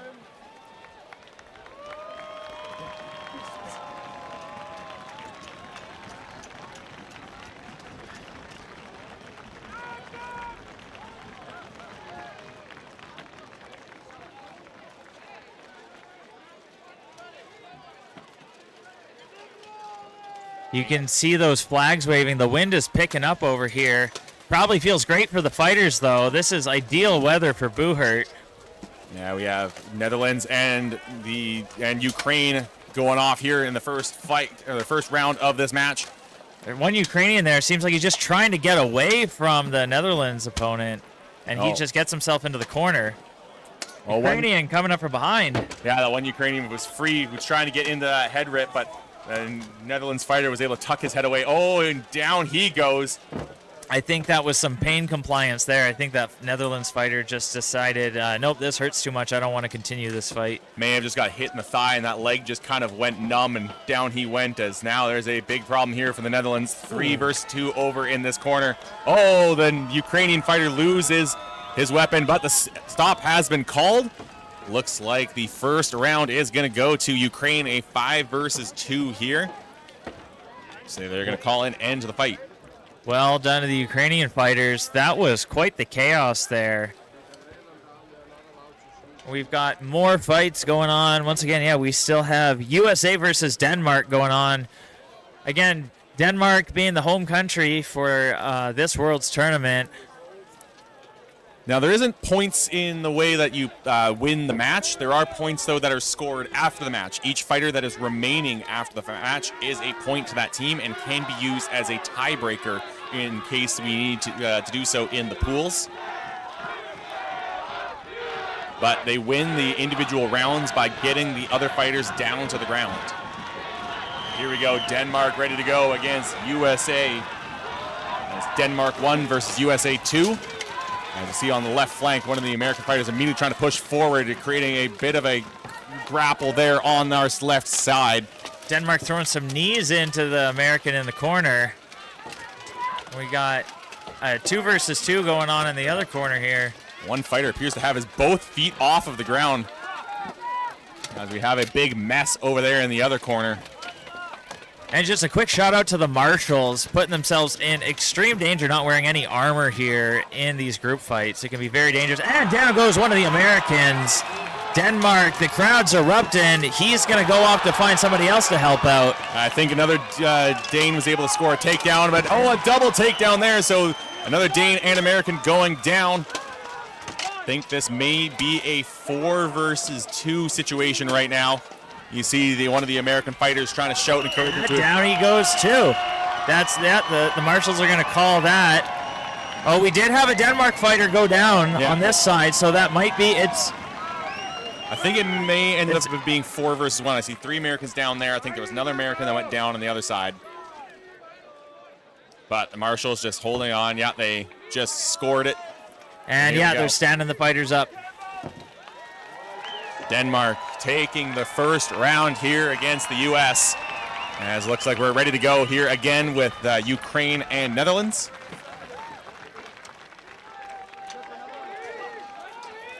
Here we go, I believe this is round 2 between Ukraine and Netherlands. You see the Ukrainian fighters just kind of trying to find a flank, looking for one fighter that is not paying attention. They can quickly get a takedown on.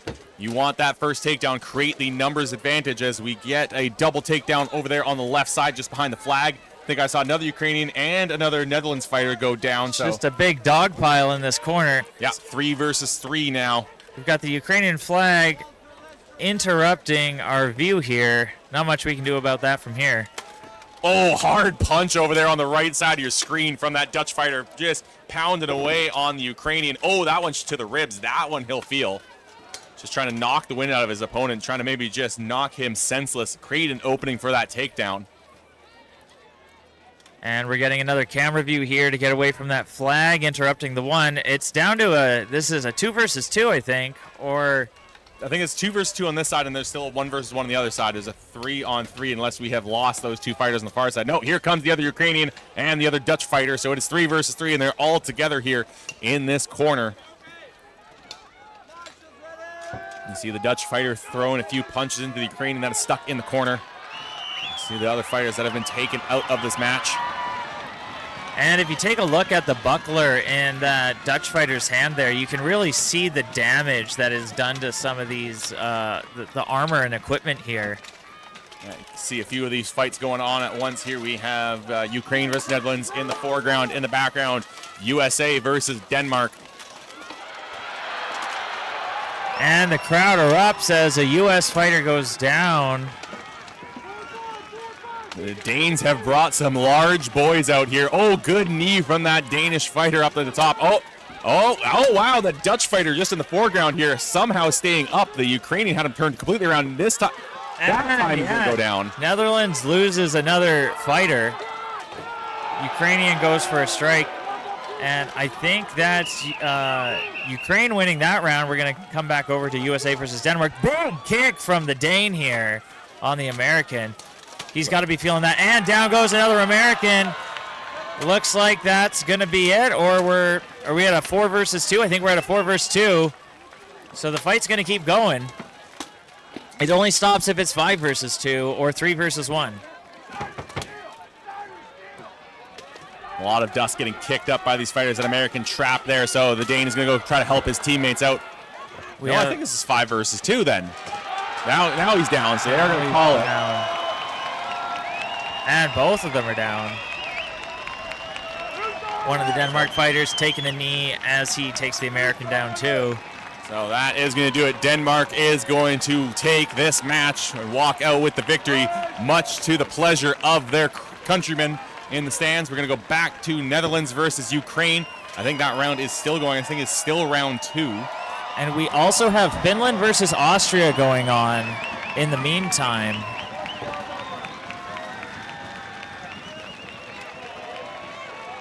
These guys just struggling to stay alive. It looks like they're running out of energy. We've got favorable weather, though. It's nice and chilly with some good breezes here, so it's probably keeping them nice and cool, allowing them to fight longer than they normally would be with some insane heat. Oh, the Ukrainian fighter getting a good takedown that takes out the Dutch fighter. That is now a 2 versus 1, and he's slowly working his way along. It's just going to take a little bit of teamwork here to try to finish this fight off. The Dutch fighter trying to stay involved. Oh, got some big swings coming out. Yeah, and that is a falchion. That is not the arming sword that you saw in Sword and Shield earlier. That is a heavy chopping blade, historically even used for execution. So very heavy blade, made for a lot of pain. You can see the almost like a beak at the end of it there as he swings it. All of that energy is focused into that one point. So even with the heavy steel armor that these guys are wearing, that you're going to feel those strikes. And he shakes off the one Ukrainian. Ukrainian drops his weapon. He's going to have to go back to get another one. This is a good opportunity for the Dutch fighter. He's got to get this guy down while he's got a 1-versus-1 situation. Oh, the Ukrainian pushes him over the body. Ukraine going to take the win, and I think his teammate is thankful for that. He is out of energy, does not want to get back into that fight. We'll see if we can pan over to Finland versus Austria here. Yeah, here we go. We have the Finnish versus Austria going on. And down goes an Austrian. We've got a 2-versus-2 going on the right side. One of the Finnish fighters free. The Austrians noticed it, though. He's not able to catch him by surprise. Looks like it's possibly a 4-versus-3 going on here. Marshall's seen something they're trying to stop. Oh, rips the helmet right off of the he's got fighter. to crawl right out of there. Good reaction on the Austrian fighter there, but his helmet should not have even come off there. There's something wrong with his straps if that happened. Looks like we have a 1-versus-1 here. There may be another fighter off in the corner. We've got a Marshall running in here to try to get a better view. Trying to discuss with the other Marshall what happened there off in the corner. And the Austrian fighter immediately got out of the harm's way, so he's safe over there in the corner. Yeah, it looks like there's something going on. We got to get the cameraman panning over. Looks like, I think it is a 2-versus-2 going on in that fight, and looks like they were off in the corner. Ukraine, you see, leaving the field now as they took the win over the Netherlands. And we have Sweden versus England getting ready for their fight while all of this is going on. Here we go, back to Austria versus Finland. You can see the Austrian's got a GoPro on his helmet there. Be interested to see that footage after this is all over. Interested to see if the GoPro survives after all of this is over. Oh, going for the throw. Finland keeping his footing steady, though. This is possibly just a 1-versus-1. I'm seeing, it looks like almost all the marshals crowded around here focusing just on this. So, yeah, this is just a 1-versus-1 at this point. Winner of this little fight is going to take the victory in this round. Oh, but I think that may have been time. Is that a time or nope? His armor failed. Shoulder strap got cut, and that's got to feel bad for the Austrian. He's got to go get that fixed right away. That never feels good when you're in that close of a situation and you lose due to a technicality like that with the armor. Yeah, unfortunate, but that is part of the sport. Straps break all the time here. Now they're discussing with the Finn and the Marshal what happened there with the Austrian. This helmet came off, but let's take a look here now. England and Sweden getting ready to go.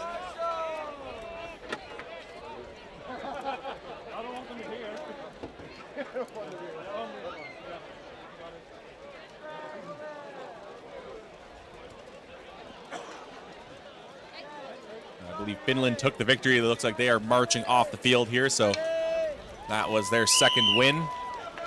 And here we go, Sweden and England. Everybody seems to just be pairing up with somebody. We have our runners in the middle here. England's got Sweden backed into a corner now. England, you see, is looking for an opportunity to run away. Decides to just go at it with his runner opponent. And we got a big dog pile in the corner. England going for the head rip. Oh, and he's able to hold on to the list there. I have no idea how the Swedish fighter stayed up. It looked like he was getting dragged right down. He's still in trouble, though. He's got two English fighters on top of him. Still on his feet, getting in a better position, though, than he was earlier. But there's a double takedown there between those two fighters, so that is going to eliminate one from each team. Something to keep in mind, they can grab onto the list to hold themselves up, but they cannot wrap their arms around it and hook their arms on the far side. So they can put their hands on top, but not all the way around for a full grip. Well, we have a 3 versus 2 going on here. 3 English fighters, 2 Swedes still standing, and 1 Swede goes down. That is going to end the fight. We're in numbers advantage for England. So England takes the first round. That Swedish fighter's probably grateful that fight was ended because he was just getting wailed on there. Living up to the name of Buhert. Once again, Buhert being a French word meaning to wallop. Yeah, he's getting absolutely walloped there. Very fitting word. If a armor puncture disqualifies a player, they do not count as a standing fighter. That is correct. They are grounded. They are basically told to take a knee or even just move out of the list. So they are essentially considered grounded. And here we go. We have England, England's second team versus Quebec. Quebec has worked themselves into the corner here. And as England has them completely surrounded, but look, that is a big Quebecois boy. That is one of the largest fighters I think I have ever seen. He doesn't look like anything is going to phase him. Looks like a 5 versus 3 situation, though. That Quebecer is going to be hard to take down. Yeah, big old Quebecois boy. Yeah, it looks like we got a little bit of rain coming in here now. A couple of drops falling down, even hitting our screens here in the booth. Oh, and that is going to be 5 versus 2, immediately getting a stop to this fight.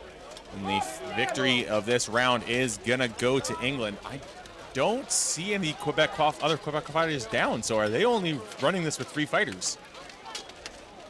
That's a good point, Kelly. I'm not quite sure. Did they enter a 5 versus 5 with just 3? Are they just banking on this big guy to just tank through everything? I think that's the case, but if he can't take anyone down, then one fighter going down ends the fight, as we just saw, because of that numbers advantage. Yeah, I'm not seeing any fighters standing up or any fighters walking over to that side of the list. No one else stepping in. I wasn't aware they were allowed to do that, but I think they just really wanted to get in for these group fights. So if they're allowed to go in 3 versus 5 and they want to try their best to pull it off, all the power to them. And if I have been hearing correctly, that big old Quebecois guy, his nickname is Big Phil. Big Phil. A very fitting name.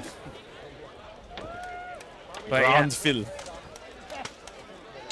But Big Phil's going to have to move and do something here because, like you were saying, Kelly, if they just knock his opponents out, then they don't even need to pay him any mind. Like, they could just completely ignore Phil there and just go for the other 2.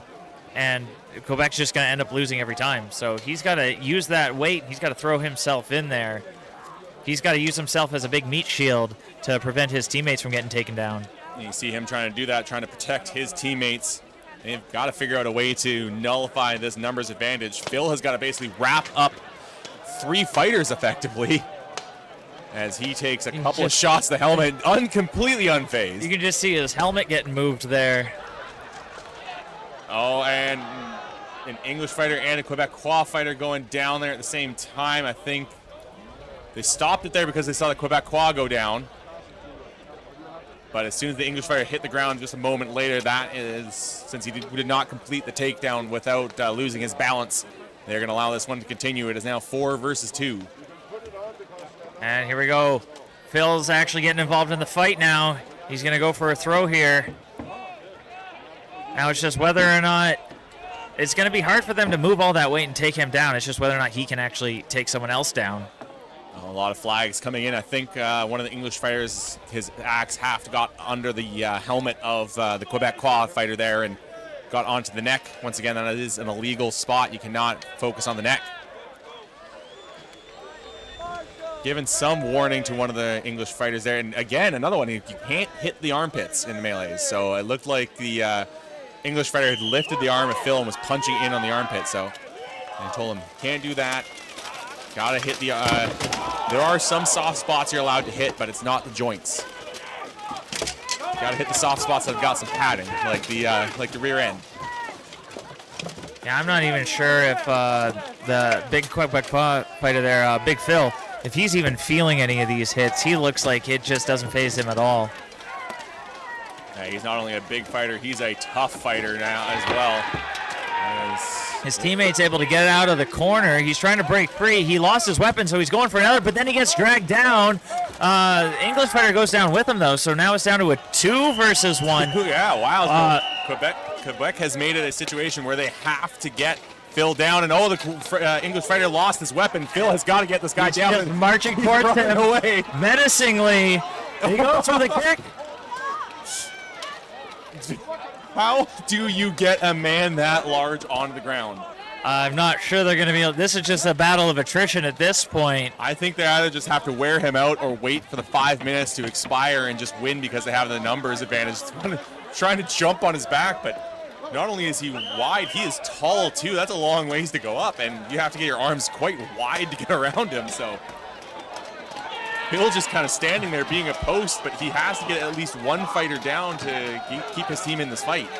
This is reminding me of, if anybody has seen that, I think it was UFC or something fight. It was Eddie Hall versus two guys. And he's just... Oh, did the English fighter get sat? He might have had an armor malfunction. So now it's down to a 1v1. Oh, that menacing image. My God, I would not want to be in the shoes of the English fighter right now. He's looking up this large man. I don't know if he's ever faced someone this large before. I mean, you face big guys in melee fights all the time, but nothing this size, and he's just trying to figure out what does he do. I'm not even sure what to do. I have no idea what I would do in his shoes. Oh, trying for the Asotogari, but now he's wrapped up by Phil. I think, yeah, that his best bet is to use Phil's own weight against him. So as Phil goes for a throw, you'll have to just keep your footwork steady, keep your feet under yourself, and maybe just pull him off balance as he tries to throw you. But that's obviously much easier said than done. And you can see how tired the English fighter is. You can see the heaving breaths as he is worn out from just wrestling a man this large. I'm wondering if Phil could just simply pick him up and drop him. Oh, using his own weight and just body slamming him into the rail. When you are that size, you just become a weapon. He tries to just bowl into the English fighter. Phil should try to get some kicks in here or something. Yeah, needs to do something more than just hold on to the English fighter. 4, 3, 2, 1, and we have a draw. So both the English fighter and Phil hold on. Big props to the Quebec fighters, though, coming in here in a 3 versus 5 situation and making it down to the end.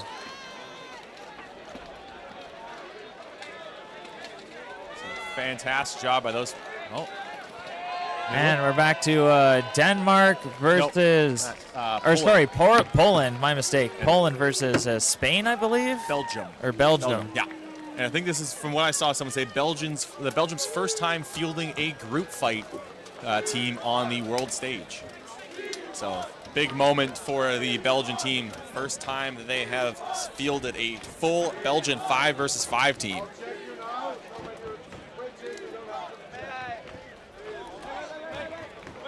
We are going to step aside for a quick ad break, allow us to get a little bit of water. We'll be right back, show you the rest of the action here.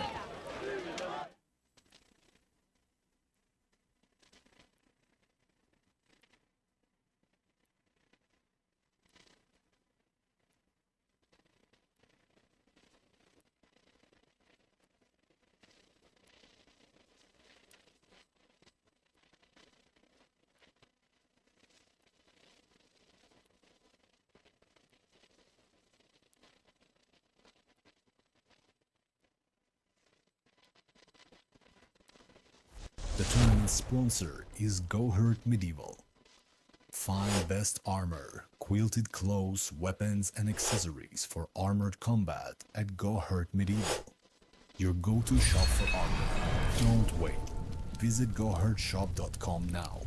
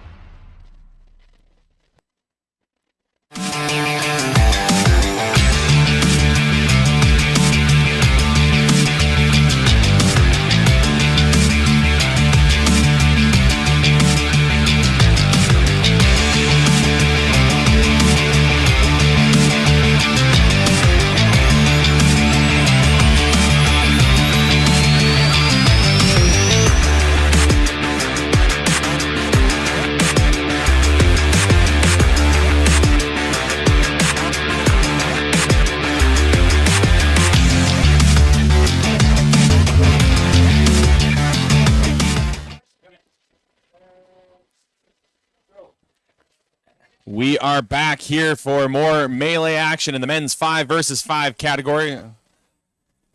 Looks like we have USA and Germany going on here.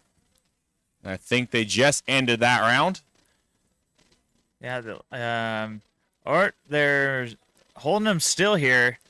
I can't tell. Is this a 3 versus 1 situation, or are they just deliberating on a call? No, it looks like they're standing them up, so that's going to be a, I think, 3v1 for USA. Yeah, they had another fighter standing up there.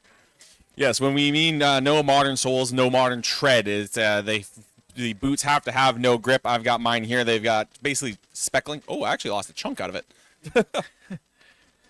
But yeah, the soles of the shoes are essentially flat, so you're not allowed any kind of extra grip. And when you spend all day on your feet in them, your feet are killing you. So I'm very thankful to be here in the booth on a bench here, as it looks like we are getting Canada versus Czech. Yeah, the Czechia out here.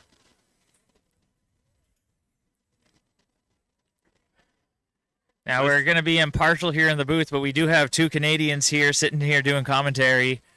Yeah, we had a Canadian team earlier that was mostly my boys in BC, and I think this is mostly your boys from Alberta. Yeah, no, I train and practice and do commentary for a lot of these guys' fights in Alberta. So we have, I believe, I don't know if they're both in there, but we do have Warren Nielsen, the very large Canadian you see in the far back there. I think he's standing there with his teammate Bose. And I'm not sure who the other 3 are. We did have Warren's brother Ryan participating in the polearm fights earlier today. I believe he took home silver as well. A very hard-fought match. Yeah, I know he did a great job. He just, I think, I can't really remember who beat him. I think it was maybe an American. No, or it was, Poland. Poland? And yes, no extra grip, even if it's not visible. You'll actually see the marshals. You'll check the soles. They have to have the fighters lift their feet, and they will check the bottom of their feet, making sure there is no tread whatsoever. So, yes, it can be a little slippery, but on ground like this, you usually do fight on dirt. It's enough. You don't need any extra grip. It's when you have a tournament where you're fighting on wet grass where you have no grip. But here we go. Canada facing off against Czechia.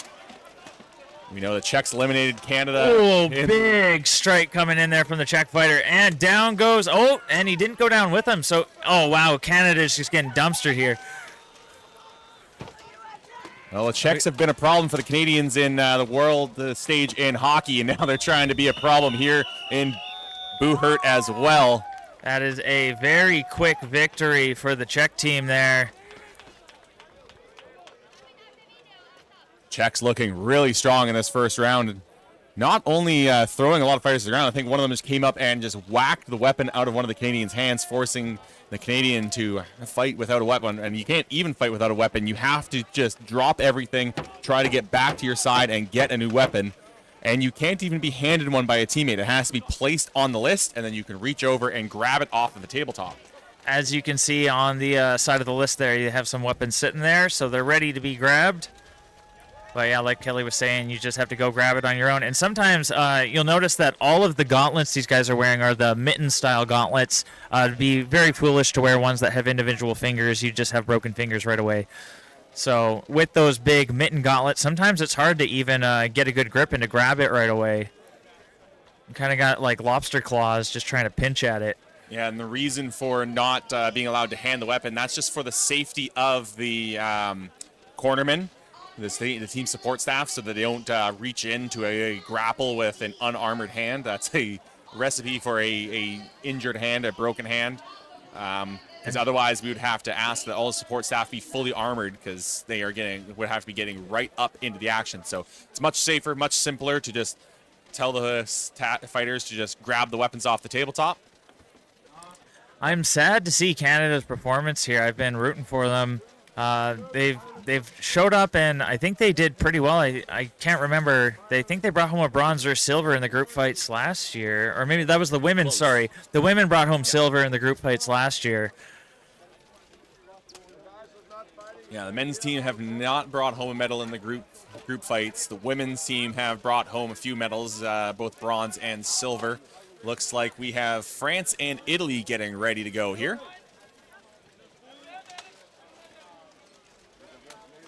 And over in the other list, I think that's Ireland. I'm not sure who they're squaring off against.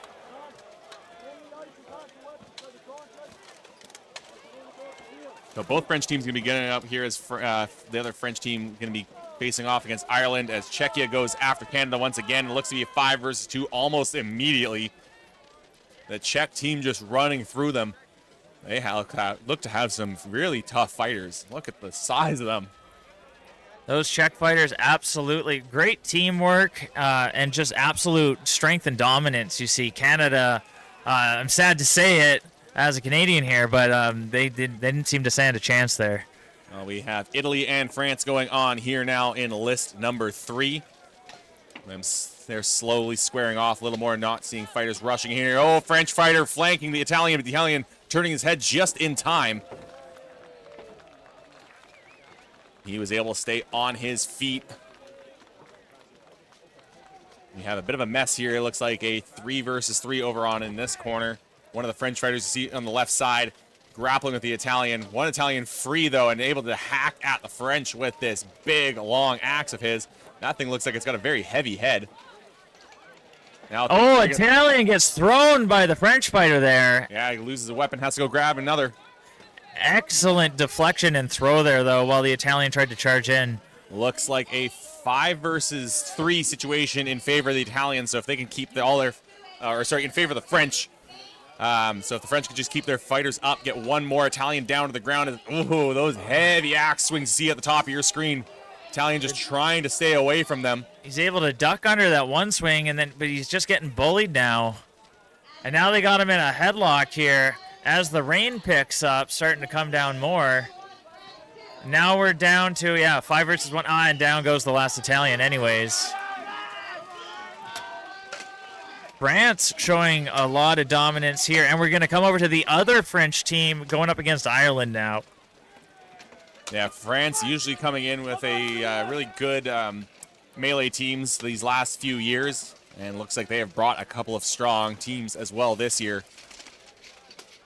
As they were able to muscle through Italy here, and their other team faces off against Ireland. We have a 2 versus 2 going on over there, and I think another cluster of fighters off on the other side of the list. You can see the scale skirt that one Irish fighter is wearing to protect his hips and his rear end. These fighters are definitely going to have to pay close attention if some chaos erupts, though, because like we saw earlier with some of the fights where it was, I think, Denmark and Poland, it was just all red. These guys are just all blue, and they also have a little bit of yellow in there. It's the same for both fighters, so if things get a little chaotic and someone's not paying attention, we might see some more friendly fire.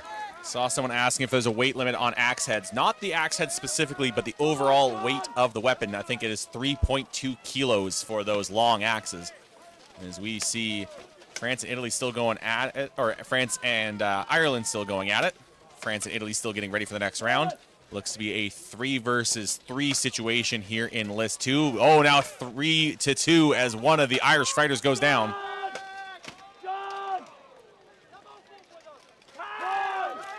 French fighter running off there. Don't know if he needed to get a new weapon. Maybe swapping out for a longer axe so he can hack at the Irish fighters. You can see just behind the marshal here, that one French fighter, he's actually pulling his feet off the ground. He was just putting his full body weight on the Irish fighter for a moment there. Yeah, right in the bottom middle of the screen. Oh! And down goes an Irish fighter. And now the marshals are going to call that 5-on-2 or 5-on-1 or... Oh! That was way late. Oh, no, that's not good.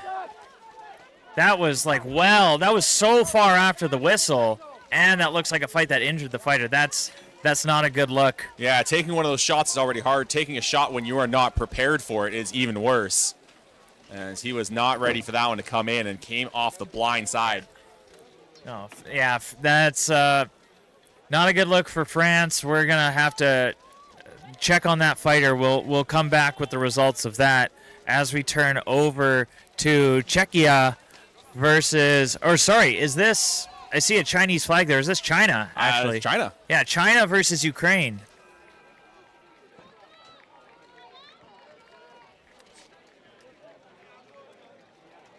China being, I think, the only Asian country representing here today.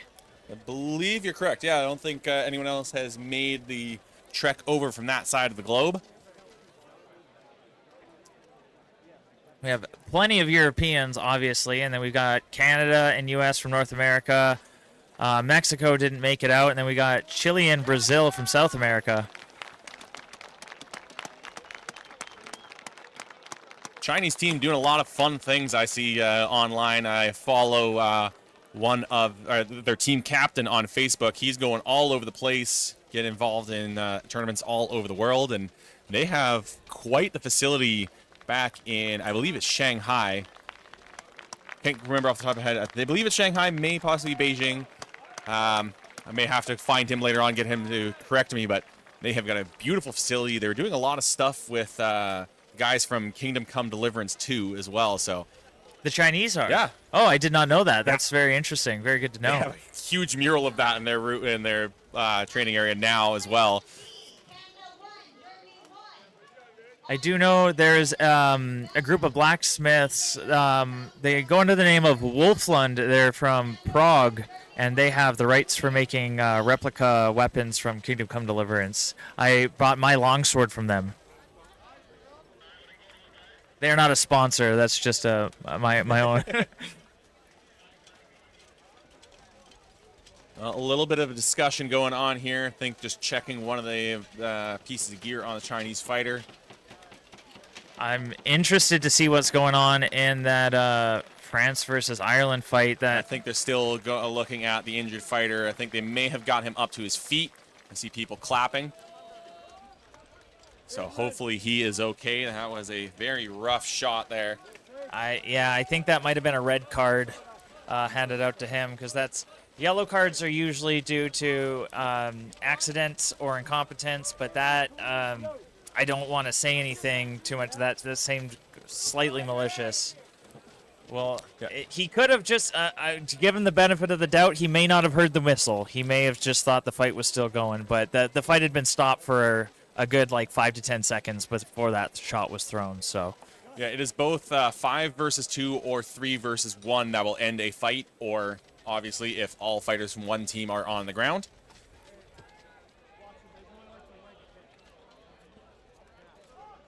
So the marshals had stopped that fight. They're trying to count it. But here we go. Looks like Ukraine versus China, ready to go.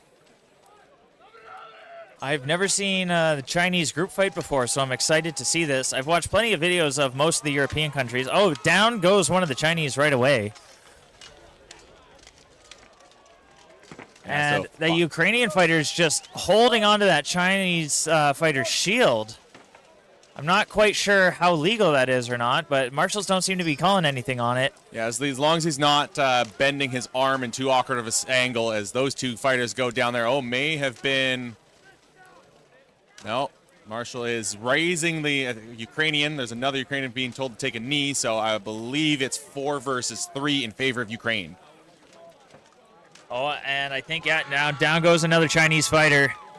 He punching his shield into the ground. He's not happy with that one. And we're down to a 4 versus 2 in favor of Ukraine. The marshals are pausing it for something. Yeah, double checking numbers. There we go. Yeah, 4 versus 2, so we're going to keep going here. There's a lot of chaos that happens. Sometimes, yes, the marshals do need to pause a fight just to make sure of the numbers, make sure of all the positions. Fighters know as soon as you see those flags, stop. Oh, huge kick from the Chinese fighter to send a Ukrainian flying. Wow. Oh, yeah, another one. China turning the tables. This is incredible. Very well done from China here. Both from that same fighter. What a move from him to be able to even up the numbers. Suddenly, it goes from being almost a sure thing for Ukraine to now an even match. What an insane kick. I am beyond impressed by that. The Chinese fighter turning the table single-handedly.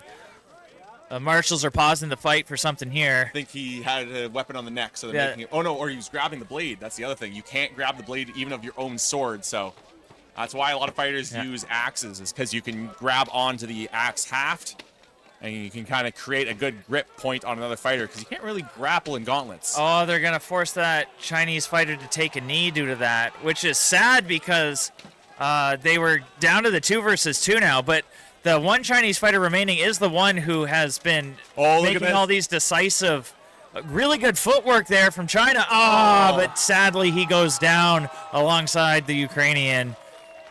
I was actually China blew my mind there. That made me really want to root for them to have a comeback. But still, big congrats to Ukraine for pulling out that win. Yeah, it looks like we have Canada and Germany going on here. A few years back in Spain, Canada and Germany teamed up, I believe, for the 16s. There's still a little bit of friendship between these countries, but all that goes out the window as soon as you come into the list. But Sunday night, I'm sure they'll smooth things over with a few beers. Canadian had a throw there, and he almost was able to scramble out of it, but he ended up going down too. And we have our Canadian in the corner there going down too. So that's 2-0 for Germany. I'm not sure if this was round 1 or round 2 for Canada versus Germany. Looks like they're standing our fighters up. We're going to cut back over to Ukraine versus China.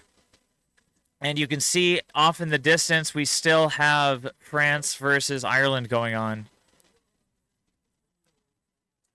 Yeah, France versus Ireland picking back up after what had happened earlier on during one of those rounds. But looks like Ukraine and China getting ready to go. Oh, no, a timeout is called. So I think they are quickly looking over. Looks like one of the fighters maybe getting some quick repairs. Get himself back into this fight. Yeah, that one Chinese fighter, his kick followed by another kick into a throw, taking out 2 Ukrainians back to back. That's going to hit some highlight reels. I definitely am going to see that for a couple of years to come. Well, here we go. Looks like France and Ireland going on still here. Big mess of fighters. Hard to see who is involved. I think it may be a 2-on-1 with one Irish fighter still standing. Now he's going to get dumped over the bodies. Down goes Ireland. I think that's the victory for France. And here we go back to Ukraine versus China.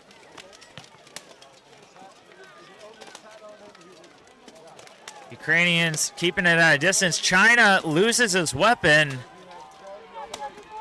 And he's still got an axe on his belt. He's struggling to get it out of the belt, though. He's trying to get it up so he can get back in the fight. And he charges forward.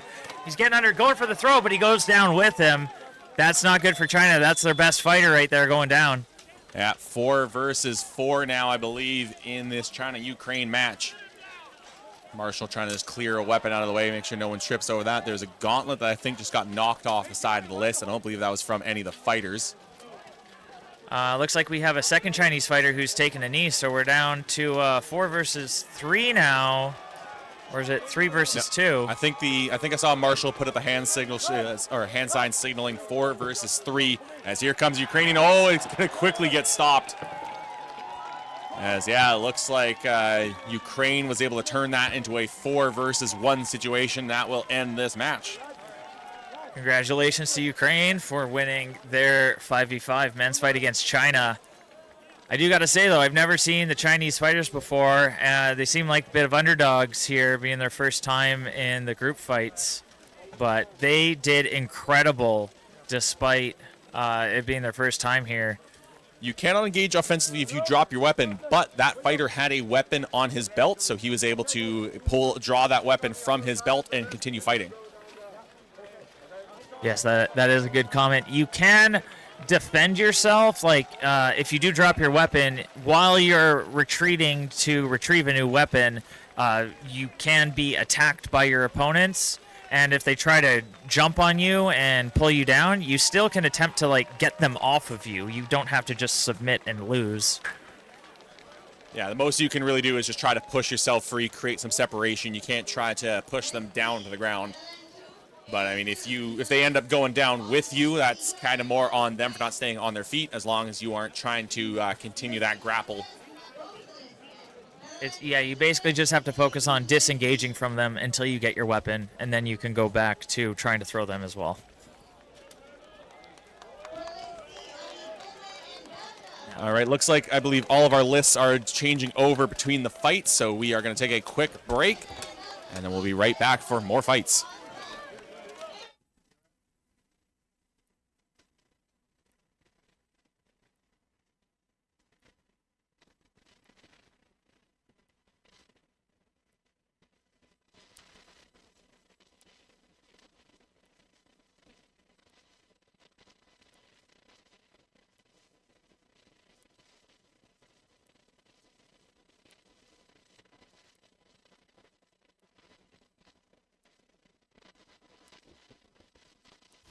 tournament sponsor is Go Hurt Medieval. Find best armor, quilted clothes, weapons, and accessories for armored combat at Go Hurt Medieval. Your go-to shop for armor. Don't wait. Visit gohurtshop.com now.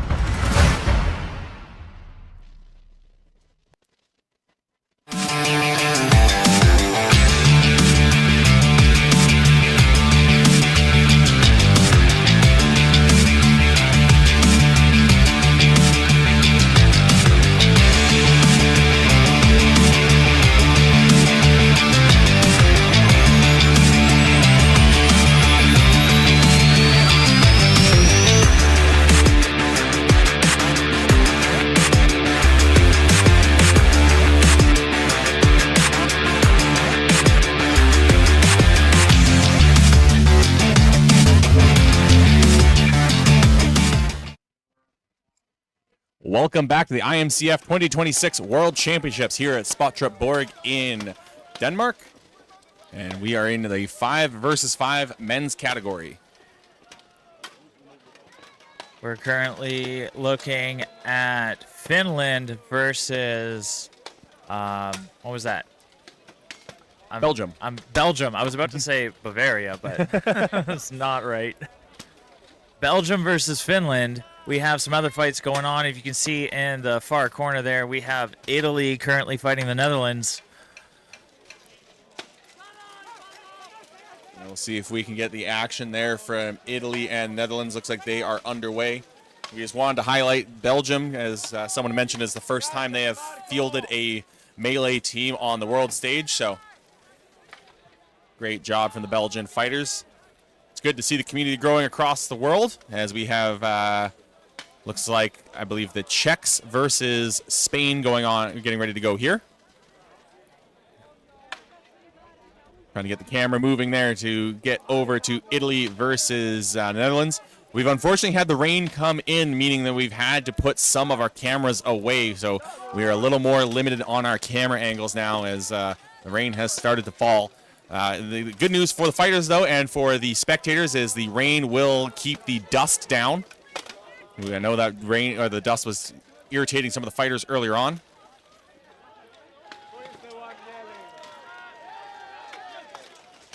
And now we can see Czechia versus.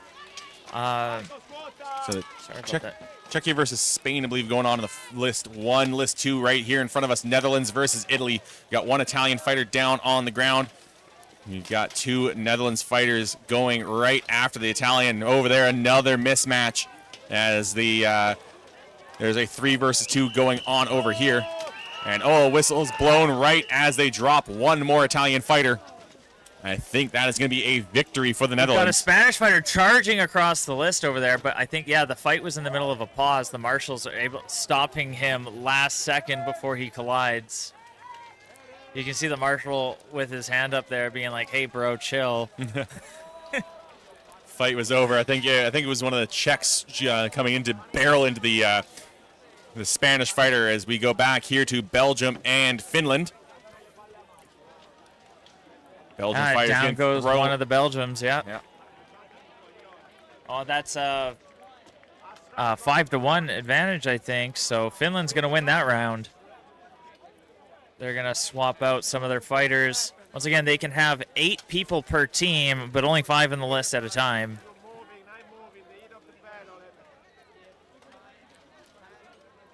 Yeah, so if any fighters need a break, need some rest, need to get armor repaired, they can swap out, and you can see them swapping now.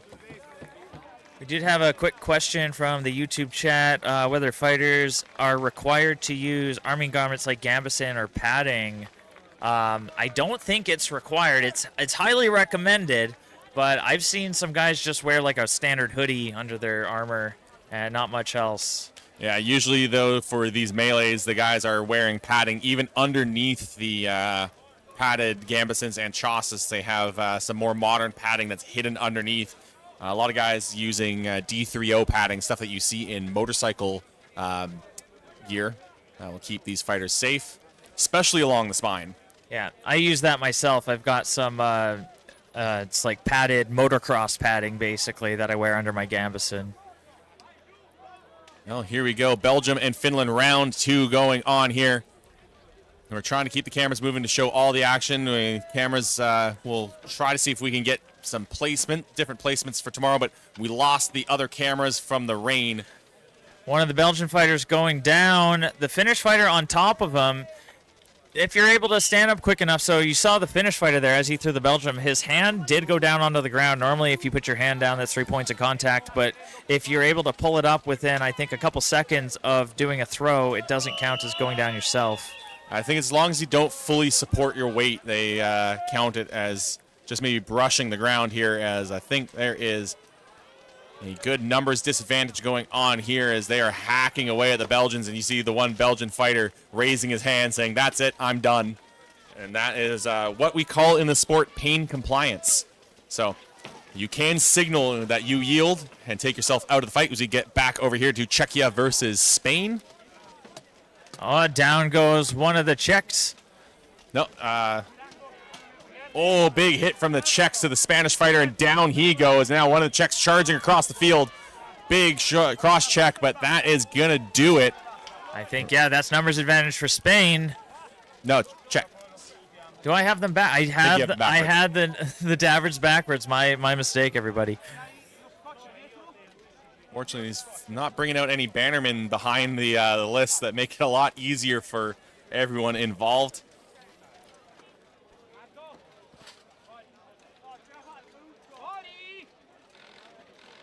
As we go back over, we see some good sportsmanship coming out from Belgium and Finland. Some fist bumps going around to everybody, congratulating each other on a good fight. The sportsmanship and camaraderie is a big part of this sport, and we celebrate that at the end of every tournament with a cultural exchange, where essentially all the fighters get together, party, and drink the pain away from the fights from earlier this week. And we do even have some unofficial cultural things that go on in those exchanges. If you liked a fighter from an opposing country and you really admired them, they will trade tabards sometimes. Yeah. So we do have one of our fighters from Team Canada, Charles, who was in Texas last year. He received an American tabard. I know that just from knowing Charles myself. I have a Mexican one hanging up in my closet. He also there gave me you a go. very nice bottle of tequila. Ah, very nice. And I'm sure there's lots of exchanges of local traditions and other trinkets and whatnot. I know, I don't want to maybe spoil too much, but I know the Canadian team brought some gifts to hand out to their opposing fighters at the Culture Exchange later on today. Or not today, sorry. Sunday. Yeah. We're looking forward to it. It's been a long day. I'm starting to lose my words here. The fighters do not need to crawl out of the list. There are gates, but sometimes the fighters don't want to wait in line. They just want to get out of the list. They'll crawl and get out. And here we go, another round here between Italy and Netherlands. We have one Italian fighter just kind of scanning the field. Now he makes a break for it, trying to see if he can get that flank. We've got the camera moving. Thank you very much, cameraman. Oh, hard hit to the helmet. And I think we heard that one here from the booth. You can kind of see us over in the background. We are a fair distance away in the black trailer behind the grandstands, and we are still hearing the impacts. That just goes to show how hard these fighters are hitting each other. This one Italian fighter just trying to fake out the fighter from the Netherlands there. Just having a swinging match as runners in the middle. And Italian's coming running across. He's looking for an opening here. Oh! And his runner opponent's able to stay hot on his heels. I think, yeah, one of the Dutch fighters is down. Looks to be okay. It looked like an awkward kick, but no, he is all right. Taking a tough tumble there, and we can see from another angle here while they continue fighting. You can see the Italian there. He's taking swings, but he's keeping his head on a swivel. He's making sure he's looking at his surroundings, not getting jumped from behind. And down goes another Dutch. Down goes an Italian, actually. And I think that is the round. They're calling a break. Let's see. I think they just need to check numbers here. There's a lot of things going on, and it's spread over a wide area, so they're just taking a look, making sure what the numbers are.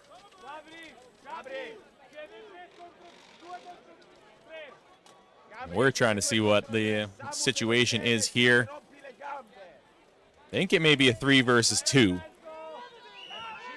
Yeah, 3 versus 2 in favor of Netherlands, and here comes that double team. Oh, big kick, but he's able to fly back into the list and not go down, and Dutch goes flying there. I think that Italian just took out 2 Dutch fighters at once, so it is now a 1 versus 1. 1 Italian, 1 Dutch fighter remaining. That Italian, I didn't see the technique. I was so focused on that one Italian staying up that I didn't see the technique that the other Italian used to take out both Dutch fighters. But I've heard the phrase Flying Dutchman before, but I never thought I'd see it. There you go, trying to drag him down. Both fighters are going to go down, though, and that is going to be a draw. You have to stay on your feet. Yeah, going down with your opponent, even if you're on top of them, it doesn't matter. It's considered going down together. If there's some sort of payment to participate, I believe it was a €20 entry fee this year. So not very much. It is understood that it costs a lot for the fighters to get over here. It costs a lot for me to get over here. I can tell you that. Yeah, it's definitely not cheap to fly from Canada. Especially, well, for you, Kelly, you would have been bringing your armor. Yeah. So that I do have a few concessions for my gear, so I can get away with bringing some extra bags. So. Yeah, I just came here to commentate. I didn't come to fight, so I thankfully didn't have to pay the extra weight costs of transferring all my gear. We have Poland and Austria going on here in list number 3 as both a Polish and Austrian fighter go down to the ground. You can see them just giving each other some friendly exchange there after taking each other down. And I think that is going to be a round win for Poland as they keep one fighter standing. So that's a 1-0 win there. And you can see the marshals doing their job there. All the fighters do have to stay down until the marshals have concrete confirmation that they know who won. Yeah, because they have to get a count, make sure they know who's standing, who's not. There is points awarded to the winning team, just in case they need to have a tiebreaker in the pool standings. And we cut back over to Ukraine versus Poland now.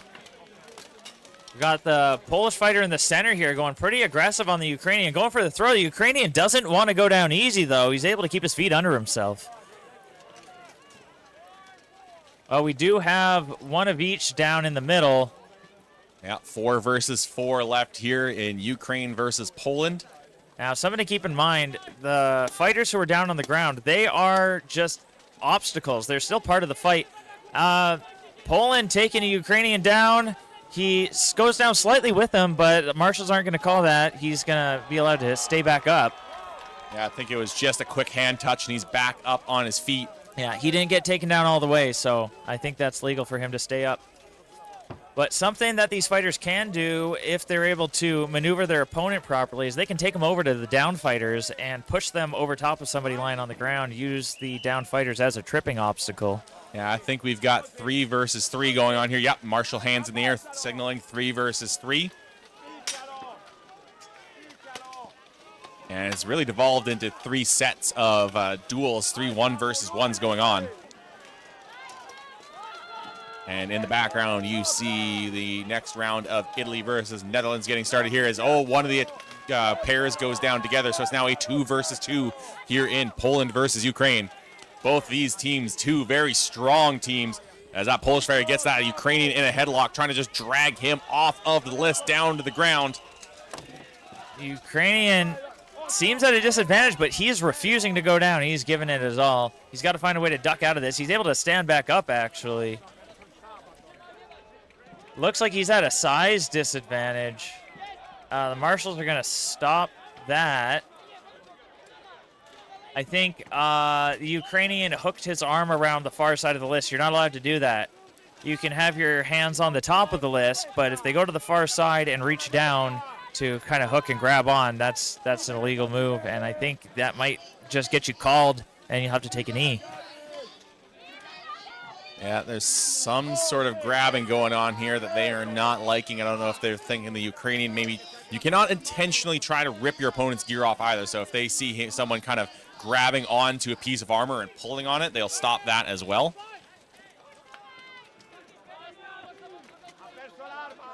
You do not, the down fighter does not have to stay in a certain position. They can stay in whatever position they want to be in if they feel unsafe. As the Polish fighter quickly finishes that fight, they'll stay up. If they feel unsafe, they can even roll out of the list. Most fighters just kind of stay down. They want to try to stay as flat as possible, so if anyone falls onto you. Yeah, you don't want to have somebody come in from a full fall down onto your chest if you're laying on your back. So they'll sit on their knees, or you'll kind of see that they sit sort of on their hips to the side there, because that gives them the ability to maneuver quickly if they need to.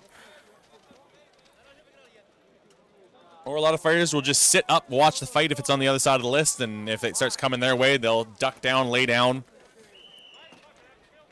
But it's really just up to the fighter. They don't have to stay in a certain way. And here we go back to Italy and Netherlands. The Italian jumping to try to maybe kind of take that shot from the Netherlands, but suddenly flags getting in there. Looks like it's 5 versus 2 possibly.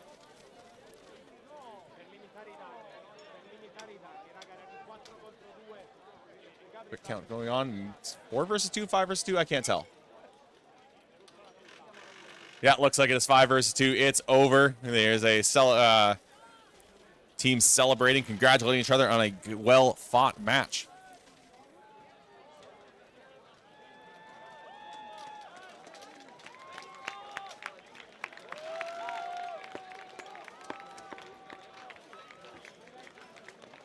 See a couple of the medics now standing a little closer to the list as we get into the melee, get further into the melees.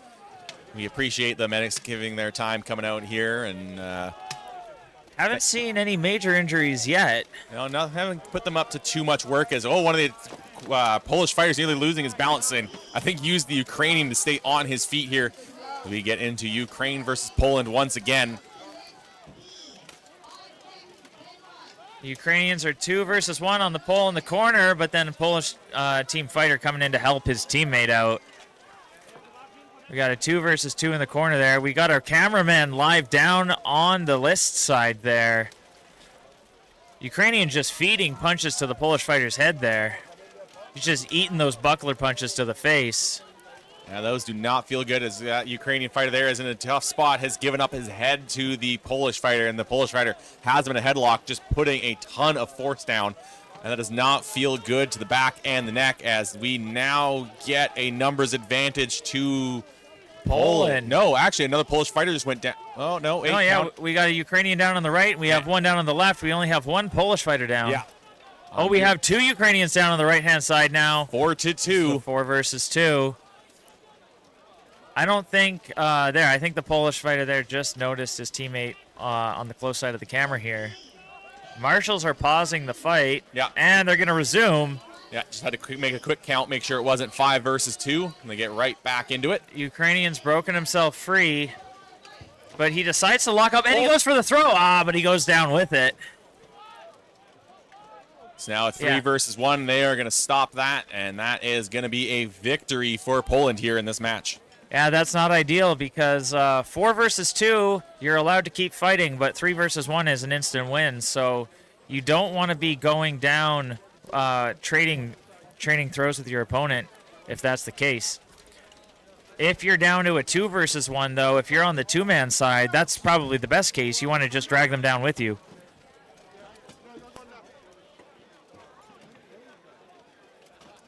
And yeah, it looks like, I think that's a victory for Poland.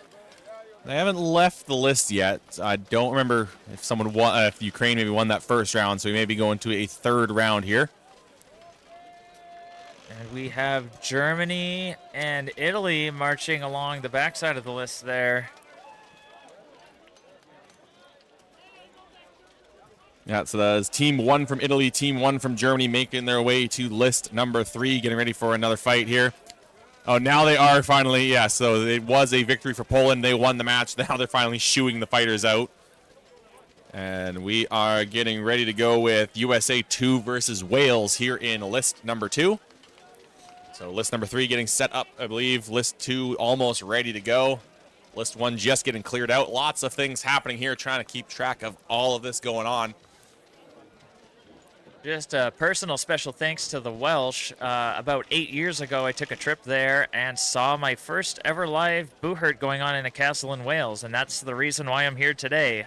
A huge long chain of events between then and now, but if it wasn't for the Welsh, I would have never found out about boohurt.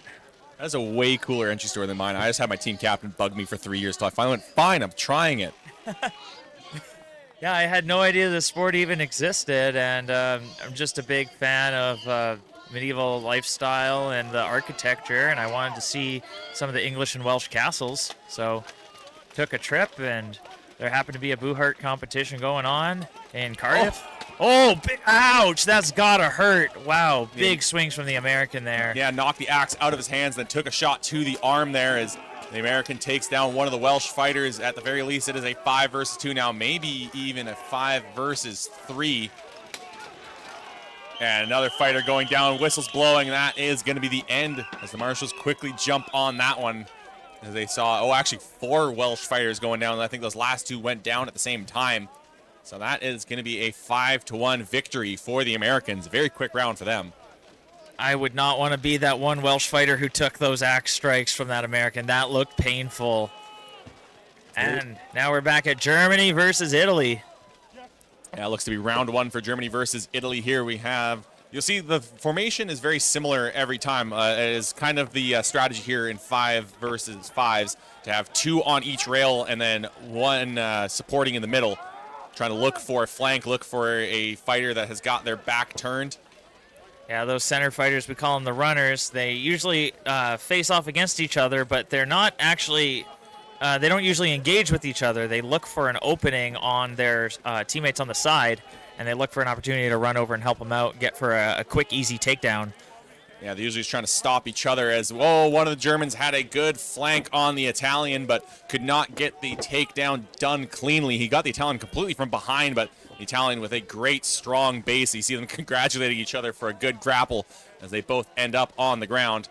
Now we have 2 1 versus 1s going on here. Meanwhile, on the other side, another 2 sets of 1 versus 1s.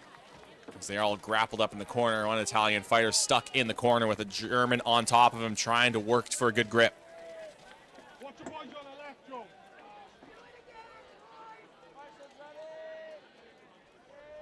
Germany and Italy seem to be stuck in a stalemate currently. Looks like, we do have a good number of Germans that have gone down. Italy with the advantage now.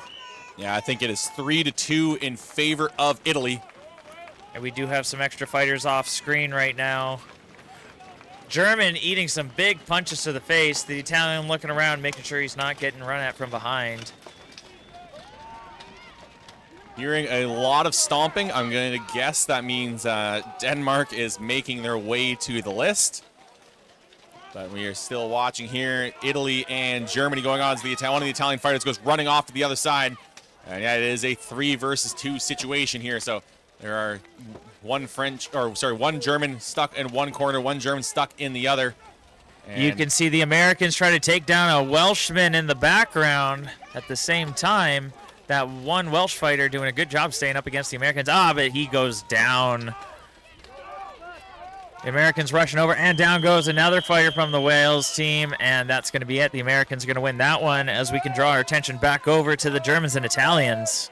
As we're just watching, basically, oh, big punch there. As here comes a German. I think he may have got his opponent down to the ground. So that means it is now an even fight, 2 versus 2. All the marshals crowding around because all the action stuck here. The And Italian down goes goes down. the Italian. And down goes the other Italian. That's going to be a win for Germany, I think. We're going to keep them down. The marshals doing their counts, just making sure everything's all legal. That Italian looking a little rough there. His legs kind of awkward as he got dragged down. They're taking a look at him right now. Hopefully he is all right. And that is really, I think, the biggest risk in these melees is knee damage. Is because you just end up twisting in such awkward ways and you can fall. It's so easy to just fall so awkwardly. So hopefully the Italian is all right. So we're going to shift our attention instead here to Denmark versus the Netherlands. Yeah, you are wearing about 30 or more, 30 to 40 kilograms of armor, and then you have a full other human male who also is wearing 30 to 40 kilograms of armor bearing down on you. That's a lot of stress on your knees. The pounding that is coming from the grandstands filled with the fans of Denmark coming out here to cheer on their countrymen. They are excited to see them fight. And that is just going to be fuel to the fire for these Danes getting ready to face off against Netherlands. And another Dane team is making their way to the list as well. And I think the crowd just spotted that. So another eruption of cheers going on. Yes, we have Denmark 2 versus Netherlands, as well as Denmark 1 versus Norway. And a quick question from the live chat, is that USA 1 or 2? Against the Welsh team, that was USA 1. Someone else asked what team has impressed us so far. I think in terms of duels, I'd say the Polish team. They were fantastic in the duels, but here we go. Round 1 going on again between Denmark and the Netherlands as they quickly rush. The runners immediately getting involved in this fight. Got this Danish fighter running back and forth here. He's not sure which one he wants to go for. Goes for a big kick. I think he should have instead gone for the one that had his back turned there instead of the one that was posted up against the rail. Yeah, he had a good opportunity to get a good kick in on that guy. You didn't see him coming, who wasn't braced against the list. Someone that is watching from the sports gym, which is down the road, a good couple 100 meters away, saying they can hear the pounding from there. Danes getting loud in support of their fellow countrymen as they are trying to take out the Dutch team. Here is still a 5 versus 5. No one has gone down and is separated, it looks like, almost into 5 different 1 versus 1. So lots of action all around the list. And 2 fighters going down together. I think it was 2 pairs of fighters even going down together. So I think it's now 3 versus 3. It's hard to see what's going on in that far corner there. We got these 2 guys wrestling about. Fighter from Denmark trying to get himself out of the corner. He's trying to slip away there. Looks like he's pushing away. And a big shield punch coming in from overhead. Back in the corner, though, one of the Danes was able to take down the Dutch fighter. Now he's going to get involved and help out his teammate. Just a flying jump as they are nearly stripping that Dutch fighter of his tabard. You can see, yeah, the tabard looks like it's gotten ripped pretty badly, and it's coming off him now. And that's going to actually restrain his arms. He's not going to be able to move them properly with the weight his tabard's on his back like that. Yeah, that's going to be a struggle for him. So now... Oh, we do have some more fighters going on in the other corner. Yeah, and that one Dane noticing that his teammate was in trouble, so he instead bailed out, went over there because he thought his teammate had that handled that. The Dutch fighter was able to spin that around, pin him in the corner. You try to get a good angle here through the crowd, try to watch these 2 work as they try to work together, do what's called a double bump, both trying to get their leg around the Dutch fighter's leg and pull him to the ground. That Dutch fighter doing a good job of fending for himself, so the Dane is going to abandon that and go back over to who he was fighting initially. We got the Dutch fighter with the ripped tabard here. Oh, one of the Danes, something happened, armor malfunction or something or other. He's forced to take a knee. May have also been grabbing the blade of his weapon or even attacking the neck. Those are multiple reasons why you can be sat by a marshal. As we watch this, Dutch fighter trying to take down the Dane here, trying to do basically what is it, a Sotogari up against the rail of the list. And good move from Denmark. The Dutch. Here we go, 2 versus 1 in favor of Denmark. He's going to come help out his teammate. Trying to get a head rip here, trying to keep his weapon off of the neck. Yeah, the marshals, yeah, they see that. They don't want that. He did have it on the neck there. Oh, no, what they were stopping was the Dane. He lost the strap on his shoulder. How could they tell? I can't even see his shoulder armor from I under saw that tabard. them grabbing, yeah. I saw them seeing, I think they saw the strap that had come loose and was flopping around, so it is now a 1 versus 1. They're moving away from the rail here. And yeah, now we're just down to a 1v1 in the center. They might just put on a little show of a striking match here just for fun. Got some punches coming out. Oh, some big mace swings to the side there.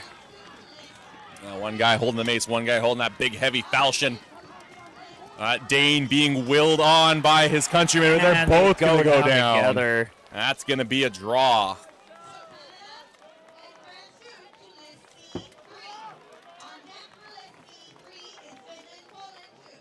Great match there. That was a fantastic round between both of those teams. As you see that one Dutch fighter walking off, tabard half off of his body.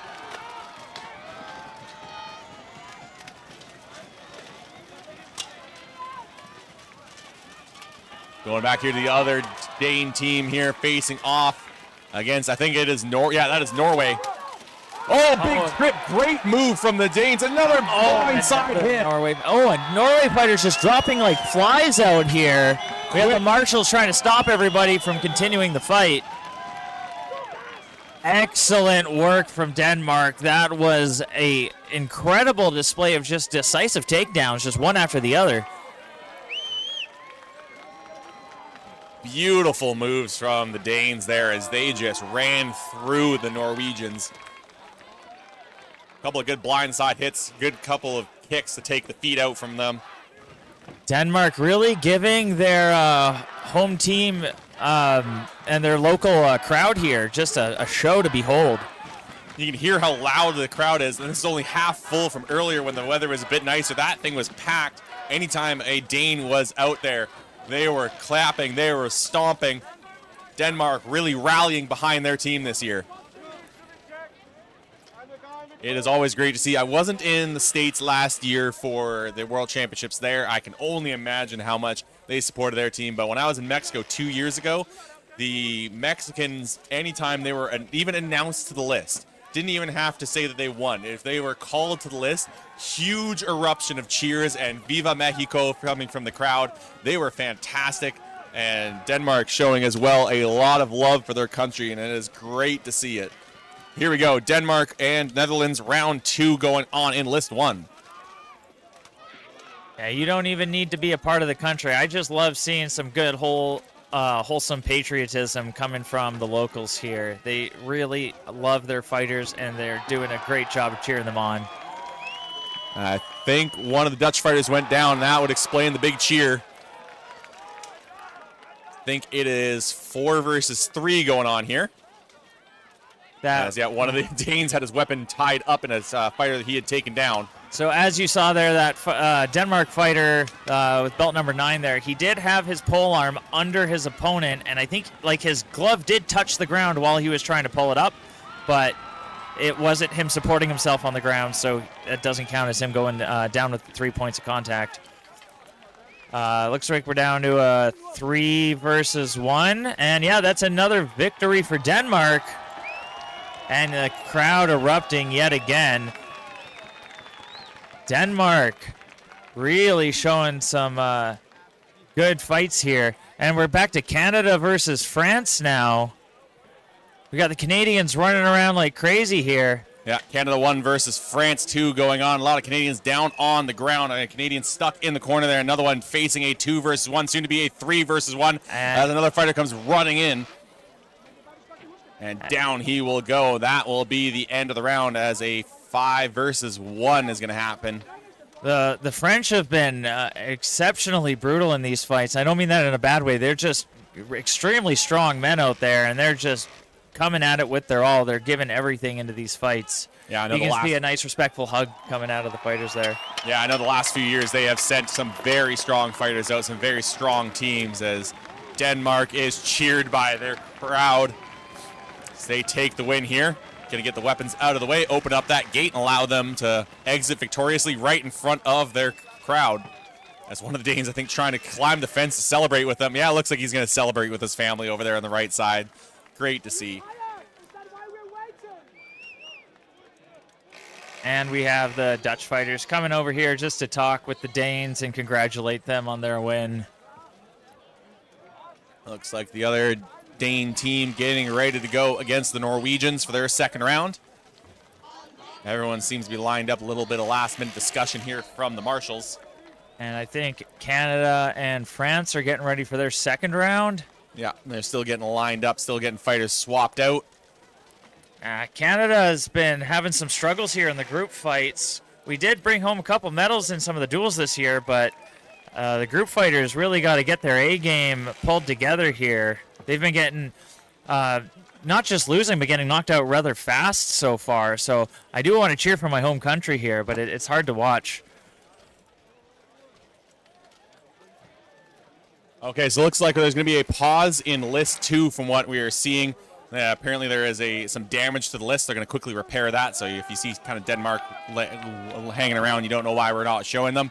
That is why they're doing some quick repairs. So we're going to keep an eye on Canada versus France here. It's one of the Canadians here kicking the feet out from the French fighter, but he's going to immediately get flanked. He's going to be rescued by one of his fellow countrymen. Got Canada coming across here for the check, and he's not able to get it. One Canadian down already, and a second Canadian goes down.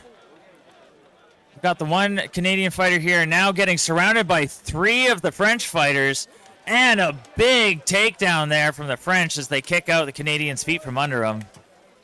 Wow, these French fighters really, really know what they're doing here. Amazing coordination as that one Canadian was charging across. He thought he was going to get a good check, but the Frenchman charged into the corner and was braced up against the list, and he wasn't able to get taken out from the side. And then just the coordination from the French team surrounding the Canadians there. It's sad to see as a Canadian myself, but you got to give respect where it is due, and those French fighters really showed up and put in some serious work there. Well, we appreciate all the feedback that we are seeing in the chat, and I think those of us here that have been on the commentary team all day, both myself, Justin, Felix, and Emil, I think we're just happy to be out here sharing our love for this sport. I mean, that is, at least for me, the main reason why I'm here and talking to it, just trying to spread this sport around, show people how awesome this is. Oh, yeah, absolutely. It looks like we're going to have some Canada on Canada action here, though. We have Canada versus Quebec now. As we see someone saying in the chat there, Texan here, Canada has 3 teams. Canada's 1, 2, and Quebec. The Quebec fighters, because they are only a province of Canada, they only have 3. But we did see their large fighter there, Big Phil. He almost single-handedly took out all of the England team. So, but Big Phil's going to have to go up against Warren Nielsen, our large Canadian over there in the far corner. I don't know if I've ever seen Warren look small compared to someone, but he is stuck up in the corner there by one of the Quebecois fighters.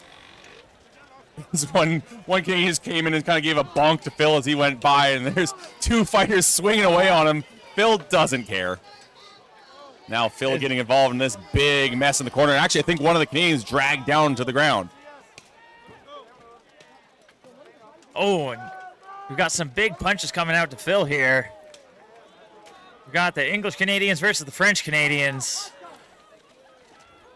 I mean, it's the Albertans. Is it really English you guys speak over there? I think it's Albertan. Yeah, we have a bit of our own dialect over there.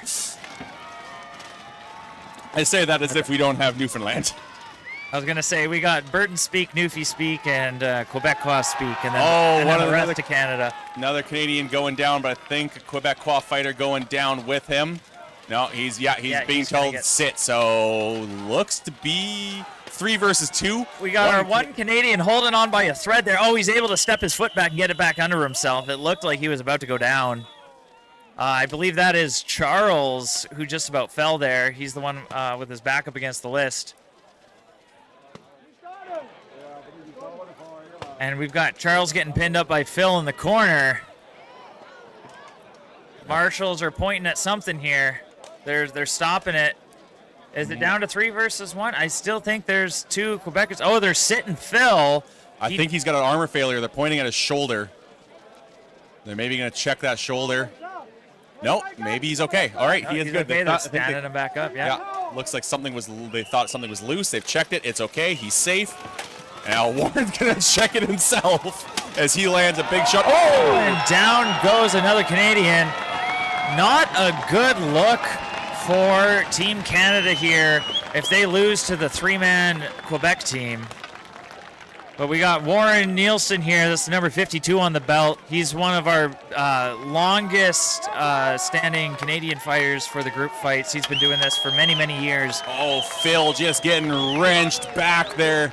Oh, the Quebecois, great footwork to stay standing. Good awareness, though, as well, to keep off of that body down there. We got Charles hanging on to Phil over there in the corner, just keeping him occupied so Warren can do his best. Now, Phil isn't going to go down easy, but Charles is actually just going to leave Phil in the corner. Phil, I think, is just trying to catch his breath now. I think he felt his mace go underneath the helmet, and so that was good awareness. Quickly let go of the one hand, slip off. And now Phil's just got his hand up against Warren's face. He's just chopping away at him. These are two of some of the biggest Buhurt fighters in Canada. And it's crazy to see them side by side here. Oh, Looks like one of the Quebecers goes down. Charles goes down with them. So now we just got two of the extra large Canadians going up against each other. Phil versus Warren. I never thought I'd see this. Two absolute titans of the sport in Canada. Oh, they are going to stop that. I don't know if... Oh, Phil's helmet comes off. That's dangerous. That's not good at all. And that's going to be a sad loss for the Quebecers. His back strap, which we sometimes call the Simon strap, that came off. I'm not sure how that came loose, unless it got chopped by a strike to the back somehow. Yeah, that looks like it's completely off. I don't see anything hanging off of what looks to be the buckle there behind him. So, well, congratulations to Team Canada for their first win of the group fight so far. And yeah, a bit of a shame for that one to end so early. I was excited to see those two going at it as we go back over here to Poland versus Finland. Looks like Finland down a couple fighters. He's got his knee down. Quickly stopping him. And is that a victory for Poland? Oh, no, the fight's still going. The marshal's calling for it to end. We can't see what's going on the other side of the list. And yeah, they're walking away now. So that's a victory for Poland, and they're going to stand everybody back up. The Norway-Denmark match, I don't know if they ever completed it. I know they had damage to the list. So that one we kind of lost track of for a while. They had to do a lot of repairs to the list. It looks like they do have another fight there, so I think the fight did end. I'm going to assume by the loud cheer that I heard that Denmark did come away with that win. Someone was asking where this is. This is Spøttrup Borg in Denmark. And now it looks like we have USA getting ready in the center list, getting ready to face off against England, I believe. Yeah, this is Spøttrup Borg in Denmark, so if you are near the area, we are going on for another 2 days. You can come out here yourself, see the fights in person, take a walk through the medieval market, and go take a look through the historical castle for yourself. Yeah, there's lots of cool stuff for sale here. If you're into the just anything medieval, there's lots of cool vendors. The Danish people here are incredibly handy with their handcrafting skills. So many well-made handcrafted things. I've spent too much money. I know my fiance is probably listening to the stream. Sorry, honey. I'm coming home with a slightly empty wallet. But it's okay. I bought some stuff for her, so she'll be happy. I think both of us are walking out of here with 2 bottles of mead as well. Yeah. Well, I already bought 4, drank 2 of them. I'm going to take the other ones home.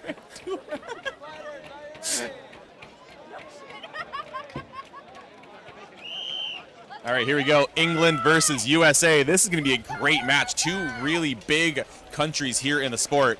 England, a lot of team made up by a lot of members of White Company. I don't know if this one is White Company. This might be, it is White Company. I'm getting a nod from, yeah, I actually do see the White Company logo on one of the tabards here. So I think I see some Dominus gear as well out there. So yeah, these are some of the best fighters in the world. And they're squaring off here in the pool stage. Oh, looks like we have an English fighter down. I think it is 5-4 in favor of the U.S. You get that USA fighter getting his head out from under the grip of the two-handed axe there, and he just gets the axe put back around his head. Whoa! Flying knee coming in from behind from USA. What a crazy strike. The marshals are pausing the fight real quick here, and they're going to resume it. A quick check to make sure, yeah, you can see him making sure he's okay. I took a shot similar to that, and that messed up my back for months. So to see the English fighter get up like that, I don't know if it's just adrenaline or if he's just that tough, but that was a heavy shot. Hopefully he's got some extra layers of plates on for spine protection. I know a lot of fighters will do that. You get some extra metal plates that are attached to your gambeson that go underneath your armor on top as well. That one English fighter's got two Americans on him. He's getting he charges forward trying to get out of it. He's spinning around. He's trying to get out. Loses his footing. Down he goes. And the whistles are blown. That's going to be a victory in this round for the U.S.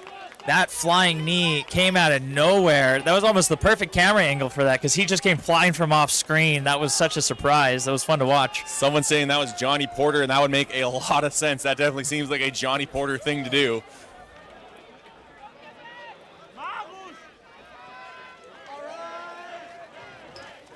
The person saying the weirdest sport you've seen in your Australian, well, go look for a local club. Australia does have some teams out there as we get right back here into Canada versus Quebec.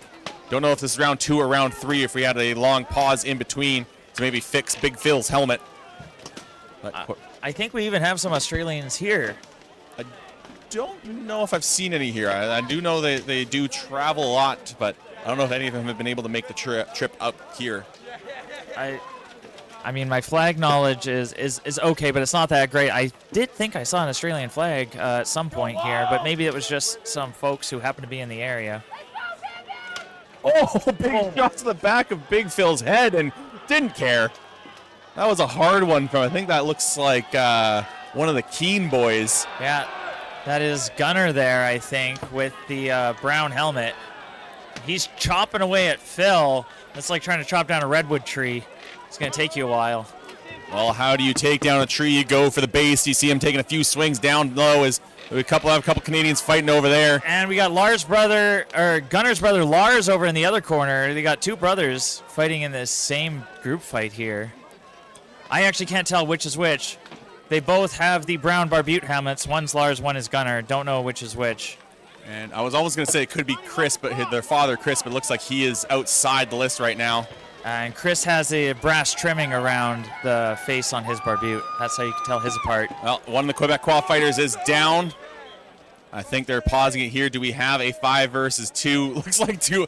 No one's told the Quebec fighter and the Canadian off in the other corner. They can't see what's going on this side, so they're still grappling at it. They're just still fighting away. Now Marshall's kind of realizing that I think that these guys still know what's going on. Yeah. And they just saw them off in the corner, so everyone forgot about them. They were so focused on each other, they forgot about everyone else as well. Yeah, we do have a comment here on the YouTube live stream. There are Aussies at the tournament. So I didn't think I was mistaken. I could have swore I saw an Australian flag being flown earlier today. I don't know if they have anyone involved here in the group fights this year.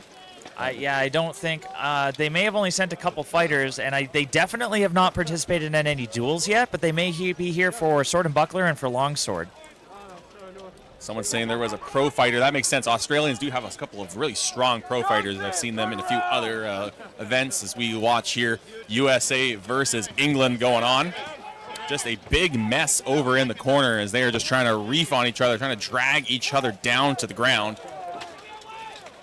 And down goes one of the England fighters. It's hard to see. They're kicking up a lot of dirt. But yeah, England gets one down. USA come charging across. Another English fighter goes down. It is now a 4 versus 2 in favor of USA, which looks like...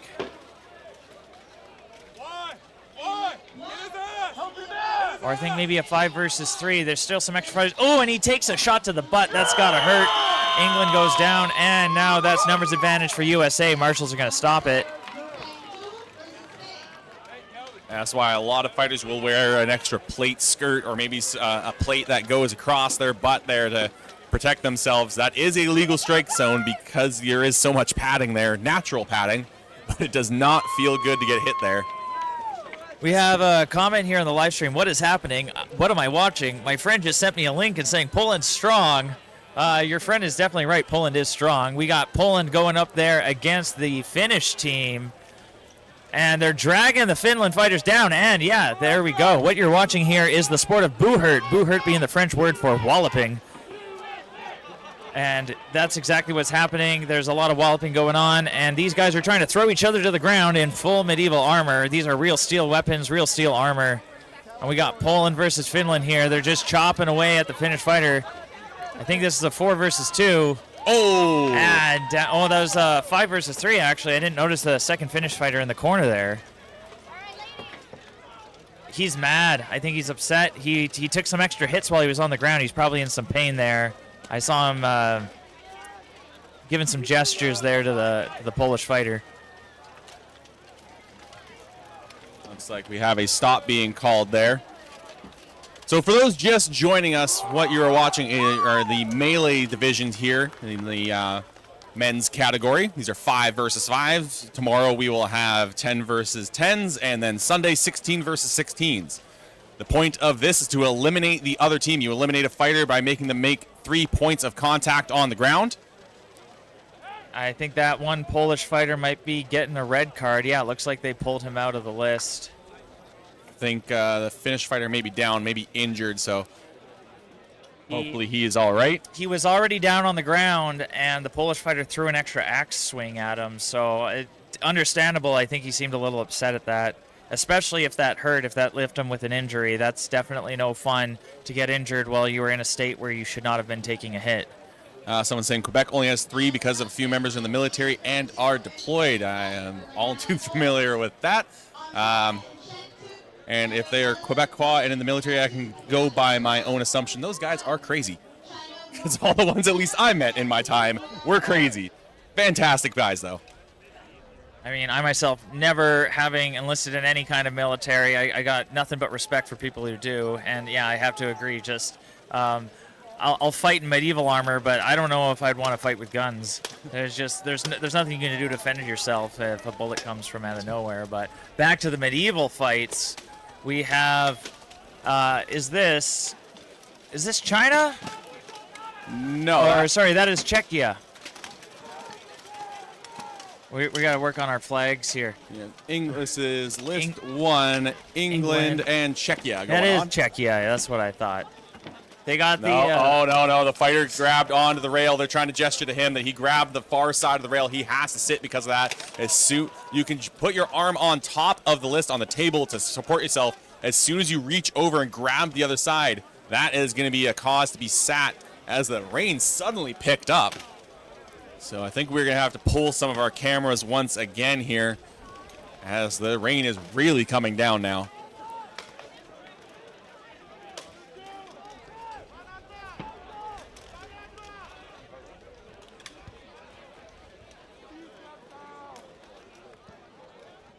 Now taking a look here at the fight still going on. England and Czechia looks to be a 2 versus 2 going on in the corner. Split into two pairs. They're fighting against each other. You can watch the feet. They're trying to really make some trips and throws here. You see the Czech trying to just drag the English fighter down to the ground, not quite getting it done, though. Yeah, you can really see the rain coming down now. These guys are going to have to go and make sure that they get some oil on their armor after this, or there's going to be some serious rust issues. But they can't think about that right now. They just have to focus on their fighting. Well, I think they are down to... Whoa, something's up with that Czech's armor. I think he's not able to bend his leg as he's going to just drag the Englishman down. Doesn't matter, though. He's going to just get on the back of that English fighter and just take him down. When you have the man advantage like that, it's okay to just kind of go down and take him down with you. It looked like he was limping his way across there. Yeah, we got the medics coming in to check him out. I think... Oh, yeah, he's limping off. Something happened there. He must have hurt his leg. Or I don't think they... So it is standard procedure seeing it here. to create a wall around a down fighter, but I don't think anyone realizes that the down fighter left. He kind of snuck out of the list and ran off. He just got up and left. Yeah, because we tried to just give that fighter some space, so everyone creates a wall around him, blocks the view, makes sure that people aren't taking photos of someone that may be injured, may be in pain. Just kind of give them some space for their own dignity. And we try our best to make sure that all the fighters can leave with their dignity. They don't need any exposure of them in a weakened or vulnerable state. Looks like we've got, I think, Sweden and Germany preparing over there in list 2. Yep. So Team Sweden versus Team Germany 2. As once again, you can each country is able to send 2 teams for the 5 versus 5 portion. There are 30 countries out here this year at the IMCF World Championships. And I believe the rough total of fighters was something around 575, so a lot of people here. And it looks like we have... Well, while we have a quick break in the action, we're going to play a couple of ads, and thanks to our sponsors who are making all of this possible.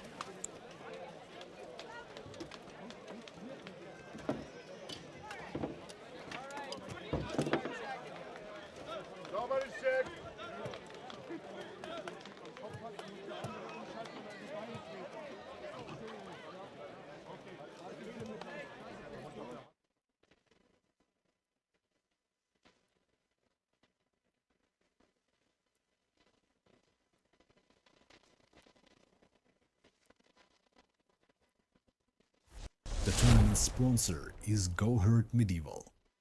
Find best armor, quilted clothes, weapons, and accessories for armored combat at Go Hurt Medieval. Your go-to shop for armor. Don't wait. Visit gohurtshop.com now.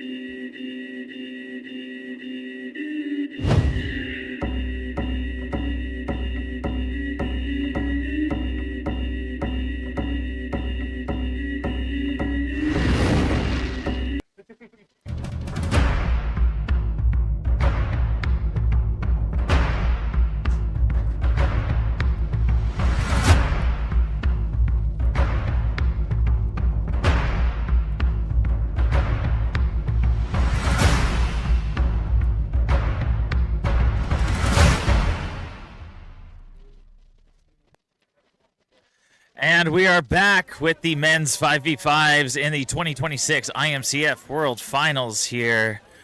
We have some extra shots of our reserve fighters off to the side here as we are preparing for our next set of men's 5v5 group fights. We've got 3 separate lists going on at once here, so we have a good number of fighters. We're coming back to Poland versus Finland here. Please just give us one moment to get our cameras set. I think the fighters are still getting set over there as well, and we've got a couple things going on in the other lists that have stopped the action there for a little bit. So just take a look at all these fighters, though, all of this gear and all the different types of gear that you will see here. I mean, you see a few different styles kind of dominate. You see a lot of what are called wolf rib bassinets, usually considered the most sport optimized. They're very open, so you can breathe and you can see quite easily. You see a lot of these guys wearing griffins and stilettos. I think I see a Romance of Alexander back there. So lots of different sets of armor. You can kind of find the style that you like. You got a guy you can see just at the bottom right corner of your screen, got something called a nasal helm. It's basically just one bar in the front and then a cage underneath and then chainmail over top. It's similar to the style I use. I like it. It's a good mix of safety and breathability and visibility. And we've got the Griffin helm there as well. You can see that silver one with the black cross. That's the Griffin face helm. We have a great helm there, that dark one with the red stripes on it. That looks Yeah. fantastic. Really nice looking great helm. And then some other, like Kelly was saying here, the wolf rib bassinets. The bassinet being the style of helmet and the wolf rib being the face mask. So there are lots of different bassinets, and you can swap out the face mask. Yeah, I guess technically my English cross be considered an English cross bassinet as well. And the big difference, though, between ours and more historical counterparts is ours are huge compared to that. We have a lot of padding in our helmets. Oh, yeah, absolutely. So most of the armor that you see these guys wearing is pretty close to historically accurate for the most part, but the helmets themselves are not. The helmets are much more heavily engineered. Historically, helmets to stop a sharp weapon from cutting your face open, whereas ours are meant to take repeated blunt blows, as you'll see here, as we have Germany facing off against, who is that there? That is Sweden. Yeah, Sweden going after each other here. A couple of fighters tied up along the left side here. Swedish fighter goes down. The German able to get himself free now to go help out his teammate. Over on the far side, they've got still a lot of fighters tangled up as they are just trying to crush that Swedish fighter down. Now he's in a lot of trouble, and he will go down. Push him down. That one German with the falchion and the buckler is a very large man. I would not want to have to wrestle against him.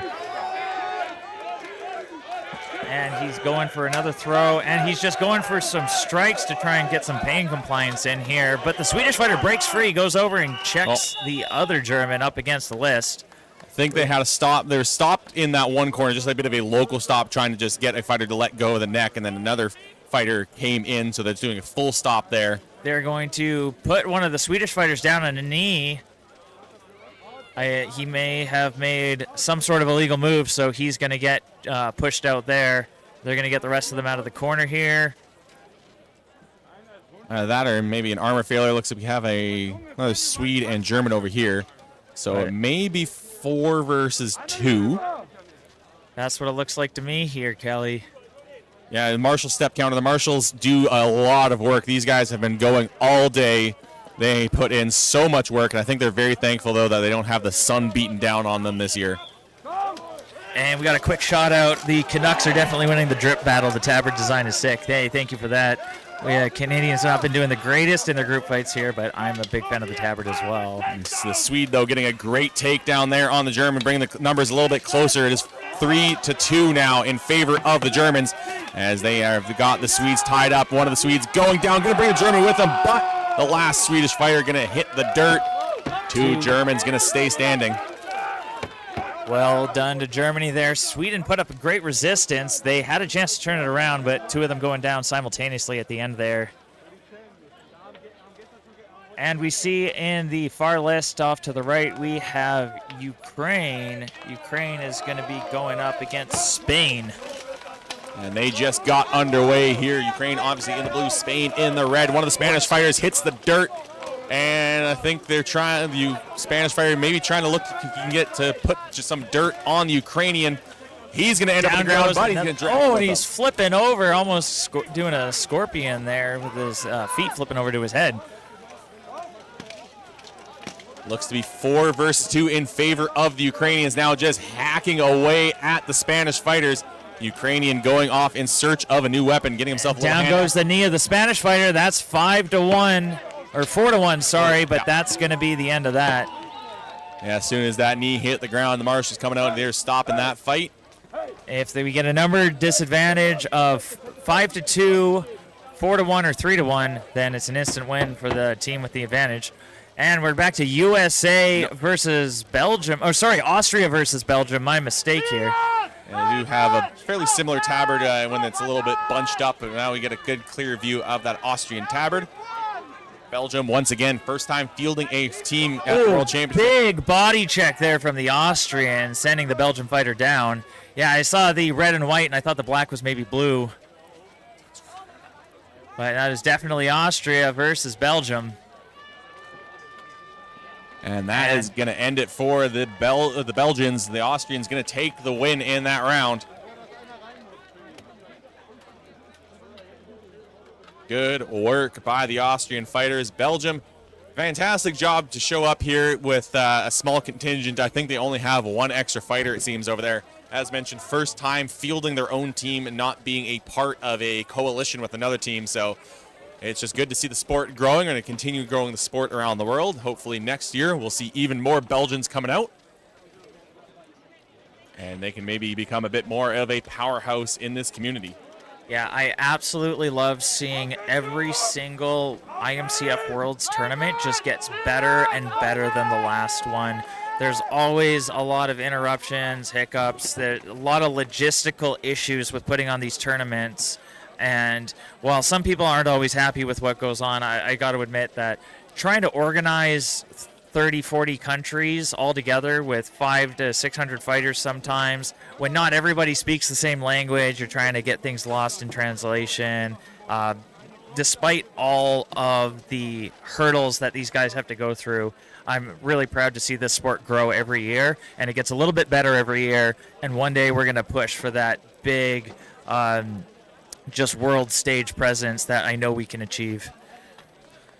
And we always know that no tournament ever goes smoothly, and I know that from our team hosting our own tournaments. You always predict we're going to end at a certain time, and then we're going to go out and have a good time, and then it gets later and later, and it goes, well, I guess I'm actually just going to go to bed, boys.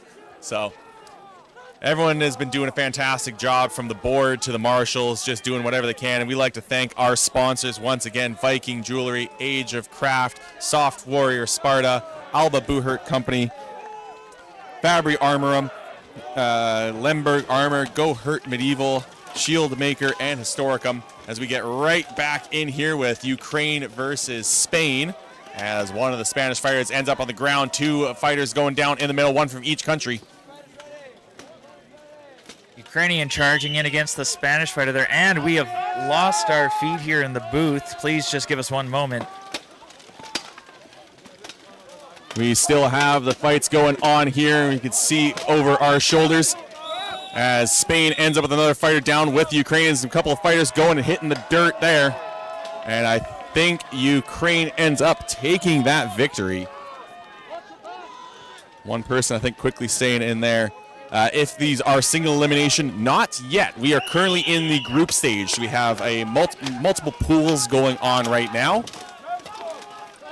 We are getting towards the end of the pool stage. Then we will move into a single elimination bracket.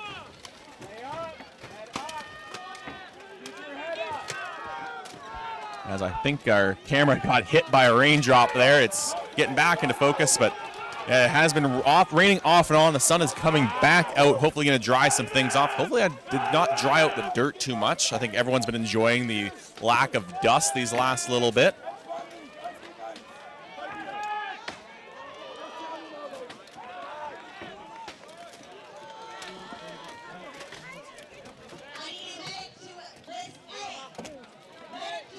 All right, we have Sweden and Germany going on here. The Swedes throwing the Germans down to the ground, and that is going to end the round. And I think Germany took the first round. We're going to go to round 3. Yeah. Germany took the first round. It looks like Sweden takes the second, unless they've got someone else going on there. It looks like they're hunting someone still, so I think they are still going. I see a comment here on YouTube saying, Buhert in the Olympics when? I would love to see Buhert in the Olympics. That would be some next level stuff. You have a German tied up with a Swede right there at the bottom of your screen, panning the camera over. I think they're kneeling one of the Swedes down. Oh no, they're standing him back up. Still trying to figure out what is going on there with that one fighter, if they're sitting him or if they're standing him. Discussion with the marshals. You have a lot of marshals all going on at once, all seeing different things. Looks like they are going to keep him standing, which means this is a 3 versus 1, and Sweden will take the victory, at least in this round. So I believe we will go to a round 3, because Germany took the first round. It is first to 2 wins with a maximum of 5 rounds, as duels or draws are possible in here if 2 fighters hit the ground at the same time, or if the 5-minute time limit expires with the same amount of fighters still standing.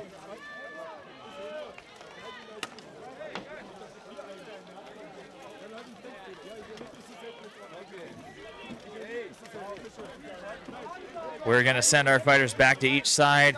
We have some of our marshals talking to the fighters here. I think there's just some discussion going on about some of the actions that took place last fight. Yeah, things can sometimes get heated in the list, as a lot of the fighters are always fired up with a lot of adrenaline. Same with the marshals as they get their heart rate going here, running around and trying to make the calls. But at the end of the day, we do appreciate the work that the marshals do. We're going to take a look over here at Belgium versus Austria. Looks like one Belgian fighter trying to hang on against two Austrians. And he's going to hit the dirt. Victory for Austria. I think Austria won their first round as well, so that's 2 wins in Austria versus Belgium for the Austrian side. But we're getting ready to go here. Sweden and Germany, round number 3. This one's tight. This one is for the victory, round 3. Unless it somehow ends in a tie, we can tie by the 5-minute time running out with the equal number of fighters, or we can have it down to a 1 versus 1 and both fighters go down at the same time. You will see sometimes a fighter fall down on top of their opponent. That does not matter. If you fall down and go down with them, doesn't matter if you land on top or not, you are out. Yeah, a fighter that is on the ground is considered a part of the ground. So as soon as they hit the ground, they become the ground, and the fighter on top of them is now on the ground. So they basically eliminate each other. You have to remain standing and get a clean takedown. Why so many yellow flags? No safety cars? They're local yellows.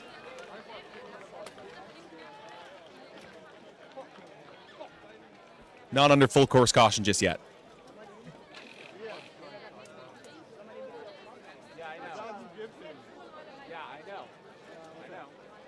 Well, looks like a few last-minute discussions. Marshals going to talk to each other. These melee fights here take a lot of marshals. You got to have eyes for every angle, and we're just going to see more and more marshals get involved as you go throughout the weekend. The 5 versus 5s are the smallest men category for the team fights. Tomorrow we'll have 10 versus 10s, and Sunday 16 versus 16s. So if you continue to tune into the stream, you will just see these fights get bigger and bigger. Yeah, I'm really excited for the 10s and the 16s. All we can do is hope that none of the competitors here take any injuries, anything too major, so they're allowed to compete in those. Because a lot of these fighters that you see here in the 5v5s will also be going on to take part in the 10s and the 16s. But injuries, well, they're not super common. They're obviously very prevalent in this sport. It's a very dangerous sport. The armor does an amazing job of keeping everybody safe, but stuff does happen.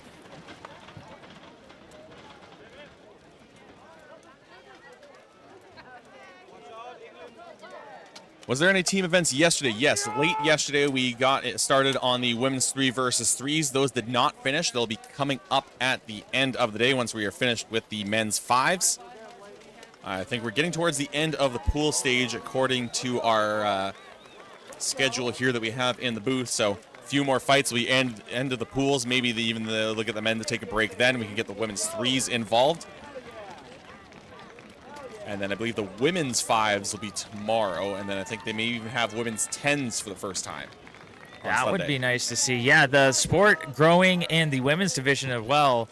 I don't know about the other countries. I know for sure 2 years ago, or last year in Canada, we only sent about 5 or 6 women down to Texas. And this year we have 14 women from Canada here to represent. And we still have a few of our team back home that would have loved to come, but are either dealing with financial issues or injuries that they are healing from. So it's just great seeing the sport growing all around as we go back to Germany versus Sweden as the Germans take a quick lead here, getting 2 Swedes down on the dirt. We have this last Swede here. If he goes too far under the list there, the marshals are going to call him out. You see his butt sticking out there under the list. And they're trying to kick out the legs of this other Swede over here as one of the Germans going off to take on help out his teammate, try to drag that opponent out of the corner. Corner is a very safe place to be. You can have a lot of bracing there, but the Swede does go down and hit the dirt, and it looks like That is going to be a stop called. What a fast victory for Germany there. That being round 3, so Sweden coming out on top of round 2. I thought that was going to be a more even fight, but Germany just took them out very quickly. Well done to Germany.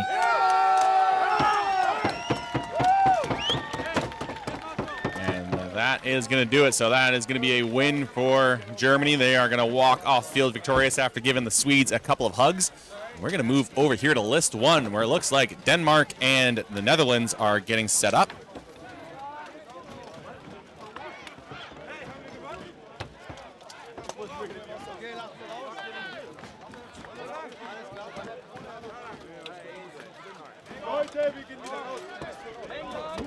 Well, we had Denmark versus Netherlands earlier. I don't know, maybe a result was contested, so we're going to get back into it here, or maybe we'll see what's going on with them.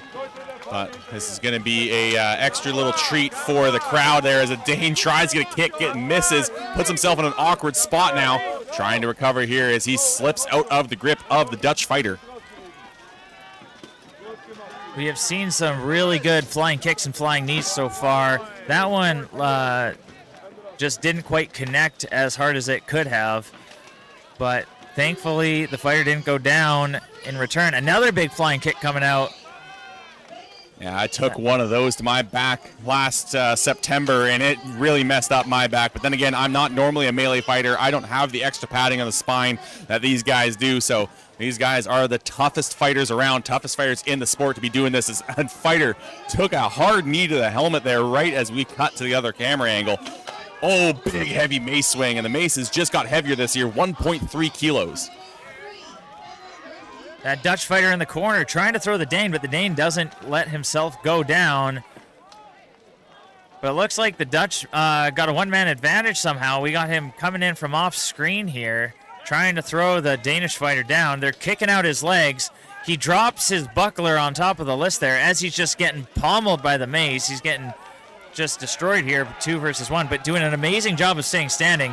That guy just abandons that. Oh, big running body check there. Great awareness from the Dutch fighter, seeing that coming, and now they're just going to push him over one of their own teammates. And I think that is going to be a win for the... No, actually, this is still going. We have 4 versus 2 here. 4 versus 2, or is it 5 versus 2? I didn't quite get a count. That may have been 5 versus 2. No, there is a Dutch fighter down. So it's 4 versus 2. The marshals raise the flags. They're quick. Actually, no, they're quickly counting there. Yeah. We are going to get back underway. Yes, we're still going. Denmark has been doing really well in their 5v5 so far. This is the first time I've seen them in any real trouble. Let's see if they can turn this around. Oh, they're going to drag that one Dane out of the corner, force his head down, I think drop him down to the ground. Yes, they will. We see one of the Dutch fighters celebrating here. Marshall's calling a stop to the fight, and they will take the win. Someone saying they live in Seattle. Well, I know there are teams in Seattle. I believe it's the Seattle Vagabonds. So if you want to get involved in the sport, you can reach out to them. Or if you are just in the Seattle area, I believe there is also the Bellingham Barbarians. So we now cut over to England versus USA. Looks to be a 2 versus 1 going on here. The 2 English fighters just trying to push the U.S. fighter down. There we go. They get the American's arm off of the list so he can't support himself. And now they're just going to put all their weight and just compress him down to the ground. The American doing an amazing job of holding in. He's going to find a way to squeal his way out of this. It's going to be tough. Yeah, it's a tough situation once you get your head down like that and you've got 2 guys pushing down on you. Oh, and he charges forward. Oh, but ends up doing a somersault. Flipped him right over, and they put some dirt on him, and he's out of the fight. That win is going to go to England, at least in that round.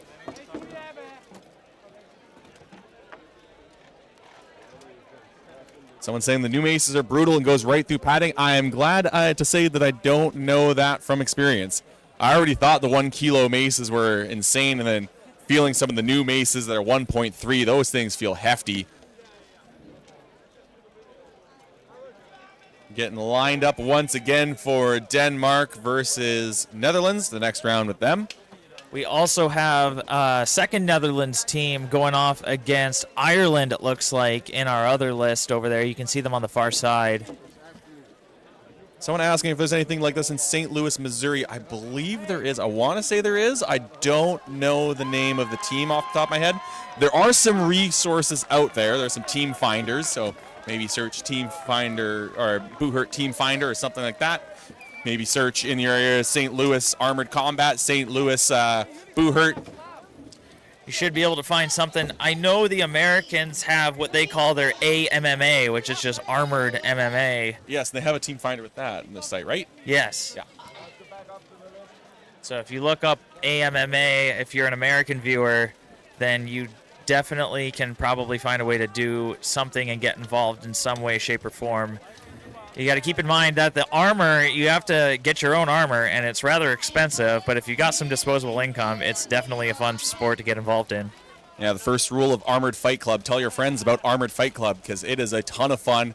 I have loved this sport. Honestly, I would say changed my life. It gave me the motivation to get into some much better shape, and it has just been fantastic. And because of the sport, I'm over here in Denmark, a place I don't think I'd ever have gone to otherwise, and I have been enjoying my times traveling. Made it out to Mexico doing this, and looking forward to doing more traveling around the world with as part of this sport. And it looks like we have Netherlands and Ireland up next.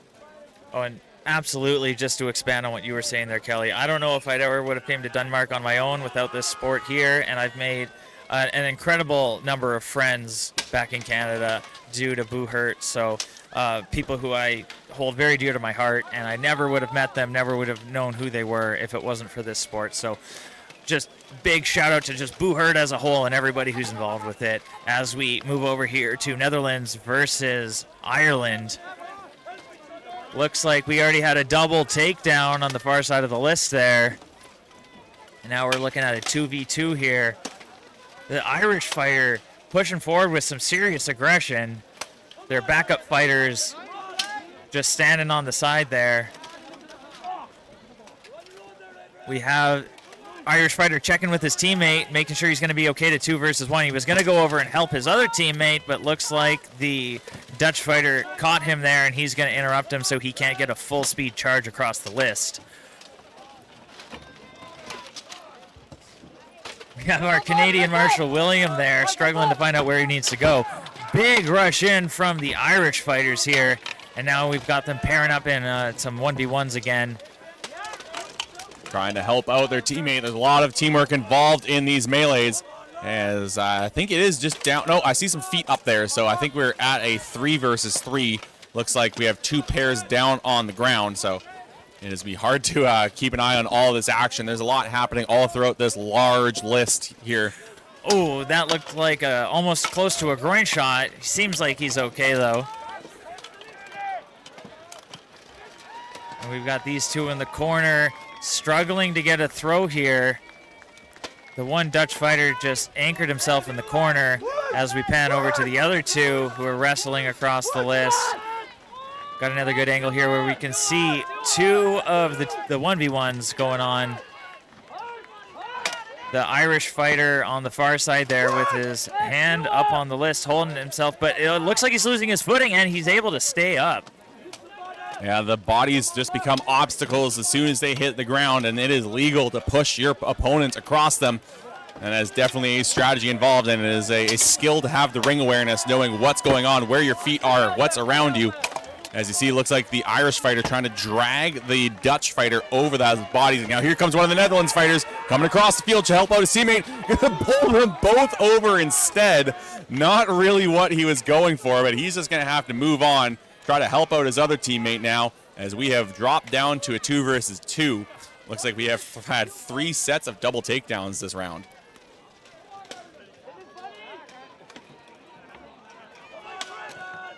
We've just got a big cluster of fighters here in the corner. Oh, look. Irish.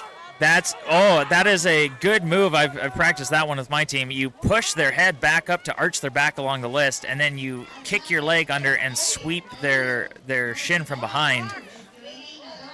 but the Dutch fighter able to rotate himself so his backup isn't up against the list, so he's not going to be in a position for that to happen to him anymore.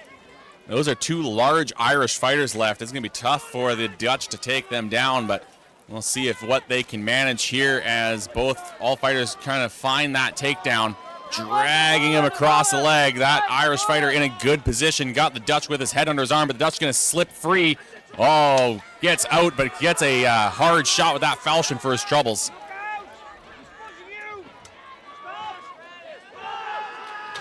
And we have the one Irish fighter just holding on to the Dutch fighter's axe there, which he is allowed to do. He just can't hold on to the bladed part of the weapon, but looks like he's just kind of taking a break. They're just sitting there having a chat in the corner. Oh, big kick, and he grabs the leg. And the Dutch opponent grabbing onto his head now. They're trying to sweep his leg out. He's still keeping his footing strong, though. Looked like a little friendly fire from Ireland there. Yeah, I think he was trying to attack the arm, but instead it got his own teammate's head there. As now they're going to swap back into 2 sets of 1. The Dutch fighter trying to help out his teammate, but the Irish fighter continues to harass him from behind, having to keep his focus over there. Looks like everybody's running out of steam here. We just got some weak shield punches coming out now. They're just catching their breath for a short moment before they expend their next bout of energy. And down goes one of the Irish fighters as the last Irish fighter pushes both the Dutchmen into the corner. These rounds can last up to 5 minutes, and I think that is what happened there. We have got the stop called, which means Netherlands will win the round for having those numbers. So that last takedown making the difference. We're going to go back over to the other Netherlands team against Denmark. Looks like Denmark may be at a numbers disadvantage as that Dane getting hacked to bits by that falchion by the Dutch fighter trying to kick out his leg. But they are posted up on top of one of the other fighters who is down underneath them. Netherlands really surprising us that I think they lost some of their earlier fights, and Denmark was winning all their earlier fights, but now the Netherlands Dutch fighters are doing a great job of putting some hurt on the Danish here.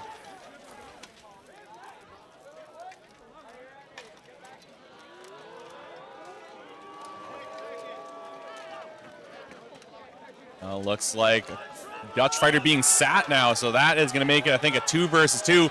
The Dane rushing across the field, trying to help out his teammate who is facing a 2-on-1.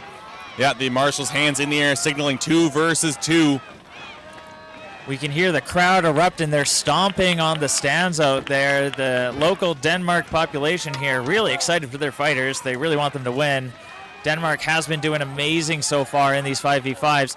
The one Danish fighter looks like he's about to fall over, though. He can't let his knee touch the ground or he's out.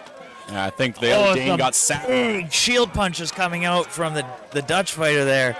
And the Dane is holding on for dear life as he is just getting bared down on. That cannot feel good. No, shots coming to the lower back and to the hip there. I think his teammate got sat maybe for an armor failure. He's just sitting there now. Only can sit and watch while his teammate gets hacked to bits. They're trying to grab his leg now to lift him off the ground. That one fighter from the Netherlands does have to watch his sword swings. You cannot swing to the back of the knee.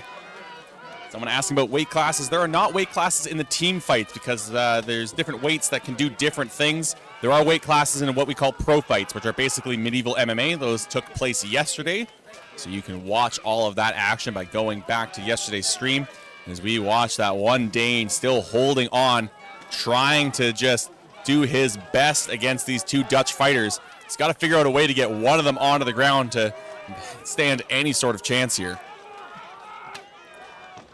And this Dane here is just an absolute tank. He is just sitting here taking a beating.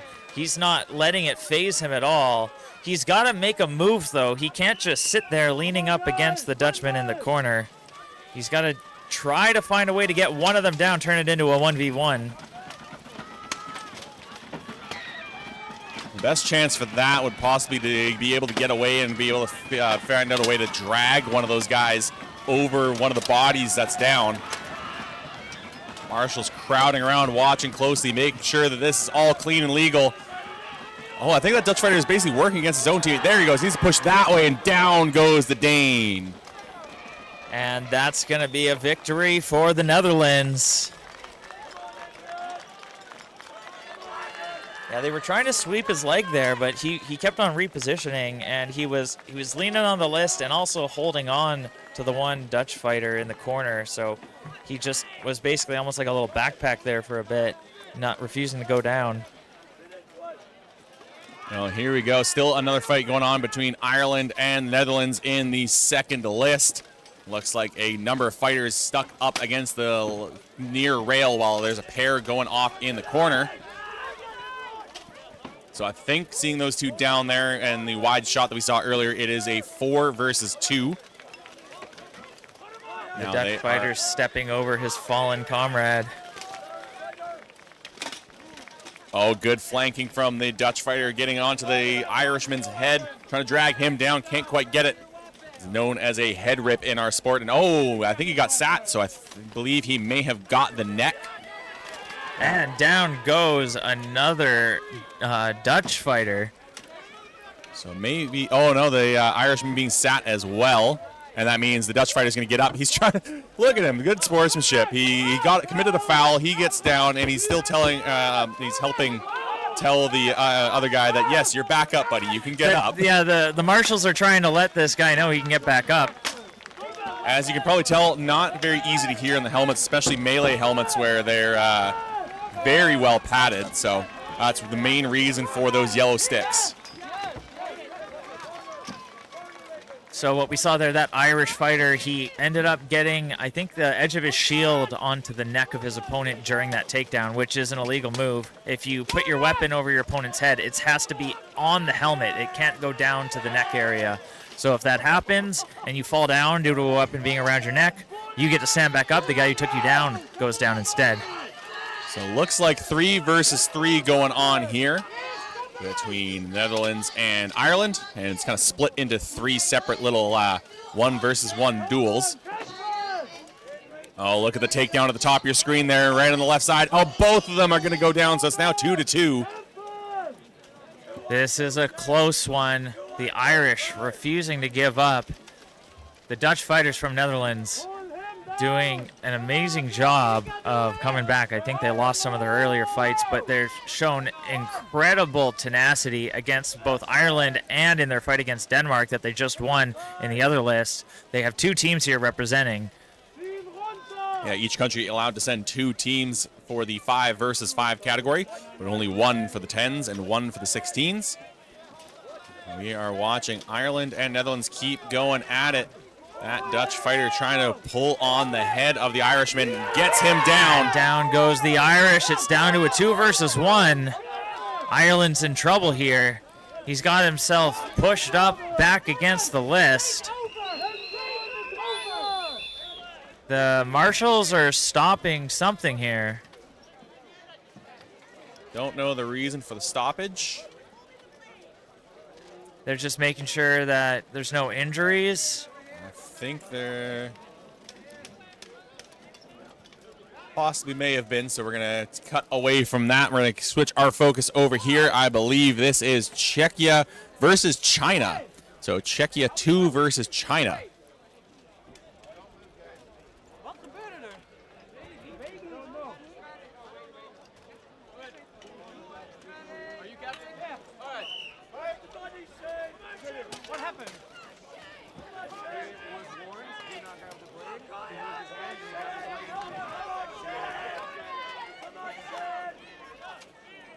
While we are getting our next fight ready here, we're going to take a quick step aside, take a look at our sponsors, and thank them for making all of this possible.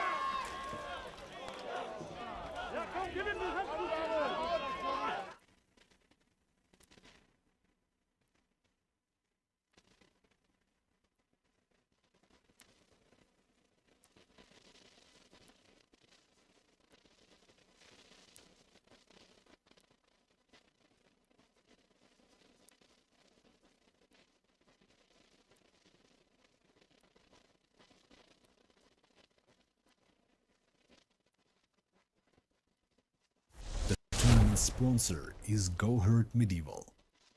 Find best armor, quilted clothes, weapons, and accessories for armored combat at Go Hurt Medieval. Your go-to shop for armor. Don't wait. Visit gohurtshop.com now.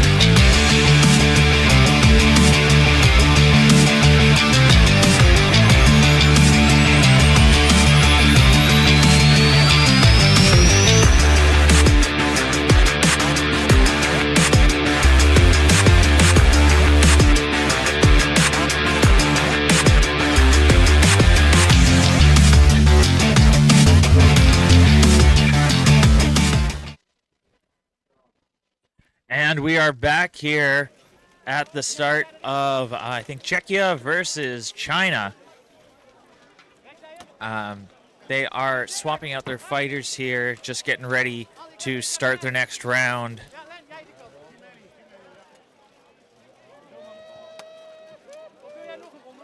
We have a comment here on the YouTube live stream saying half of the Czech team is in titanium. I'm going to take your word on that. I'm assuming they know the Czech team. But titanium in a group fight, that is some risky business. Titanium, while being much lighter, it definitely transfers the shock and the impact much more easily than steel does. Steel does a much better job of absorbing it, even though titanium being about 30% lighter than steel for the same volume. Yeah, they can wear a lot of padding underneath, but then you do have, lighter armor, but now you kind of start to run into the issue where you're wearing so much underneath that you're going to get hot easily. But luckily for these guys, it is a nice, cool day here today. The rain has stopped for now, and I think it's roughly about maybe 15, 16 degrees and nice overcast weather. So it's been nice and cool, a good change in the last 3 years in the World Championships, where we were in the middle of Spanish Desert, middle of Mexico City, or not the middle of Mexico City, but just aside Mexico City, and then in the middle of the Texas humid heat. So fighters are loving this weather.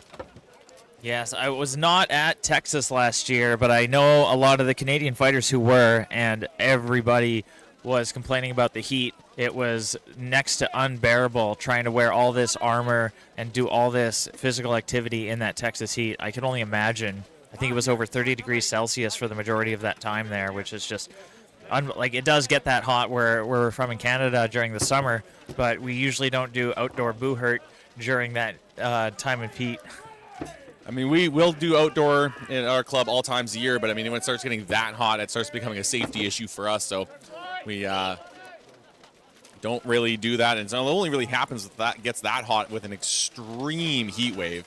But here we go. We've got a couple fights getting underway in List 2. There is Netherlands versus Ireland, but what you're watching in front of you, Czechia versus China. This is, I believe, their second round. We did not see who who won that first round. We had to do that quick ad break in the booth. We were delivered a little bit of food, so we scarfed that down as fast as possible. And we're back underway, bringing you all the action. Chinese and Czech fighters here going at this 1v1, going for the throw, and neither one gets it successfully. They separate for just a second, and Czech fighter pushing the Chinese fighter back up against the list. Chinese fighter trying to get a reversal on him here, turning it around, and down goes one of the Chinese fighters. Up to a 5-4 advantage for Czech. Now just hacking at the back of the Chinese fighter. He's slowly sitting down. No, he's yielding. He's got his hands up saying, that's it, I'm done. He put his pole arm down to the ground. It counts as a third point of contact, so you're not allowed to brace and hold yourself up with the end of your pole arm. So I think he just realized that and took a defeat. Does that one Chinese fighter have is that a metal GoPro cage? Yes. Built into the helmet? That is impressive. I've never seen anything like that. I saw that helmet in Mexico City in 2024, and yeah, it is a metal case that he has built onto his helmet in order to hold the GoPro, and can get some fantastic footage out of that, and it also really helps expand our sport as it gets people a much closer view of how these fights go, and really kind of puts you into the seat of the driver or the fighter. So can you tell that my background is racing? Yep, it's been a long day here in the commentary booth. And when you've been talking nonstop all day like we have, your words start to jumble together. So no hard feelings there, Kelly. And I don't know about you, but the jet lag is still affecting me as we come over to Ukraine versus Finland. A huge mess of fighters there. I don't know how many fighters are still standing. There is just a complete blob of armor and bodies. Oh, one of the Finns getting dragged down to the dirt as another Finn goes down alongside one of the Ukrainians. Looks to be a 2 versus 1 now.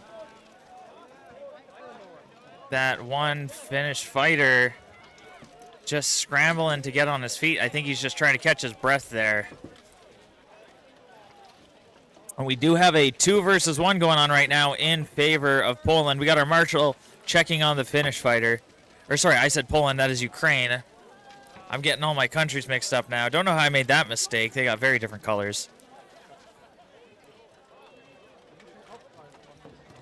We're pausing the fight here, yeah, just to check on that fighter from Finland. Says he's okay. I think he's just out of breath. Oh, and the Ukrainian fighter reaching down to try and pick the leg up. You don't see that all too often. They are allowed to do that. This one Finnish fighter refusing to go down. If he can get a throw on that Ukrainian that he's got a grip on, he can turn this into a 1 versus 1, turn it around in favor of his team. He's trying to get a leg sweep in there. The other Ukrainian circling around, looking for a way to help his teammate out. Yeah, teamwork a big part of these 2 versus 1s, trying to make sure that they can keep themselves on their feet while getting some dirt onto the back of their opponent.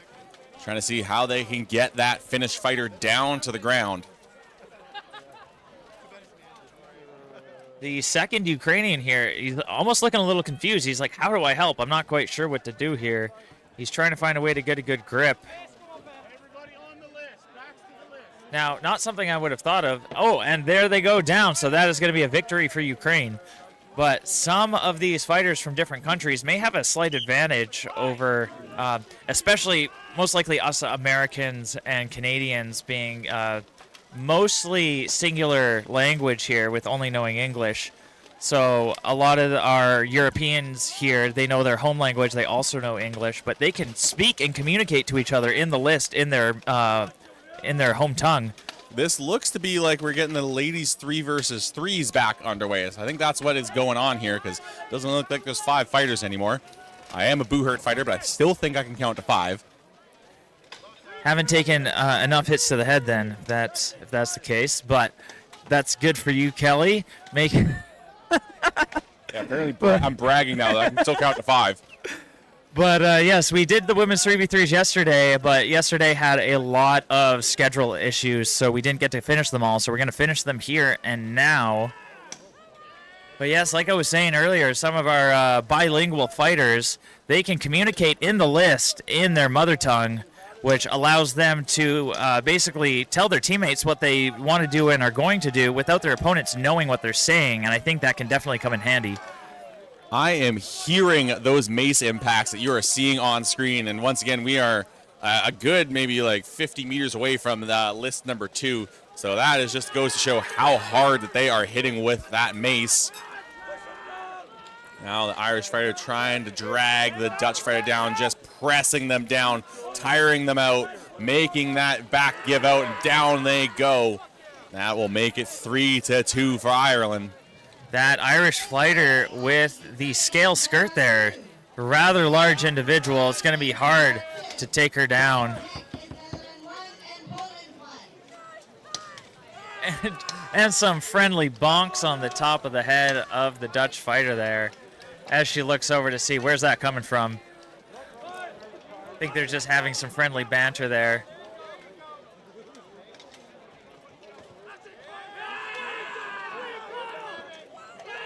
So yeah, it is another advantage of the bilingual fighters. You know, they can talk to each other in their mother tongue, and now when they're dealing with the Irish, they can yell insults to them in English.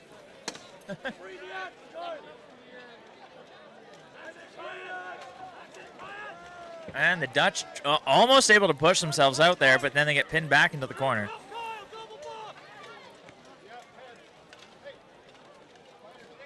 Someone is saying this is the Irish men's team. That is possible. We did come into this one a little late, so it could have gone down to a 3 versus 3.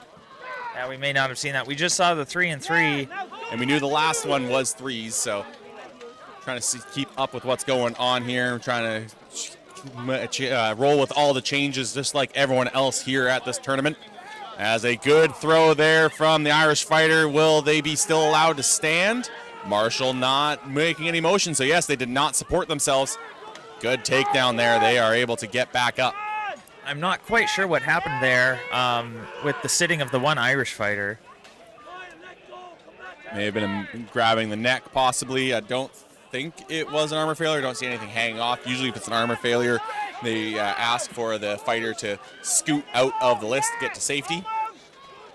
As these two Irish fighters trying to get down this last Dutch fighter. The marshals are separating them here. I think he may have been gripping on to the bladed part of the axe, which would be illegal, and they might get sat for that.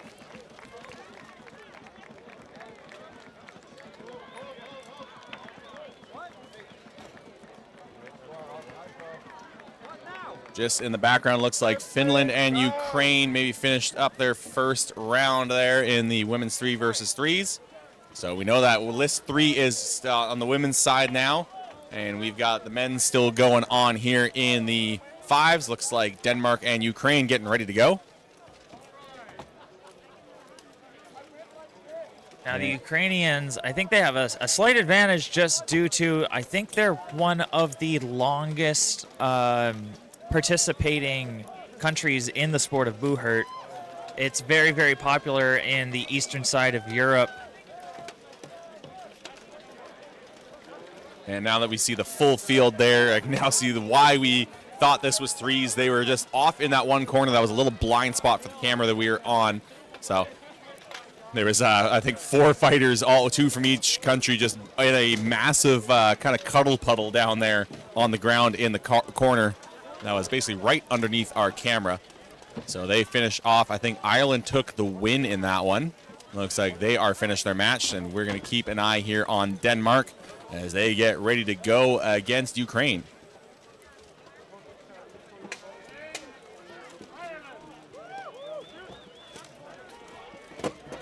Everybody just waiting on the marshals here. They're just making sure they got everything in order. There is a lot of behind-the-scenes logistics involved in these tournaments here. A lot of stuff that we don't even know over here in the commentary booth. We're doing our best to keep you guys informed with what information we got. If you're just tuning in, there was an online schedule and update for all of the fights and all of the wins, and some technical issues happened yesterday, and that went down. So our marshals did a great job of handling that, even though it caused a lot of delays, and I know not a lot of people were happy about that, but we did the best we could, and now the marshals are just running everything on essentially pen and paper. and we've got the tournament back under control. I think that's just part of doing these tournaments out in these historical castles. It's not like they exactly have the infrastructure to run a lot of things like internet, but here we go. 5v5s in the men's division against Denmark and Ukraine, as the fighters are running all over the place. Danish fighters getting those big, heavy kicks right into the Ukrainians. And down goes a Dane on the far side, giving the one-man advantage to Ukraine. As we switch down to our cameraman on the ground here, and down goes a second Dane. Yeah. No, they're sitting that Ukrainian. He did have to push up with his hand off the ground, so I think that counts as him going down. It was very quick. That call could have gone either way, but they're going to sit him out. We're down to a 4 versus 3 in favor of Ukraine right now. I think they also had their knee on top of the fighter, and once the fighter is down on the ground, they're considered part of the ground. So here we go. Take a look at this We got fighter Ukraine coming in. running across, big jump onto the Denmark fighter's back.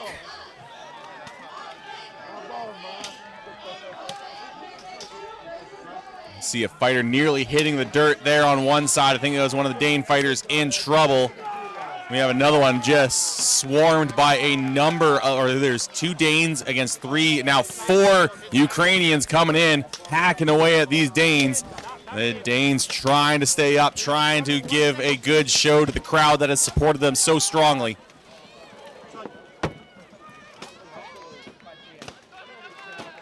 And this is just brutal. You see these falchion swords. That's the name of those swords with the big beak on the front there.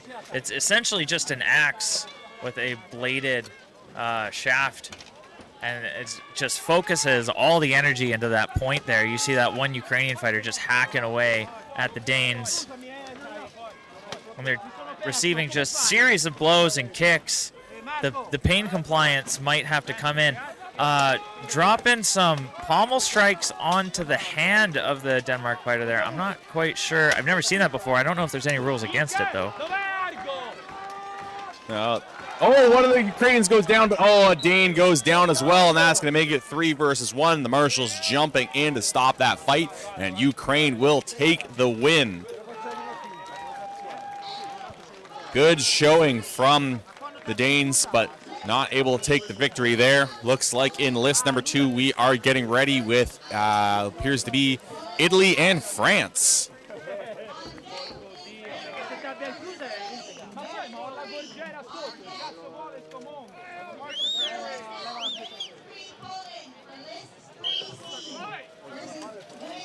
Here we go, starting the first round of Italy versus France. Immediately on the left side there, a couple fighters getting locked up. You got the rail and the flanks getting involved, trying to help each other out. The railman just using the support of the rail to keep themselves up the flank, trying to protect his buddy. Well, looking for an opportunity to get a takedown in. See that runner moving across there to try to help out his teammate that's in the corner, but he's defended by the French fighter. Oh, one of the Italians down already. Now, the French have been a force to be reckoned with in these 5v5 group fights. They've won a good number of their fights very quickly and decisively. So the Italians doing a good job of lasting this long, because some of the fights against the French have been ended by this point already.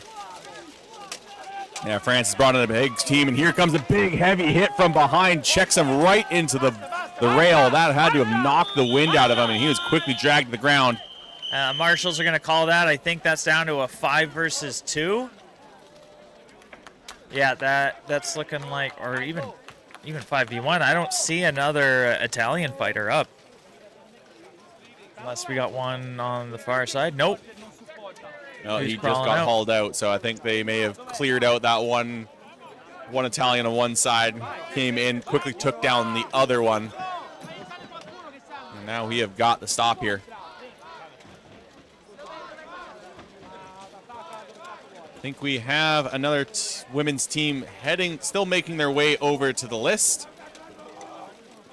There's only one list of the women's threes going on here, so there's a lot of downtime between those fights. I think list 1 is getting set up for another fight, maybe another round with the Ukrainians. Yeah, the Ukrainians and Danes getting ready to go. Looks like they're making some repairs there.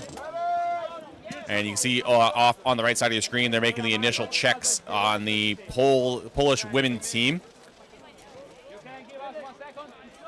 And just a reminder, we do have multiple cameras at the event today, so we can only show one camera feed at a time, but anything that is not on the live stream, it will be recorded, saved, and uploaded at a later date. So if there's a fight you wanted to see that wasn't streamed live here, don't worry, you will be able to catch it at some point. Well, here we go, round 2 between Denmark and Ukraine.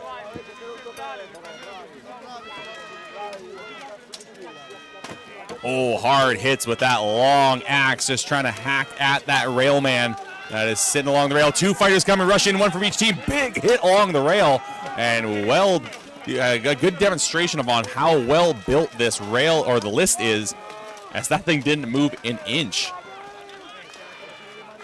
Yeah, I have seen lists get slammed into like that and just absolutely collapse and start breaking apart. So big props to the Denmark construction workers here, whoever it was, if it was Team Denmark or some volunteers, but whoever put this list together did an excellent job. Number of fighters down on the ground there. I think it is possibly down to a 2 versus 1 in this fight. At the very least, we have a 2 versus 1 going on here, and you can see where those axe hits are landing. You can even just see the fresh new dent in his leg armor there from that hit. He had to have felt that one. Oh, another shot. Oh, into the ribs of the Dane. I can hear those strikes from over here in the commentary booth. They're just ringing out. Oh, this poor Dane just getting absolutely bared down on by this axe from the Ukrainian. And Dane's trying to stay on, or stay up, stay in this fight. The Ukrainian fighter trying to get He's the hitting weapon him in the wrist. That looks like it's probably pretty painful. Yeah, he's trying to get the weapon out of his hand, trying to get the Dane to let go of it. They are allowed to grab the shaft of an axe like that. They're just not allowed to grab or touch the bladed part. And he's able to fully disarm his opponent. He's going to sheath his falchion, and he's going to use his own axe against him here. And now the Denmark fighter, he has to break himself free and run back to retrieve a weapon before he's allowed to continue fighting, and he does. Ukraine trips and falls. Denmark making a huge turnaround here, and now we got axe versus axe, Ukrainian versus Denmark. The Dane trying to push the Ukrainian away, but the Ukrainian now getting his arms around. Oh, the Dane is giving up his back. That's a bad position to be in, trying to turn back around. Gets his arm around the Ukrainian's head. The Ukrainian, though, has his axe around the Dane's head. Dane trying to duck under and get away. I think he did. No, yeah, he did slip out. That we can just hear the crowd erupting. Oh, and sadly, the Denmark fighter unable to turn it around. Good try by the Danes there, though. They did an amazing job. I can't believe he was able to break free, run back. The Ukrainian trying to chase him. That was a perfect opportunity to turn that fight around. We were rooting for Denmark, and Ukraine's going to come out on top of that one. Looks like Poland and Ireland in the women's 3 versus 3 is underway here. I believe this is the second round. Did not catch who won the first round as we were watching on the other side there. And we have a lot of people cheering over there in the corner. And as the fight is happening right in front of them, just a mass of 6 fighters all tucked together in that corner. Trying to get... Actually, no, I think one of the Irish fighters is down unless they are buried in there. So I think it is 3-2 for Poland.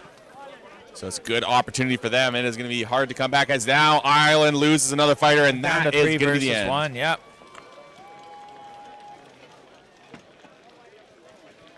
Good work from the Poles there, just wearing down the Irish fighters. As yet, there is the last Irish fighter in the opposite corner.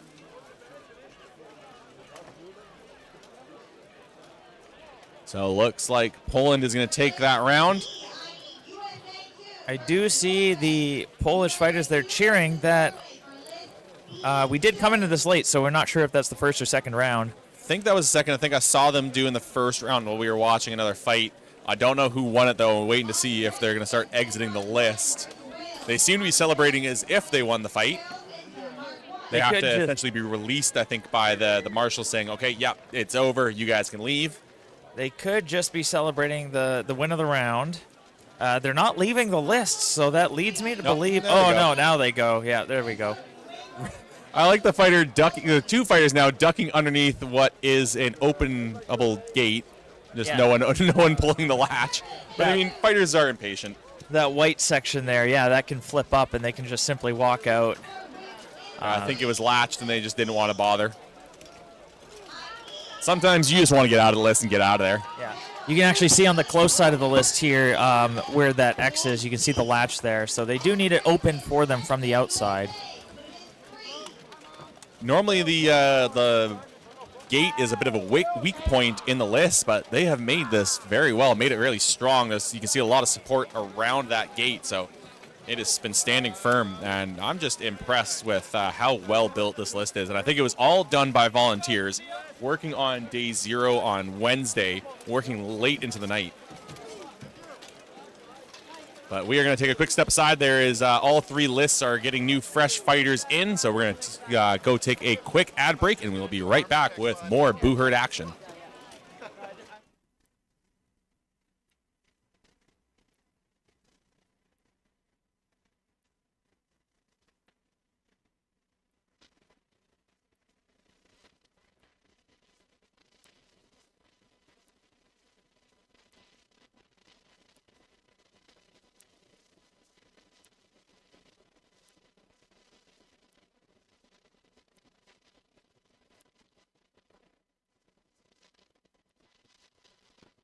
The tournament sponsor is Go Hurt Medieval.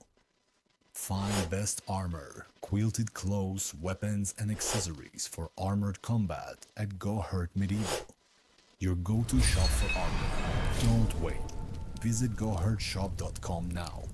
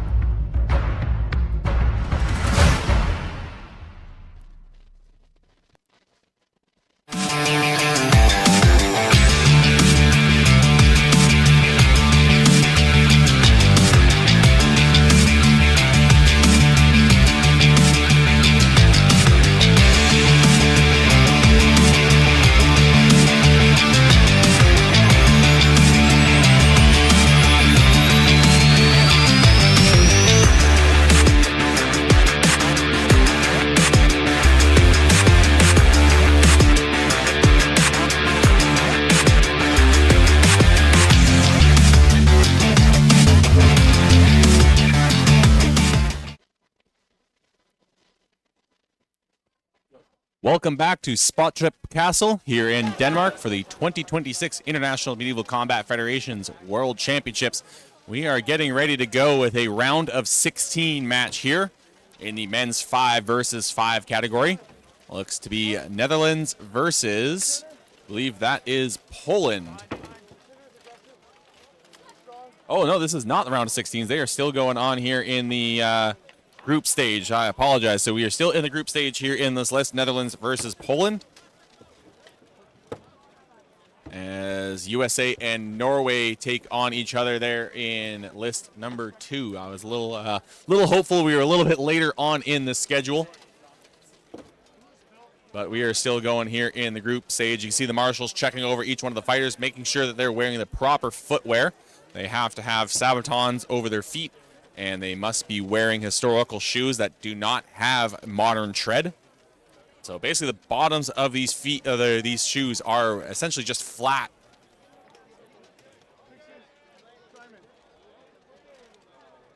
But with the dirt like this, you don't need a lot of tread to get some good grip. And it also is a good trade-off as well. You don't want too much grip because you kind of do want your leg to be able to slide and twist while you're wrestling with another fighter. Looks like USA and China going on in list number 2, possibly. Got some pretty heavy-hitting action USA and from what I Norway. can see from over here. Yeah, that is Norway. Sorry, they have very similar color schemes from a distance. It's USA and Norway going on list 2. And USA looking to take a good strong advantage here early on in this fight. Oh, hard hit that Norwegian fighter takes. That one Norwegian fighter using an uncommon weapon, but that big two-handed falchion, that is an impressive sword. That thing's got to weigh a lot. It takes a lot of strength to be swinging that thing around the way he is. Yeah, I do not want to be the one that be on the receiving end of that. As another Norwegian fighter gets some dirt put on him, another one down onto the dirt, and that is going to be a win for the Americans.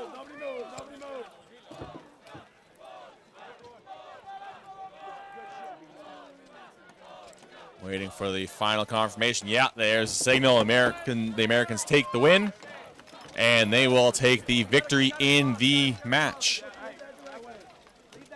Here we go, getting ready for Poland versus the Netherlands. They're just about ready to go. Marshals making their final checks. Make sure the marshals are ready.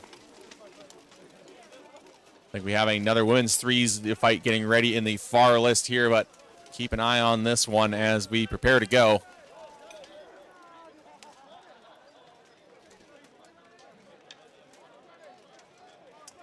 Last checks. Marshals are ready. Fight begins. Here we go.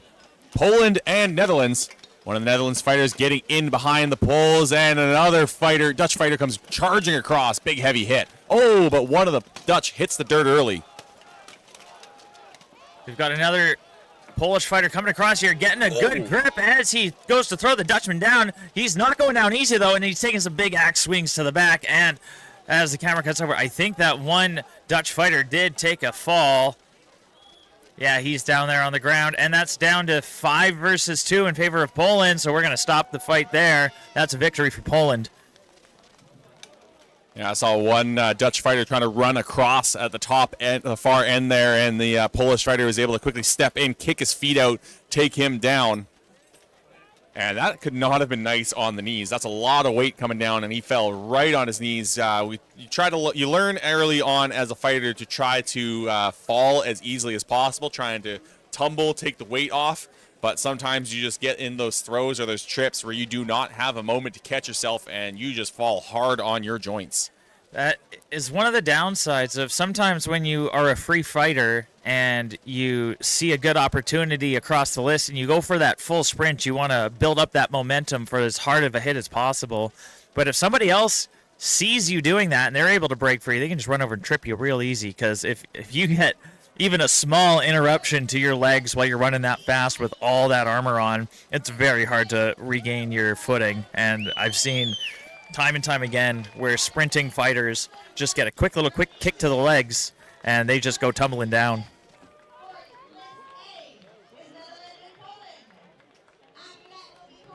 Well, fighters getting swapped out. We have got, once again, up to 8 fighters on each team, but only 5 can be on the field, so they are going to make some tag in, tag out between rounds. Get some fresh faces in there, some fresh bodies. As you hear a loud cheer go up as the Danes head across the back of the field to get ready for their next match.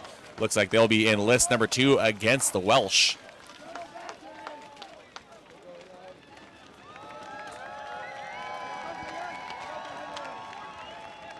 I think we may just be waiting for them to walk by just so they're not in the way of... Yeah, that's exactly the case. They're just waiting for those teams to walk by. And now we are ready to go. And here we go, round 2. Netherlands versus Poland. We've got a free Polish fighter coming up behind, but that Dutch fighter's not going to let him get on his teammate too easily.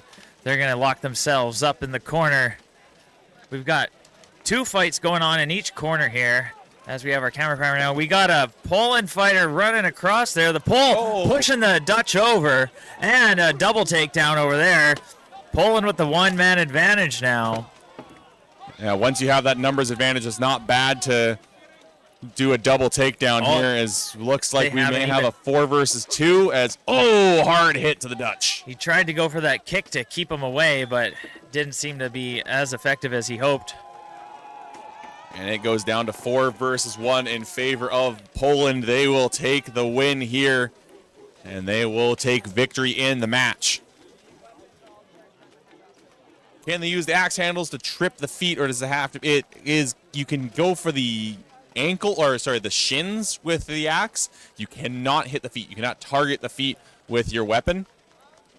So I believe you could probably stick the weapon on the ground and allow them to trip over it, but you can't really make a swing for the feet. Yeah, and if you stick it on the ground, you risk basically bracing yourself with your weapon on the ground, which would count as you yourself having 3 points of contact. You're not allowed to put the haft of your weapon down and lean on it for support, so you could get yourself out trying something like that. I think the question may have also been asking if they're allowed to hook the axe behind the ankle to sweep it out. I'm not sure if that's allowed. I've never seen it done. I have seen someone hook the shit. My goodness, what a hit. That was insane. That guy's going to be feeling that for a week. Big hit to the Welsh fighter by that large Dane. The Dane's clearing out the Welsh quickly. Quick stop there. I see at least 4 Welsh on the ground, 3 Danes standing. That means that it's going to be 4-0. They cleared them out fast. Well, if the IMCF needs some more promotional footage, that one's going to make the cut for sure. Perfect shot, too, right in the center of the frame. And that is why you keep your head on a swivel. It is hard to see in these helmets, and sometimes it's hard to turn your head in these helmets. At least with myself, I have to turn my whole upper body. And that Welsh fighter did not see the freight train coming as the Dane just ran him over. He hit the ground like a sack of potatoes there. And that is why this sport's great. In hockey, that would be a penalty for charging. And in Boohurt, that is just another day. Just another day in the Boohurt list. And it would be charging and cross-checking almost, Yeah. I feel like. But not here. Can you tell there's 2 Canadians in the booth? Yeah, but I feel like we've mentioned hockey one too many times. I'm surprised it's taking us this long to get this stereotypical. I have used the phrase in a lot of the pro fights and duels, saying that they were skating circles around their opponent. Oh, big charge here, and a Quebecer losing a fighter already. And what happened there? That Czech fighter looks like he just took a dive. I think they've made an agreement that they are going to only send 3 fighters forward at a time and maybe swap them out as they go down. So maybe he just went down so his teammate could get involved. We love to see that. That's some good chivalrous, respectful play there. Oh my goodness. Big strike to the side of the head there. You can see the dust coming off his helmet with that one. For those who have just tuned in more recently, the fighters from Quebec here, they only have 3. The other 2 fighters on their team, I think, got military enlisted in the Canadian military, so they're not able to make it. And they still showed up, and they're doing 3 versus 5 in all of their fights here.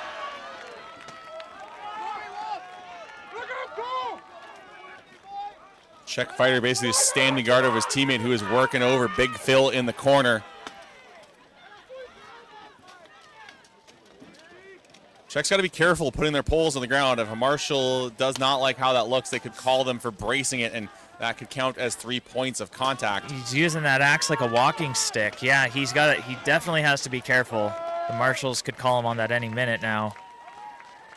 He's just sitting there leaning up against the list, eating those punches to the face like they're his breakfast. Fighter now just chopping away at Big Phil over there. Phil taking the punishment. Seeing Axe get loose there. Oh, he may have just dropped it, and he's going to pick it back up. As the other Quebecois fighter gets loose, they're trying to reef on Phil, get him down to the ground. I don't think we've seen him hit the ground yet. No, the only time Phil lost was his two teammates getting taken out in a numbers advantage, and the second time we saw he lost his helmet due to a malfunction there. So let's see if anyone can drag the beast down. But I think the other Quebecois fighter goes down, and that is going to be the end of the first round here between Quebec and Czechia. It is almost sad for the Quebec fighters. I do commend them for sticking it out and fighting 3 versus 5 anyways, but I would have loved to have seen a full team of 5 because they wouldn't be at such a disadvantage, and Phil would have been able to put in some pretty heavy lifting. Well, we're just going to have to keep watch. I believe they are a part of a couple of coalitions, maybe in the 10s or 16s. I cannot remember which one they're part of, but these 3 will be a part of helping out another country in the later events. I mean, hopefully we'd want them to be on Team Canada since they are technically Canadian, but I'm not sure what team they've agreed to help out on with the 10s and 16s. Yeah, I forget off the top of my head. I do remember seeing it, but I just don't remember who it was. But they will be helping out one of the other teams, but we'll be able to maybe see them go work to their full potential here or in those events instead of fighting at a disadvantage like they are now. And I do see some Canadian fighters with their helmets on in the back. Looks like there will be one more fight for Canada, or that's going to be the women's. But here we have USA getting ready to go up against... I think that looks like the Czechs as well. Unfortunately, the Czechs do have 2 different tabards. Does get a little confusing, but thankfully they do have the flag back there to help remind us it is the Czechs getting ready. Yeah, they do have their Team 1 and Team 2, and yeah, unlike the standard for everyone else, they have chosen different tabards for each of their separate teams. Nothing wrong with that, just makes our job a little more difficult here, but we will deal, we're okay.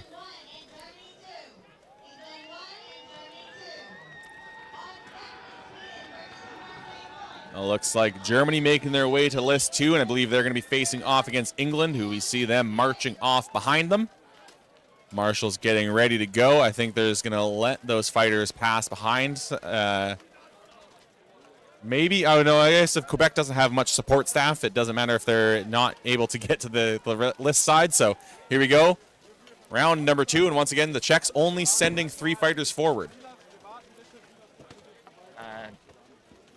One of the Quebecois fighters going down early here as the Czechs now rushing in. One of them jumping on the big Phil. He's going to stay up, though. I thought he was coming down.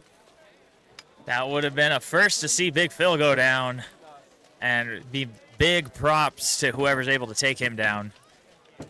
The Czechs mauling that one Quebecois fighter in the corner, but he's standing strong, showing some great fighting spirit. Big quick stop, though. Phil once again losing his helmet. That's not good. Something's wrong with the chin strap. That should not be happening. Good thing the marshals are keeping a close eye because that can be very dangerous. You don't want your helmet coming off in the midst of a group fight.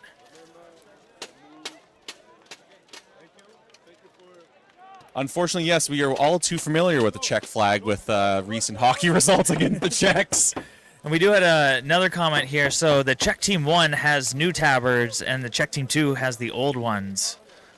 So it looks like they're going to be transitioning into some new tabards, and they decided to just keep the old ones for now. I do kind of like the old tabards basically looking like the flag, but those new ones, that is a beautiful coat of arms. So it's going to be nice to see the whole team out in those ones in a future tournament. Yeah, and it was causing some confusion earlier, but now that we've called it out, now that I notice it, it's going to be easy going forward.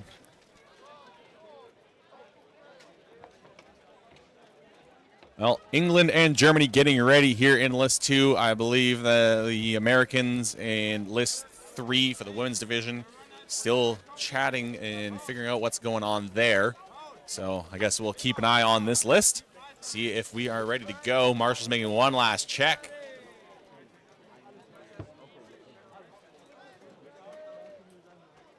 I think in that case, Phil's helmet was still attached to the back strap, but I think his chin strap came off there, which allowed it to peel back. Yeah. The first time it came off, though, it came completely off. There is always a chance they can get hit from behind in these, and you can get that back strap chopped off. The weapons are blunt, but you swing anything hard enough, it can cut something. Yeah, especially when you have a hard object against a hard object, the soft object in the middle being the leather strap. As we see England and Germany going at it, just a massive bodies against the rail. That one English fighter. Hard hit to the German's helmet. He's almost riding on the back of that German there. I've seen his feet almost come off the ground here. He's trying to rip the German's head down. That German just swinging his mace at the thigh, and they get separated. That other German fighter, he's getting his feet lifted off the ground as he gets pushed his back up against the list. The English fighter essentially lifting him up. Here we get another close-up view in the corner. You can really see just how much strain these guys are putting on each other. They're using their absolute full strength to try and push and pull each other down. That German's got to watch his axe. He can't get it on the neck of the English fighter, or he's going to get sat by the marshals. And one of the Germans goes down. He's trying to pull the English fighter down with him. English fighter still technically up. It's not sure. He's got his hand on the list. Marshals are going to allow him to stand back up. Oh, no, they're going to sit him. His hand was down on the ground there, so he was bracing on the ground with his hand. German fighter loses his weapon. He's running back as the English fighter comes swinging in from behind. That was a scary scene. The English fighter just chasing after him, weapon reared back, ready to swing, and as soon as the German stopped, he took a hard chop at him, but the German stays on his feet, tanks that shot, keeps involved. Think if a fighter is running away from you like that, your best bet is to actually run up and try to give them a little push, just so they lose their footing and kind of overrun and fall forward. Strike to the back is always fun to watch, though. Well, looks like over there the ladies are getting underway as well. Finally, I don't know what the delay was, but they have cleared it up and they are going. We're still watching Germany and England here in the men's fives as, looks like the German was getting a good throw there, but the English fighter held on to the German, dragged him down with them. And we're down to a 2 versus 2 now. We have an English fighter coming over to help his teammate out, getting a good axe swing in, but the German teammate's coming in to put a stop to that real quick. We got some love for our marshals here going on in the YouTube chat, naming our Marshal William there from Canada with the number 11 on his belt by name. Thank you for everyone showing respect for the marshals in the chat. And they have definitely a lot of energy. They have been going all day long, hardly any breaks, and they're going to have to do this for 4 days straight. So big props to our marshals as we watch these 4 fighters here, 2 from Germany, 2 from England, just in a mass in the corner, trying to work each other down. English fighter on the ground there, almost trying to see if he can maybe set up a tabletop there as he's trying to stay, or he's just staying in position. Bodies on the ground are still alive. They're still in play. You can throw one of them to the ground.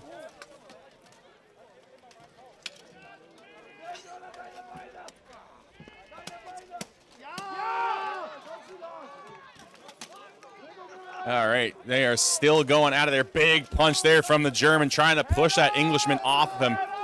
He's trying to get himself into a better position here as one German fighter in a bad spot. Looks like he was almost, now he's got the back of the English fighters. He's able to quickly turn around that situation. We see in the background the Canadians getting involved with the other English team as well, as we've got all 3 lists going at once now. A lot of action to cover here today. It's good to see Team Canada still in the mix. I thought they got knocked out and were disqualified for the tournament. I don't think they've won one yet, or they did win against Quebec. Camera now moving over to see Canada versus England over here. And one of the Canadian fighters going down as, piece of armor went flying off. I think Warren may have lost a gauntlet, one of the Canadians. The English fighter lost a gauntlet. English fighter lost a gauntlet, yeah. He's just going to have to bend over and protect his hand. So it's down to a 4 versus 4. Canada has a chance here. Big body check coming up from Warren. 4 versus 3. I think there's another Canadian down just under the rail there. I just see the top of his head. I do see that now. You're only able to tell it's a Canadian by the red shoulders there. Yeah, a lot of red and white on the list right now. We got the two English fighters both going at Warren there. And, oh, another Canadian having to take a knee. So now we're down to 4 versus 2. Not looking good for Canada.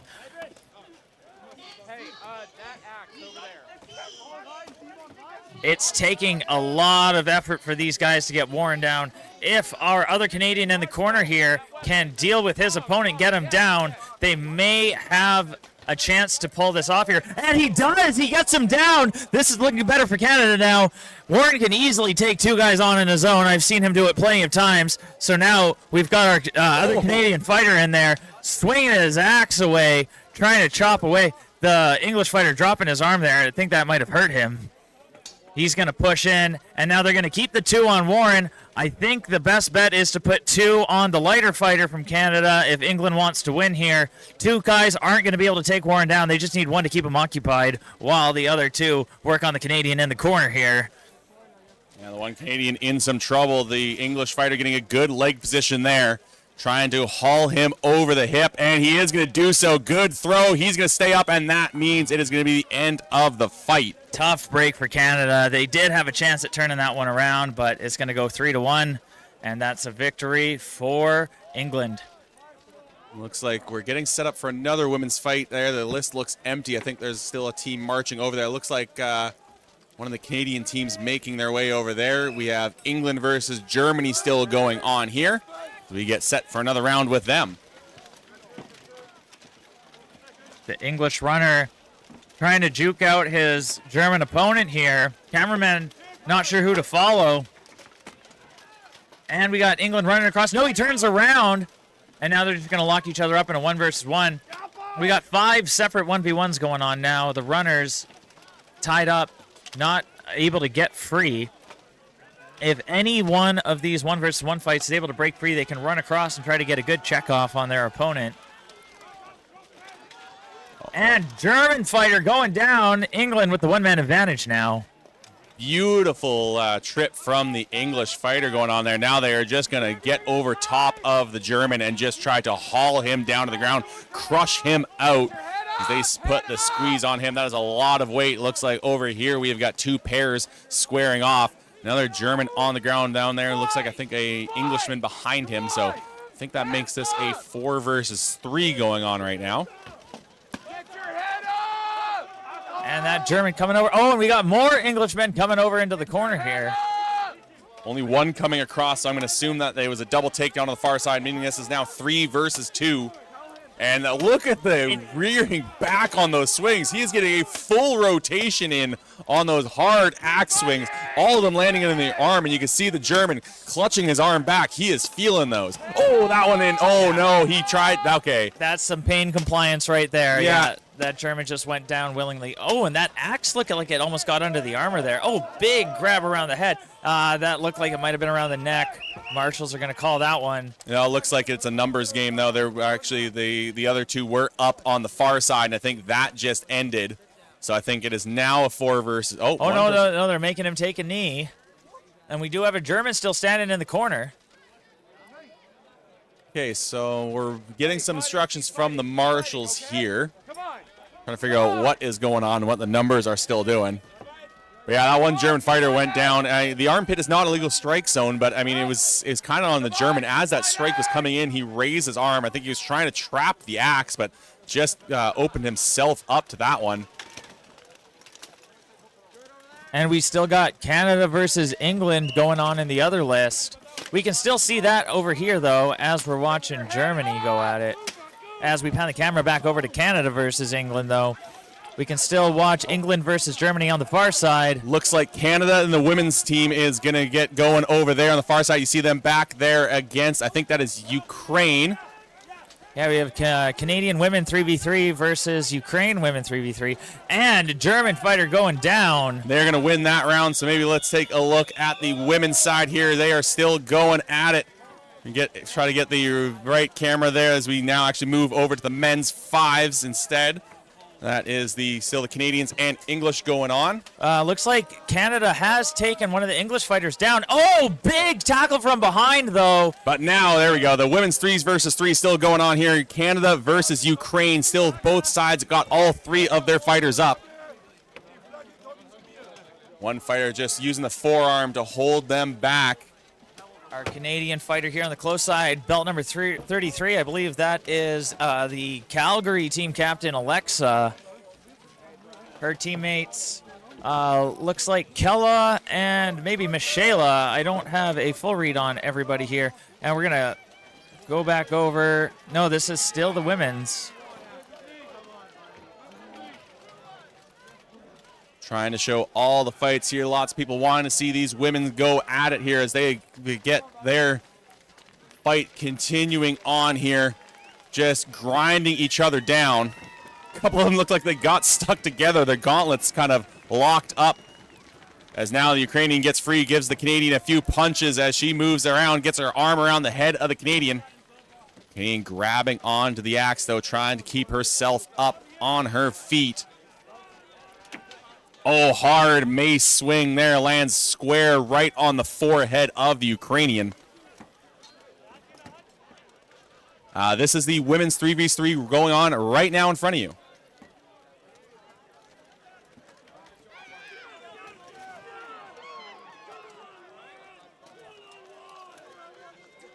A lot of grappling going on. Neither side getting a good grip. You see those two ladies in the front there were just out of energy, just leaning against each other, trying to collect their energy for the next burst and attempting the next takedown.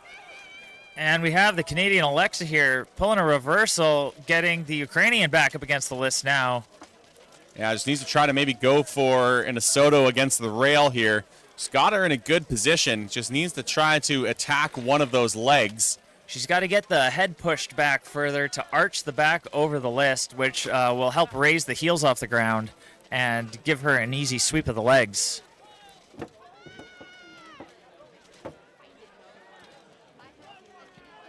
These ladies still going at it and moving together to try to support each other on the far side. We've got a split in the action, a spread across this wide list here. Melee list very big because they have to accommodate the eventual 16 versus 16 fights on Sunday. Now the Ukrainian pinning the Canadian in the corner. That Canadian still getting that axe wrapped around the back of the Ukrainian, not allowing the Ukrainian to do anything. Oh, but her hand comes off. Trying to maybe create some separation.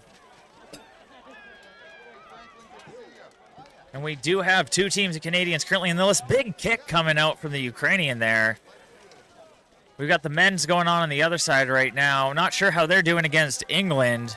We got the women holding on tight here. The marshals interfering. Something going on with the women's fight here. Oh, they're going to get right back into it, though. I don't know if maybe they were tied up awkwardly and they just needed to be separated, but they're going to get right back into it. There is, oh, the Canadian coming around and giving a good axe swing to the Ukrainian, but that Ukrainian just taking the shot, hardly phasing her.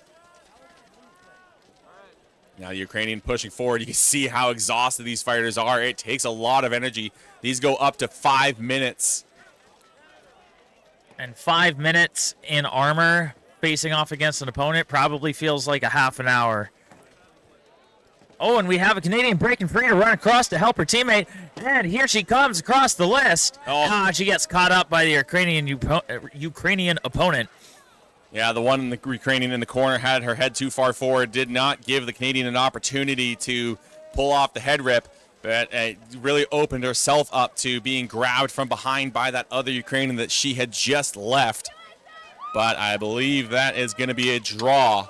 I think the time limit has been reached. I don't think anyone hit the ground. Nope. It's an evenly matched fight between the Canadians and the Ukrainians, and that first round will be a draw. And we can cut back over to the men now. We have USA versus Sweden. You can see in the distance there, that USA fighter throwing the Swede around, and he drops down. And it looks like the Canada versus England fight for the men's is over as well. Oh, one of the... American trying to keep his buddy from going down, but he had already dropped a knee. Oh! That one he had to have... Oh, and the axe is hooked on the leg armor there. I think there's a small gap there. That Swede's going to be feeling that. He's not going to be able to sit down for a while. And I think that is going to be a win for the Americans. Some big, hard, strong hits. But no, the Canada versus England fight still going on. Either that's still round 2 or Canada won round 2 and they've gone into round 3 now. Or maybe it was even a draw in round 2, but it was, I don't think it was, it's still round 2. We went through the full round of the Canada versus Ukraine match over there, as one of the Canadians trying to get free, go after the English fighter. We are trying to be impartial here, but I am excited to see if Canada can pull some wins out. They did win against Quebec, but they haven't been able to win against any of the other countries so far, and they did have the advantage of Quebec only having 3 men, so rooting for the Canadian men here. They've been struggling. They've been getting knocked out pretty fast throughout the day. They're still holding on, still very tenacious. One of our Canadian fighters, Ryan Nielsen there, looks like he's taken a knee, as well as Charles getting thrown down. Yeah, I saw him gesture towards his neck, and I know he's been struggling with his gorget, which is the piece of armor that goes around your throat. So it may have been choking him out, and he had to call that off, submit, or else he was going to get completely choked out. So just going for his own safety there. So we see the English fighter tying up the Canadian, 2 Englishmen down there, as both Canadian and Englishmen fall on the backside there. And it's down to a 2 versus 1 here. The last Canadian holding on for dear life. I'm not quite sure who that fighter is. It is one of our Arverni Legion fighters. I can tell by the shield. So I believe that's Bose, actually. So we have Bose here in the corner for Canada, just barely holding on. That English fighter's got his heel hooked. He's got it pinched between his legs there. I don't know if that's allowed. The marshal's calling a stop to that. I think it is allowed to hook it, but I think they're overextending it, which is the problem. The way and they're going to sit him. Oh, that gives Canada a chance here, down to a 1v1, and it looks like America won their second round against Sweden. Yeah, that one went very quickly because they had just started while the fight was still going on. Down goes Bose. Sadly, he's not able to recover and pull out a victory there. Congratulations to England. Well fought on everybody's account. Not only have the fighters been fighting all day long, this is day 2 of the tournament. Some of these fighters were fighting yesterday as well, so things have been going on a long time already. I think Canada versus... Oh, no, there's something going on in Canada versus the Ukraine list, so we are going to keep our eyes off of that one for now. So if those wanting to see more of the ladies' action, that is what's going on. We may have a fighter down, so we are going to keep the camera off of it. We're going to keep our eyes focused over here, as we are actually looking to get ready for our next set of fights. List 1 and List 2 are getting ready for a new set of fighters. But it was a great match between Canada and England. England, one of the top teams. They have some very strong fighters, so just for the Canadians to hold strong against them is a great showing. And we did miss it, so I wasn't quite sure if that was just a very long round 2 or if Canada was actually able to win round 2 and that went to round 3. I think that had to have been around 3, either by draw or by Canada winning it, because we watched the Canada versus the women's Canada versus Ukraine, and that went all the way. So still good showing from them as we watch all the fighters march off the field. I do like how they have set it up. It is a one-way street. You march in on the far side, everyone going in the same direction. And when you finish, you march out on the other side in front of the crowd. Gives the victorious fighters especially a great chance to salute the crowd as they go by. And like just a big giant roundabout, just keeping everybody going. I did see someone in the comments saying, with the Canadian flag saying, "Go Trip." I don't think Trip was participating in those fights. I think he's part of the 10s or 16s. If I'm not mistaken, I saw him standing off spectating the women's Canada fight. He's on the far side of the list over there. Marshall seeing that the live stream up on the big screen over there and giving a wave. We are going to take a quick step aside while we clean up what's going on in List 3 and get fighters ready to go in List 1 and 2, but don't go anywhere. We'll be right back with more Armored Combat action.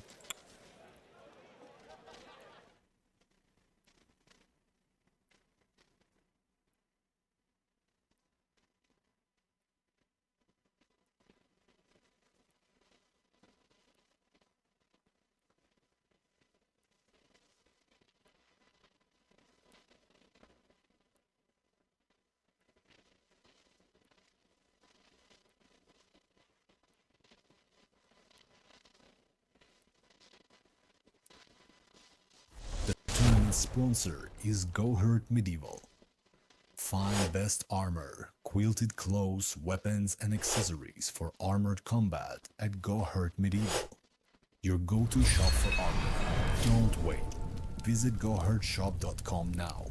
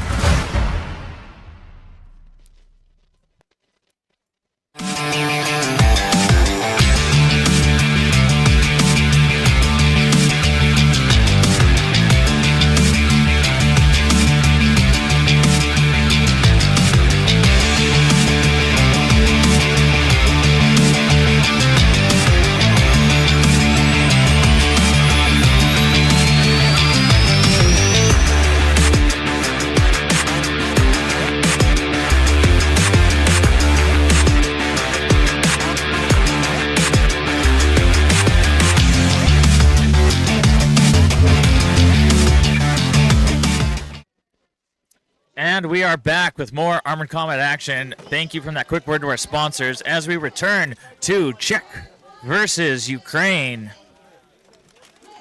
Looks like we've already got a good number of fighters on the ground here. Ukrainian fighter got himself stuck in a headlock here. The Czech fighter, and he's able to slip out of it. Czech fighter's trying to get back on top here, and down go both of them. We see the dirt kick up from that big crash. And it looks like that is numbers advantage for Czechia. And yeah, they're going to call that. They're going to stand everybody up. And we'll get back at it. We missed the end of the Canadian women's versus... I think they're still on the list. I don't know, because there was a fighter down for a long time. I do still see the Canadians back there. We did have, Canada versus Ukraine in the 3v3 women's. I think an injury took place, so we decided to cut the cameras away out of respect for the fighter, let them recover. But looks like they may have replaced the fighter, and they're going to be resuming that soon. Meanwhile, list 2 looks to be Italy getting ready to go up against Ireland. Lots of action going on here today. 3 lists happening all at once. So don't worry, fights are being recorded all everywhere. Should be able to get all of them up on YouTube eventually as we get ready to go here now watching Ireland and Italy. Oh, big swing. Swing and a miss. As these two axe fighters just going at it, trying to inflict pain on one another. Lots of shuffling around here. Usually we see a lot of people pinned up against the side on the list. These guys are moving around to the middle a lot. And, Italian fighter goes down. The Irish fighter follows him. We're down to a 4 versus 4 here. That Irish fighter had a perfect opportunity to knock over the Italian, and he just put too much into it, followed him down to the ground. Big tie-up over here involving 2 Irish fighters and an Italian, and the Italian getting dragged down, but the Irish fighter going along with them. And then we're down to a 3 versus 3. And good throw from the Irish fighter, throwing the Italian down with ease. Not even close to following him down. And now those other 2 Irish fighters, now one basically suiciding. So we have got a 2 versus 1 going on in favor of the Irish. That poor Italian just taking a beating from that Bardiche axe. Looks like an armor malfunction. Oh, yeah, no, the leg armor. Sadly, yeah, you can see it sticking up there. It's not not hugging his thigh there. So Good. if your armor's not fit to fight, you're not fit to fight. They're going to ask him to crawl out, I believe, just due to having his leg exposed.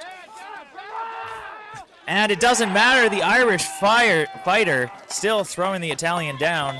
Didn't even matter that they had that armor malfunction. They're still going to come out on top. Or it will cost them 1 point, as the points are scored at the end of the round. The amount of fighters you have standing are the points your team takes. That could be a difference maker when it comes to the tiebreakers at the end of the pool stage. So you see a fighter getting sat there in the Czechia match, Czechia versus Ukraine match. I think that will give the match to Ukraine, or at least the round to Ukraine. I think that would split it. I believe Czechia took the first round.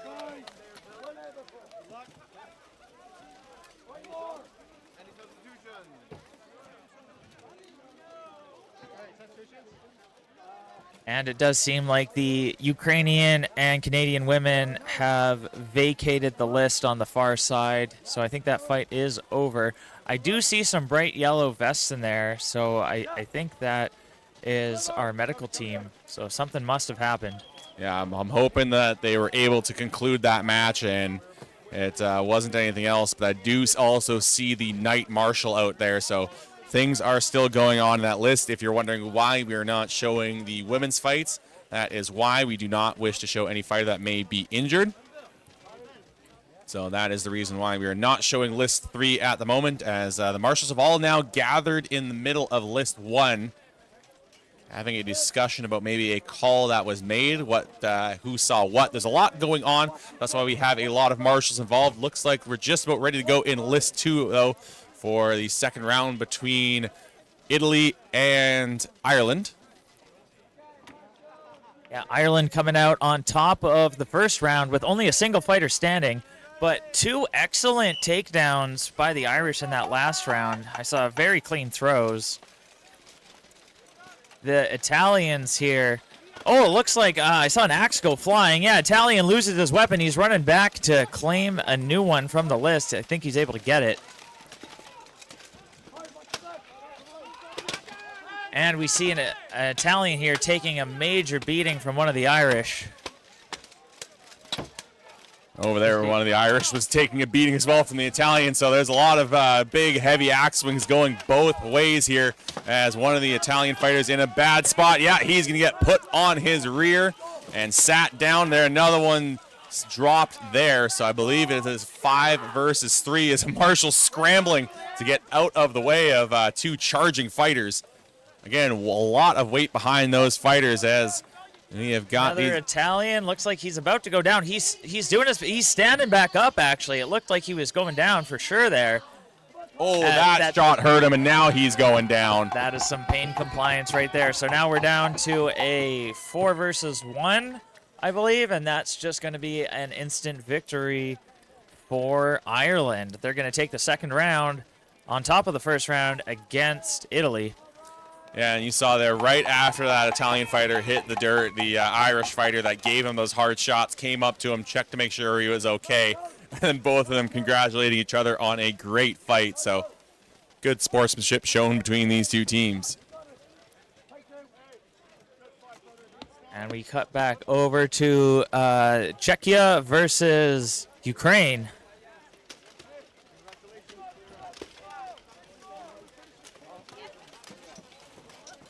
And the Ukrainians getting the Czech fighter up against the list here. And he's able to pull a reversal, putting the Ukrainian fighter against the list. And they're just going to spin each other around like they're doing a dance. Yeah, both trying to maybe get a takedown in there, trying to get the other to drag over their leg. As they are now going to get pushed into the corner. Neither going to be able to do anything, as they now have 6 fighters in that corner, 3 from each team. Oh, Czech fighter coming across here, and big body check to the Ukrainian, and he's going to team up with his buddy there. They're going to try and take this guy down. They've got him pushed down. Now they just got to get their weight on him, get him down to the ground. And we're going to cut over to look at the guys in the corner. We still have that 2 versus 1 going on. The Ukrainian fighting for his life, and he gets pushed under the list. Now we got an advantage for Czech here. I think it's 5 versus 3. It's hard to tell for sure with a huge mass there. All of them in there. I believe that is 8 fighters all leaning against that corner. That is a ton of weight, and that list is hardly moving. Yeah, we mentioned it earlier, but just another shout out to whoever built this list. They did an incredible job. Some of the lists I've seen us build in Canada are a little rickety, to say the least, and when you get these big fighters charging into them, they just buckle under the pressure. So this list has been holding up excellently throughout all of the fights here. Oh, big swing to the back of that Ukrainian. He's going to go down, and we're down to a 3 versus 1. So the Czech fighters are going to take that victory. Yeah, a couple of hard shots. The Ukrainian is going to put him down. If anyone's looking to watch the previous fights, you can scroll back through this live stream. Everything will be uploaded as a VOD as well. And yeah, it has been great to see both China and Belgium bringing out their first solo teams, not being part of a coalition and standing out on their own for the first time at the IMCF World Championships. Good view in the background, taking a look at the castle, but we're going to take a quick moment to thank our sponsors who have made all of this possible. We have Alba Buhert, Fabri Amorium, Soft Warrior Sparta, Age of Craft, Viking Jewelry, Lemberg Armor, Go Hurt Medieval, Shieldmaker EU, and Historicum. Thank you to all of our sponsors, many of them providing sponsorship money and as well as just being companies that make things for the sport. Lemberg, Armor, Go Hurt, Age of Craft, all make wonderful armor. Alba Buhert as well. Historicum, the Pavlo Kozak Armor Workshop, and Soft Warrior Sparta, too. They make a lot of the soft kit training equipment that we use, so we can do some easier lightweight training that's lower risk, so we can train technique without having to put on and go through the effort of armoring up fully. So Soft Warrior Sparta, really great if you want to get into Buhert and you don't have the money to afford a full suit of armor. Go to Soft Warrior and get yourself some soft kit, and you and your friends can practice before you go and join a team, and you invest in your armor. Yeah, a suit of armor, at least in Canadian dollars, roughly costing about $3,000 nowadays. Translate that to maybe whatever your local currency is. Maybe shipping prices might be a bit better out in Europe because you're not having to go as far. Because most of the stuff actually comes out of Ukraine, at least a lot of the stuff that my team uses. Yep, we had one of the sponsors there on the list, the Armor Workshop from Pavlo Kozak. I have a helmet on order from him actually right now. I can't wait for that helmet to be finished and come in. I'm very excited to try it out once he's done with it. But the Ukrainians, I'm not sure if it's all the fighters here, but I do think a number of their fighters are actually some of the blacksmiths involved in making armor for the sport globally. I'd say a fair majority of the armor used in Buhert is made by Ukrainians. So big shout out to just Ukraine as a country for just producing some of the world's best armor smiths for Buhert. And we have a fighter go down already, the French putting the hurt on. They've been doing really good so far in these group fights. And they are up against the Dutch here from Netherlands. Oh, big axe swing to the back. That definitely hurt. No, he's taking his glove off. He's trying to get his helmet off. Well, we can maybe we're going to get a wall from the marshals, and we're going to cut away from that, give respect to the fighter so he can recover. Looks like Canada and Ukraine going at it once again in the 3 versus 3s in the women's fights. So I think they have cleared up whatever happened there. Yeah, we can cut over and watch the women's 3 versus 3 in the meantime while we check on that Dutch fighter. As you can see, the Canadians and Ukrainians going at it once again. They have got whatever was going on earlier sorted out. We are back at it with them. So I see the same 3 Canadian fighters here, so I don't think it was any of them who received the injury earlier. It must have been one of the Ukrainians. But didn't actually see what happened, so I'm not sure why that fight was interrupted. But we're still back live here, and we have the Canadian coming up behind, going for the jump, but the Ukrainian's able to sneak on out of it, and the Ukrainian teammate rushing over to help hers out. We have the Canadian Kella in the far corner with that green Warhorse shield. She was receiving some mace punches to the face. She's anchoring herself pretty heavily against the list as the Ukrainian's trying to pull her down. The Canadian's Alexa goes down, and now her teammate, two going down together. So now it is Kella versus 2, and she's able to get it, but she's not paying attention. It's down to a 1 versus 1.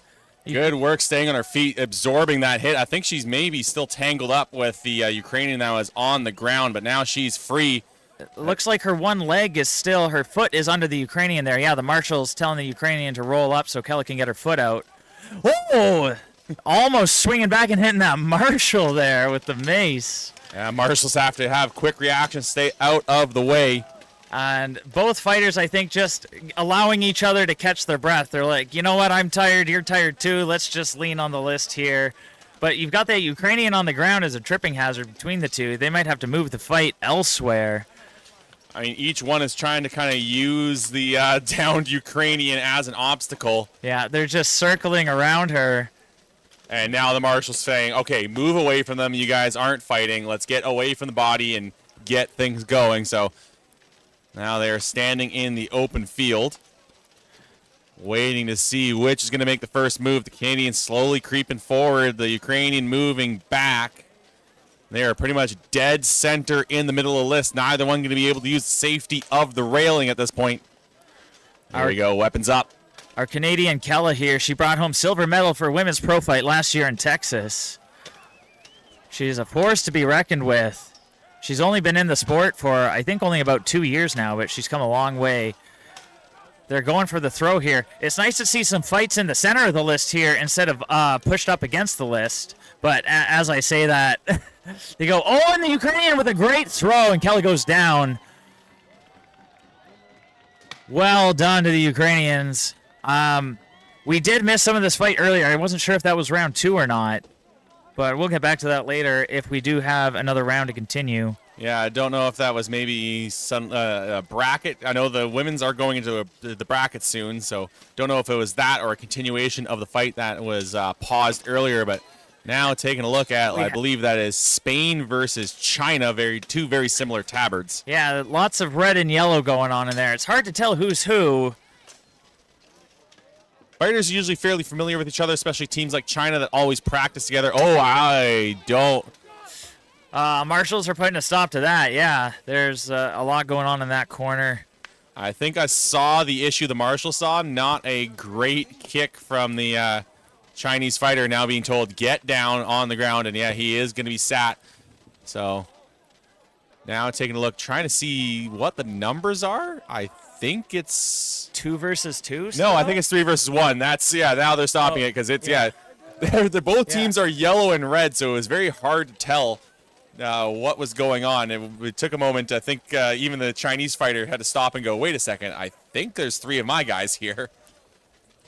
Yeah, the Chinese fighter that was in the corner, I thought he was also one of the Spaniards, but nope, it was just another Chinese fighter.